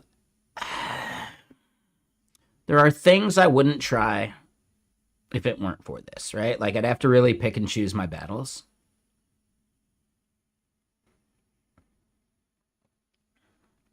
Relying on AI tools will make for less skilled developers overall. Yeah, I agree with that. AI tools are a threat to my job security.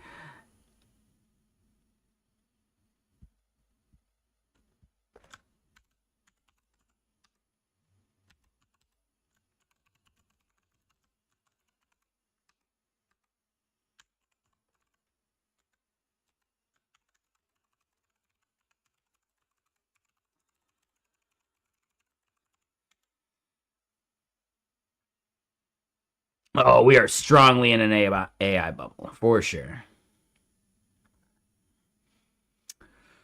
Yeah, dude, the quality of the tools has gotten way fucking better over the past year. I don't think that's even deniable in any way.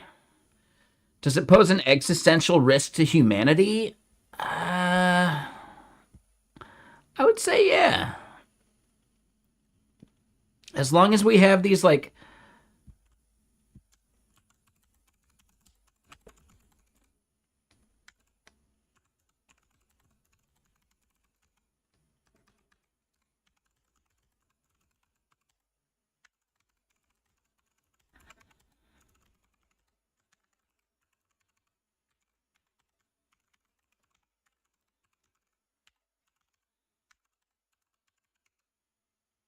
you can't stop their greed. We will reach AGI within the next 10 years. I don't know. I don't think so. I don't think.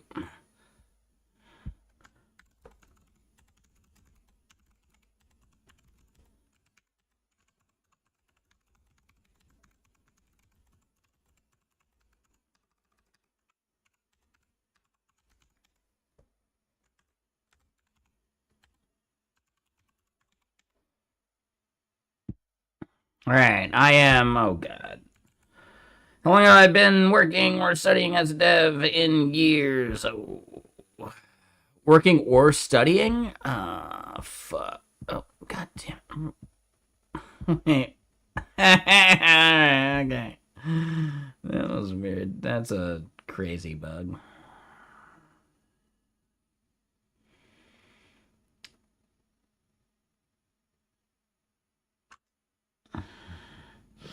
I think 18.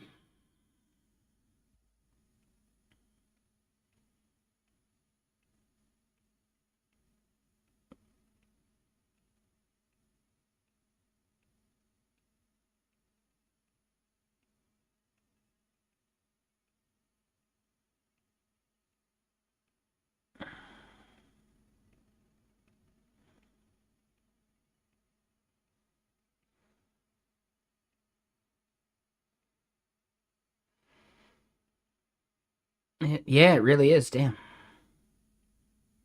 Okay. How many people at work at my org? I don't know. It's over 100, sure.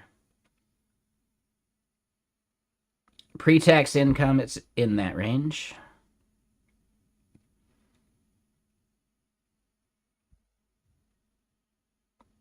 But yeah, what's up there, Mustard? How you doing?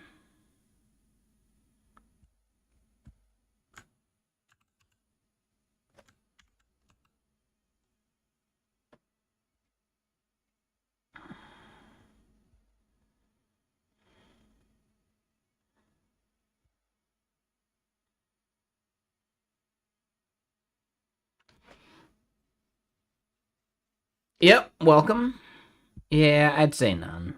Though my vision is fading. Like, dude, real bad. But not yet. Where'd we hear about this? Yeah, there you go, buddy. Um, when navigating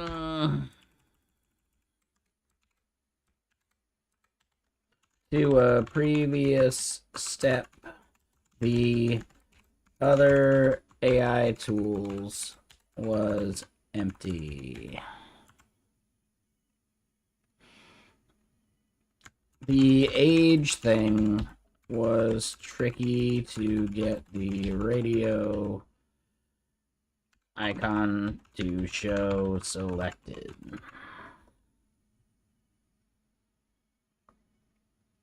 What other questions? Which content creators do you listen to and subscribe to for AI news and content? Sure. It's definitely not me. I'm not trying to say like, hey, me. No, it's definitely not me. But yeah, there we go. Yeah, I do want to know when they're published. Sure.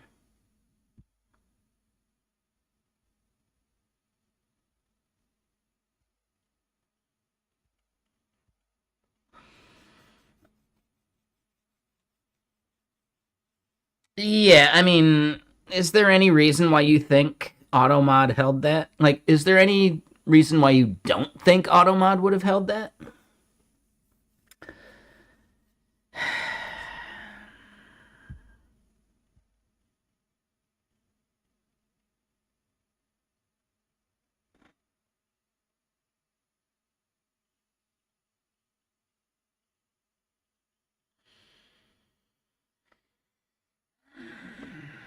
This is not Asmongold's chat.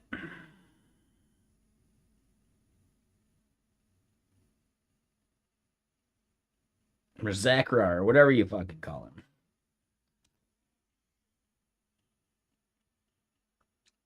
I don't know how to frame that any better.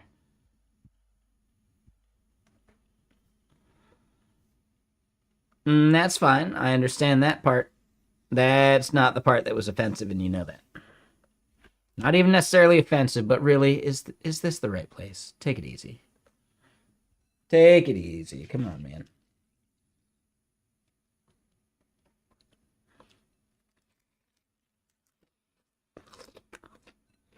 I already retracted the offensive. I just think you're trolling. I'm good on it. No, thank you. I'll pass. I'm good. No, thanks. No, thanks. I want off that ride.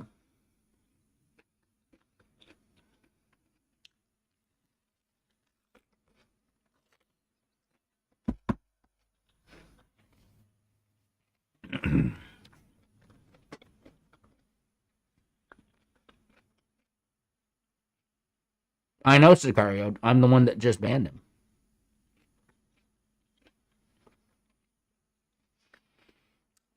I can dome massive amounts of spring mix while also banning people. It's actually a skill. I'm pretty proud of it.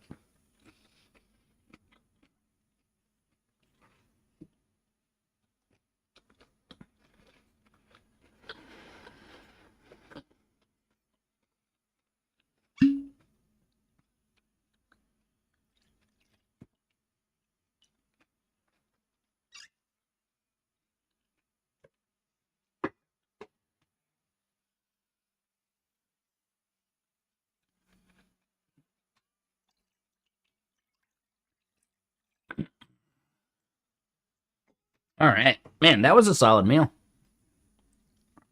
I'm actually really into it. Was it more food than I should have? Oh, I see what you mean, Sicario. Yeah, he's banned anyway. That was the joke. And that's why that person made it into this chat, because they didn't have anywhere else to go. Because he's banned. Sorry, that was like the meta joke I was making. My bad. I didn't explain it that well. That's my fault.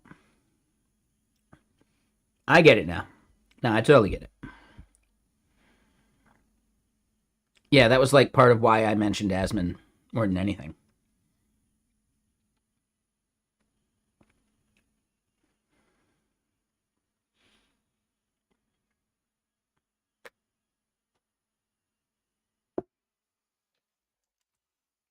Yeah, yeah, my bad. My bad. I missed your context.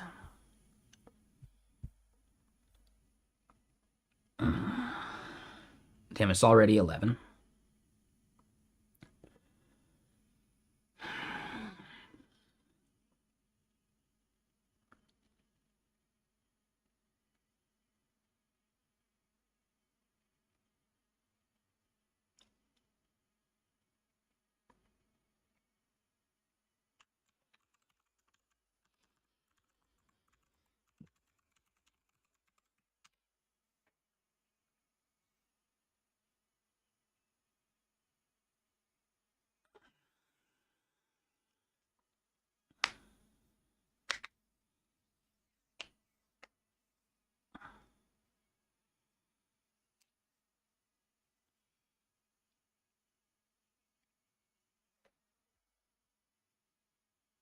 Okay, so here we go. We're in the middle of a major refactor to use small vac for byte buffers to eliminate heap allocations. The code compiles, but there are test failures that need updating. Current status.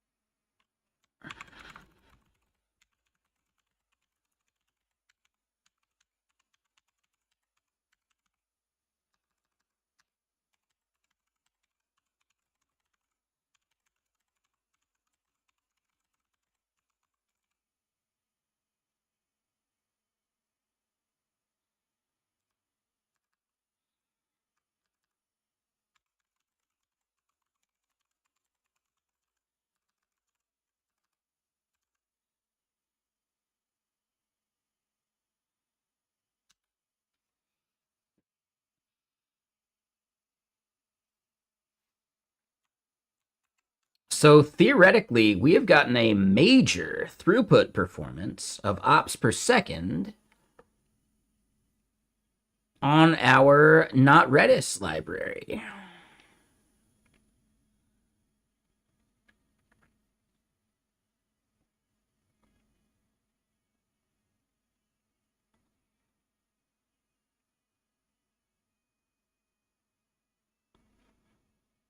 Okay, yeah, I like that. So I want it to keep churning.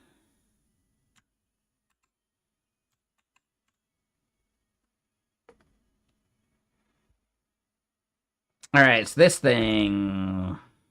Yeah, no, do it all, buddy. Burn them credits.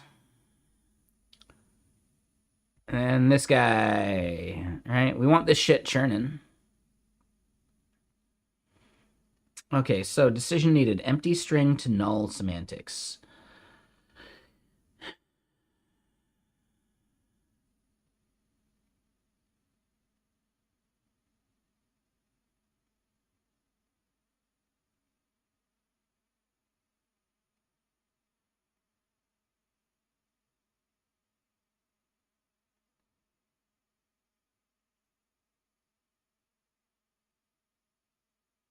Ooh.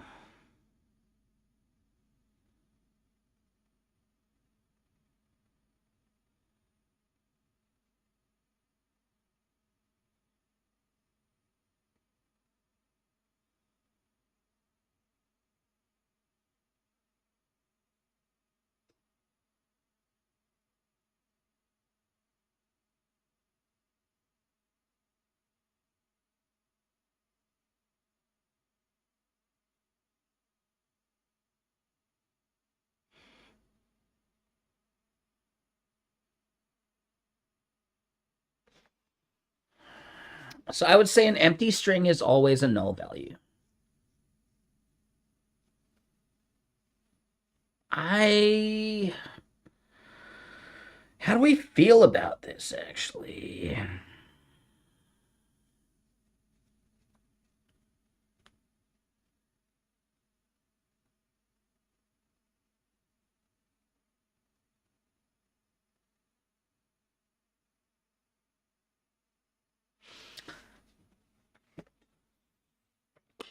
I think number two is fine.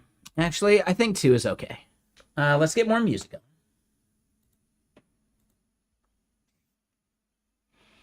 All right, so we're churning these along, doing our thing. Yep, yep.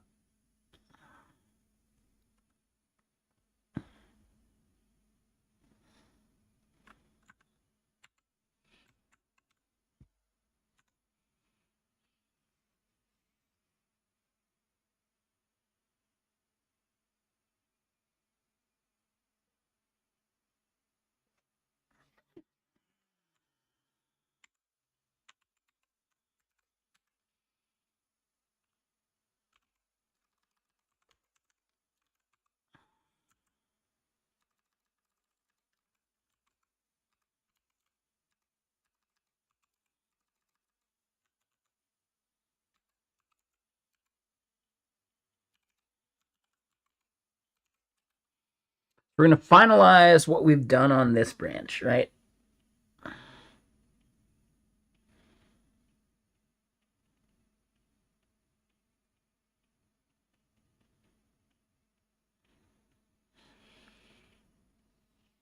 So it's going to condense these down to maybe like a couple grouped like commits and stuff, which I think is fine.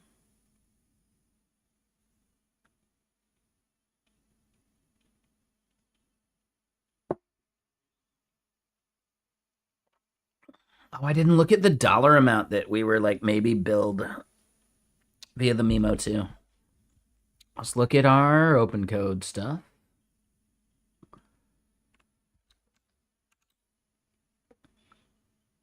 Yep. So here's the gnarliest part.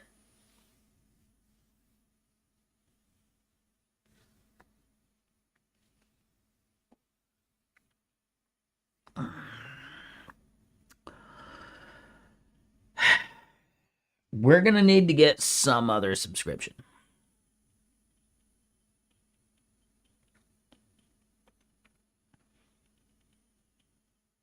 We got to reach out to Dex. We got to just reach out to Dex.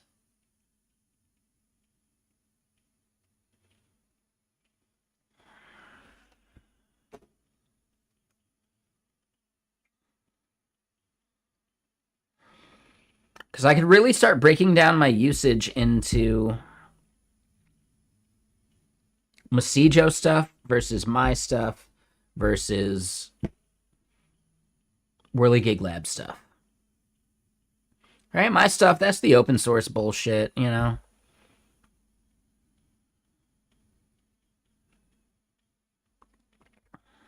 I guess most of what we're doing is the open source bullshit.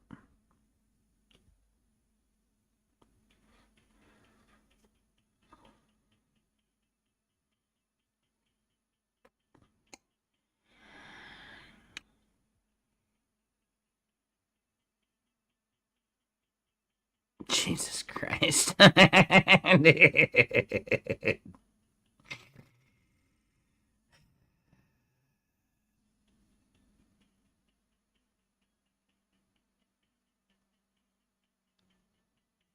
just I I just can't use Sonnet for anything. I can't use Cloud Code for basically anything.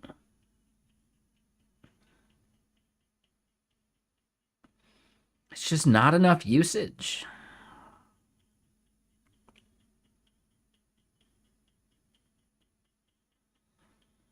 Right? Nothing big.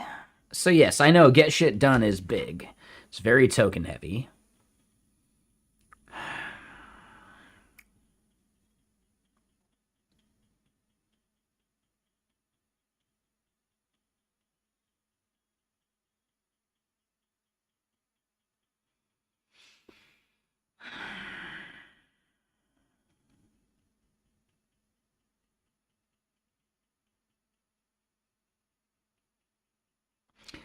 And we looked at Gemini, right?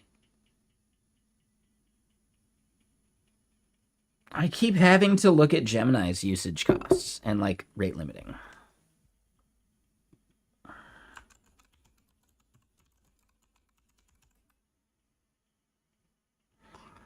Oh no, you missed it. No, it's whiskey and water, like heavily watered down whiskey. The whiskey itself is the Old Fitzgerald, and then a shitload of water. So it's like one shot's worth of whiskey, and then water to the rest, as if it was a mixed drink. It's not though. So no, it's not tequila. It is whiskey. There is Cinco de Mayo coming up in a month though. We usually make that a fun day.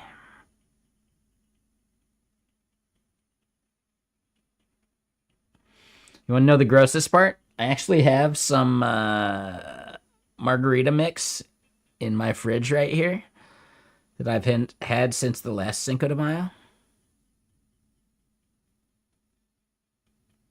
I think I'm just going to pour it out. It's in a fridge. I think I'm just going to pour it out.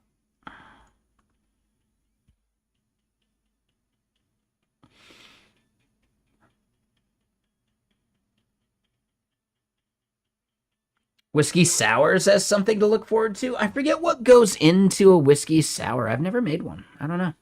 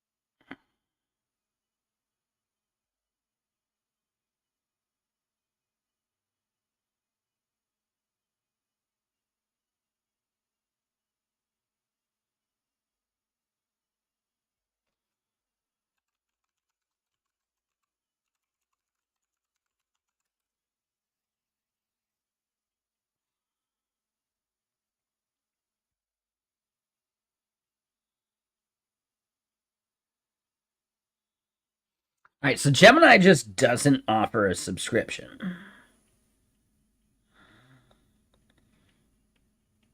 Is that really what I'm understanding about this? They just, nah, man. We're just gonna bill you.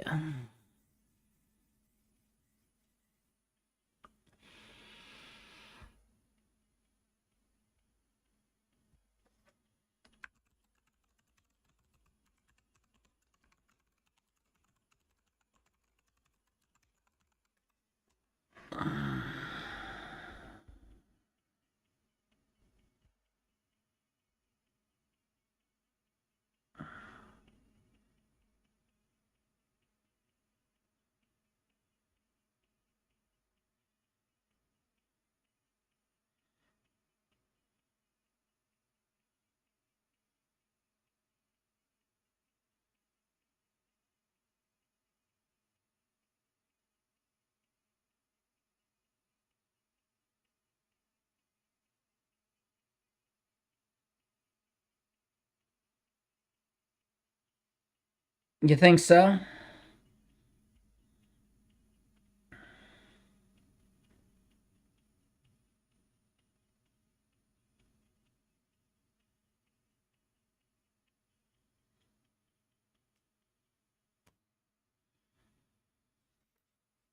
Oh, so Gemini Code is at the $20 tier. Okay.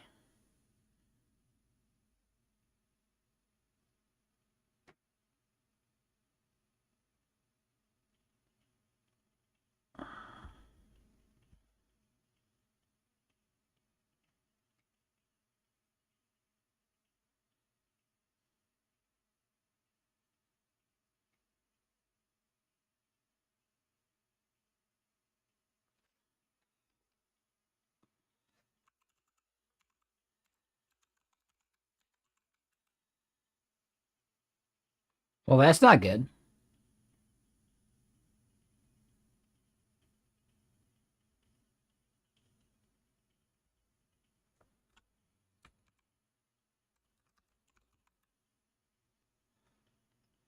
It's .com.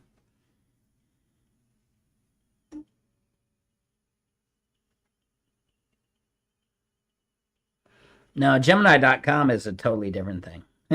So no, that's some like crypto bullshit. Yeah, I don't know. Do you have a better link? Because that one doesn't work.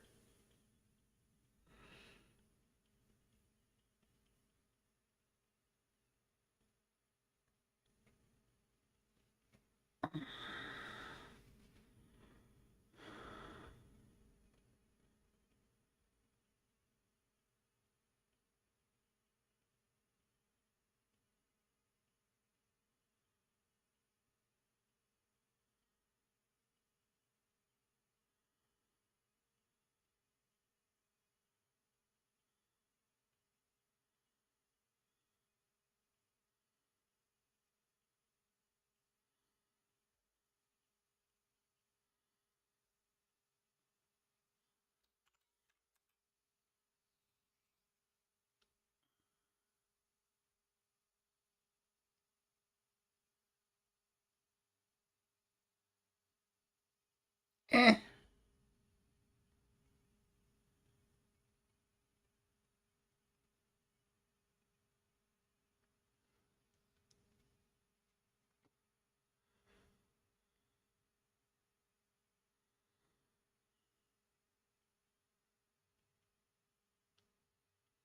I know. I'm looking at the link right now, though, dude. Come on, use your eyes. Take it easy.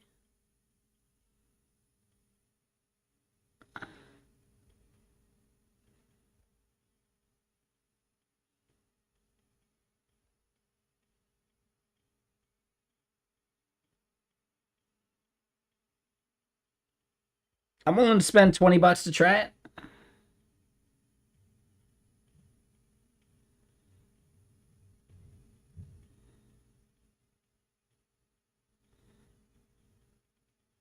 Yeah, give me a sec. Oh, that was almost the wrong button. Ugh, this shirt's weird looking. There we go.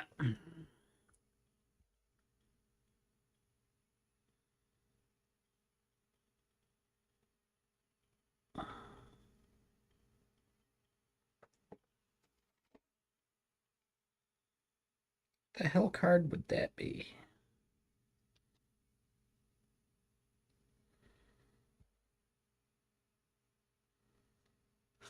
There we go. Um, yeah, I'll just cancel it if I don't like it. Fuck it.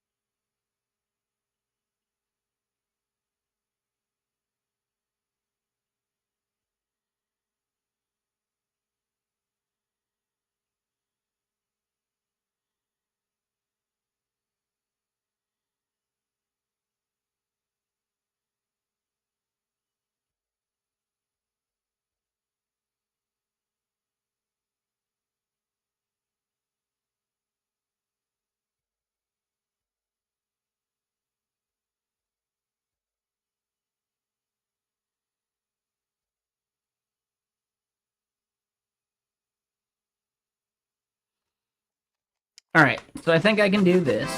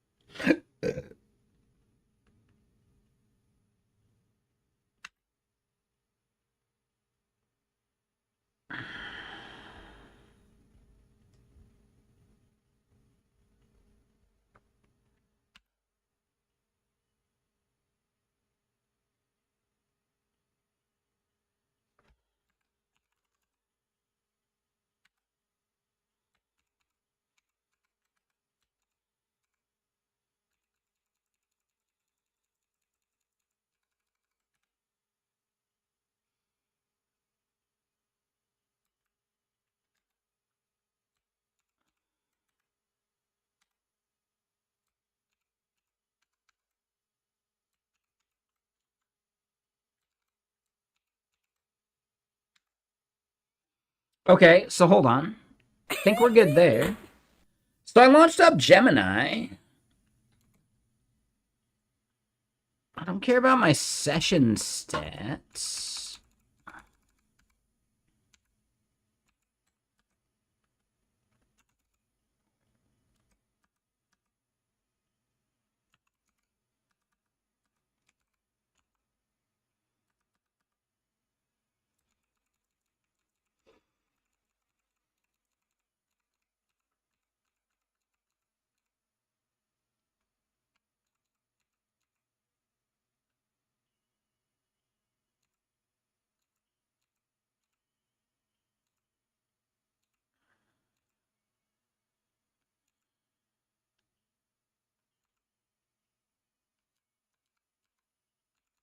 Hmm.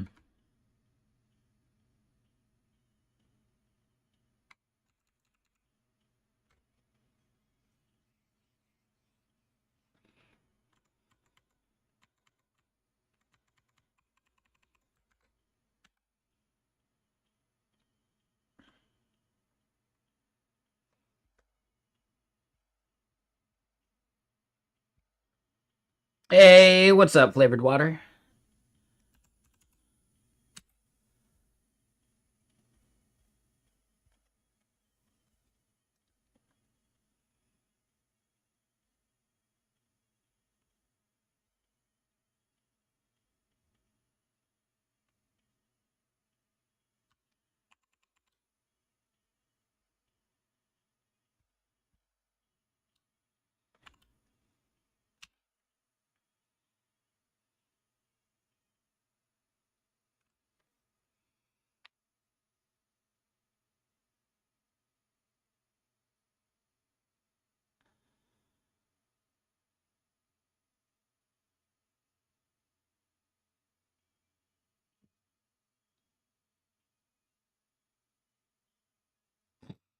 All right. So it might be able to pick back up where it left off. That'd be cool.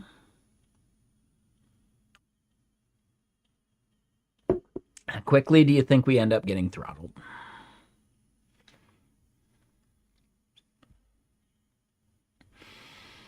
All right, so yeah, remaining patch findings.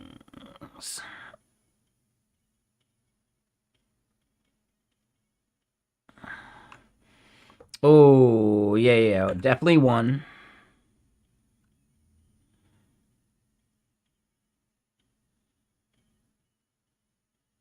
Oh, 1, 2, or 3. Yep, add a size limit. Infer file schema, mockdb.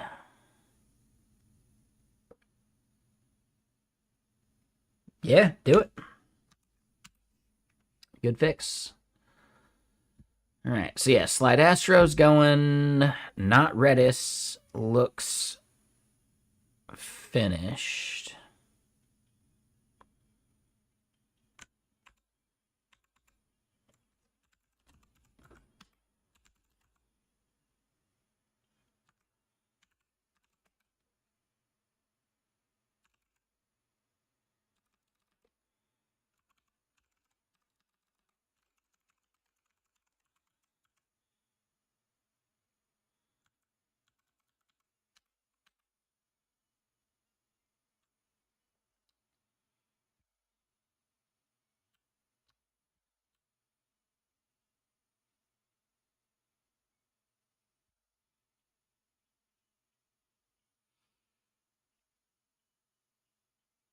All right, so that's going to do some performance BS.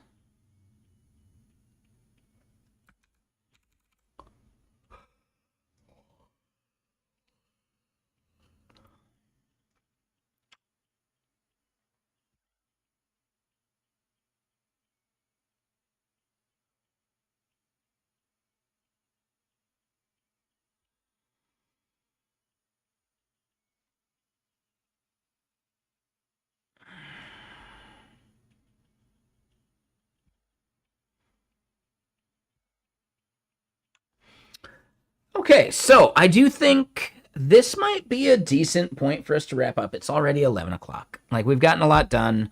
I would say let's finish up these slides, actually. Yeah. The models, right? Keep them churning, because why not? But let's finish up these slides. So the thing we want to find is...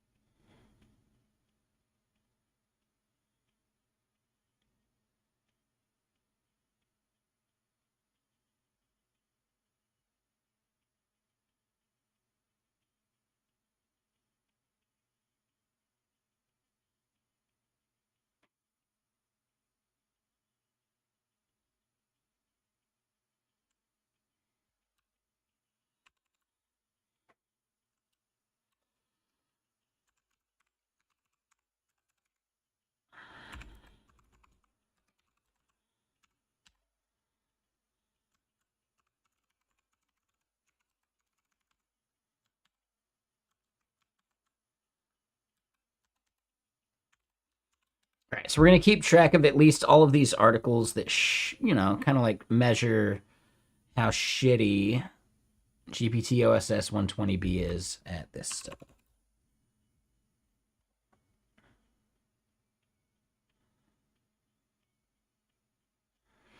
So other people have said it's a problem in the harness.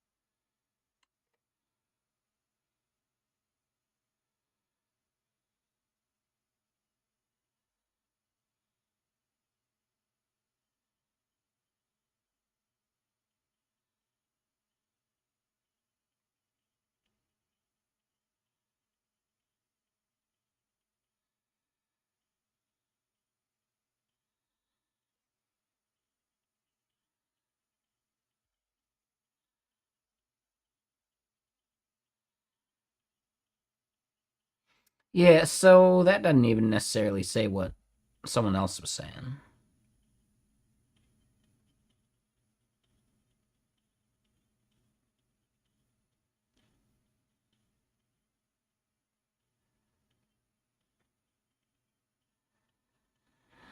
Yeah, no, that seems like BS.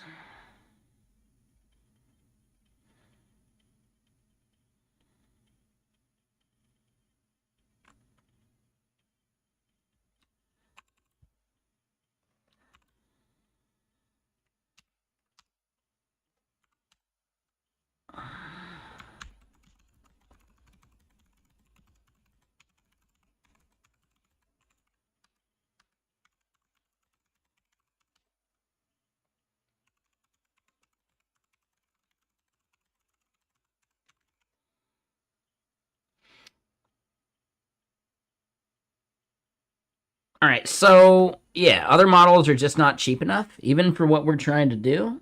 It's a non-starter. It's not anything that we can actually like let happen. So I do think we're at a good point. It is basically midnight. We should figure out what we do from here. I'll probably go over to gaming stream and play just a little bit of gaming to wind down a bit. But yeah, I gotta work on these slides tomorrow. I'm gonna have to do that just on my own. I'll do it over on gaming stream. But yeah, tomorrow is a non-streaming day on this channel for me because I've got the meetup to go to tomorrow night. Got meetings and stuff. It would be like too short of a stream. It wouldn't be that fun. And I also have other work to do too. So, yeah, I will have this talk done tomorrow for the meetup tomorrow. But on Thursday, we're going to jump back into like all this stuff. I do want to kick that code review off again, because why not? Action required here. Ooh. Allow for this session, sure. What else did we have that was churning? I think we're good there. We did just want to double check. How's this doing? So CI lint failed.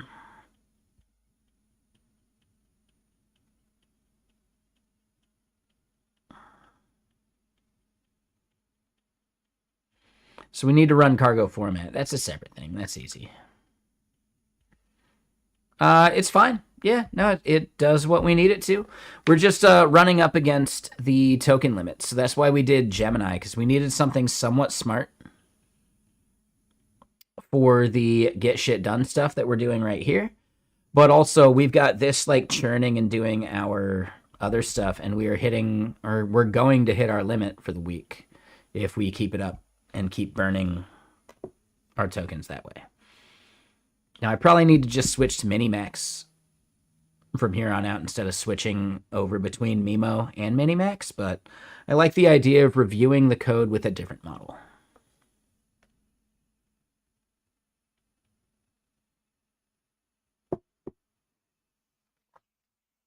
So yeah, currently we're at 34% of our weekly usage, and we're not even done with the entire week. Like, dude, we're not proportionally going through that right. So that's a bummer.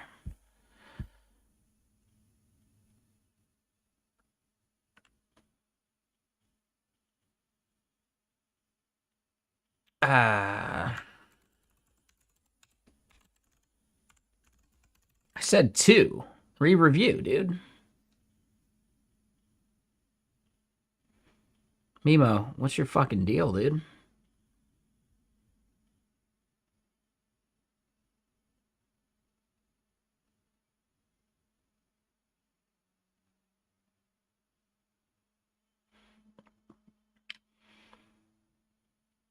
All right, so yeah, this thing's gonna churn. We're using Gemini for it. I think it's fine. Go for it, buddy. I don't think I wanted auto. I think I wanted pro, but we'll let it churn. And yeah, I think we got some stuff that we can pick back up on Thursday. So should be fun. But yep, we're gonna go raid somebody. I'm gonna go head to gaming stream for just like the smallest bit. We'll play some game. I'm not even sure what game yet.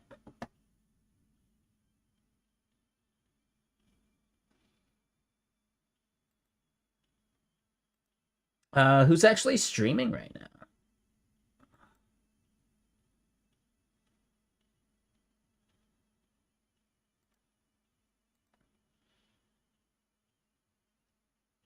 Coppinger? Togglebit? And we went super late today. And we're not even that like deep into the whiskey, which I'm actually really proud about.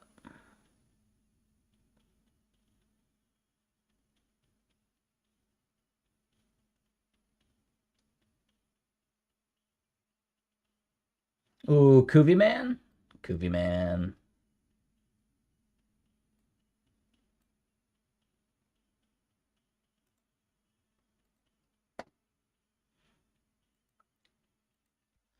Koofy Man is building some mini programming language, and that sounds kind of fun. But yeah, I thought Open Code was good. Or Open Code Go was good. Oh, shit.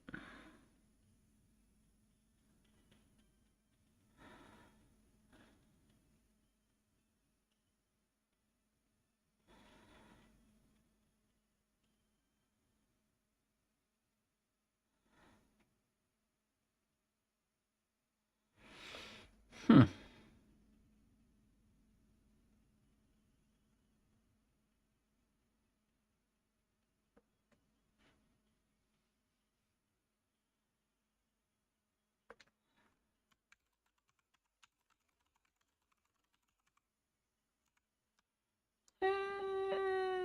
Yeah, no, that shit's fine. We'll let that chill. All right, so we're gonna go raid Koofy Man. We don't need a prompt right now. Man, dude, the food today was amazing. I should do that way more often. Did I need that much fish? No. It was delicious. Anyway, so we're going to go raid Koofy Man. I will be on this channel, or sorry, on the gaming channel tomorrow, and here in a little bit, and then this channel on Thursday. I'll see y'all again soon. Thank you all for hanging out. And yeah, talk to y'all soon. Later.